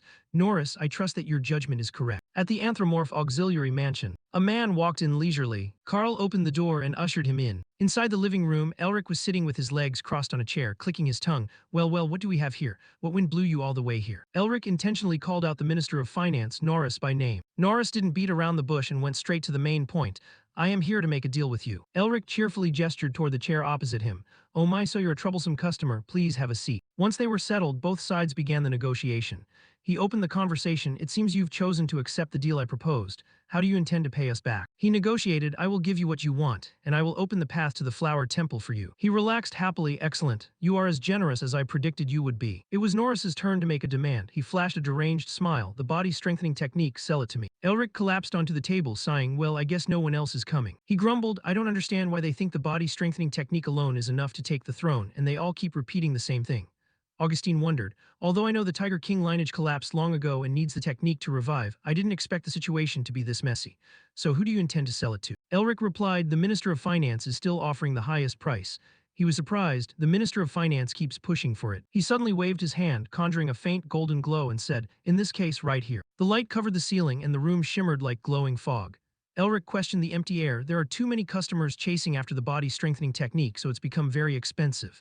May I ask what the royal family intends to do with it, and how do you intend to pay me?" The light gradually faded, and a familiar figure appeared. His purple pupils glowed gloomily. It seemed their owner was extremely angry. Elric's tone became mocking. "Greetings, Tiger King." A figure slowly emerged from the shadows. "My Tiger King." This was Valence, a Tiger King with a fierce, icy gaze. Mephisto sounded slightly astonished. "The authority held by the king is slowly decaying. If it were me, I would have already beheaded those vassals, though at least I'm not as foolish as they are." Valence trembled slightly, glaring as he said, "Why would the Minister of Finance do such a thing? There must definitely be something wrong here." Elric appeared out of nowhere and spoke up. "I told you so beforehand, didn't I?" His expression was incredibly confident and smug. You are about to witness some very interesting things, my lord. Hazer, standing nearby, didn't like what she was hearing at all. She shouted at Elric, how can you say things like that in front of someone who is truly hurting? Elric stood by perfectly serious and replied, Hazer, politics isn't a child's game. Does soothing his heart really change the current situation? After hearing this, Hazer could only turn her face away without saying another word. Elric glared and continued seriously. You know it too, no matter how flashy and beautiful the throne is, it will soon be disregarded if there isn't a solid force behind it. Seeing him act like that, she felt a bit awkward and blurted out, Elric. Hazer genuinely thought about their past, being part of the so-called Technique Faith clan, where she and her brother had endured many hardships and risks when they were young. Yet they both held hands tightly, agreeing, but right after we lost our power, all the gods, nobles, and royalty, and even the magic tower abandoned us. Elric was just a child then, and unable to contain himself at that sight, he burst into tears, only to now confidently walk amidst the cheering. Look, it's the hero of Lacenter. He's the son of the Technique Faith clan. Please look at me, Melvinger. His eyes were now much colder. Surrounded by the cheers, Hazer said softly, only when you become the hero of Lacenter will those who once looked down on you and called you the disgrace of the clan change their attitudes.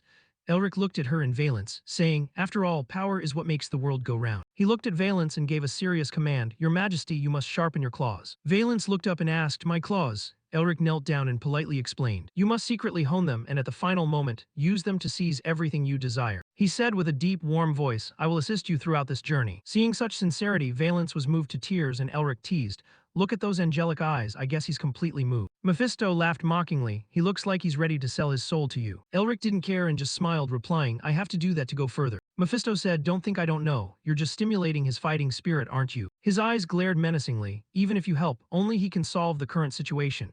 Who knows if he can be as majestic as his predecessor? Valence asked gloomily, What do you know about Tiger King Yul? Elric was stunned and replied, Is he the strongest Tiger King who led the Beastkin to their peak? Valence said, Everything Tiger King Yul left behind, I am willing to trade it all, including the documents we studied to restore the body strengthening technique. Elric listened sincerely as he continued, However, the Temple of Flowers has been sealed by the Eastern General. Valence spread his hands and said, If you want to open the door, you definitely need me. I will lead you there myself. His eyes burned with fighting spirit. So, hand over the body strengthening technique to me. Elric heard this, took Valence's hand and replied, As you command. Then he stood up and said, Let's sit down and discuss this in more detail. Valence followed him. Deep down, he was a bit worried about whether this decision was right, but then told himself, No, I mustn't doubt my own decision. I am a king.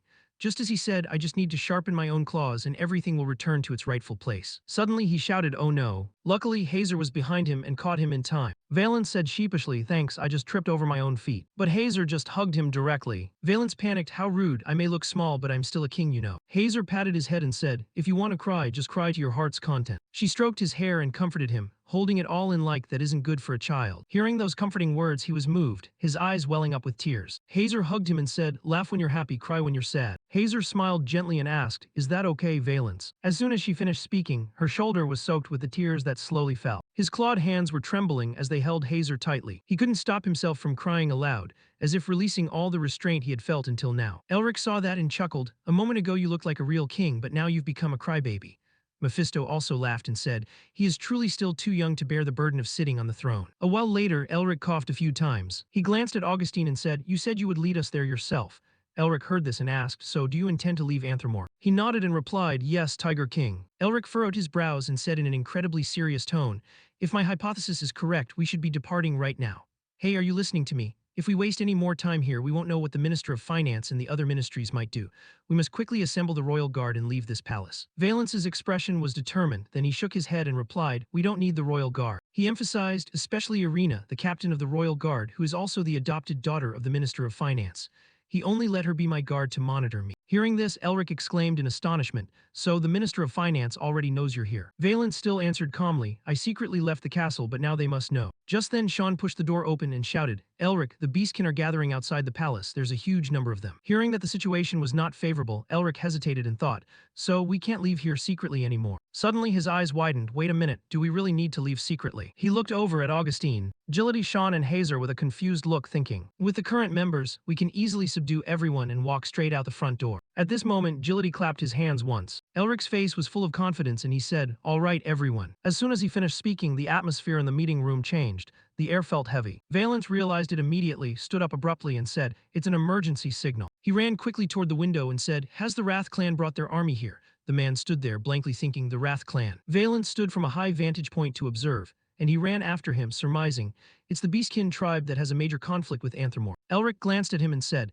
"If they are here, they will surely find a way to prevent King Valence from leaving Anthromore." Outside, it was truly chaotic. The whole city seemed to be engulfed in flames. It was such bad timing. Then Valence stared with wide eyes, as if witnessing a horrific scene. In the fire, two figures were rushing toward them.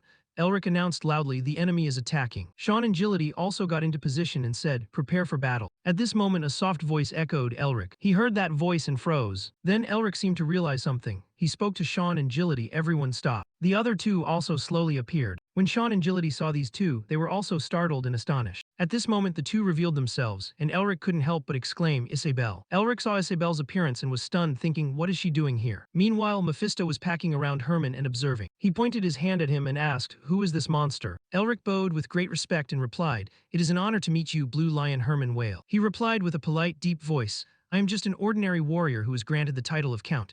You don't need to be so formal, Starlight Duke." Elric reached out and said politely, "Let's head inside first." Isabelle nodded, "Thank you." She walked ahead and said gently to Herman, "Father, come down slowly." Elric walked and asked, "How did you know I was here?" He smiled slightly and replied, "I wanted to thank our benefactor in person. You not only saved my daughter, but also cured my illness." As soon as he finished, he stepped toward him. Herman smiled kindly and said, "That's why I came to the capital, only to find out that you had already left." After hearing this, he could only scratch his head and answer timidly, "Oh my, I should have left a message about where I was going. It seems we missed each other." Herman replied calmly, "Not at all, we should have sent a letter first.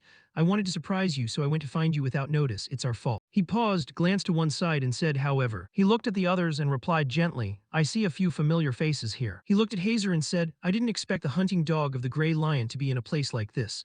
She didn't seem happy with that remark. Hazer replied bluntly, "I am sure I have told you many times already that I am not their hunting dog." Elric went over and asked Herman, "Do you know my sister?" He seemed surprised and exclaimed, "Huh, she is your blood relative." Then Herman stroked his chin and recounted, "I had a friend who was a bit unpleasant. I ran into her a few times when I met that friend, but I never expected her to be a daughter of the Melvinger house. This world is indeed small." As soon as he finished speaking, his eyes sparkled and he glanced over. He noticed Augustine standing there and said, "It is also rare to see the eccentric old man of the Nerster clan appear outside like this." He looked at Herman and whispered in response, "I remember telling you not to call me that anymore." He smiled dismissively and replied, "What's wrong with calling a decrepit old monster like you an eccentric old man? What else could I call you?" After hearing that, Augustine and Herman stepped forward, their eyes locking in a murderous glare. Elric saw that the situation seemed tense and feared. If this goes on, they're going to start fighting each other. Just as he was about to jump in, the two suddenly shook hands warmly. Herman even said gently, "Every member of this group is truly amazing." Valence and Agility stood there listening as he continued, "There's the leader of the Revolutionary Army and a freak." He saw the current situation wasn't stable either, so he stepped in to defuse it. Come, everyone calm down." Herman stepped back, his eyes still fixed on him, thinking, "That's why I want to possess you even more now." He looked at the rest of the group and thought, "Those who can attract such talent will one day spread their wings and fly into the blue sky themselves." Herman also noticed Isabelle's expression and said, "Ignoring that crown prince you despise and coming here was the right choice." Elric suddenly turned to ask Isabelle and Herman, "But how did you two get here?" Isabelle spoke up, "We heard you had crossed those walls, so we did the same. A knight scouting the forest said he saw you being dragged away, so we came here to help you." She looked out the window with anxious eyes and added, "Our sight is causing a distraction to draw the freaks away. If we want to leave, now is the best time." The fire outside was still burning brightly, as if wanting to devour everything. Elric glanced at Valence and thought, "It seems if I want to escape this place properly, this is my chance." He breathed a sigh of relief and said, "Luckily, it's not a Wrath clan invasion." After that, Elric went to the window and stepped onto the ledge. His eyes were full of strength as he asked, "Has your determination to leave this place changed?" Valence looked down, his eyes timid but still showing faith.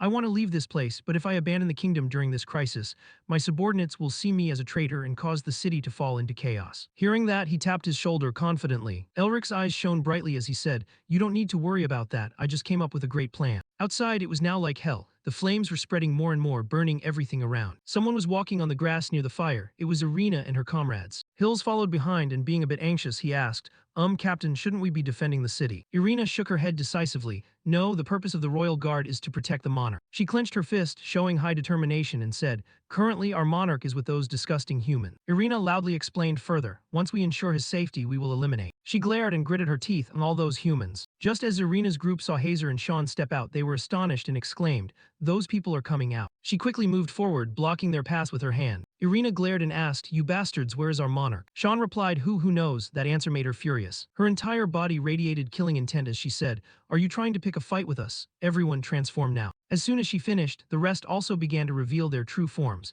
Everyone wore a terrifying bestial appearance. Then Sean was restrained by Irina with a sharp object, and he gritted his teeth in fear. She glared and issued a warning. I don't know what kind of game you're trying to play, but if you don't return our monarch immediately. Just then the others appeared and a heroic voice rang out, stop. Bringing Valence along when they saw him, Irina's group shouted in unison, Your Majesty. He held Valence in his arms and threatened them. If anyone dares to make a move, your king is a dead man. Hearing that threat, the others were terrified and kept whispering to each other, Your Majesty, what is that lunatic doing? You bastard, take your filthy hands off our king right now. Elric held Valence in his arms with a smug expression and asked, Are you sure this will work? Now everyone has seen the human with the body-strengthening technique holding their king hostage. After asking, he smiled with satisfaction. Norris also appeared, standing with his hands behind his back, listening to him say, None of them will be able to do anything reckless. Following that, Elric swung his arms as if preparing to strike. Before he could do anything, he was terrified, while Irina took the opportunity to warn, If you want to save your king, then quickly get out of our way. Seeing her shaking with anger, Norris walked over and called out softly, Irina. Then he whispered a few words into her ear. Upon hearing what Norris had to say, Irina's hands suddenly trembled with rage. She then loudly ordered, Everyone let them go. The group immediately followed her command. Sean walked past them with a look of pure fear in his eyes. Isabel and Herman also kept their guard up against them. Once that was settled, Irina demanded, We have cleared a path as you requested, now release our king immediately. Hearing this, he chuckled with a smug sense of triumph. Afterward, Elric held Valence tightly in his arms and leaped high into the air. He mocked Irina, How could I ever trust you? I'll release His Majesty once we are safely out of the city. If you try to follow us, you know exactly what will happen to him, don't you? Just like that, he carried Valence high above, leaving Irina's group to only stare up in frustration. Seeing that he wasn't about to hand Valence back, the group clutched their heads in shock and panic. High in the sky, flames were spreading, and from below came shouts, Hurry and help us.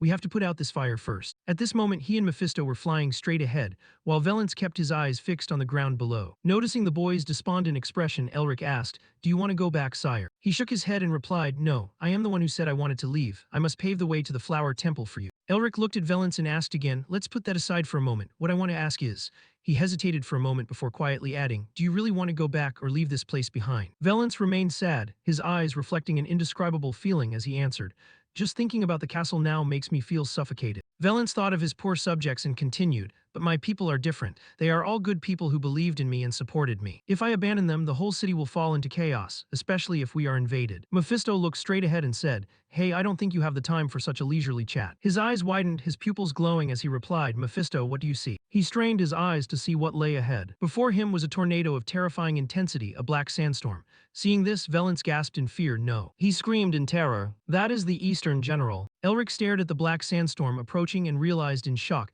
that it was the catastrophe that had destroyed the north. Elric feared that if they were caught in it, they would be torn to pieces. Mephisto spoke up from the side, Hey Elric, that's not all. He grinned and continued, I think there are a few troublesome characters coming along with that tornado. He squinted and asked, What is it? He widened his eyes, pouring all his strength into his vision to observe. Beyond the black sandstorm, he saw another community below. Elric gasped in shock, that is. He looked at the flag flying above and thought to himself, the nine-tailed fox. At that moment, Mount was sitting high up, frantically ordering everyone to move at full speed. That is the Wrath Tribe. The nine-tailed fox flag fluttered in the sky, the Wrath Tribe. The ancient rivals of the Anthropomorph, led by the Tiger King, were an alliance of monsters who had turned their backs on the Tiger King's clan after losing the strength technique. The Wrath Tribe had always craved to rule over the Anthropomorph. Until now, there had only been minor skirmishes. They had never launched a large-scale war. Seeing the Wrath Tribe arriving, Valence panicked. What are the Wrath Tribe doing here? Elric sighed and casually replied, It seems some traitors in the castle gave them information about the strength technique. You are still so naive even after being stabbed in the back so many times. The boy just glanced at him and replied, That's ridiculous. Hearing this, Elric raised an eyebrow and asked, If not, then why would they suddenly want to invade the Anthropomorph? And why arrive exactly where the owner of the strength technique is? Valence went silent, bowing his head in embarrassment and shame. Suddenly, he witnessed a shocking new sight. Elric held Valence out in front of him, which made the boy ask in a panic, What are you doing? Elric asked seriously. Can you answer the question I asked you earlier right now? Elric asked with extreme seriousness, Will you go back to the city or leave this place with me? Hearing this, Valence's face darkened and he stammered, I. He paused for a moment and recalled his beloved subjects. Thinking of his people gave him strength. I will return to the city and protect my people. Hearing this answer, Elric smiled with satisfaction. I knew you would say that. Valence replied shyly, But I am weak, and I have nothing to offer you. I cannot ask for more than this. Hearing this, Elric firmly knocked his head against the boys as a gesture of enlightenment. Valence rubbed his head and complained, That hurts. Then he said seriously, Your Majesty, friends don't care about things like that. He asked, bewildered, Friends? Seeing the boy's confusion, he said, "You just need to ask." He gently added, "Just ask for help. If you do that, your friends will go to the ends of the earth to help you." Seeing Sean appear, he turned his head and asked, "Right." Sean, having just arrived and not fully understanding the situation, still enthusiastically replied, "Well, that's not wrong." Valence placed his hand on his chest and asked, "Can I be your friend?"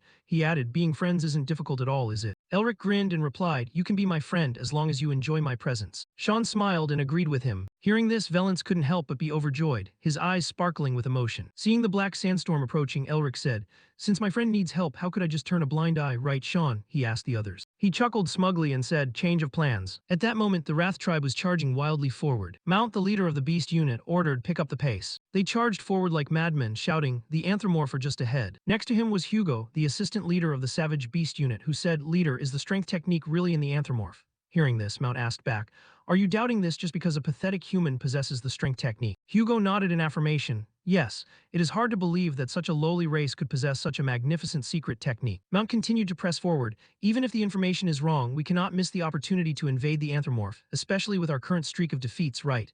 Hugo, flying behind, nodded in agreement. "That's true." "With our current streak of defeats, right?" Hugo, flying behind, nodded in agreement. "That's true." Receiving that nod, Mount smugly thought that if the intel was correct, they couldn't allow the Tiger King's clan, who had lost their honor, to get their hands on the strength technique. At this moment, the Wrath tribe was gathering in large numbers, waiting for the order to attack. A clawed hand appeared and a voice said, "40 years ago, if it weren't for that blonde-haired, green-eyed mage getting in our way, we could have built a great empire on the corpses of the Tiger clan. Even so, if I have the strength technique in my hands, I will restore the tail I lost. At last, I can return to the four-tailed form I have long desired." It was the Blood Wolf King. He appeared with a ferocious look and said, "No one can stop me." He loudly proclaimed, "Soldiers, bring me the strength technique. Restore our honor and glory. Once I do, I will make the whole world kneel before me." Now Mount, the one in charge, shouted, "You are the one favored by the heavens as our king, Blood Wolf King. We will protect the blessing of the tales granted to us." Mount drew his sword, leading the way. "Brothers, move out and decapitate the Tiger King." They roared aggressively, "For the Blood Wolf King." Everyone drew their swords and charged straight toward the castle. "Go and drink the enemy's blood." No sooner had he finished speaking than a source of energy appeared, accompanied by a freezing voice. In no time at all, several members of the Wrath tribe were struck. Some were frozen stiff by ice, shivering uncontrollably. Twin was caught off guard by the ice attack. At that moment, a voice rang out, "Stop." One of them bared his sharp teeth. He then launched an attack, causing blood to flow like water. Then a chaotic brawl broke out. One grabbed another's head, pinned them down, and clawed at them. Some kicked their opponents away, and they began fighting amongst themselves. At that moment, Mount stepped forward. He gripped his sword and growled, "What just happened?" Right then, Elric appeared with his mysterious arm. Oh, what a crowded gathering. Sean followed behind and asked, "Why are we the only ones who have to do all the fighting?" Hazer carried her hammer and said, "I find this fun." Then the trio, Elric, Sean, and Hazer, courageously stepped forward. The atmosphere became chaotic right at the main gate of the anthropomorph. Agility stood aside and asked Augustine, "Are you planning on staying outside like that?" The old man replied calmly, "The number of enemies isn't that large." Augustine stroked his beard, looked up at the sky, and said, "Elric is the one who asked us not to interfere." He also comforted Agility, "Don't worry too much, let's see what he can do." Elric was now smiling smugly, his face filled with confidence. By now, everything around them was almost completely frozen. Elric, Sean, and Hazer each walked across the ice. The Wrath tribe asked in confusion, "What's going on? Has God abandoned us?" At that moment, Hugo shouted for everyone to regroup, "You fools, God hasn't abandoned us. This is just human magic." Hearing this, the rest of them shouted in response, "That's right. I heard that humans in the anthropomorph have been using magic. I can't believe they are shaking hands with the people who trapped us here, those damn traitors." Hugo continued to shout, "That's right, they are our enemies. We will destroy all these wretched humans and take the anthropomorph." After hearing those philosophical words, the Wrath tribe regained their spirits. They brandished their swords and shouted with righteous indignation. At that moment, one of them stared intently at him. He frowned and thought to himself, a blonde-haired, green-eyed mage. Recalling the past, he gritted his teeth, thinking that he still hadn't forgotten the appearance of that bastard from 40 years ago. That human monster who single-handedly wiped out our entire army. Now, as he met Elric again, he thought, he is different from the human 40 years ago. He grinned smugly, is it a coincidence, or are both of them trying to toy with us? At that moment, Mount stepped up from behind and ordered, "Hugo, bring me their heads." He nodded and replied, "Understood, Commander." Then Hugo loudly commanded, "Legion of bird demons, advance. Show those pathetic humans the greatness of the beastman." He opened his wide beak and let out a heroic cry to begin the assault. Immediately after receiving the order, the Wrath tribe rushed forward. Hugo shouted from behind, "Use the iron feathers and turn them into a beehive immediately." Then the Wrath tribe charged forward like madmen to attack. They aimed directly at Elric, who was standing there all by himself. Yet his face showed no signs of fear. Right at that moment, a gale known as the storm appeared. The storm swept away the members of the Wrath tribe near it. Hugo, witnessing the scene from above, was astonished. He gasped in shock, "What is this? Is it magic?" Elric at this moment exclaimed, "Sean, you did so well." Sean stood tall like a hero and replied, Although it's nothing compared to you, I am still the third son of the Nerster clan after all. Mephisto followed behind, grinning as he said, I didn't understand why you brought along someone who couldn't do much, but it turns out he has skills. Elric, hearing this, could only smile and reply, that's why his family is considered the strongest in the magic tower. More importantly, the wind element of the Nerster clan is perfect for birds like them. They are no different from prey to Sean. Sean still rushed forward with enthusiasm and said, let me let off some steam. He growled, do you understand the pain of being a supporting character, huh? Then Sean gathered all his strength to create a wave of power that crushed them. Hugo shouted in a panic, run. Sean chased after them, caught them and said, not so fast. At that moment, one of them used the wind slash technique to attack Sean. Luckily, he picked up a giant hammer that carried terrifying power. Sean noticed one of them below, standing out with a giant hammer in hand. It was the demon bull. He mocked Sean, that weak stuff has no effect on us, the demon bulls. Afterward, the demon bull ordered his subordinates to kill them. Right then, a hand reached out and tapped him gently on the back. Oh my, it's Hazer, she walked up and said gently, this is the first time I've seen a cow use a hammer. The demon bull turned around with a sharp gaze. Hazer still asked calmly, wanna play with me? The demon bull laughed scornfully and said, how could a pathetic human dare to speak to? Before he could finish his sentence, he was struck by a legendary blow from Hazer. With just one swing of the hammer, she sent the demon bull flying far away. He crashed into a large rock and lay there motionless. Witnessing that scene, the subordinates were stunned and blurted out, oh my god. Hazer laughed lightly and said, I accidentally hit them too hard. The angry subordinates charged at her one after another, shouting, you human bitch, we will avenge our commander. However, Hazer easily dodged his hammer. Then she gently swung her hammer at them once. Every single attack took down one of them and fresh blood flowed out. Elric, watching Hazer enjoy herself while fighting the Devil Bull's subordinates, was left speechless. Mephisto burst into laughter and said, now I know why you're afraid of her. I can't believe she's crushing people's skulls while still laughing and joking like that. She has the makings of a demon king. At this moment, Mount Furious raised his sword, charged forward, swung it, and shouted, break the ice and attack. Seeing Mount leading the army charging toward him, he stood up and replied, just in time, I was getting tired of waiting. He rolled up his sleeves, channeled the power from the markings on his arms, and said, I'm going to take all of you down. They charged forward frantically, saying, there's only 3 of them, kill them all. At this moment, Elric summoned a power called Ice Whirl. The stream of ice hit its mark and attacked. Mount covered his face in anger and yelled, damn it, where did this ice and snow come from? We can't advance any further. At this moment, he opened his eyes wide and looked up. It was Elric. He was summoning ice and snow with one hand as jagged ice shards appeared. He glared and shouted, ice rain. Then Elric flicked his hand. Ice blocks fell from the sky like rain. The Wrath clan members were pierced by those ice blocks and screamed in agony. Standing high above, watching the situation below, he marveled. Quite a few of them survived, huh? Immediately after, Elric landed below. He glared and smiled sinisterly, saying, I'll show you the magic I've created. He gathered all his strength, intending to combine the brutal and ferocious seal. He enveloped his body with the magic of the dragon's heart, then froze everything he touched. He charged forward with the ferocity of a wild beast and destroyed them. One of the Wrath clan members saw this and ordered, stop him, put up a magic shield. Elric continued to charge with supreme power in his hands. The torrents of power swirled into the Wrath clan. Body strengthening technique, Veer's Tiger Strike. A few basic punches and kicks were enough for him to take down Mount's subordinates. Elric smiled with intense pleasure and satisfaction. This is great. Mount appeared at that moment, speaking in an angry voice, body strengthening technique and magic. Elric froze. The monster behind him warned, that guy is dangerous. He was also stunned and cursed under his breath, damn, with that much spiritual energy. Elric felt the aura surrounding Mount and was astonished, thinking level 4, a monster master. He bared his teeth in a smile and said, an interesting human. Mount looked at him and said, so you are. He pointed his sword straight at Elric and continued, the one responsible for this mess. Seeing this, he comforted and reassured himself, stay calm, he's not an easy opponent to defeat. The fish I just hooked has already run away, what a pity. Elric bit his lip thinking, I can't waste any more time here. Mount charged frantically to attack him and shouted, how dare you try to run from me. He managed to dodge it by luck, but Elric couldn't help but marvel, too fast. Too fast. Then he rushed forward with a godlike punch, thinking there was nothing he couldn't block. Mount used his sword to parry his attack. It was quite difficult. Elric was pushed back a distance by the force. In this situation, he gritted his teeth and thought, his speed and strength are both astonishing if it keeps going like this. Mount kept holding his sword, baring his teeth while glaring at him. The sword chipped slightly but still reflected his power and silhouette. Mount stepped closer and mocked, it seems I can't let you leave. Elric was having a hard time. He stepped back and cursed, damn it. I'm in his territory now. It's hard to escape using teleportation. Mount glanced behind him and ordered Hugo to lead the legion to Anthremore. He glared and gritted his teeth. I'll chop his head off and then chase after you. Just like that, Hugo stood at the lead and mobilized the troops to charge at him. Hugo roared and ordered the Beast Legion to head straight for Anthremore. The Beast Legion with terrifying power passed right by him. Elric was having a bit of trouble. After it was over, he frowned and cursed, damn it, because of that bear everything is complicated. Mephisto stood behind him, adding fuel to the fire. You underestimated the freak a bit. There were times when even the demon clan didn't dare to recklessly provoke them. Now only Elric and Mount were left, locking eyes. He said seriously, even when their clan is weakened, there are still strong ones.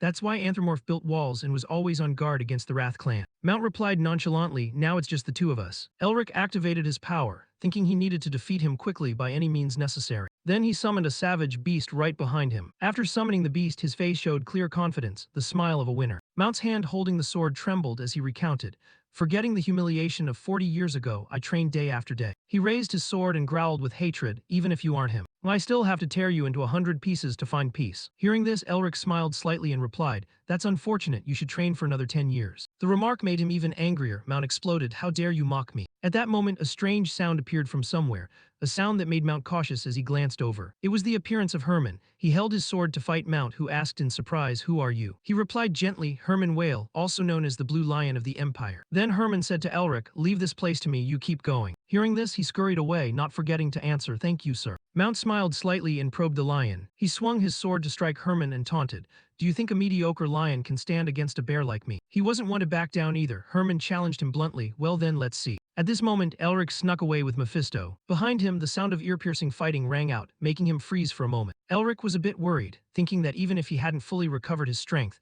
the Blue Lion wasn't someone who could be easily defeated by a bear. He was also a bit curious about Hazer and Sean, wondering if Sister Hazer and brother Sean were okay. When he went to check, he saw Sean and Hazer were still in perfect sync, fighting without missing a beat. Elric saw that the situation on that side was still fine, so he sighed and replied, they really are a perfect fighting pair. But they can't stop the beastkin that are dispersing everywhere. That's why I want to gather them in one place to handle them easily. Just then, Elric saw something that astonished him to the point of standing still. When he saw the Blue Lion Knight charging with his weapon, he exclaimed in surprise, Blue Lion Knight, I heard that Blue Lion Knights were quite exemplary. The Blue Lion Knight burst into laughter at this moment, looking very happy. Then a powerful attack came from the Blue Lion Knight. He looked up at him with a smile and said, right, just leave it to us, grandson-in-law. The other man also replied excitedly, I guarantee not a single ant will get through, grandson-in-law. Hearing that, he got goosebumps and felt disturbed, asking himself, I think I just heard something strange. Suddenly he froze and thought, now that the Blue Lion Knight has joined the battlefield, I just need to handle the rest. Elric looked at the Wrath clan and wondered, since when did they get this far? He flew to the Anthropomorph castle and stood there watching for a while. Elric stood there and thought, what on earth are they doing inside the city of Anthropomorph? There aren't even any guards. Inside, it was truly chaotic, with people constantly arguing. This is not the time for that, we must draw up a plan immediately. Do you think we can stop the Wrath clan if we show our faces out there to talk?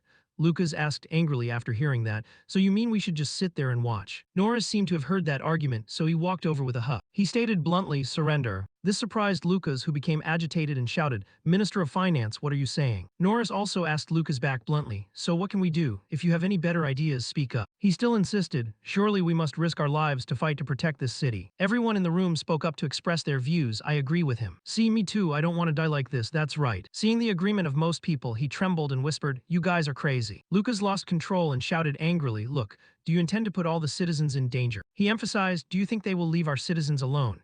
If we surrender, we will all become food in the bellies of those beasts. Seeing Lucas losing his cool and talking nonsense, Norris walked over and said, stop. He said calmly, I have heard all the opinions. Realizing the current situation, one of them spoke up and said, the Minister of Finance is right. Hearing that, Lucas became even more terrified. He just backed away while trembling. Norris ordered, those who agree, step over here. Lucas tremblingly asked aloud, Prime Minister, what on earth are you doing? But he didn't say anything, his eyes glaring with fear. Immediately after, everyone in the Shadow Legion went up to surround Lucas. This made him tremble with fear, his face turning pale. Prime Minister Norris. He shouted angrily, do you really want to abandon your kingdom and your subjects? Hearing that, Norris's eyes flashed with dangerous, murderous intent.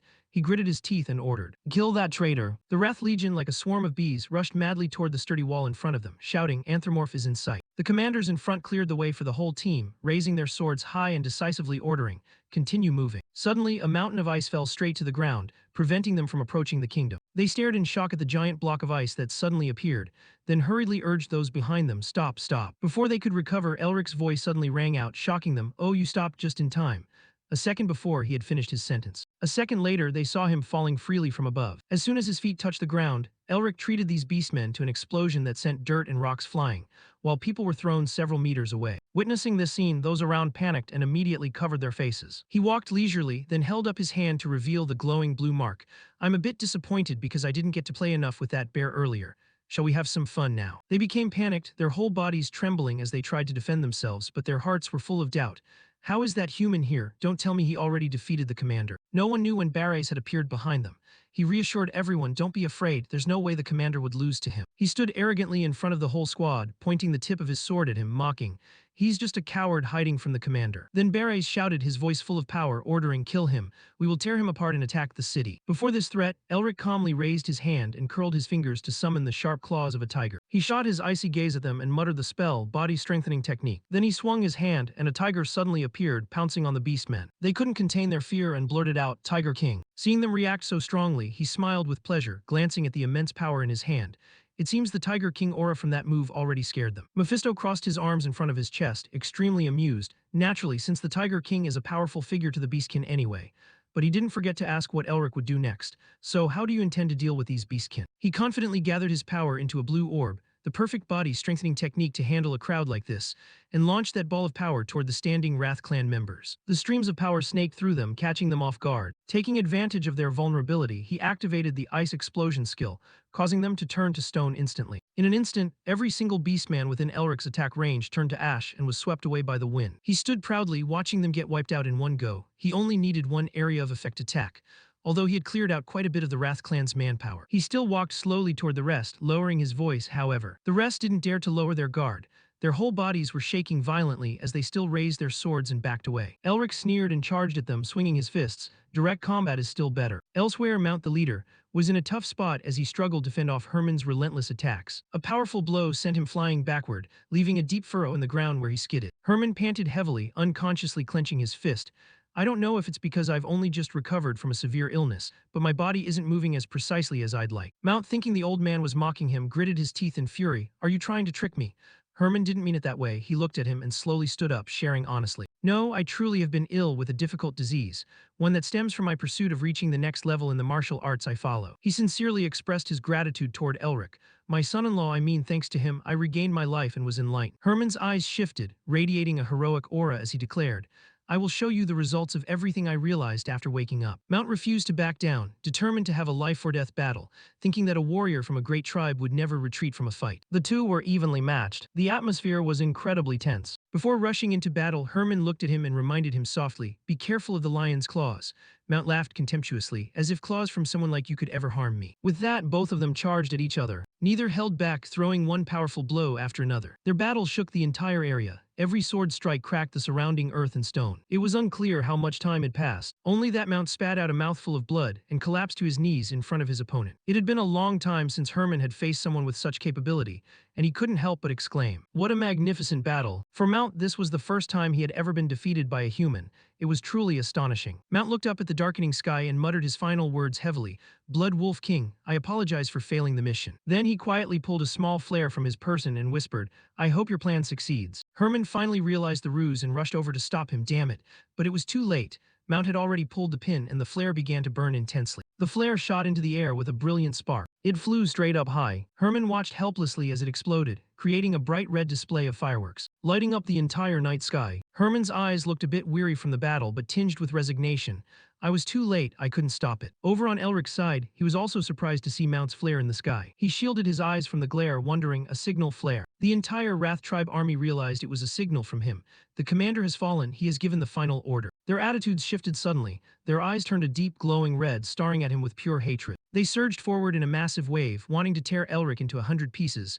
We offer our lives for the Blood Wolf King, for the Blood Wolf King. Elric was taken aback, what the hell? More and more of them kept coming, screaming with unwavering resolve, fight to the death for the Blood Wolf King. Not about to let them have their way, he quickly regained his composure and activated his piercing technique. Sharp ice arrows shot through them, breaking their first line of defense. Yet it didn't dampen their fighting spirit in the slightest, as those behind tried to shatter Elric's ice barrier. Beres led the charge, shouting commands as he ran, Vanguard. Keep running forward, we will clear the pass for the main army. The Wrath tribe was just inches from the fortress wall as he shouted frantically, destroy the entire anthropomorph. We must take down the Tiger King's clan. We will destroy the city, plunder everything inside, and kill anyone who resists. He ran to the gate, his heart full of joy. Now is the time for the signal to come from inside. Beres smiled with complete satisfaction, thinking to himself, the anthropomorph government has decided to follow the Wrath tribe's desires.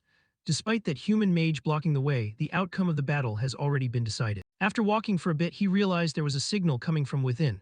The flag had been raised on the ramparts, the mark of victory. While he was lost in thoughts of victory, he suddenly realized something was wrong. Wait, what is that? Beres couldn't believe his eyes, his internal struggle intense, impossible. This can't be happening. The others also stopped when they saw what was hanging there. What is that? Don't tell me. Nora stood atop the ramparts and declared to them, "All cowards have been executed." He calmly looked at the monsters causing chaos below and ordered, "Warriors of the Tiger King, heroes of the Anthromorph." The entire kingdom's army drew their bows, awaiting the order. "Do not let a single traitor from the Wrath tribe step foot in this place." Hundreds of arrows flew toward them. Barry's had been played, and he could only close his eyes and brace for it, damn it. The arrows pierced straight through them, causing blood to flow like a stream as one by one they fell to the ground. Arrows continued to rain down incessantly from the wall. Watching the scene, someone called out to Elric, "Lord Melvinger." Valence arrived with his guards, confused and asking, "What is happening? Why is the minister helping us?" Elric acted as if he already knew but played dumb. "Oh, that." Under the moonlight, his face looked calculated. "I made a deal with him." A few days earlier, inside the castle, Norris's voice had echoed, "Please sell the strength technique to me." Elric was speechless, showing a weary face while silently judging him. "God, even he says that. You really can't trust anyone." Suddenly, the old man spoke to him with uncharacteristic seriousness. He stood up and made a cryptic request. "There are some things I want to show you. Could you step outside with me for a moment?" He noticed someone secretly eavesdropping on their conversation from behind. It was Valence. Elric caught on and agreed to the condition. "Fine." The old man led him to a place, a large room with a giant statue. Elric looked at it, puzzled. This stone statue. Only then did Norris dare to voice his thoughts. "In the Anthromorph residence there are many hyenas." He earnestly pleaded for his help. "Please." He turned toward him, hoping Elric would complete a task for him, protect our king from their hands. Norris bowed, hoping he would help them. "I beg of you." Elric, faced with the old man's strange behavior, asked Mephisto, "Why is he suddenly saying that? He looked like he wanted to betray the king earlier, but now he's helpless and I don't know why." "How should I know?" He raised his head, entrusting everything to Elric's decision. "I will pay any price.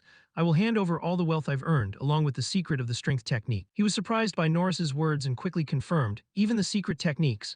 The old man didn't hide it, replying immediately, "That's right." But he also confessed to Elric, "Though only a part remains. We lost the first half in the second half." He clenched his fist, silently assessing his own abilities. "My current technique is incomplete.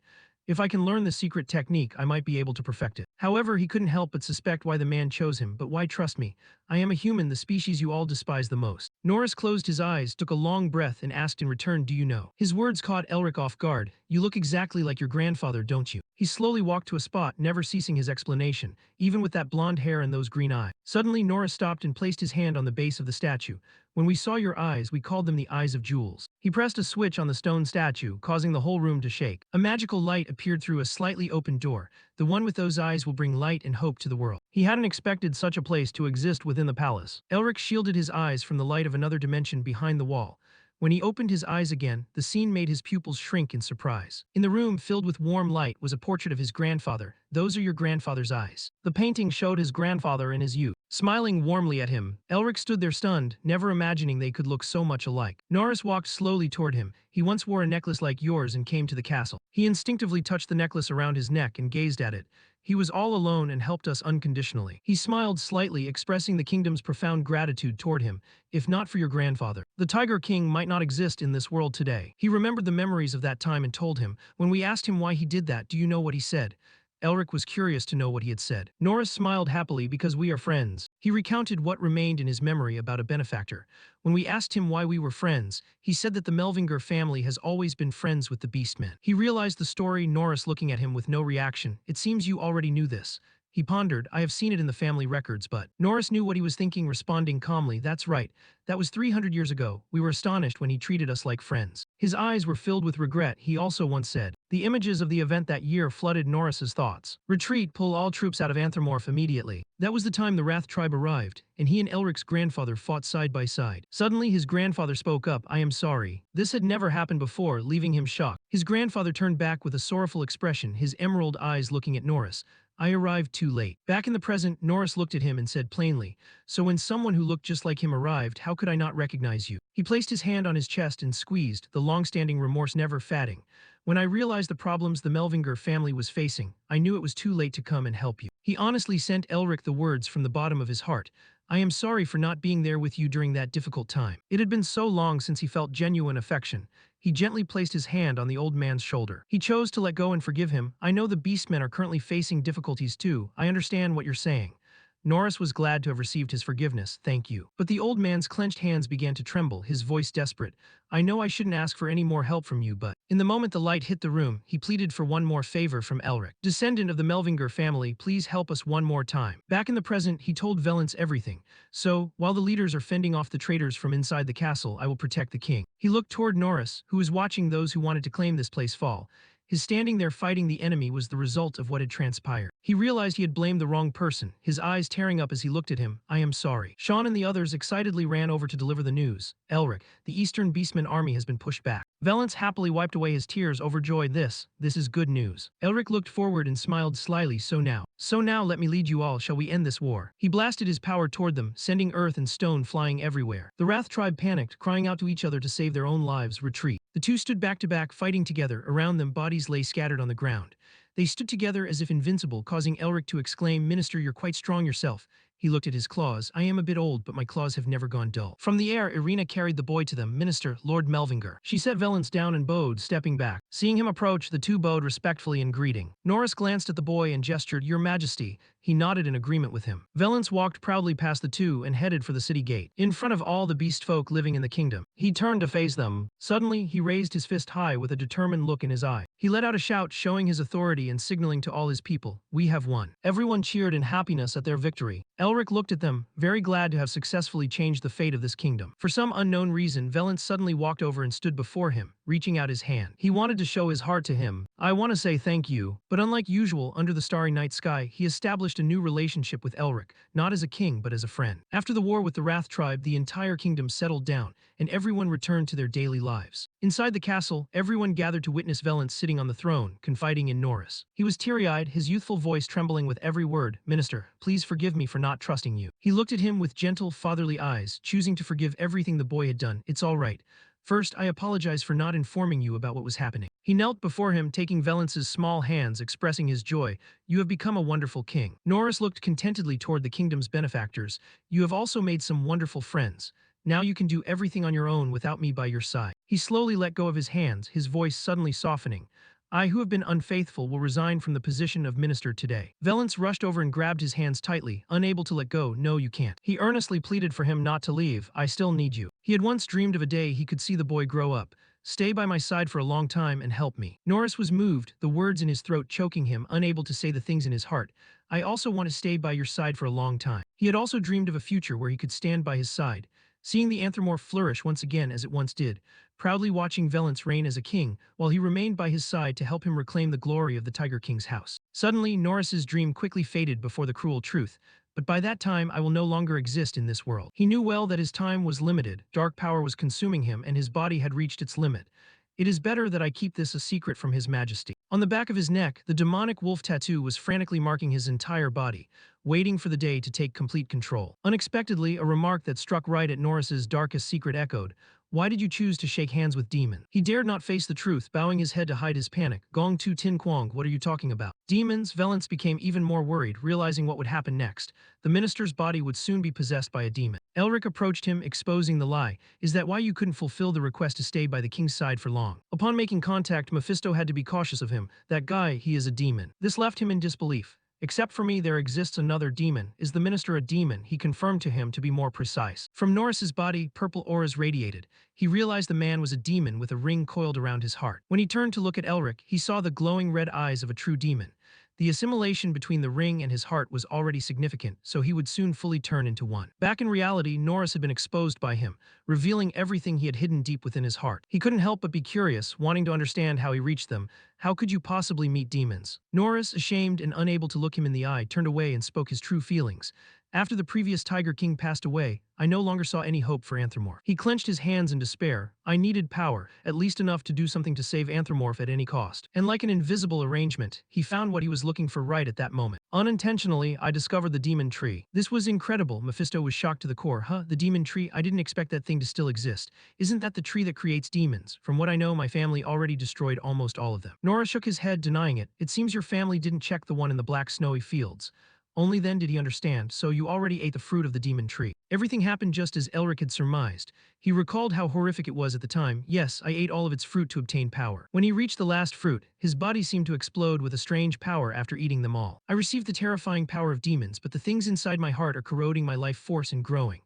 They gradually crept into every cell in my body and grew over the years. My mind will soon be swallowed by it, and then I will turn into a real demon. Norris's pupils flashed red with every word. That is why I plan to leave this place and die, because if I do, that damn demon inside me will also die with me. Valence was genuinely worried for him. Minister, how can you say such things? He could only bow his head in apology. Your Majesty, that is the only feasible way. Seeing them like that, Elric intentionally interrupted, if there were a way to cure you. He was extremely confident in offering Norris a new chance. What would you do? The boy seemed to have his burdens lifted, pleading with him, Elric, can you really do it? I will grant you anything, please heal him. He didn't believe he could still be saved, sitting up and cautiously warning, if you plan on doing something useless, just forget it. If you mess up, we will only be in bigger trouble. Elric didn't rush, glancing at him. Mephisto, are you sure? He replied calmly, of course, if you can control magic delicately enough to cut the connection of all the souls with an immense amount of magic to push back the demonic energy in his body. He looked at them, silently calculating carefully.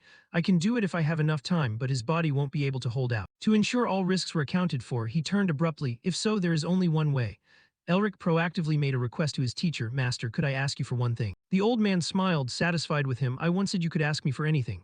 Is now the time right? He was happy that Augustine accepted, immediately bowing his head in thanks. Yes. That is a healing method that only Master can perform. The old man happily went along with Elric's idea. All right, just tell me what I need to do. Nora still couldn't believe it, trying to save face for him. Is it really feasible? This healing method would be difficult for most mages. He quickly reassured him, you don't need to worry. Elric looked toward the old man, his voice full of confident affirmation. Even my grandfather wouldn't be a match for my master right now. Norris watched in amazement as Augustine walked amidst the shimmering light. The old man knew what he was calculating, sighing softly as he decided to go with the flow. He discussed it with the old man beforehand. If Master can sever the connection between the soul and his heart, I will handle the rest. Augustine advised, I know what you intend to do, but remember to be careful. Elric was firm and unshakable in his decision. Not wasting any time, the old man immediately began the spell. All right, let's start. Rays of light enveloped Norris, leaving him bewildered. This is White Knight. He looked at the energy streams, full of doubt. Is this truly the power of just one person? Suddenly, something surprised Norris. Augustine suddenly transformed into a giant. He reached out his hand, wanting to grab him. He grasped the man like a toy in his hand, and decisively pulled the soul of the demon out of Norris's body. The demon went berserk, shouting at the old man, I was about to take over his body. How dare you interfere? The demon made Elric uncomfortable. God, this demon talks too much. He instantly grabbed it by the neck and activated his absorption magic. Its entire soul was sucked into the mark on his hand. Elric smiled happily. I'll be able to recharge my demonic energy and make Anthropomorph owe me a favor. It returned to its soul form, excitedly waiting. It's been a long time since I've eaten demonic energy this delicious. He glanced at it with a smirk. Eat all you want, but remember to leave the seal. No sooner had he finished speaking than it swallowed the demon's soul whole. Thanks for the meal. The mark on his hand gradually changed. The seal of you finally evolved from fierce to vicious. Suddenly, something abnormal happened. The scenery around Elric suddenly turned bright red. When he opened his eyes, a figure suddenly appeared. What just happened? Only then did he see clearly that it was him, standing on the corpses of other demons, Mephisto. Mephisto trampled them, ferociously declaring to the demons below, all mysteries and absurdities originate from me. He frowned, introducing himself, I am Mephisto of the primal sins. It was unexpected that after absorbing the soul, Elric had been able to enter someone else's mind. Are we currently in Mephisto's memories? He had many questions internally. He had only absorbed demonic energy as usual. Why is this happening? Mephisto stood high up looking very lonely, while other demons screamed in opposition to him. He suddenly flickered, flying through the air. A surge of dark power propelled Mephisto through the air with his sword. He mocked the demons below, you arrogant fools. Then he pointed his sword straight down and launched himself. The power of the sword created a pillar of light. It struck the ground. With just that one blow, he had been able to wipe out the demons. Mephisto radiated killing intent, his eyes flashing as he gripped his sword. He swung his sword at the remaining ones. He furiously slashed at them. You think that's enough to kill me? Elric watched him move skillfully, slaughtering them one by one. For a long time, he had forgotten Mephisto's true identity. He had always treated him as an evil spirit to be used, so he had forgotten. But this was the true power of Mephisto. Bit by bit, he took their lives in the name of the greatest and most noble demon king. He reached up to touch his chest. He didn't know why, but he felt like he could sense Mephisto's emotions. He laughed like a maniac, which was enough to make anyone's skin crawl just by listening. Looking at Mephisto like that, he felt something was wrong.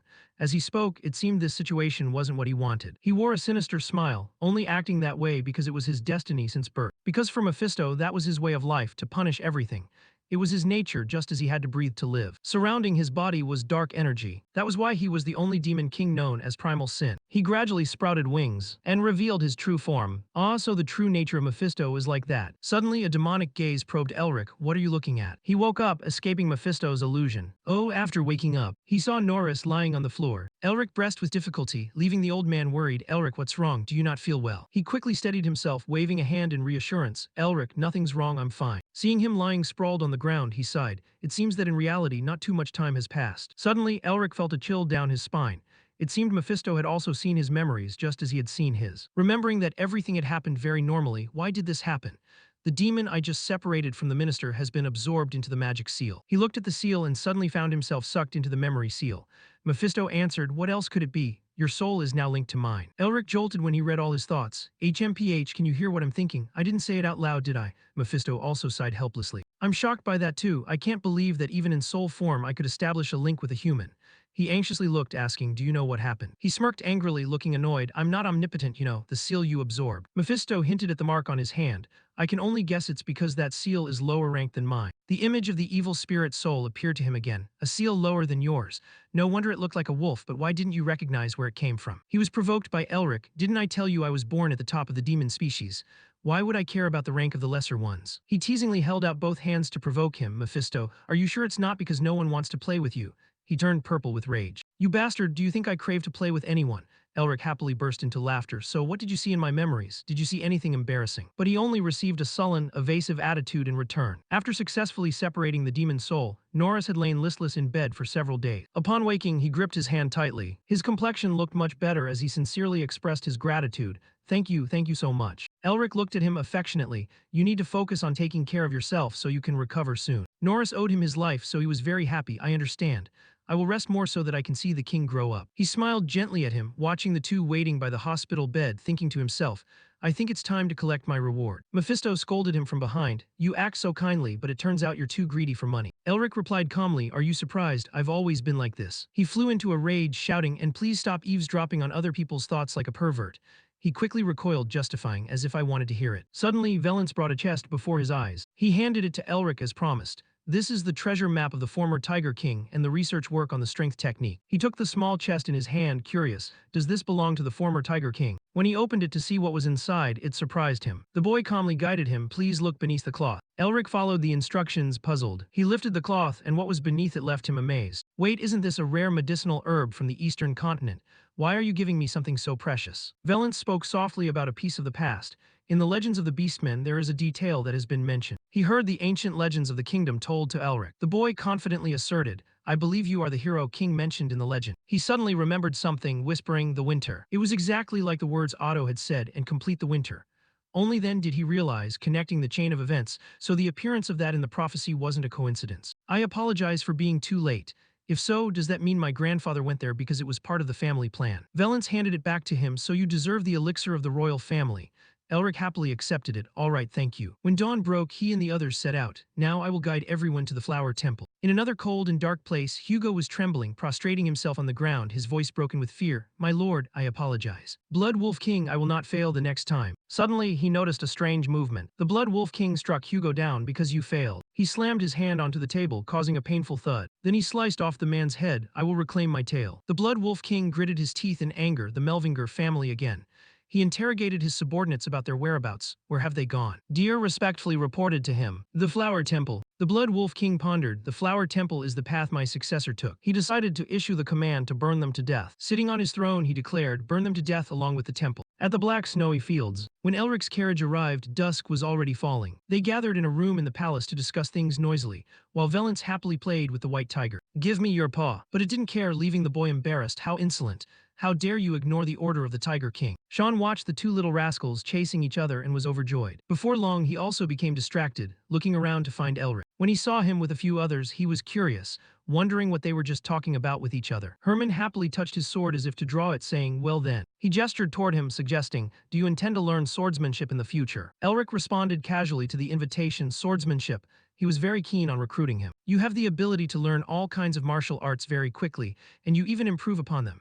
It's no exaggeration to say you are a world-class genius. He didn't rush to decide, resting his chin on his hand to consider it for a moment. Herman spread his arms, offering Elric the conditions. I think swordsmanship will be necessary when you fight against those who can enhance their bodies. I could teach you a few things. Augustine quickly interrupted the two of them. Don't be so hasty. He radiated intense killing intent as he approached him. Jack panicked and grabbed his sword cautiously. What's wrong? Agility stood in front of them to warn, you'd better stand still right there. They looked at each other in confusion when they saw bugs crawling up their necks. He looked at the glowing insects and threatened, one wrong move. He smirked, glancing at them, and your heads will explode. People combining together makes the whole sky restless. Should we do that? The wind outside, the blizzard is howling strongly. It's perfect for burying people. Hazer hugged him tightly to reassure him. Herman hurried to soothe the situation. Please stay calm, there are children here. The two who were aggressive just a moment ago were now a little calmer. When the bug flew away, Jack breathed a sigh of relief, rubbing the back of his neck. He sincerely shared with Augustine, it's not that I want to steal your disciple here. He wanted to make the most of Elric's talent because he fought with a style very different from ordinary mages. So he thought, simply put, learning a bit of martial arts could make him stronger. The old man replied coldly, sounds nice. But his eyes were glowing red, exposing Herman. You think I don't recognize your tricks? He was also determined not to lose to Augustine. Herman said, I've heard that old people tend to be overly anxious. Are you worried I'll snatch away your students? The carriage was moving slowly along the road in the dark night. Suddenly, the old man lunged straight out of the door, causing it to fall to the side. He flew into the air to compete with Herman. Augustine pointed his hand toward him, chanting, You damn brat, I'll teach you some manners. Seeing him unleash such a powerful spell attack, Herman also raised his sword, thinking, oh really? His eyes flashed with blue light. What a conservative old man. The ray of light blinded the entire sky. He lunged toward the old man rapidly. Beneath them, Agility was riding a white tiger and fighting. He provoked Herman's lackeys, the Blue Eagle army, isn't it? Perhaps I should teach you a lesson too. They didn't hold back at all, charging in. You must know that hunting monsters is our job. The group of them fought messily. The whole area was covered in thick smoke and dust. Mephisto watched them fight, finding it very confusing. I don't understand why they are fighting among themselves to win you over. Elric, narcissistic, raised his hand to pose. That's to be expected. My talent is too amazing and sometimes being too good is exhausting. He exposed him immediately. You're eavesdropping on them, aren't you? He also confessed honestly. It's a bit rude to just read other people's minds, isn't it? Elric is my student now. Don't you dare hope to steal him from me. Mephisto sighed and asked Elric, are you just going to let them fight like that? The language of those two stubborn old men is starting to get bitter. Herman's voice echoed, you're already about to die, so why are you still so greedy and selfish? He then used his suppression technique to calm everyone down. Please, just calm down. He decisively declared to them, I will learn swordsmanship. Back at the palace, they stood facing Elric. Augustine was regretful, not wanting him to leave. Why, we still have so many things to teach you. Agility also chimed in, that's right, I still have moves stronger than the Eye of Insight. He looked down deep in thought, because I want to become even stronger. Elric opened up about his private thoughts. I have realized that without a foundation in martial arts, I won't be able to grow stronger, no matter how much I train my body. Demons are very strong. If I learn swordsmanship, I will increase my chances of winning against them, won't I? He affirmed to the two, me learning swords doesn't mean I will neglect learning magic. I only view it as a tool to support my magic. Herman also looked at them helpless.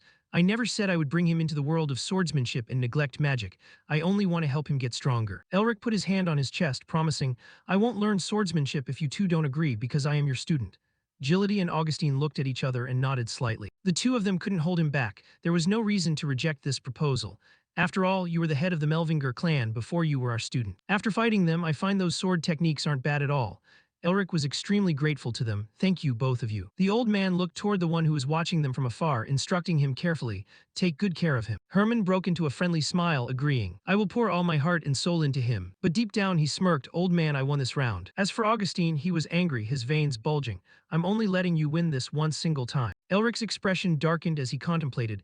This is a once-in-a-millennium opportunity to have the Blue Lion, one of the strongest swordsmen on the continent, as a master. He suddenly broke into a dangerous smile. I must make good use of this opportunity. After the training was over, he had completely collapsed. Elric had opened every single bit of food for that day, he thought. It felt like I just came back from the dead. Herman rested his sword on his shoulder, teasing, I didn't expect your stamina to be this weak. He wiped his mouth and questioned, is there any normal person who can swing a sword 10,000 times a day without using mana? He laughed excitedly. That's what every child in my clan must do the moment they know how to walk. Mephisto heard these words and bowed his head, saying, Elric, I have decided. He spread his arms to talk about a distant future. The day I appear and unify this land, I will treat the Blue Lion squad very kindly. I will let them sit to the right of my throne. Suddenly, Elric played a prank, extinguishing that delusional thought dance. He watched with satisfaction as he was used as entertainment, while he screamed, Stop this, you bastard. Suddenly, the carriage wheels braked and stopped on the road. Carl opened the carriage door and announced, Master Elric, we have arrived. He then slowly stepped down from the carriage. Finally arrived at the Flower Temple. When he touched the ground, he realized a problem. Elric stared in surprise at the scene before him, wondering, what is this? Before him was a ruin that had collapsed. Is this the Flower Temple? Valence looked and smiled, answering, currently because of the Eastern General it has been temporarily sealed. I told them we would come, so the door will open soon. Mephisto appeared next to Elric, smiling with interest. They mentioned the Flower Temple. I was wondering if it was the place I was thinking of. So it's still here. Elric caught the main point of his words and asked, what do you mean? Mephisto looked at the dilapidated ruin before him and replied, a place born for the apocalypse, it is a type of portal. He smirked coldly, humans, the dragon race, and the giants were all terrified of the great demigod's army. They intended to rebuild from scratch here after the world was destroyed. Speaking of this, Mephisto suddenly shrugged. Of course, the Melvinger clan stopped that army. Elric heard him say that and bowed his head to look down, deep in thought. He grabbed the pendant on his neck, thinking to himself, dragon, giants, and demigods. Elric suddenly remembered the scene he had witnessed in the dragon's cave. He couldn't help but wonder, what do the apocalypse that Mephisto mentioned and what I once saw have to do with each other? Just then, the ground where Elric was standing suddenly experienced a shock. The rocks under his feet shook violently. A question mark appeared in Elric's mind. He still didn't understand what was happening. Valence suddenly pointed forward and cheered. Elric, look. The gate, which seemed about to collapse, suddenly emitted a blinding light. Valence pointed at the gate, joyfully saying, the door is open. Elric and Mephisto simultaneously looked toward the gate. Mephisto bared his teeth in an excited smile. There must be a very familiar face inside. Not letting him think much, the gate emitted an increasingly blinding light, shining straight at where Elric's group was standing. From inside the gate, someone suddenly walked out. That person walked straight in front of Elric's group. She clasped her hands before her chest, her eyes closed, and introduced herself. I am the guard of the Flower Temple. My name is Huniatriquez. As soon as she opened her eyes, she continued, you can just call me the guard. Finishing her words, Huniatriquez gestured for Elric's group to enter the temple. Outside, the wind was cold. Please come inside. Elric and Valence exchanged glances and nodded. Elric took the lead and stepped forward. Elric's group walked straight toward the glowing gate. As soon as they stepped through the gate, they were transported to a completely different place, where vast fields of flowers stretched endlessly. A gentle sunlight covered them, creating a very warm scene. In this poetic place, a massive temple appeared. Huniatriquez introduced, when winter comes, the flower temple will begin to rest. She stood before Elric's group, clasped her hands before her chest, and continued. Normally, we do not accept visitors in this season, but because of the earnest request of the Tiger King, you have always helped us, so you are the exception. Huniatriquez cautioned, I hope all of you will follow my instructions. Please be mindful of your actions and gestures as the god has entered hibernation. Just then someone suddenly spoke, humans. Elric heard that elegant voice and turned his head. His gaze met a mischievous fairy flapping her wings in the air. She smiled friendly and continued, so many people. It's been 40 years since I've seen them. I'm so excited. Elric was surprised. Fairy clan. Not letting him think much, Hunia introduced, this is Daffo, the goddess of the daffodil flower.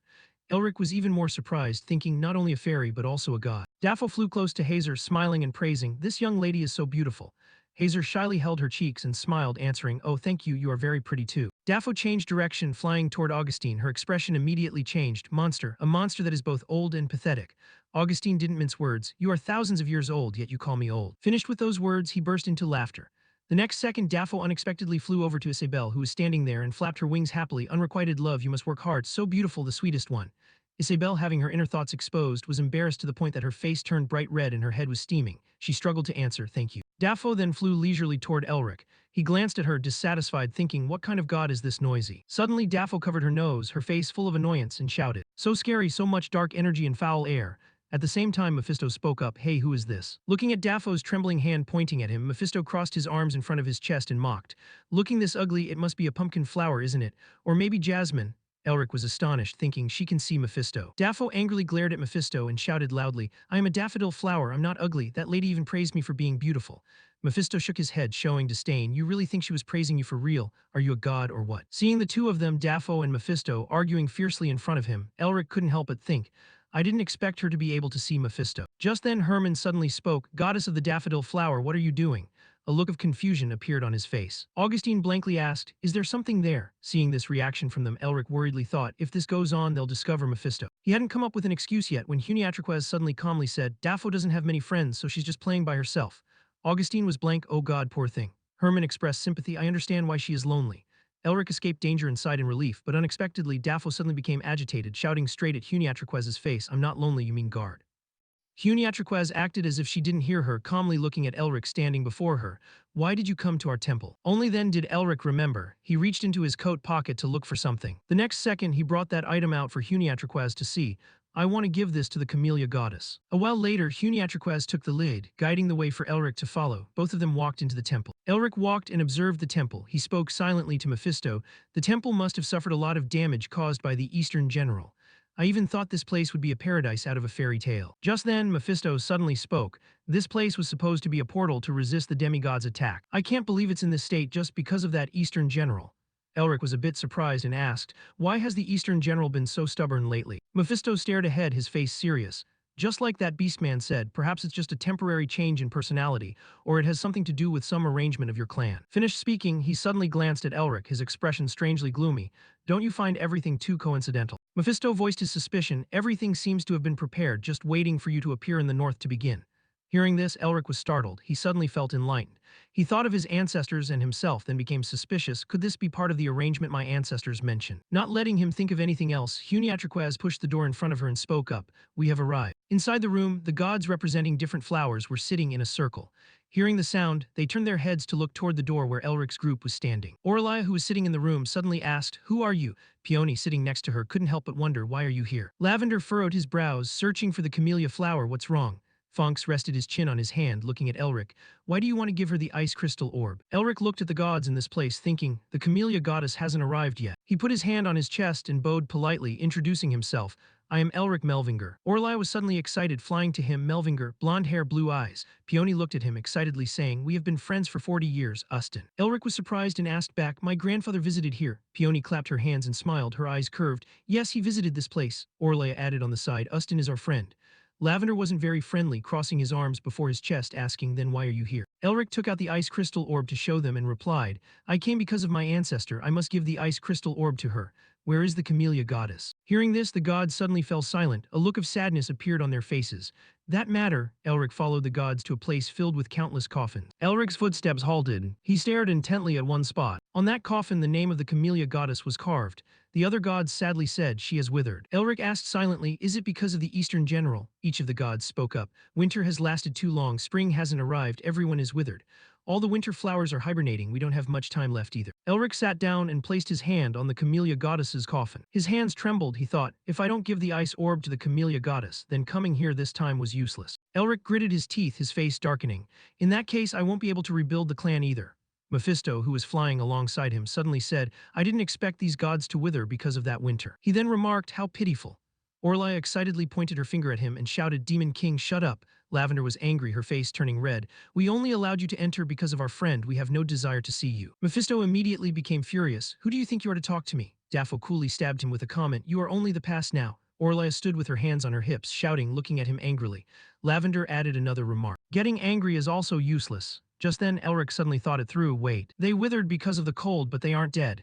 Thinking this, he opened the lid of the coffin. Inside, a seed was placed neatly. Elric was surprised. There really is this seed. He placed the ice crystal orb right next to that seed. Perhaps it will work. Elric raised his hand, gathering mana into his palm. He stared intently at the seed, whispering Genesis. The next second, the mana within the ice crystal sphere suddenly shifted into the seed inside the coffin. The mana from the sphere cleansed the black energy from within the seed. A blinding light spread outward. It left everyone in astonishment. The seed, which had been lying dormant, suddenly developed cracks. A camellia plant sprouted from the seed, growing rapidly. The red light erupted violently. Elric was startled and fell back onto the ground, while the other gods retreated. Before their amazed eyes, the red light gradually took the shape of a person. Her gorgeous layered dress fluttered gently as she spoke. "You've finally arrived." Her wings stirred slightly, just as promised. She appeared like a beautiful flower in the midst of the freezing winter, right before everyone's eyes, and finished her sentence. Melvinger. Elric looked at the camellia goddess and introduced himself. "I am Elric Melvinger, the grandson of Ustin Melvinger. May I ask what promise was made between you and my grandfather?" The camellia goddess parted her lips, but before she could speak, the other gods cheered, "It's Camellia." They flew in front of the camellia goddess, each calling out, "Camellia, it's been so long, I've missed you so much." "Did you sleep well, Camellia?" Being bombarded with questions, her entire body began to tremble. "Listen here," she crossed her arms, frowned, and shouted, "Quiet everyone, I'm in the middle of an important conversation. Please be silent. Why are you all so noisy all the time?" The gods, scolded by Camellia, meekly lowered their heads. Elric thought she was quite different from what he had heard, much more mature. Mephisto looked at Camellia and mocked, "Where did that arrogant attitude of yours go?" Camellia raised an eyebrow. "A long time has passed, yet your ugly face remains the same. The only thing worth looking at on you was your true primordial body. And now that's gone, leaving you just a ghost, right?" Mephisto roared in anger. "I am a king." Camellia scoffed, "King, don't make me laugh. You don't even have a throne. Who acknowledges you as a king?" Having said that, Camellia turned to look at Elric with a friendly smile. "You said your name was Elric, right? A beautiful name." Elric bowed in thanks, and Lady Camellia asked, "How were you able to wake me up?" Elric replied, "I sensed demonic energy hidden within the frigid air where the seed you were sleeping in was kept. I thought I could wake you up if I absorbed that cold air through my seal in the eternal ice crystal.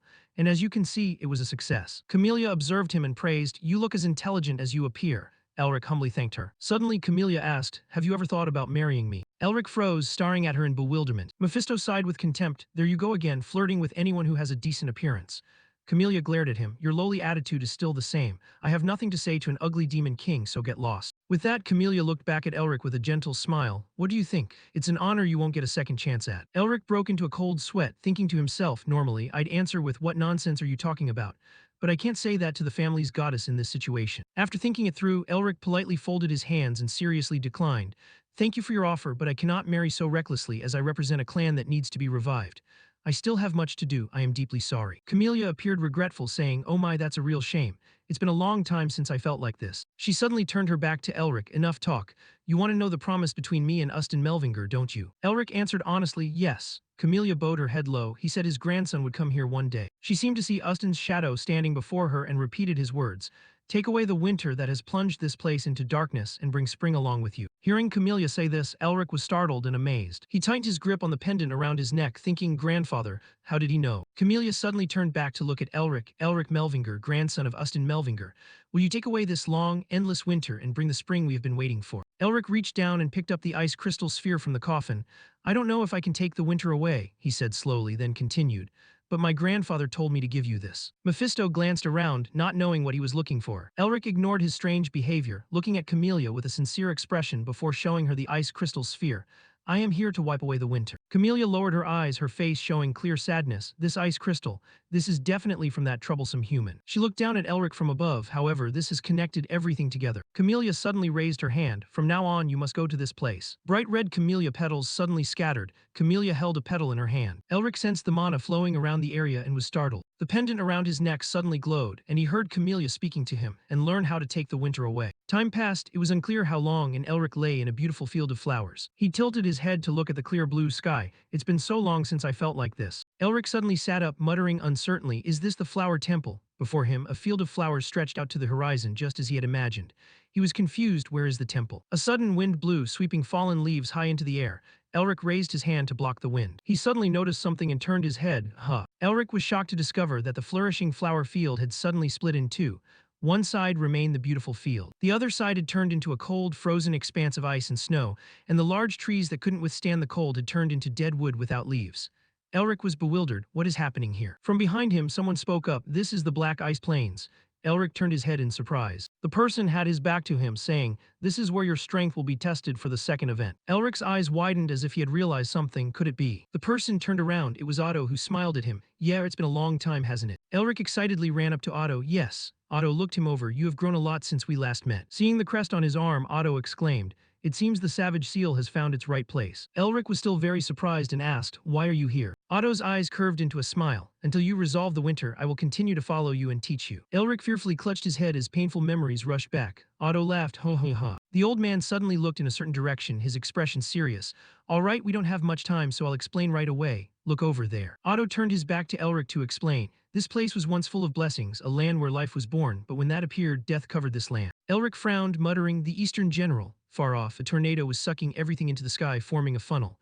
Thinking of the one behind this, he asked Otto. That's right, that was left behind after the demon god passed through this land. Remnants of the past and curses. He glanced toward Elric, so descendant of mine. Otto seriously emphasized, from now on I will teach you how to devour the Eastern General.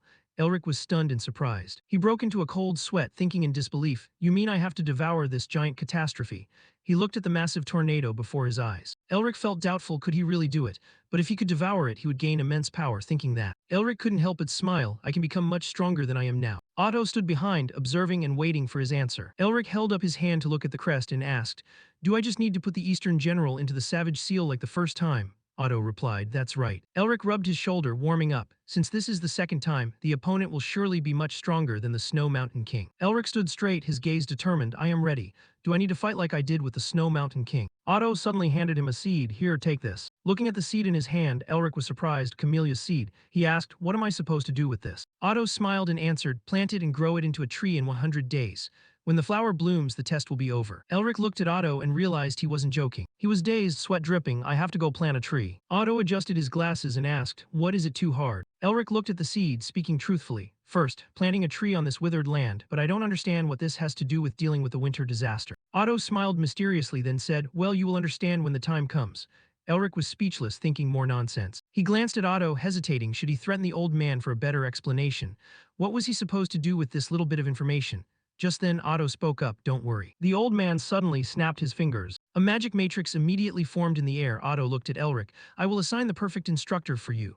Seeing the massive scene before him, Elric couldn't help but be amazed. A blinding light emitted from the matrix, preventing Elric from seeing clearly. He instinctively raised his hand to shield himself from the light. Just then someone spoke, "Can you stop bothering me?" Elric opened his eyes to see the person who spoke, his pupils widening in surprise. The instructor that Otto had summoned using magic was Camellia. Camellia was unhappy. "I've told you many times not to wake me up," Elric exclaimed, "Goddess Camellia." Camellia noticed him, a giant question mark appearing over her head. A second later her expression changed and she looked at Elric with interest. "Oh, how do you know my name, handsome?" Elric frowned in surprise, thinking to himself, her appearance is that of Goddess Camellia, but the presence she radiates is completely different. Elric felt as if a massive camellia tree had appeared before him. Even though she didn't look tall, it felt like he was staring at a giant tree. Camellia stood as tall as a mountain, the giant camellia tree behind her making her even more majestic, a giant tree that could cover the sky. Elric realized this was a true god. Otto reached toward Elric and smiled. "Let me introduce you. He is my descendant." Camellia stroked her long hair, exclaiming, "It's a pity you're a Melvinger, but I'll overlook that because you're handsome." She blew Elric a kiss and asked the familiar question, "Do you want to marry me?"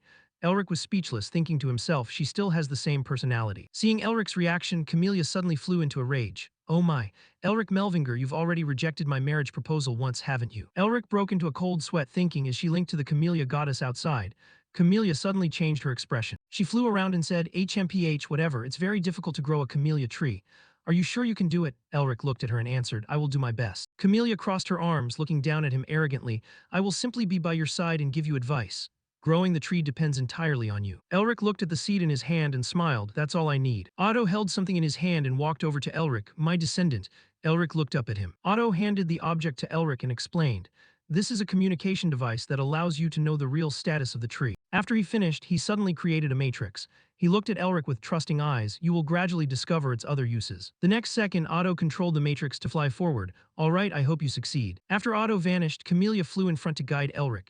The origin of demon gods, also known as the Icy Land, the first time was 400 years ago. You must obtain the materials and items I mention and use them. Elric looked around silently, wondering if the environment of this era was better than the outside world. He suddenly looked up at Camellia and asked, "What do I need to do first?" Camellia replied, "Find soil to plant the seed, a place good for germination." Elric began to cross the snowy field, thinking, would purifying this land be faster than searching across the entire snowy field? Camellia suddenly remembered something important and warned, "Oh, this is the mental realm, so the environment here is exactly like the black ice plains outside." Elric suddenly heard a loud noise, frowned, and turned his head in surprise. A giant monster suddenly dove from the sky toward him. Elric quickly reacted, jumping to the side to dodge. Camellia then said leisurely, "And you also need to be wary of monsters." As soon as she finished, a swarm of winged monsters flew over from somewhere. A flash of blue light illuminated the area, and the flying monsters were instantly frozen. The next second, the blocks of ice shattered, falling to the ground. Elric stood still, holding the pose he had just made. The monsters that had just been destroyed turned into fierce, baring-teeth phantoms. Elric absorbed them into the crest on his arm, smiling contentedly.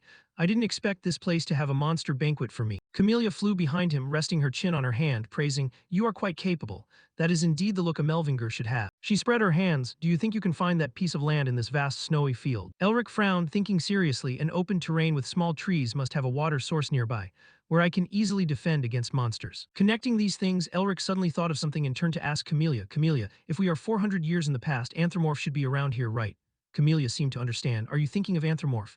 I think by this time they have already finished building the city." She flapped her wings and flew behind Elric. "This terrain is very different from what you know. How do you plan to find it?" Elric smiled confidently. "That's not difficult." With that, he immediately leaped up and vanished on the spot. Elric used magic to fly high and looked down at the terrain, catching sight of a rushing river. Usually canyons or high hills won't change much in 400 years. Elric flew ahead to guide the way, Camellia following close behind. Elric said, "If I use a place like this as a center, I can roughly guess where it is." Time passed and Elric finally arrived at a desolate place with bizarre creatures. "There it is, I found it." Camellia laughed in appreciation. "It seems you've noticed the terrain around Anthropomorph and remembered it. A smart choice, truly a Melvinger." Elric raised his hand, mana gathering around his arm, and laughed excitedly. "All right, get ready to cut it." Watching the massive amount of mana gathering on Elric's arm, Camellia narrowed her eyes. The blue light spread so far it became blinding. Camelia's silhouette gradually blurred. A moment later, Elric asked, "This is enough to plant a tree, right?" Camellia broke into a sweat, looking at the scene before her. "I don't think it's just enough." In just a short time, Elric had created a giant ice wall enclosing this piece of land. Camellia continued, "The soil quality is quite good and most monsters won't come near this place." She looked at Elric flying before her, thinking to herself, "I knew he was a Melvinger." Elric suddenly flew to the center, knelt down, touched the ground, and used the dragon tongue to reshape the area. Camellia thought, but for a human to use the dragon tongue so perfectly. She clutched her cheek, revealing a look of infatuation. "What should I do with him?" After leveling the land, Elric stood up. The stone tablet Otto had given him, which was in his pocket, emitted a golden light. he exclaimed in surprise. Camellia. Camellia flew closer to Elric. He took the stone tablet out of his pocket and laughed. Seeing the reaction of this tablet, I think I've succeeded. Holding the stone tablet, Elric was dazed. On the tablet were large letters, mission failed, RETORNING2 day 0. Elric was bewildered, covered in question marks. Before he could think much, the wheel of time restarted. Elric returned to the starting point, sighing in frustration, starting over again. Camellia glared at him, looking annoyed. This is because of that old pervert Otto, right? Elric put a hand to his head, unhappy. Throughout the first test, I kept returning to the starting point every time I died. This time I'm back at the start because the mission failed. Camellia looked around. I guess you've forgotten something. Elric agreed. Do you know why? Camellia looked at the snowy mountain before her and answered, because this is the Black Ice Plains. There are countless reasons why planting a tree fails here. Elric went silent, not knowing what to say. Camellia suddenly reached out to open the gate and said as if it were a matter of course, besides, I think I've already provided you with enough instructions. I'm going to sleep for a while watching the world outside. Elric was startled. Where do you intend to go? Camellia replied, I'm going to a safe place, just focus on your mission until I return. As she finished speaking, she stepped into the gate. Elric hurriedly raised his hand to stop her. Before you go, give me a few more hints. Before he could finish his sentence, Camellia suddenly vanished from his sight. Elric lay on the snow-covered ground, looking at the night sky.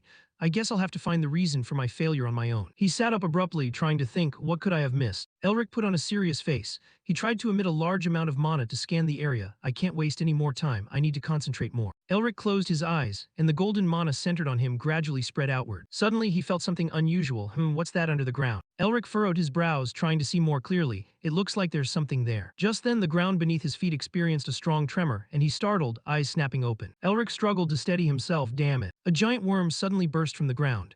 Elric hurriedly leaped into the air to dodge its surprise attack. In Elric's mind, lines he had read in a book suddenly appeared. Deathworm, they are large enough to swallow most large monsters, one of the strongest monsters. Even 3 or 4 6-circle mages would struggle greatly against it. The deathworm opened its hideous, sharp-toothed mouth. If you happen to encounter it. On the page Elric had once read, the bolded text appeared. Run. Monster illustration book, monster-type worm. At the same time, the deathworm suddenly let out a resounding roar. Seeing the deathworm opening its mouth wide, wanting to swallow Elric in one gulp, Elric thought in astonishment. A deathworm, a monster that requires at least 3 6-circle mages to defeat. I'm not even sure if I can kill it. Elric quickly used magic to create countless ice bolts, his expression becoming grave. It looks like I won't be able to complete this mission after all. Elric created countless ice weapons and controlled them to fly toward the deathworm charging at him. Based on what I remember, if I want to kill it, I have to pierce its tough scales first. Countless ice weapons shot down from above onto the deathworm's body, but they didn't leave a single scratch.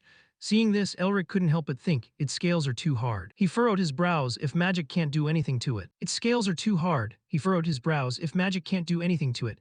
Elric suddenly performed a beautiful flip in the air and lunged at the deathworm. He quickly made the decision, I have to use the secret technique to enhance my body then. Just then, the deathworm suddenly drew its large mouth shut. Elric was startled, his pupils contracting. The next second, the deathworm suddenly sprayed green, disgusting slime at Elric.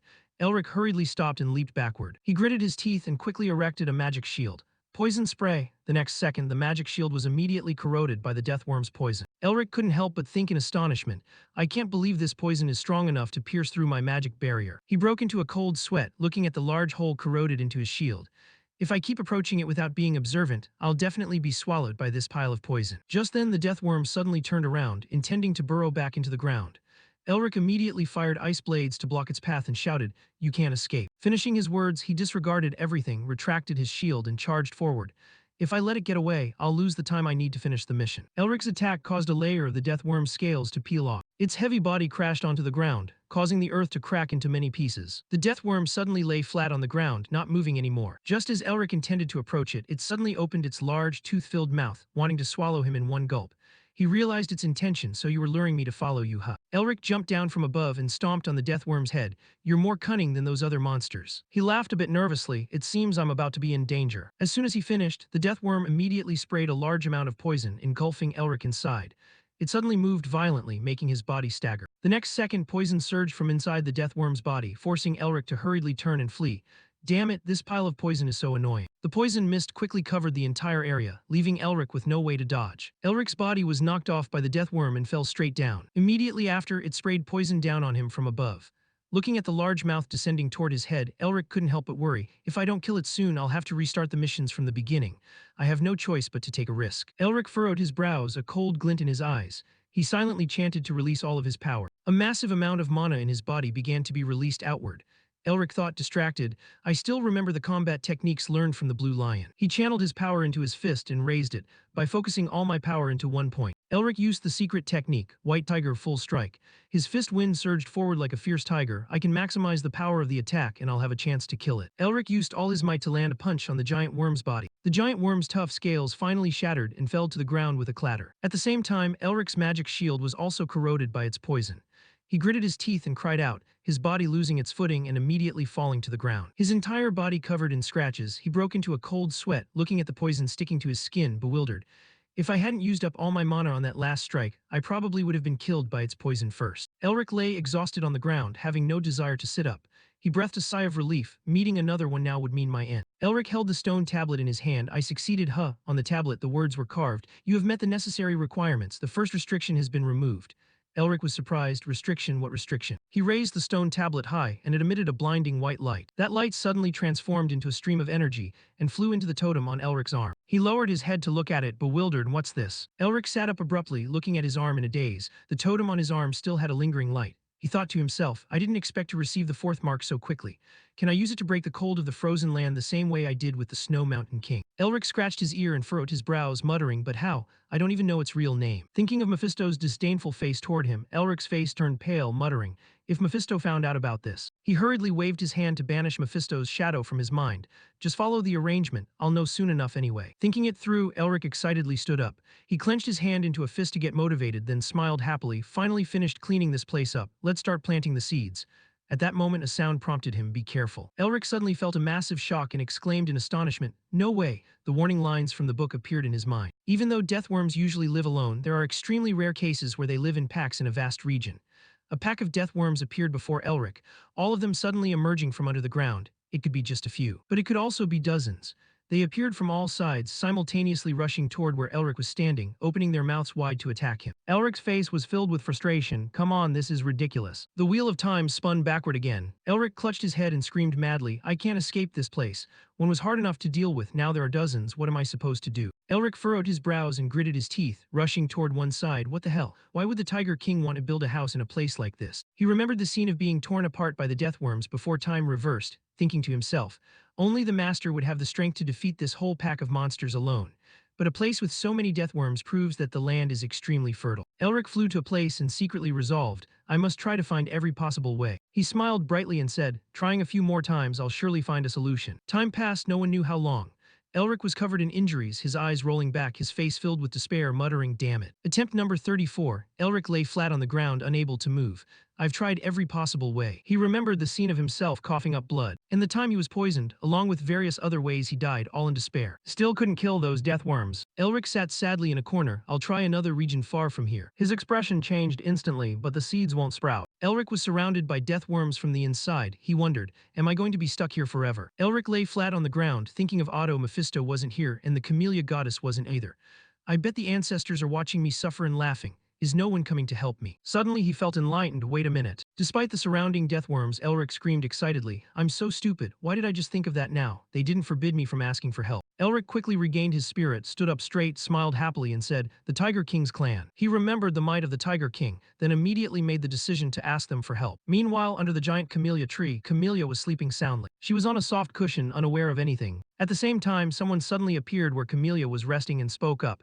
You sleep so much. Camellia heard the sound and slowly opened her eyes. The person who had arrived was Otto. He smiled, his eyes curved, looking at her. Camellia sat up abruptly. How did you get in here? You weren't supposed to be able to enter without my permission. Otto smiled, answering, someone else wished for me to come in here. Camellia was agitated and asked loudly, when did this happen? Otto looked at her in surprise. Have you forgotten what happened on that day? It seems you've reached the age where your memory starts to fade. Camellia sighed, I was once a queen, living in an ice palace, yet now I'm being treated like this. It's exhausting. Finishing her complaint, she crossed her legs elegantly and asked, so why did you come here? Otto looked at her and replied, I told you someone else wanted me to come in. Suddenly he grew serious and asked, are you doing okay? You sacrificed 40 years of your lifespan to fight that curse, didn't you? Camellia shrugged, showing she didn't care. I'm still fine, you don't need to worry. But I hope you won't enter here on your own again. Saying that, Camellia asked curiously, by the way, how is that young man doing? Otto waved his hand, creating a transparent mirror. See for yourself. The two of them looked into the mirror and happened to see Elric being chased by a pack of beastmen. The beastmen shouted loudly, that's our clan's mortal enemy, kill that human. Camellia hurriedly rushed to the mirror, asking excitedly, "What the hell is going on? Why is he being chased and killed by those beastmen?" Otto smiled, his eyes curved. "Isn't it very interesting?" Camellia turned to look at him and shouted, "You can still laugh. Hurry up and help him." Otto still appeared indifferent. "Don't create any more trouble right now, he is." Looking at him laughing joyfully in the mirror, Otto finished the rest of his sentence, having a plan of his own. Elric turned his head to look at the beastman behind him. The Tiger King's bloodline hasn't appeared yet. He jumped to a vacant lot to solve the problem encountered in the mission. I must seek help from those who built a city on this land full of death worms. The beastmen behind him were panting with exhaustion. "Huff huff, we finally caught you, you lunatic." Someone immediately suggested, "Go up and tear him apart." Elric calmly thought to himself, roaming this entire vast field of black snow to find the Tiger King's bloodline is truly a difficult task. He suddenly smirked mysteriously. The next second he activated the secret technique to enhance his body, black tiger stalking prey. Above Elric, the figure of a large tiger seemed to appear. He confidently thought to himself, "Even so, I possess the Tiger King clan's secret technique, the body enhancement technique." The beastmen looked at him in surprise. "How? Why can a human use the body enhancement technique?" Elric was fired up, his face cold as he looked at the beastmen chasing behind him.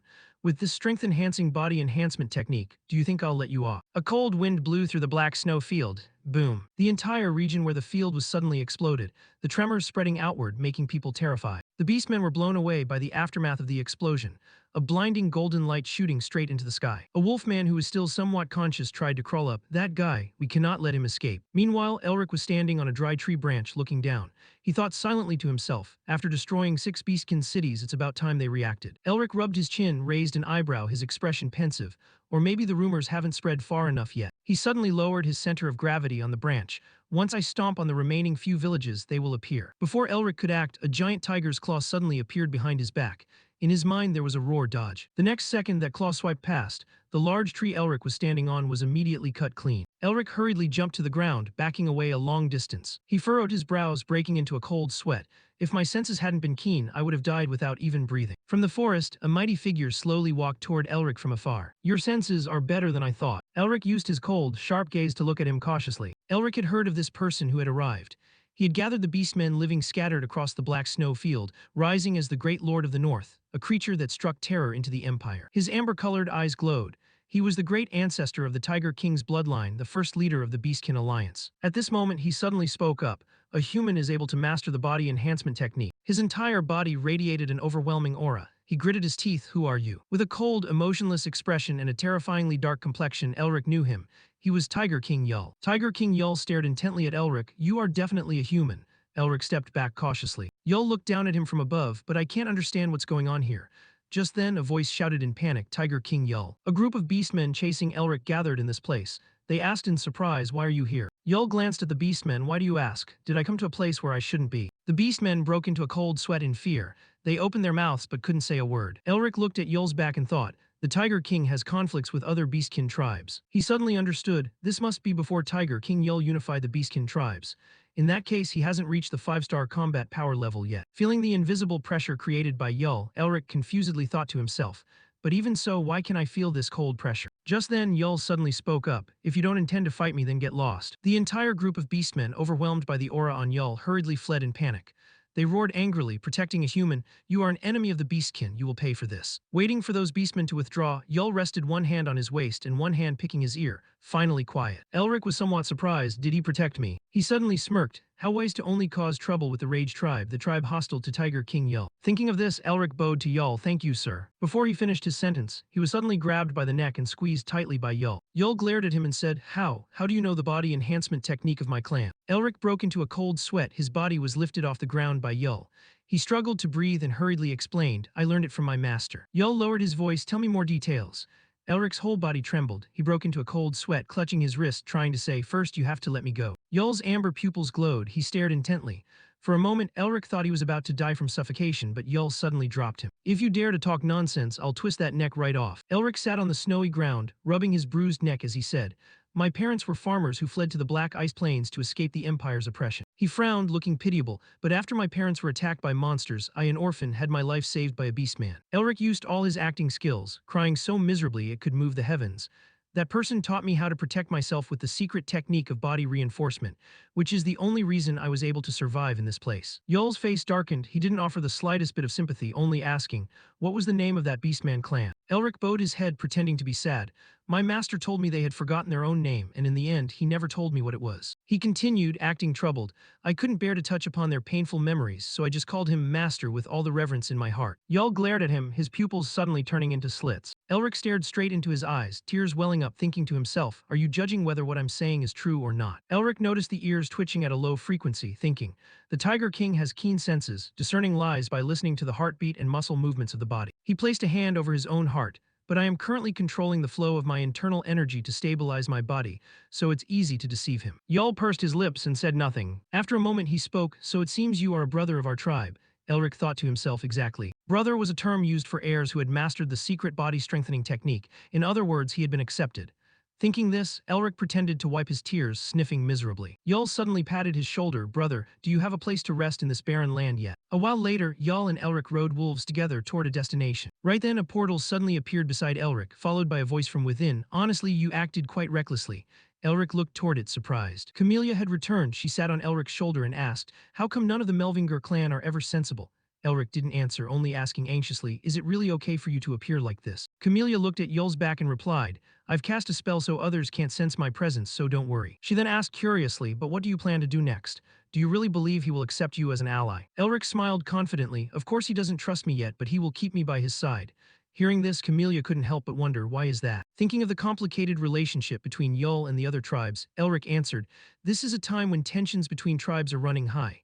Any tribe would accept a strong individual as an ally, regardless of their background. Yul and Elric finally arrived at the tribe settlement. Seeing Yul, everyone in the tribe cheered, the leader has returned, everyone gather around.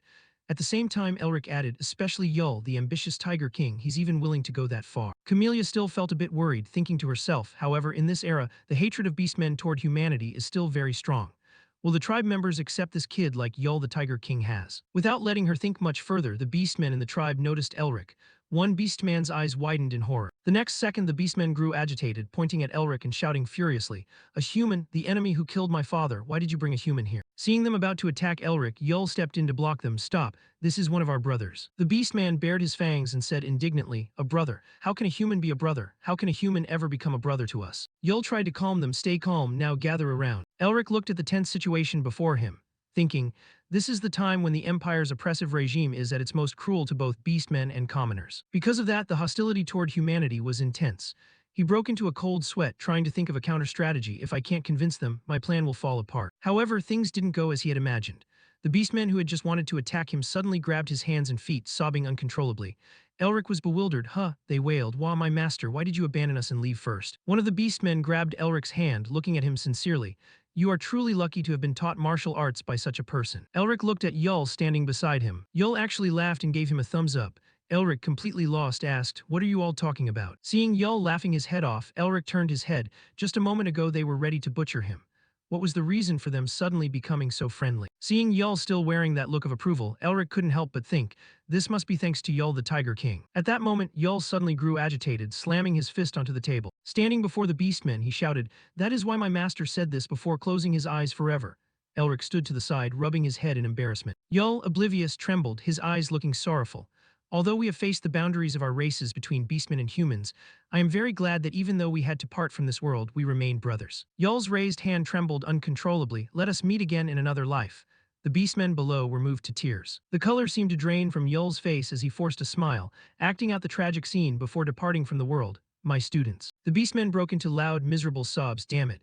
Open your eyes, master. How cruel. How can your little student continue to live now? Elric heard the wailing in his ears, feeling speechless. Did I really say that?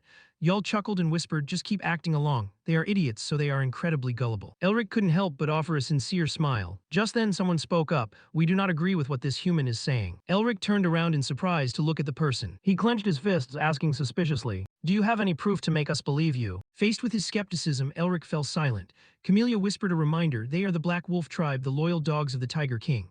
Elric was surprised. The Black Wolf tribe, so they are the ancestors of Minister Norris. Yull stepped forward to shield Elric, then said, Ralph, are you disobeying my orders? The person who had just appeared, Ralph, frowned and explained, I am not going against you, sir. He pointed at Elric and shouted, even if he is real, how can our tribe accept that inferior race? Hearing this, Yull suddenly unleashed a terrifying aura, growling, inferior race, I hope. Yull looked down at him from above and continued, you haven't forgotten our faith yet, Ralph. Ralph broke into a cold sweat, looking away as Yull's words hit him clearly. We have been abandoned and cast out. Even though our races and bloodlines are different, we are still one family. Saying this, Yull's expression immediately became menacing.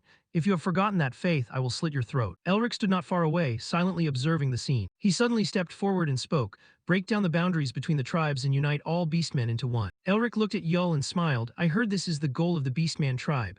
Yull was startled, you know about us. Elric nodded, yes, I heard that while I was wandering alone on the snowy fields. He looked at Yull with sincere eyes. Even though you are seen as an enemy by countless other tribes because of that faith, I hear more and more people are becoming marked by it. Elric suddenly held out his hand. As a human who was abandoned, I have received the kindness of my master, and you, sir, you have accepted me as a younger brother. He placed his hand on his heart and continued, I believe this is an expansion of the ideals you are pursuing. Camellia flew beside him, covering her mouth to giggle, just as expected from a Melvinger, you really are good at talking. Elric looked away, his eyes flashing with a cold light. I will also live up to those expectations. I believe I also need to prove my value to accompany you on your journey. He added, I hear the rank among beastmen is determined by strength. Ralph asked irritably, what do you want? Elric faced him and offered, let's fight.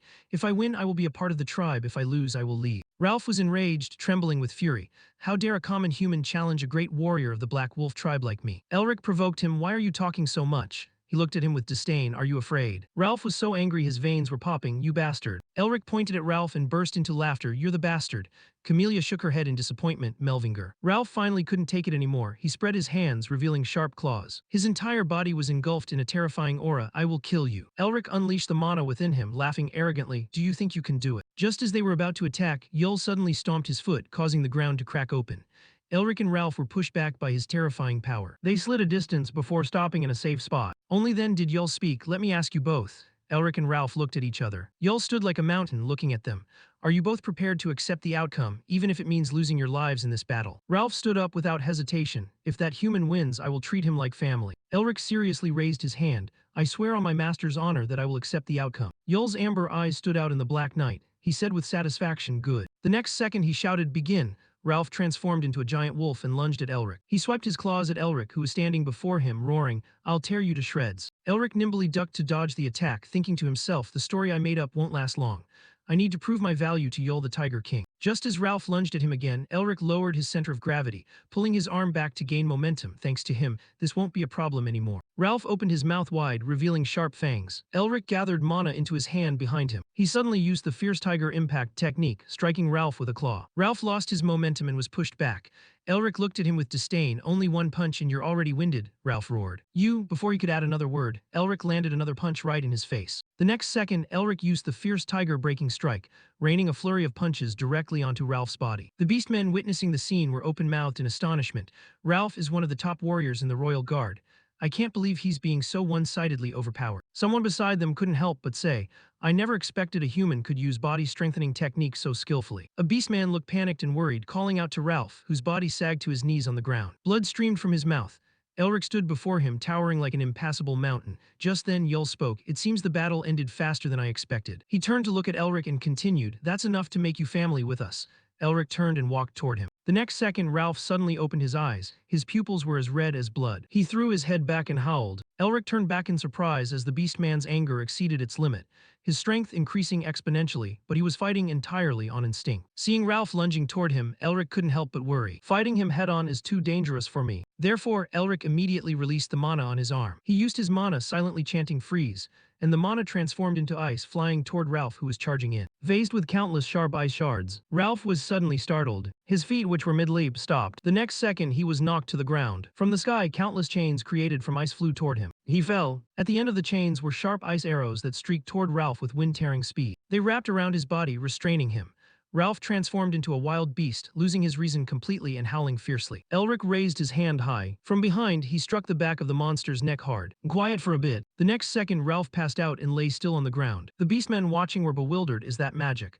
Is he a mage? A beastman beside him worried. Has he deceived us? Elric looked down at the ground, thinking if I want to subdue him without killing him, the only way is to use magic. He felt a bit guilty, turning to look at Yul. They must know this, right? Seeing Yul's gloomy expression, Elric grew even more tense. The story I thought of for this situation. Without needing Elric to explain any further, Yul, who was standing before him, suddenly burst into loud laughter. He patted Elric's shoulder, praising him wholeheartedly. You're more interesting than I thought. I didn't expect you to know both body strengthening and magic. Elric inwardly breathed a sigh of relief. I guess I don't have to worry anymore. He placed his hand on his heart and said seriously, I only should have used my body-strengthening technique, but I didn't want to hurt someone who is about to become part of my family, so I used magic. Yul laughed sympathetically. Whether you choose the easy path or hide your strength, the winner is the strongest. That is the law of the battlefield. Yul asked, what is your name, human? Elric replied, I am Elric. Yul looked at everyone and said, according to the result of the battle, we will accept Elric as a member of the tribe. Does anyone object? The beastmen laughed. Not at all, me neither. Yul raised his fist high. At this moment, I declare that Elric will be a member of our family. The beastmen gathered around Elric, cheering. Two other beastmen supported Ralph, who was unconscious on the ground. The stone tablet in Elric's chest glowed. He took it out and Camellia asked in surprise a new message. The tablet clearly stated, RQRMENTS met. Second limit removed. Name REVLED. There was a plain covered in deep darkness. White snow covered this place year-round. The true name of this seal, the thing that holds the sharp winds of the black ice plains, is the Ice Demon Blade. The crest on Elric's arm glowed, a rare seal similar to the deadly sin of wrath, seal the Snow Mountain King had granted him. But he didn't know how to activate it, so he couldn't use it yet. He put the tablet back in his chest and glanced behind him, to the spot where Camellia had just appeared. Goddess Camellia had vanished without a trace. Is she not going to instruct me on how to use this? Elric walked forward. Oh well, what else can I do? He had finally been accepted by the Beastman tribe and could stay in this place. For the time being, he would focus on his own long-term plan. In the tent, Yul and other beastmen were already standing there. Yul called out, come in. He turned around with a bright smile. Now everyone greet him properly. With that, he looked at Elric and added, starting from today, Elric will officially become a member of the Royal Guard of the Anthropomorph Kingdom. Elric coordinated by placing his hand on his chest, bowing and saying, since you have accepted me into the guard, I will give it my all. Yul laughed happily. That's a good attitude. To commemorate your induction, I will give you your first task. Elric answered enthusiastically, yes, please give me your orders. The remaining beastmen in the guard gritted their teeth. Yul ignored their attitude, smiling happily as he said, you said you arrived here after wandering all over the snowy fields. Based on your experience from those travels, help us find a suitable area where our tribe can settle down. Elric heard him say that and couldn't help but be surprised. He suddenly smiled. Everything is falling into place, isn't it? Thinking this, Elric replied, while wandering the snowy fields, I kept my eyes on one particular spot. Recalling the area he had chosen to plant the seed, he described it. It's surrounded by canyons and hills, so it won't be hard to defend against outside threats. With a water source nearby and soil that has very little erosion, it's a place with fertile land. Elric honestly added, however, there is one problem. Both Yul and Elric said in unison, the Deathworm Colony. Elric looked at Yul with a serious expression. Before it was seen as a potential location, but because of that problem, no one has lived there yet. However, finding another place like it on the Black Ice Plains is very difficult. Yul agreed. He narrowed his eyes. What should we do? Suddenly thinking clearly, Yul said happily, oh right, let's do this. Elric still didn't understand what he meant, a big question mark appearing in his mind. The scene shifted. Elric appeared outdoors with 3 royal guards following behind with unhappy expressions. Elric looked dejected, thinking to himself, I have to find a way to deal with these troublemakers. Seeing Ralph busily cleaning his ears and the other 2 looking frustrated, Elric consoled himself, well, even though we have personality clashes, the Black Wolf clansmen have the best teamwork. Choosing them isn't hard to understand. However, pairing me with these black wolves I'm not close to, he must really want to test me. Just then, one of the beastmen spoke up. Battling the Deathworms is the most difficult mission of all. Elric turned to look at the person and continued casually, this mission won't be simple. He was the 3rd captain of the guard team. Ralph, standing not far away, immediately interrupted. That's right. If it wasn't for some random guy saying things that shouldn't have been said earlier, we wouldn't have to deal with this messy situation now. Elric looked displeased and Yor glanced at him. Ralph laughed and continued, honestly, what's so good about the old lair of those Deathworms anyway? Someone is just trying to look cool in front of the captain by showing off some trivial tricks. The 2 guards behind him joined in the laughter. Elric started to find it annoying. Look at these crazy guys. Are they serious? Ralph was still rambling. Anyway, that's why humanity can't. As soon as he finished speaking, Yor didn't hesitate to give him a slap that made his mouth crook. Yor's entire body radiated a terrifying aura. Ralph sat on the ground, his voice trembling in fear. Captain Yor said coldly, bringing personal feelings into the team. I already told you not to do anything to ruin this atmosphere. He looked down at Ralph from above. If you ruin everyone's mood in the team again, I'll rip your head off, you hear me? Ralph held his cheek and didn't answer. The other 2 beastmen guards stood up straight in fear and shouted loudly, yes. We will work hard. Seeing Yor turn sharply and head toward him, Elric finally understood. The reason Tiger King Yul put him in this team was because he trusted him. He was so reliable that even if a conflict occurred, he would extinguish it immediately. Thinking of this, Elric sincerely bowed to Yor. Yor acted as if he didn't see him, turning his face away and ignoring him. Elric smiled slightly, thinking to himself, "You're trying to say that you're just doing what you have to do, right? I like that." Elric looked at Yor and said, "Captain, those death worms are creatures that won't come out of the ground if they feel even the slightest bit threatened. Is there any way to lure them out?" Yor stood with his hands behind his back and replied, "There is a way, but it's very difficult and time-consuming." Elric was a bit confused. Why is it so difficult? Yor thought of some bright red grass and glanced at him. "We need to obtain life-death grass, a precious plant. They are very sensitive to the scent emitted by the life-death grass. If we have that, we can lure the death worms out of the ground." Elric tensed up, trying not to laugh until his face turned bright red and his whole body trembled. Yor asked in confusion, "Why are you making that expression on your face?" Elric tried to regain his composure and replied, "It's nothing, let's continue." Hearing this, Yor didn't ask further. He continued, "To lure those death worms out, we need that plant. Because they are very rare, they are very hard to find." Elric smiled radiantly like the sun and pointed at himself confidently. "You don't need to worry about that because I can find it." Yor silently looked at him and thought to himself, "Self-confidence is good, but the environment where life-death grass grows is quite harsh. Finding it is one thing, but harvesting it is very difficult." He widened his eyes, his face clearly showing confusion. "It won't be easy, right?" Time passed, and in Yor's astonished gaze, Elric suddenly held a handful of life-death grass in his hand and raised it high. "Wow, so many people picking and carrying things here, it's quite lively." Finishing his words, he turned his head to see the others in the guard squad holding baskets of grass, their faces pale behind him. Elric looked confused. "What are you all still standing there for? Put it in." The guards were startled, looking at the baskets in their hands, stammering, I didn't even know." Elric smiled, thinking to himself, "But I saw a lot of life-death grass in the labyrinth of clarity created by my master." Life-death grass was growing everywhere on the ground at that time. Because that magic was so prominent, even if I tried not to find it, I still found it. Elric looked at the totem on his arm and thought to himself, "If I absorb the magic of the life-death grass as well." He smiled coldly and activated the seal, unable to contain his excitement. "Let's go." Elric glared at the guards behind him and shouted, "Hey, dog person 123, I'm going to move faster now, so keep up with me." The Beastmen guards shouted as if their tails had been stepped on. "Is this guy actually crazy?" They all complained at once. "Captain, do you know what he just called us?" "Dog people." Yor was silent, his face cold, saying nothing. He directly kicked Ralph. "What do you think you're doing? You damn guys do what Elric says." Ralph, unwilling, whimpered softly, "Captain." He sat on the ground crying in grievance. Elric was drawn to look in that direction. Yor was looking at him at this moment. He smiled, clearly showing his goodwill. Time passed and the life-death grass was finally gathered into several large barrels. The beastmen stood with their torches, a dense crowd. Yul crossed his arms and smiled broadly, saying, "Gathering so much life-death grass in such a short time. The brother's ability is hard to judge." Elric smiled modestly and replied, "Not exactly. I was able to do this because the people in the squad helped me." The people Elric mentioned were currently exhausted, leaning against tree roots in a daze. Yul looked at the three of them and muttered, "It seems that's exactly how it is." Finishing his words, he turned to look in another direction, then said, "Anyway, enough small talk, let's get started." The beastmen received the order and quickly threw all the torches in their hands forward. The fire flared up, licking the piles of life-death grass that had been placed there ready. Beneath everyone's feet, a sudden sound of tremor echoed. Following that, the ground began to crack, spreading to where Yul, Elric, and the beastmen were standing. Death worms emerged from underground, opening their mouths wide and beginning to roar. Yul waved his hand, signaling everyone to start attacking.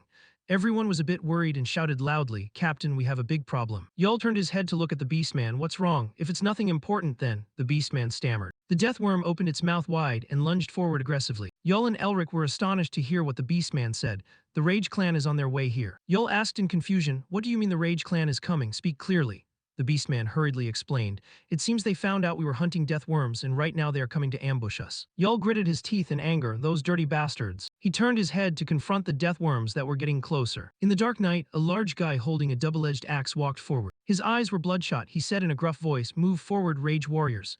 His name was Nawid, the second commander of the Rage Clan. Nawid led the Rage Clan, confidently saying, "Today we will catch Tiger King Yul. Today we will end all their hopes." Finishing his words, he walked to the place where the terrible battle with the death worms was taking place. Yul was jumping high at this moment. He lunged at the two death worms below without the slightest hesitation. Yul used his claws to easily tear the body of the death worm in front of him into two. Nawid stood not far away observing this scene and thought to himself, "Tiger King Yul is just as expected. His skills are at the peak of the beastkin, but today I have prepared a magical artifact used in the battle against humanity." Nawid had people push several cannons to this place. He felt even more confident. No matter how strong you are, you can't stop the firepower while being pinned down. Thinking this, Nawid smiled coldly. "Now I will make you kneel before me and become the king of the beastkin." Just then, where the Rage Clan beastmen were standing, a wind suddenly blew through. Naywood was a bit confused. Where did this wind come from? He raised his head to look at the sky and felt something unusual. This smell, life-death grass, before he could think much. The death worms caught the scent of the life-death grass and immediately burst from the ground, rushing toward the Rage Clan beastmen. A loud explosion echoed. The death worms lay flat on the ground and could no longer move. Yul stomped on their corpses and laughed loudly. Who would have thought it was possible to destroy them so quickly? He turned and looked, laughing, using magic to create wind to blow the scent of life-death grass toward the Rage Clan, and using the Deathworms to eliminate them, while the Rage Clan eliminates the Deathworms. Yul couldn't help but praise, coming up with an idea like that is truly impressive. Elric smiled and replied, you have to repay those who attacked you in a similar way. Hearing him say that, Yul was even more pleased. It seems you and I think alike. Elric tried hopping on the Deathworms' bodies. Now he stepped on their corpses, standing behind Yul, then smiled and said, let's go clean up the remnants, shall we? On the other side, Naywood was swinging his axe frantically, killing the Deathworms. He shouted loudly, those who are still alive gather together. A beastman in the Rage Clan with a panicked expression stammered, Yul, it's Tiger King Yul. Boom, a loud explosion echoed. Golden light slammed down from high above, creating a tremor. Yul and Elric appeared together in front of the Rage Clan. Naywood roared angrily, Yul. He swung his axe and roared, you coward, attacking from the shadows. Naywood rushed frantically toward him. Yul stood still, not bothering to move. The next second, a terrifying stream of power slammed straight into his body. Red blood splashed onto Yul's face. He glanced behind him and said coldly, Royal Guard, capture those who are still alive and take them away. Yul ordered his tribesmen to kill anyone who dared to resist. As soon as the words were finished, everyone in the guard team immediately charged forward. They clenched the weapons in their hands and shouted in unison, yes. The Rage Clan members didn't back down either. They charged forward aggressively, do not retreat. Both tribes plunged into a chaotic melee. The sound of weapons clashing against each other sounded extremely ear-piercing. Elric stood between the two sides, stunned. He watched Yul take down a crowd of beastmen with one move and was astonished. That is the supreme physical technique of the Tiger King. Elric smirked, thinking to himself, just by watching, I can see the pros and cons of my own technique. Just then, Elric suddenly noticed Ralph smiling coldly. Ralph swung his sword in a line, sweeping away the beastmen blocking his path. Elric smiled and praised, not bad at all. Just then, a beastman who had just been hit and was lying on the ground faking death suddenly released hidden weapons. The hidden weapons flew straight at Ralph and embedded themselves in his neck. Yor turned his head in worry, looking at Ralph. Those hidden weapons were coated with poison, which gradually spread all over Ralph's body. His vision began to blur. The next second his eyes closed, cold sweat constantly pouring out. His arrogant head also gradually bowed down. Elric suddenly appeared before him. Hey Ralph, are you okay? Ralph tried to open his eyes to look at him. Before he could even finish a word, he couldn't bear it anymore and collapsed onto the ground. Elric moved his lips, silently chanting, removal. He released mana, using magic to remove the poison for Ralph. Ralph furrowed his brows tightly, cold sweat running down his forehead. Suddenly someone shouted loudly, Ralph. Elric rubbed his shoulder and smiled. Don't worry, he's just unconscious for a moment. Take him to the resting area first. Another beastman in the guard squad hurriedly carried Ralph on his back. Understood. Elric watched the back of the beastman as he ran away in a hurry. He heard Yul call him, Elric, it's all done. Elric hurriedly turned his head to continue with the next plan before the Rage Clan found out about the current situation. Yul hesitated, wait before that. He placed his hand on his chest and smiled sincerely, saying, thank you for saving Ralph. Behind Yul, everyone in the Beastkin tribe showed their gratitude. Elric looked at them and smiled involuntarily. The Rage Clan beastmen were finally rounded up in one batch. They were tied together and taken away. Elric sat on the Deathworm's corpse in silence. Just then, Camellia suddenly appeared to win the heart of a freak in just a few days. Impressive. Elric looked up at her. You were observing from the beginning, so why did you only appear now? Camellia replied calmly, I thought you could handle it on your own without my help. Elric jumped off the Deathworm's corpse and waved his hand at her. Right, good luck to you. The beast totem on Elric's arm turned into a physical entity, devouring the magic power from the corpses of the giant worms on the ground. He looked up at the magic power swirling and being sucked in, thinking in surprise, there's more magic power here than I thought. Elric looked at the totem on his arm. The frost seal had increased to 4 stars immediately. The frost seal, after devouring a heap of magic power, let out a full burp. Elric glanced at it. The Deathworms in front of Elric had vanished without a trace. You cleared everything up without leaving a single trace. Thanks to that, I don't need to purify anymore. Elric held the seed and placed it on the ground. With this much effort, it will surely grow without any problems, right? After burying the seed in the ground, Elric picked up the stone tablet and looked at it. Since there's no notification saying I failed to sow the seed, it looks like it's done. Elric suddenly noticed something. His eyes showed surprise. The seed he just sowed sprouted incredibly quickly. It grew 2 green leaves and then reached upward. Elric held the stone tablet and cheered excitedly, finished. The totem on his hand shone once again. At the same time, the stone tablet displayed the words, conditions met, the third restriction has been removed, ambition achieved. Elric looked at the castle that had just appeared before his eyes in astonishment. Is this the Flower Temple? Light filtered into the Flower Temple. Elric walked around inside alone. He turned his eyes to observe the surroundings. Suddenly, the figure of a person appeared before him. Who is she? Goddess Camellia. Moonlight shone down, clarifying the person before him. It was a beautiful girl full of charisma. Elric immediately denied it silently. No, that aura. Is that the demon queen? Elric showed clear surprise. Who would have thought that the goddess Camellia would be the demon queen? He could feel the terrible magic power on the demon queen before him.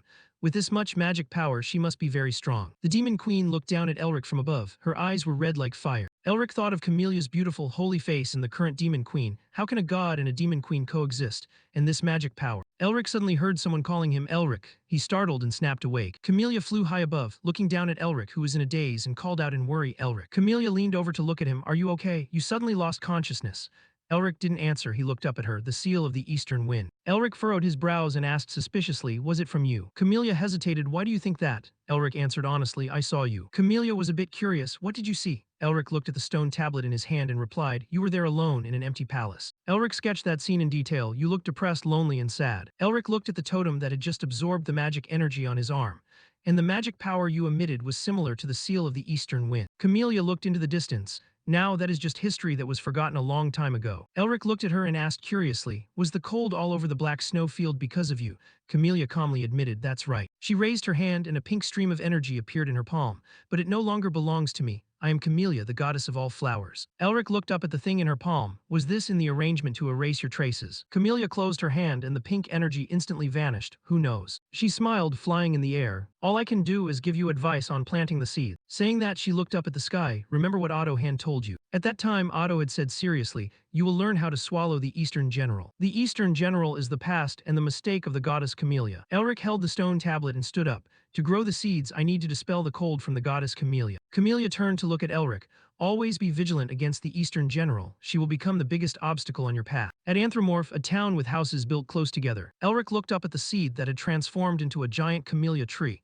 It had been 91 days since he began the arrangement. Vivid red flower buds appeared on the lush green branches, and the flowers began to bloom. Just then, Ralph suddenly ran over to Elric. Hey, the clan leader is looking for you. Elric turned pale, damn it again. At a desolate spot on the snowy fields, Elric was sent flying, crashing onto the ground. Covered in dirt and bruises, he sat up, sweating profusely. Come on, can't you go easy on me? Yul stood before him, laughing out loud. You're the one who asked to spar with me as a reward for saving Ralph. I'm the clan leader, I can't break my promise. Elric sighed, I just wanted to experience the body-strengthening technique. I didn't think I'd end up getting beaten up this much. Yul didn't understand his inner thoughts and laughed. As my brother, you shouldn't give up so easily. Elric had no choice but to stand up and prepare his stance to defend against the next attack. I successfully managed to recover my posture in the first half, so I can use that to my advantage. Yul excitedly cracked his wrist. We'll start again with the fierce tiger impact. Right then, Yul's ears twitched slightly. He frowned and turned his head. It seems we have to postpone our sparring. Elric asked, surprised, what happened? Yul didn't answer, instead turning and sprinting away, leaving Elric alone behind him. At the Anthromorph gate, a group of people appeared. They were covered in wounds, walking forward with dejected and weary expressions. Yul, Elric, and Camellia stood on the ramparts looking down. Elric quietly exchanged words with Camellia, refugees. Is this the Eastern General's doing? Camellia confirmed. That's right, the Eastern General has started moving. Elric watched the endless stream of people, muttering, I don't remember the Eastern General being this strong. Camellia replied, the Eastern General in your time had weakened significantly, but the current Eastern General is a true catastrophe. Seeing Yul furrowing his brows with worry beside him, Camellia added, Yul the Tiger King can only stabilize the chaos, but he cannot defeat her. Yul suddenly turned around. Ralph, gather all the clan leaders to my tent. Ralph bowed low, understood. Yul suddenly sat down, pressed his hands against the floor tiles, and said, Elric, I want you to change into your combat gear and come to my tent. With that, Yul leaped off the ramparts. Just as Yul left, someone called out, Hey, Elric. Hearing this, he turned his head. Ralph was holding a water bottle without looking at him and said, take it. Elric was a bit confused. What's this? Ralph shoved the bottle directly at Elric. Nothing. I had extra so you can take it or throw it away, do whatever you want. With that, he also quickly leaped off the ramparts and left. Camellia sat on Elric's shoulder and explained, this is a rare medicine that only the Black Wolf tribe has in small quantities. She smiled as radiantly as the morning sun. He probably only had a little bit left too. That kid actually has a cute side, doesn't he? Elric smiled. I didn't expect that. Inside the tent, Yul had gathered everyone for a meeting. Yul sat in the head seat, wearing a serious expression. One of the people present said anxiously, our tribe has suffered heavy losses. The person next to him lowered his eyes in sadness. Our ancestors bled to build this place, but now it's nothing but ruins. We've lost so many loved ones. Elric, standing outside the door, suddenly heard Yul calling him. Elric, come here. Yul looked at him, frowning with a serious face. I have something to ask you regarding the catastrophe spreading fear among the refugees, right? Elric stood facing him and replied, that's right, we must find the Eastern General. Yul looked at him. Can you guide us using magic? Everyone held their breath, focusing their gaze on Elric. They waited anxiously for his answer. Even Yul watched him with hopeful eyes. Elric didn't disappoint them. He looked straight at them and answered firmly, yes, I can. Yul's face lit up with joy. He slammed his hand on the table, stood up, and announced loudly, good. Yul immediately issued the order, all clan leaders, gather your elite warriors. We depart tomorrow. Hearing this, everyone in the tent was visibly overjoyed. They excitedly stood up and shouted, understood. The next second, they hurried outside. Elric watched their backs, thinking to himself, everything is falling into place. Finding Yul the Tiger King to plant the seed. Looking at Yul standing before him with a smile, Elric thought, in dealing with the Eastern General alongside him must surely be part of Otto's plan. Just like that, Yul and Elric led the Beastman tribe out of the city. Elric clenched his hand into a fist. The real mission has begun. The wind whipped up white snowflakes. Yul led the way, followed by Elric, and finally the elite warriors of the Beastman tribe. Yul looked up at the glowing sphere before him. No matter how many times I see it, magic is still something very captivating. Elric smiled kindly. Do you want to learn magic? If it's you, you'd probably learn the basics easily enough. Yul shrugged and laughed. With you around, why would I need to learn? Elric frowned and glared at him, looking displeased. Is that a new way to trick me into being your slave? Yul grinned mischievously. If you don't like it, you can be the leader.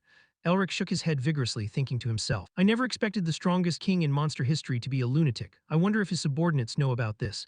Yul chatted as they walked. Our tribe has changed a lot since I met you. There were times I even thought you were a lucky star that fell from the sky. Elric spread his hands and laughed. Is that so? Thank you for saying that. Yul suddenly stopped and spoke unexpectedly. So here's a gift for you. Elric was surprised. A gift. Yul stood behind him and continued. The final part of the secret body strengthening technique. Elric froze, eyes widening in surprise. Elric couldn't believe his ears, turning around. Yul said plainly, you thought I wouldn't notice. He sneered, that you approached me with an ulterior motive. Elric, feeling guilty, asked, since when did you know? Yul slowly approached Elric. A human saying they learned secret body-strengthening techniques from a reclusive monster is highly suspicious, but not impossible. Yul stood just a step away from Elric, his massive silhouette looming over him. But you couldn't lie about magic, and the reason you went everywhere causing trouble with tribes hostile to me. Yul looked down at Elric from above and asserted, it must have been to meet me and complete this final secret body-strengthening technique. If you knew that, why did you leave me be? Elric frowned, usually to look for one's own benefit. Yul suddenly went silent. The next second he beamed, patted Elric on the shoulder. Because whether you're a human or a monster, everyone wants their own benefit, right? I didn't touch you because it was in my best interest too. Observing you was quite interesting. Elric was startled by this action. Camellia covered her mouth in surprise. From beginning to end, you were in the palm of his hand. Elric's face turned pale as he adjusted his aching shoulder, unable to help but ask, but still, there was no reason for you to teach me the final part of the secret technique. Yul suddenly reached out to pat Elric's head. He stared in surprise. Yul spoke sincerely and warmly, I want you to survive. You struggled a lot to get here, so if you were to sacrifice yourself to protect someone else's family, it wouldn't be fair. Elric stood dazed, unable to say a word. Looking at the steady Yul standing before him, Elric couldn't quite believe it. The reason he wanted to teach me the secret technique of monsters was because he wanted me to survive. Elric suddenly bowed his head.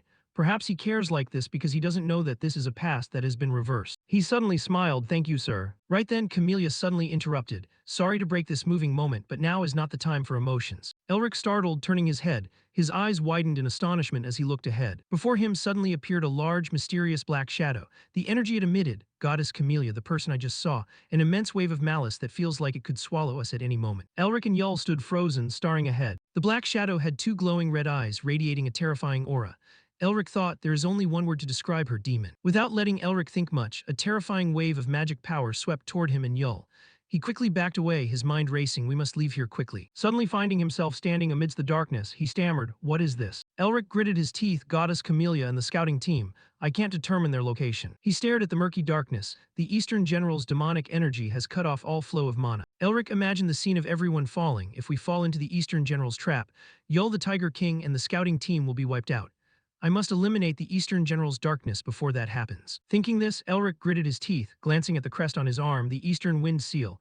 It's also something that fell from Goddess Camellia, just like the Eastern General. He lowered his arm, whispering to himself, so perhaps I can use it. Elric pulled at his hair in frustration, but I have to know how to activate it to use it. He muttered, is there no other seal I can use besides the Eastern Wind Seal? Just then, the crest on his arm suddenly glowed. Elric opened his eyes in surprise, remembering what Otto had once said, you will have to learn how to defeat the Eastern General. At that, he couldn't help but ask, I have to put the Eastern General into the deadly sin of Wrath seal like last time, right? Otto immediately replied, that's right. Elric reached forward, closing his eyes and whispering, eliminate the Eastern General. Elric mumbled, absorb. The darkness before him suddenly turned into black energy, swallowed by the crest on his hand. The crest on Elric's arm glowed, a swirling aura gradually appearing on his arm. I absorb the chill of the Eastern General and the seal of the harsh cold, and absorb the demonic energy in Yul's seal. Elric was made uncomfortable by the demonic energy, gritting his teeth. The demonic energy is flowing out of the seal of harsh cold. Looking at the glowing crest on his arm, Elric could feel it clearly, and linking it to the Eastern Wind seal. The crest on his arm gradually transformed. A faint new mark appeared. Elric's eyes glowed. He grabbed his arm in pain and shouted. Familiar silhouettes gradually appeared in his mind, accompanied by a burst of happy laughter. Elric saw himself standing in a room where everyone was joyful and laughing loudly. Elric looked at his body. Where is this? He saw the little boy holding a bouquet of camellias. Queen. The bouquet in the boy's hand was as red as fire. These are the buds that just bloomed outside. I brought them because they look just like you. Camellia sat on the throne, asking coldly, how so? Elric was amazed. This is before goddess Camellia became the demon queen. Another person stood behind the boy, turned to look at the person next to him, and said with a smile, these flowers are so beautiful. How can they not look like the queen? Don't you agree? One of the people in the crowd laughed loudly. Hey, how can these flowers compare to our queen? Another laughed and teased, do you think the queen would like that? The person smiled radiantly. Of course she will. Anyone who disagrees, come here. Camellia sat on the high throne, her expression sad. The voices of the people in the room continued to ring out. Queen, why are you so quiet, queen? Camellia suddenly let out a breath. She looked at the burning red bouquet and the sincere smiles before her. The figures of those people gradually vanished. In the room, only Elric remained, facing Camellia. Elric stared at her without expression. I think I understand her feelings a little bit now. Elric stared at her without expression. I think I understand her feelings a little bit now. Camellia suddenly spoke. I'm really bored. Elric seemed to read her thoughts, the loneliness that creeps in when loved ones are gone. He was very familiar with that feeling. Camellia suddenly stood up. Elric watched her every move. She could become vibrant thanks to the people who followed her in the past. But now, whether she opens or closes her eyes, it's just a void, having to do everything in the palace in a hollow state. Elric watched Camellia as she glided past him, thinking to himself, she is the queen. Camellia walked to open the window, and the light from outside immediately crept in. Vassals and subjects, the loneliness of a queen. Elric looked at her lonely back. She stepped out onto the balcony. It was a vast palace in a territory where not even a single tree could grow. On this barren land, there was only blinding white snow. Snow covered the ground below and the sparse houses. Camellia looked at the scene and muttered, perhaps I should just go to sleep. Just then, Elric suddenly noticed something. She collapsed, looking at something green. A smile finally bloomed on Camelia's lips. Perhaps the days ahead won't be boring anymore. The cold, icy face of the queen smiled for the first time. Elric looked at her in surprise. For many centuries, her world was always just one color. But a new color had appeared. It turned out to be the color of a leaf, a green shoot fighting tenaciously between the cracks of the tiles.